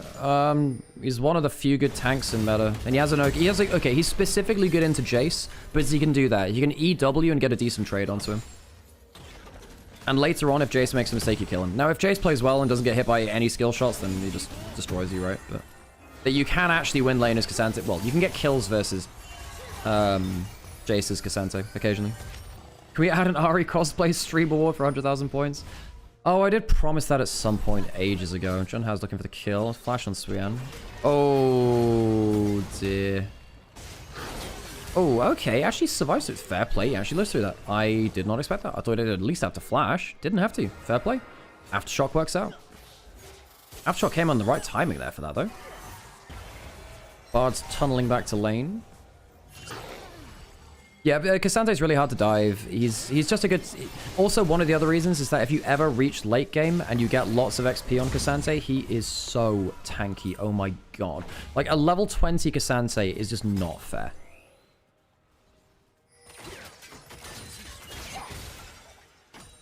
And if you look at this kind of team, if you're just trying to poke people out and Cassante just body blocks the skill shot with a W, you just feel really bad. Harry's laning fine here in mid lane.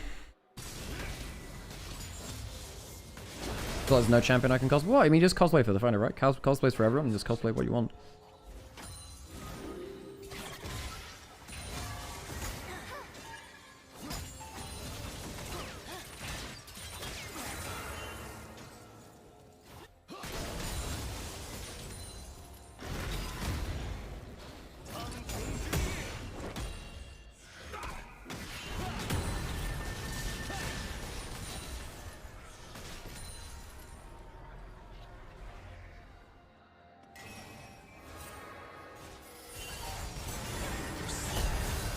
Okay, Barry's piling in bot side, including the heal as well.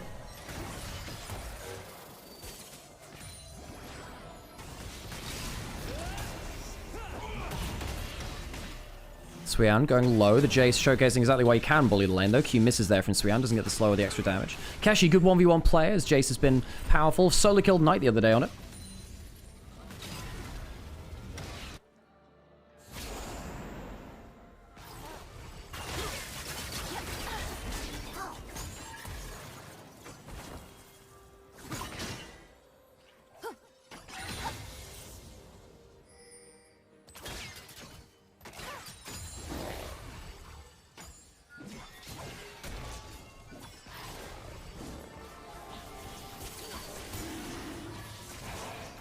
Dragon started. Sorry there, folks. Again, long day today. Dragon coming down. Top Esports looking to contest. Aurora comes through, taken by Nidalee. Haru not on the right side of that. Great flash to confirm the root. That'll be a dead Aurora. First blood to Top Esports goes. Jaculov on Ezreal. Alex is Sam. No. Nah. If I'm going to do Zyra card, I got to do it with Angie anyway. Angie's the Rakan player. And no, that would be so weird. By the way, it would be so weird to do that as brothers anyway. Just saying. Oh, God.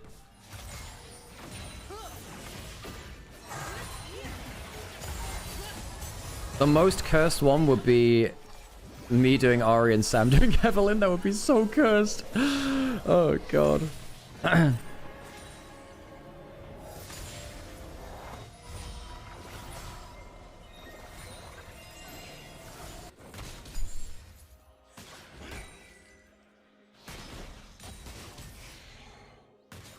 So Keshi's doing fine in the matchup. Ooh, does get hit by the WQ that time.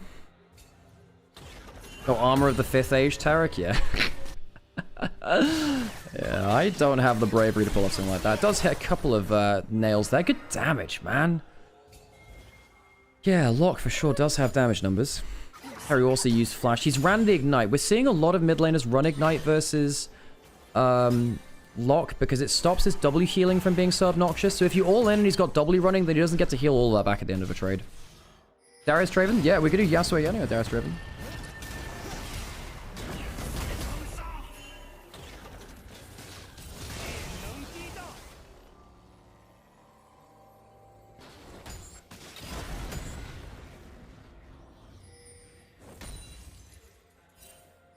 Pesci with the cull. Be scaling up into the game. Top Esports doing fine this time, though. It doesn't look like the early game's exploding. Top Esports look better in the... they look better as soon as they stabilized, right? The game which they won, I mean, they arguably should have lost it. All out, not going to be available because he was bopped away. Swian's not trading too bad here. The question is really, not whether Keshi is good in the 1v1 and does okay in the lane. The question for me is way more about whether he can actually transfer that lead. W lands, all out, a little bit close. Q3 missing. Viego and net crit with actual net crit, sure.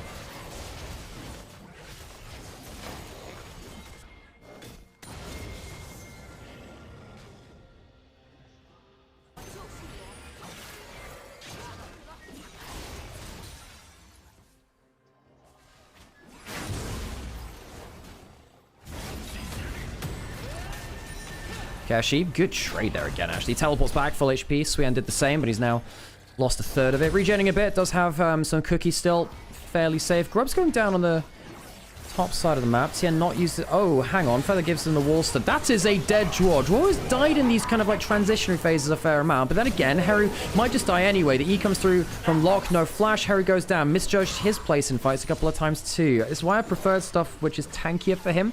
Like the Rise. It's worked out a little better for him compared to something like the Aurora, which is a bit easier to kill on HP pools. He's misjudged his aggressive angles a couple of times, actually, even in the first few series. He missing... he's actually doing a lot of damage there. Jesus, alright. Please don't go Protobelt, Cream. Ha ha ha, you're so sexy. Please don't build Protobelt. Oh, God.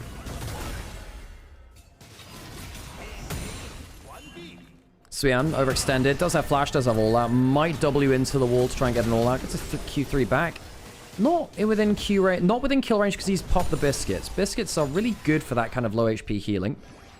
Feather walking the other side of the turret. Doesn't have level 6 to disable the turret. Can stop the recall. He gets a stun here. No, he doesn't. But if he did get that, potential of a shock blast kill actually if his W, because you can't, obviously, if the W doesn't come through, it might come through. Might be enough to kill. Pops another biscuit. Gives him a little bit of HP. Has all out. Has flash. We'll need to have a good W here. Uses the E for the shield instead. Draw. Rooting on, but the follow-up damage is not crazy good there. Heal from the Primal Surge of Nidalee.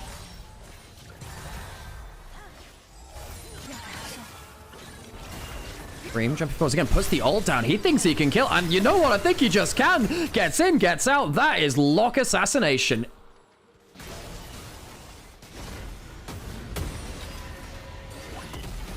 Oh, pull out from the all-out over the wall, I think. Keshi kills anyway. Flash away. Suyan giving his best. He's healing. He doesn't get the kill, though. Keshi solo kills again. Emotes after. Keshi, look at the nonchalance on his face. He's not even phased. He's not even phased. Jace outplayed. This dude is so fun to watch. Jackie Love jumping forwards. Melee range on the E. Getting the lethal tempo stacked up. There is a curtain call. Ult traded for ult. Q's getting close to killing. Has to cancel it, Disarm, because he's aware that with a WQ, probably dies. Trade there from Jackulov, actually considering all of that, although he does lose the barrier, so I suppose he's trading lane positioning for barrier. Oh, just missing on the stun there, his Feather. Doesn't get the Cosmic Binding.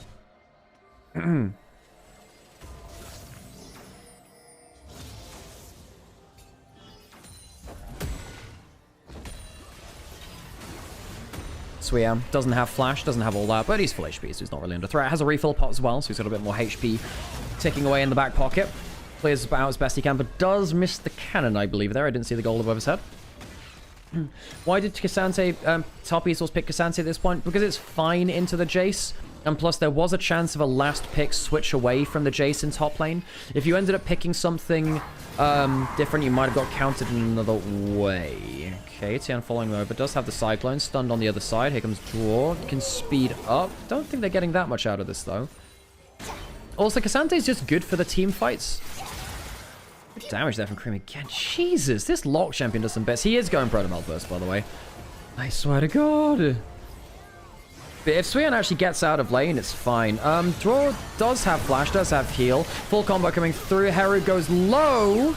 Doesn't die, though. Tien also low HP. Shock Blast landing on target. Arn does have flash. I don't think he kills, though. None for none. No one dies, that means. Jackal pushing bot side.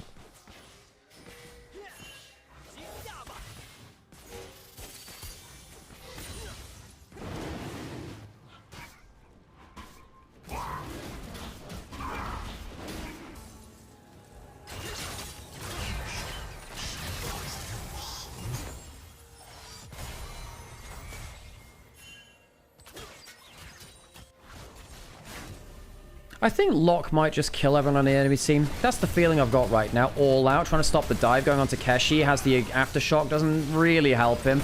I think he's just in a 1v2 and he dies. He's on the weak side, doesn't manage to outplay the dive. Suyan is now down 40 CS, 2,000 gold. Keshi is doing a lot of work, and Canyon's Nidalee skin for Junhao with that Lichbane completed.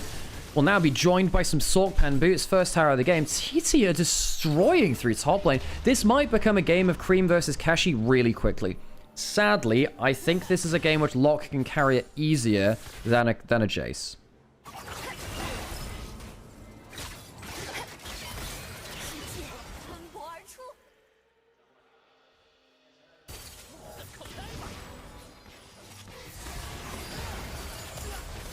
Good damage there from Jaculov, poking through. The Ezreal's not in a bad spot either, actually. How is your Dance Dance Revolution? 2 shots missing. 3rd one hits. 4th shot's also on target. Keshi goes deep, and Keshi, it's not a 1v1 anymore. Goes into the defensive Bard ult. Q-stun doesn't hit. Ezreal survives, and Keshi goes down. Top Esports managed to outplay the Fed Jace. Keshi is a 1v1 specialist. His grouped up fights need a little bit of work, though. Goes down, trying to look for Jaculov, who's on a pretty fed Ezreal on the other side.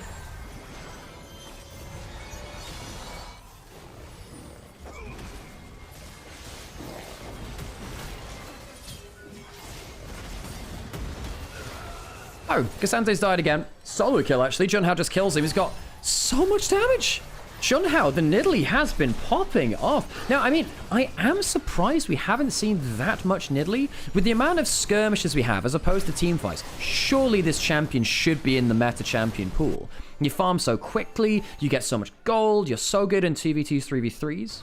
So is Locke just very feast or famine? He is. Yeah. Draft dependent. You want to be into a lot of squishy targets you can burst out.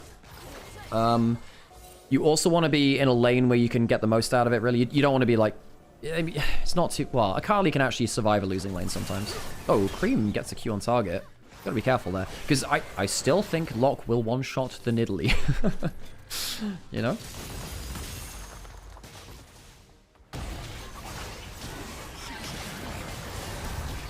Herald going to the side of TT. Now, the game was pretty slow, and I thought that top Esports were getting a little bit ahead of it because, you know, Suyan was fine. Then Suyan's died 3 times. Keshi is going to find Wukong. Gonna be safe there. Jumps on... Wow, he jumps onto Wukong. Nearly one-shots him, actually. After HP, another Shock Blast will take another quarter off. Ow. Yeah, that hurts. Tien has a... He has a Triforce, by the way. It's not even like Tien is, like, out of the game. He's got a Triforce. He's not bad. This Keshi's at 2.5 items with Tabby as well. It's gone for Grasp, by the way, not the Storm Raiders. Has a bit of extra damage in his kit because of that. Further finds out Suyan. Aftershock procced. Cosmic Banding lands. Teleport coming through. They should spot that now. Get the tower, please. Keshi might die. Q lands from the Karma, as does the Ezreal ultimate. Locks into the play. The ult lands. See who he can kill. Gets 1 reset. Spear lands onto Suyan. I don't think the ultimate technically landed onto the target he killed, so he doesn't get the reset from it. I'm not sure on that one. Didn't think I saw it land onto the Jace. I think it landed onto 3 people behind it. Tien is, he's behind enemy lines, and he's not Quinn. Gets a W over the wall. Uses E already. Might just die. Uses the Cyclone. Jumps in. Already knocked up once. Gets just blasted. Junhao kills him. Good extended chase down. Good on Junhao for believing himself in his damage. Will go into the enemy jungle and steal away camps, because whenever you lose a fight against Nidalee, you just immediately lose half your jungle. Really, really annoying. Tower comes under the pressure of the Herald. Cream jumping forwards again. Did go for the Protobelt first item. Really needs that Lich Bane. It got the Hextech Alternator, the Hextech Triangle. Tower survives in mid lane, but takes a big chunk out of itself. I really think we should see more Nidalee. I guess Nidalee's bad against stuff like... maybe bad against Neferi, I'm not sure. I don't know, maybe it is okay. Not sure.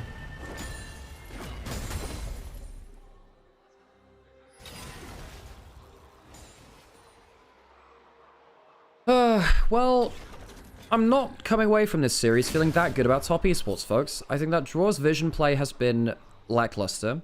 I think Top Esports drafts have been leaving openings. They're not as bad as they were, but they're definitely not great. TT on the other side, Junhao and Feather have had some mega games, and Keshi is actually a good enough laner to be in Group Ascendant doing some mega work.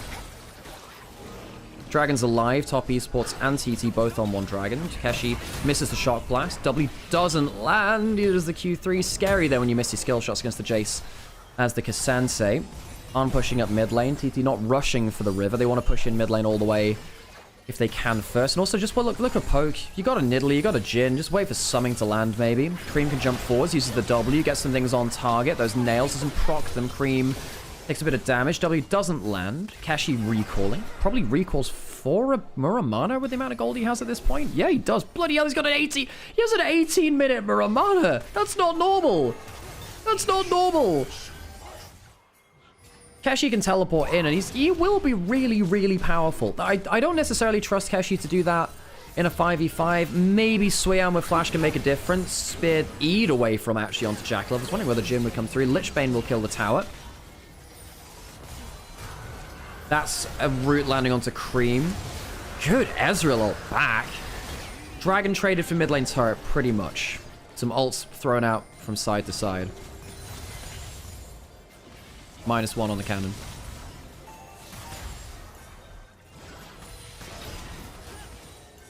I think Jace Nidalee might one-shot someone with a spear and a shock blast. It's getting close. We're actually getting genuinely close to one-shot with just 2 skill shots, I think. Oh my god, League Classic's gonna have Poke Nidalee back, right? We're gonna have Poke Nidalee. Jesus, that's gonna be crazy.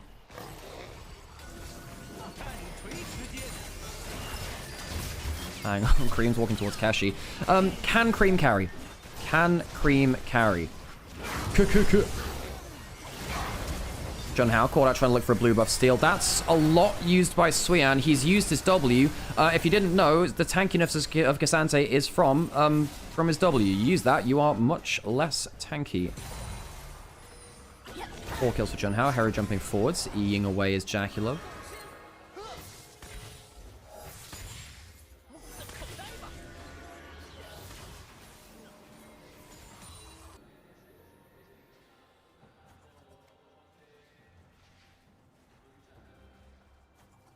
Okay.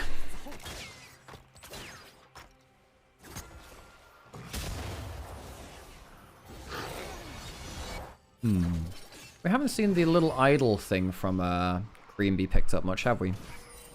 Don't think. Oh, they've spotted Tian over there. Clone gives vision, of course, still. Got landing a little bit of damage. As Shirelia's helping get away from some of the skill shots, reposition a little. Stun not landing onto Jackal, jumping forwards. Damage.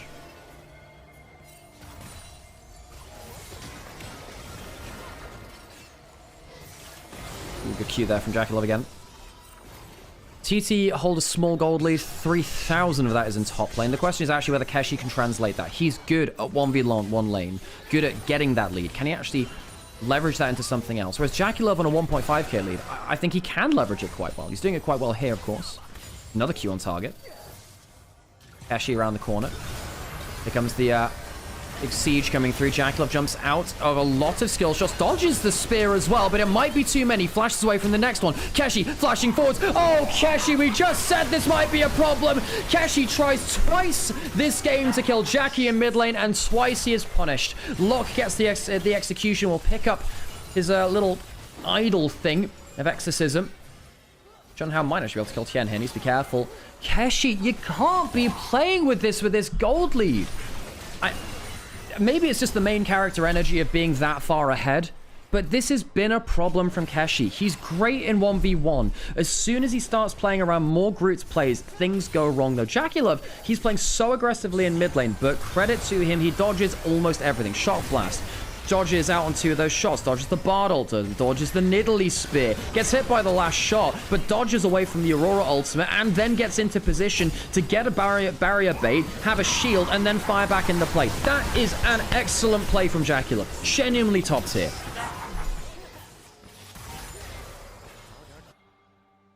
Great play from Jackal. Loved watching that from him. It is aggressive. He almost dies, but that's the Jackal we love.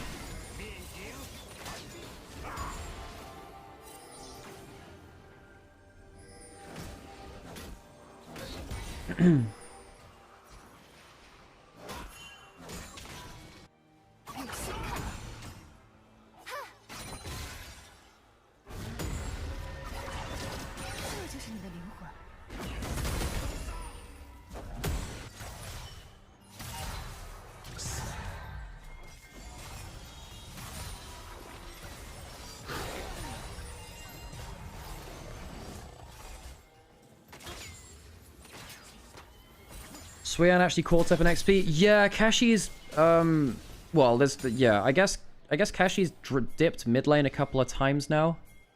I thought that Swean would be, well, okay, he's not caught up in XP. He's still he is still half a level behind, I guess. Ish. The waves are even now before anything else happens. But it's still like on the same level, which is fine. Hang on. Just gotta be careful. How they use the defensive Bard ult there.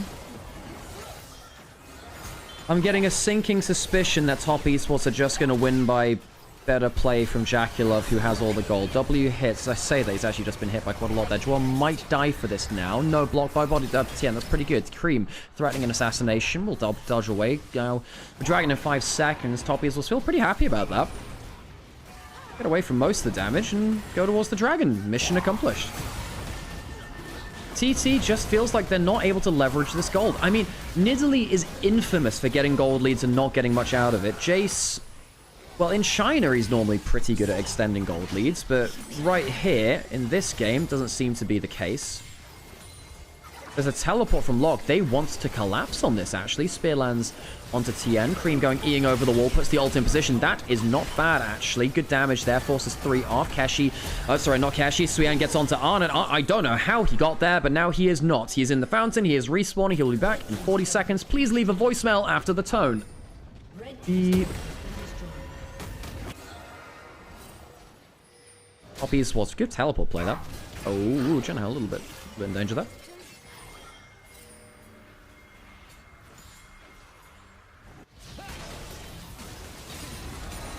Seekers and Lichbane for Junhao. It's not like Junhao is strong.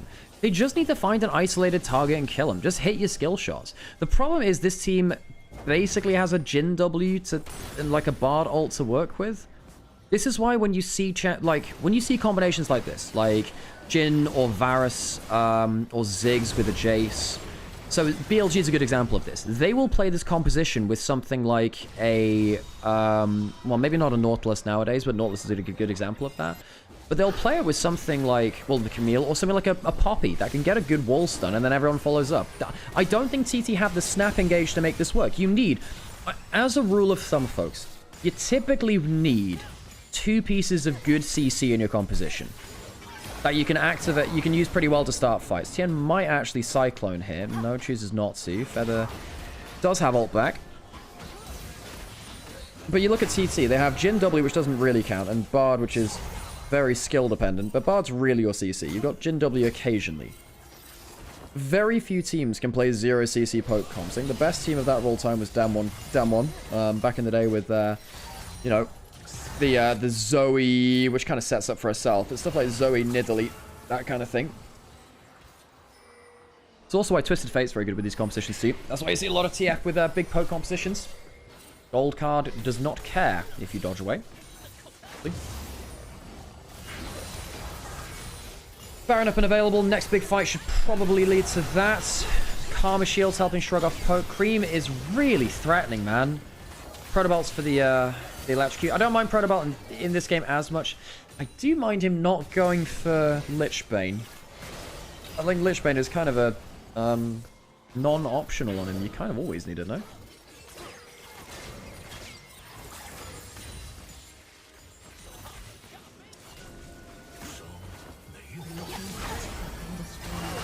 Jump over the wall from Cream, getting the Qs across multiple targets. Are not looking too happy. Spear dodged away from, flashed away from. Cyclone is alone at this point. The Ezreal ult kills. He is so fed. Full stacks up the Shojin, and the Ezreal ultimate does the damage. Jaculov having a great Ezreal game. This champion has been magnificent, and Suyan looking for revenge, and he'll find it.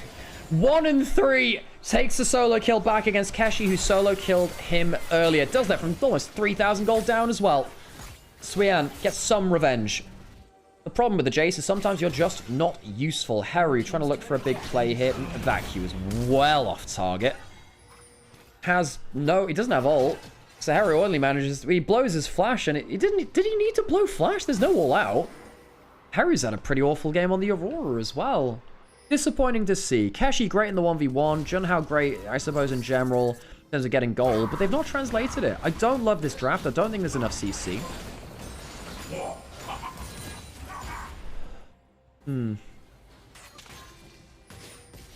What happens here? Does he just get hit by everything? Oh. He channels his E into the Kasance W. Yeah, that'll do it. Big mistake. Big mistake.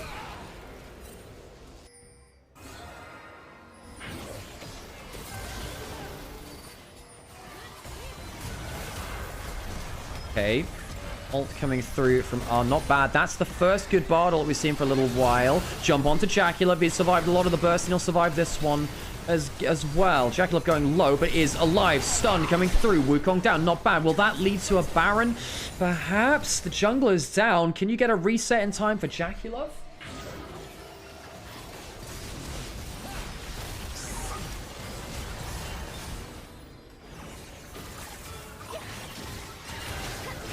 Costream jumping forwards, looking for an assassination. Baron started by TT. Ezreal ult does hurt, but only tags onto one. Definitely not what they wanted. Cream still on the side, has his own ult. Chwal goes very low from a shock blast. Dragon, his Baron is very, very low, and Junhao will secure it. How many did they lose? That's a three-man lock ultimate, I think. Just the two there, actually. They don't lose anyone. Top East was not able to find the engage. TN dying, hurting the team. Baron out of nowhere. Kill onto the jungler. Now, remember TT last time couldn't find themselves wins with the Baron buff. The game one, they got two Barons, was it? They messed up both times. They've not done very well at setting up Dragon. They're working over towards the Dragon. Guys, just push lanes. Don't waste your Dragon. I mean, it does get the spear on target. Tien's coming over now. I suppose if they look for the fight, it's fine.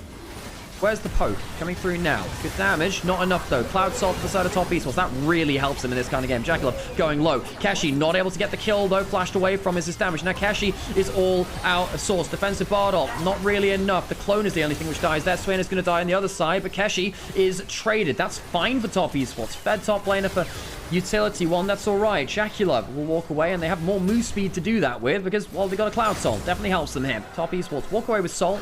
Baron buff for TT wasted by a minute. They do have a wave in bot lane that will help them. Top Esports walk away with 1-for-1 and the soul.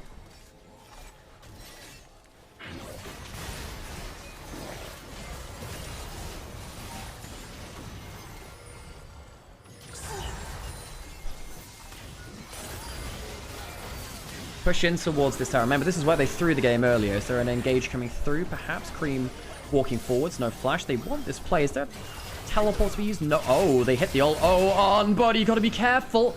Q goes wide into one of them. Cream not sure on his damage potential there. Junhao's going to get rooted. Tien walks forward. Doesn't have Cyclone. The Ezreal ult might provide the damage they need, though. Damage missing onto Tien. Walks forward again. That E might be a mistake. Junhao could potentially open up, as can Arm. Tien, that E forwards may cost him his life. No, out to safety. Fourth shot is short. No one dying in the bot side. However, it's another minute of the Baron buff wasted. No turrets have fallen from the Baron buff across the entire map, whereas Top Esports will still have the Cloud Salt. They are happy with that. Tien, Cyclone, was that just used or did that just come off a cooldown? I'm not sure if Keshi bursted him out and he had to use it defensively. We'll see if it goes on cooldown here. I guess it was just coming off a cooldown based on the fact that it's, you know, still on the HUD. I think they'll get themselves one turret here, maybe. Don't know if they get inhib turret.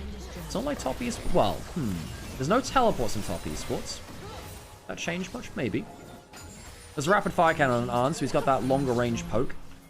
You know, in the start of the game, so what? You just pick Jin into Kassan, say, oh, it's bad. Well, I mean, it's bad in general. Spear finally lands. W landing after. Ezreal ultimate. Oh, good damage, but not enough to kill. In fact, that was on the clone, so ignore me there. Jaculov avoiding some CC again. Cream walking forwards. The ult is really big. Storm Surge built up, and the lightning strikes. Cream trying to get himself a reset. Bard has died.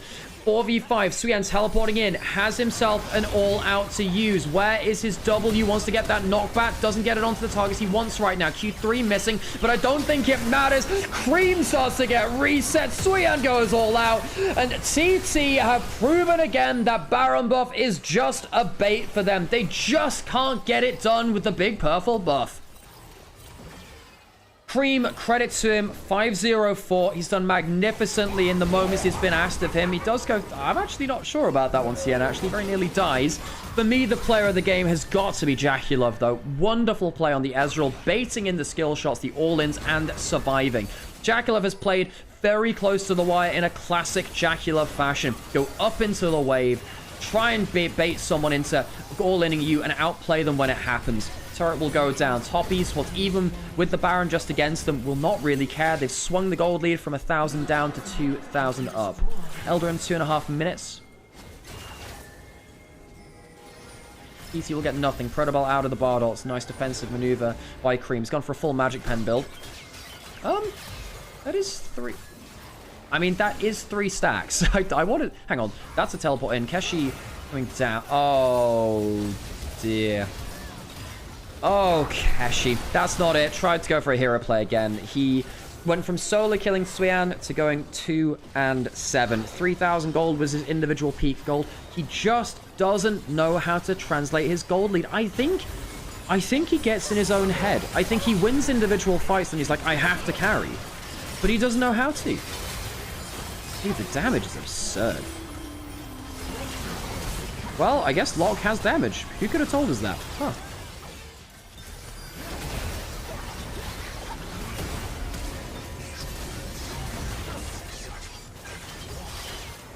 Oof. Oh, it's so much damage, man. I'm just really saying that on cooldown, aren't I?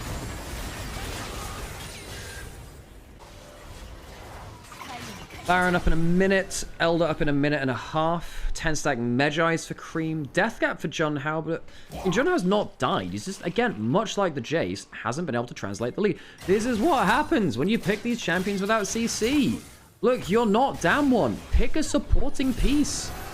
You need a Nautilus, Leona, Rakan, Alistair. Now, the Bard's not bad, but you need more consistent engage, really. Maybe a Feather lands more ults, but even then a single engage piece, is that enough?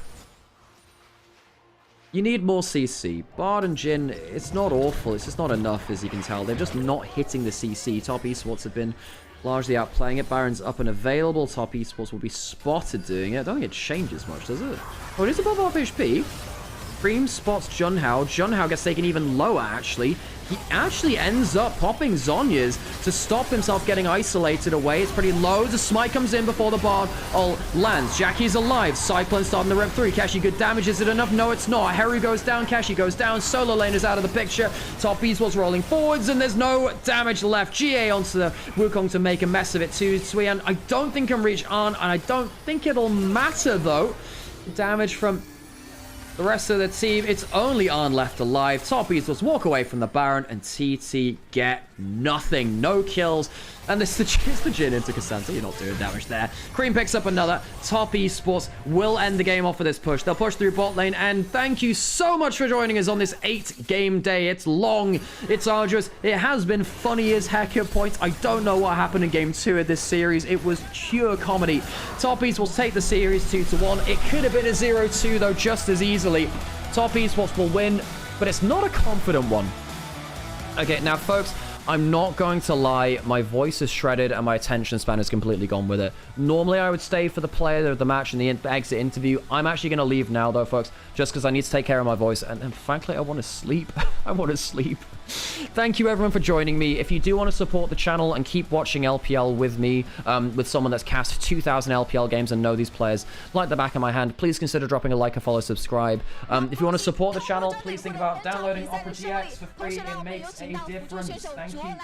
Watching us, and I spelled it wrong. Whatever, I'll go right over to someone. Thank you, and I'll see you next time. 3 series tomorrow again, folks. 大家好，我是TES 的辅助选手卓。